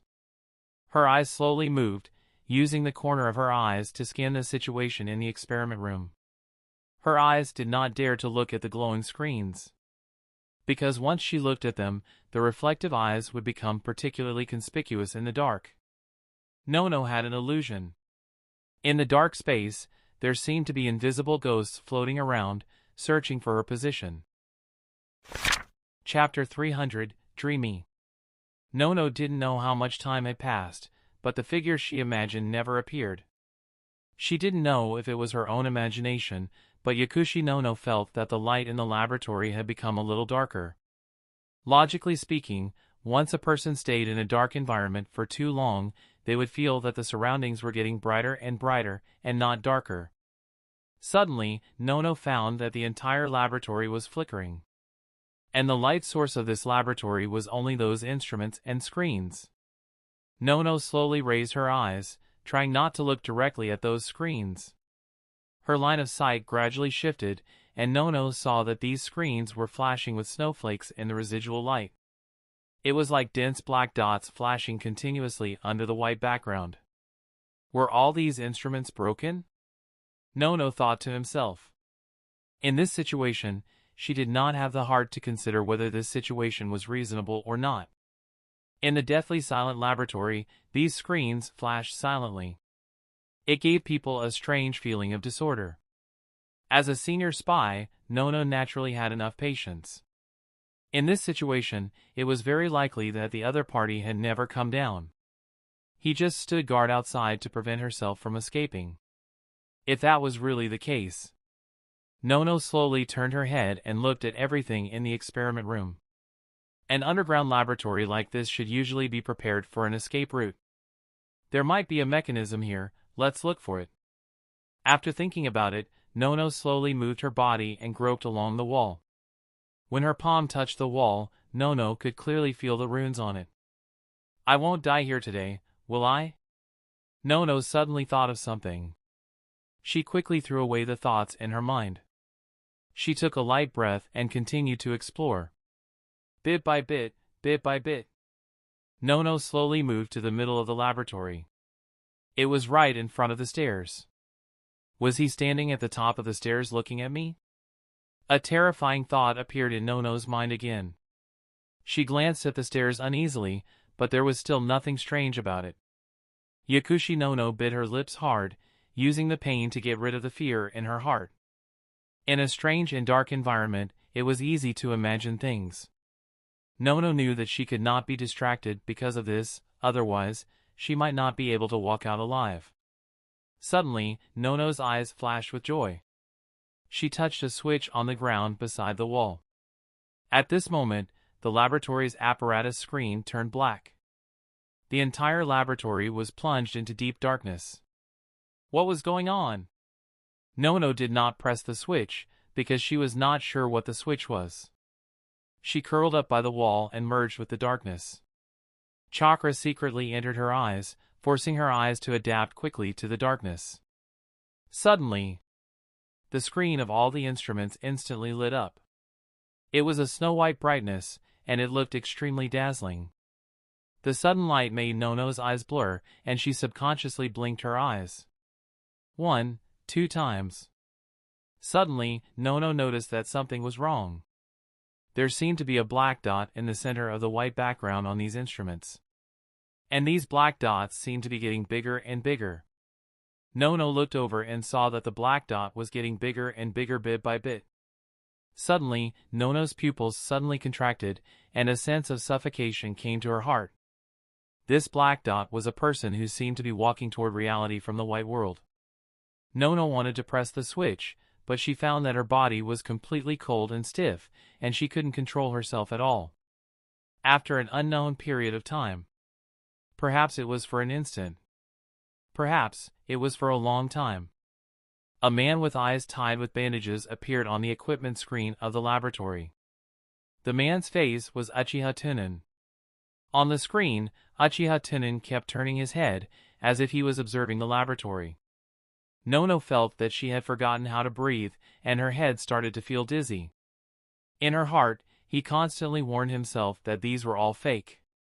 Suddenly, Nono was horrified to discover that one of the screens had Uchiha Tunan's face facing her. There was even a mocking expression on his face. He discovered me. In the next moment, all the Uchiha Tunan on the screen turned their faces around. Their lips moved together, silently saying something. However, Nono knew lip language and understood what Uchiha Tunan was saying. I see you. ZZZ-. The sound of electricity rang out, and the screens once again turned black as if they had malfunctioned. In the blink of an eye, the white screens once again lit up. Before Nono could even breathe a sigh of relief, she was horrified to find that Uchiha Tunan was standing at the stairway. The screen was like a flash, and it lit up again. The position where Uchiha Tunan appeared was closer to her. Then, the flashing frequency of the screen became much faster. Every time it lit up, Uchiha Tunan seemed to move horizontally, getting closer and closer to Yakushi Nono. Hurry up and move! Nono was horrified. Her face was already pale. She focused all of her thoughts to control her fingers, wanting to press the switch. Perhaps it was because she was on the verge of death, her potential erupted. Nono finally regained control of her body just as Uchiha Tunan was about to approach. She instantly pressed the switch. Crack! The sound of gears turning rang out. The wall behind Nono gradually rose up. She immediately got down and rolled over, drilling through the gap that had just risen below the wall. After rolling over, Nono reached out her hand and slapped at a spot on the ground. Since there was a switch on the ground over the wall, according to the design, there should be one here. Fortunately, there was a switch in the position that Nono had taken. The wall that was slowly rising suddenly stopped and then slowly descended. Bang! The wall closed, and Nono's entire body seemed to have been pulled out of the water. She slumped to the ground, leaning against the wall as she gasped for breath. A smile appeared on her face, as if she had just survived a calamity. Where was this place? Nono's eyes were lifeless as she surveyed her surroundings. It was a small operating room. It was a large spotlight hanging from the ceiling. Under the spotlight was an ice-cold operating table. On the operating table lay a person that Nono was extremely familiar with.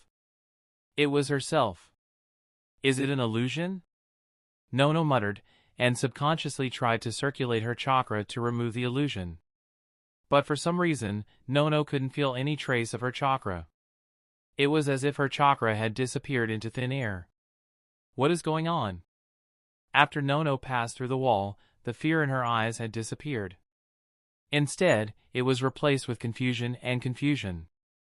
She immediately got up with difficulty and walked to the operating table step by step. She placed her hands on the operating table and looked down at herself, who was lying on the bed. She saw that her face was serene, and her chest was rising and falling regularly, as if she was sleeping. Just then, a gentle and magnetic voice came from behind her. "It's almost dawn. Remember to put all the data on the table when you're done." Nono immediately turned around and looked at the wall. The voice came from behind the wall. The voice was so gentle, but it made Nono instinctively feel scared. Her body trembled uncontrollably. Yes. Nono was shocked. When she heard the voice, she turned around again. She saw that on the other side of the operating table, Hatakido was wearing a mask and a cold scalpel was in his hand. He was standing in the spotlight. That's the end of this tale for now. Thank you for watching, and I'll see you on part 8. That's the end of this tale for now. Thank you for watching, and I'll see you on part 8.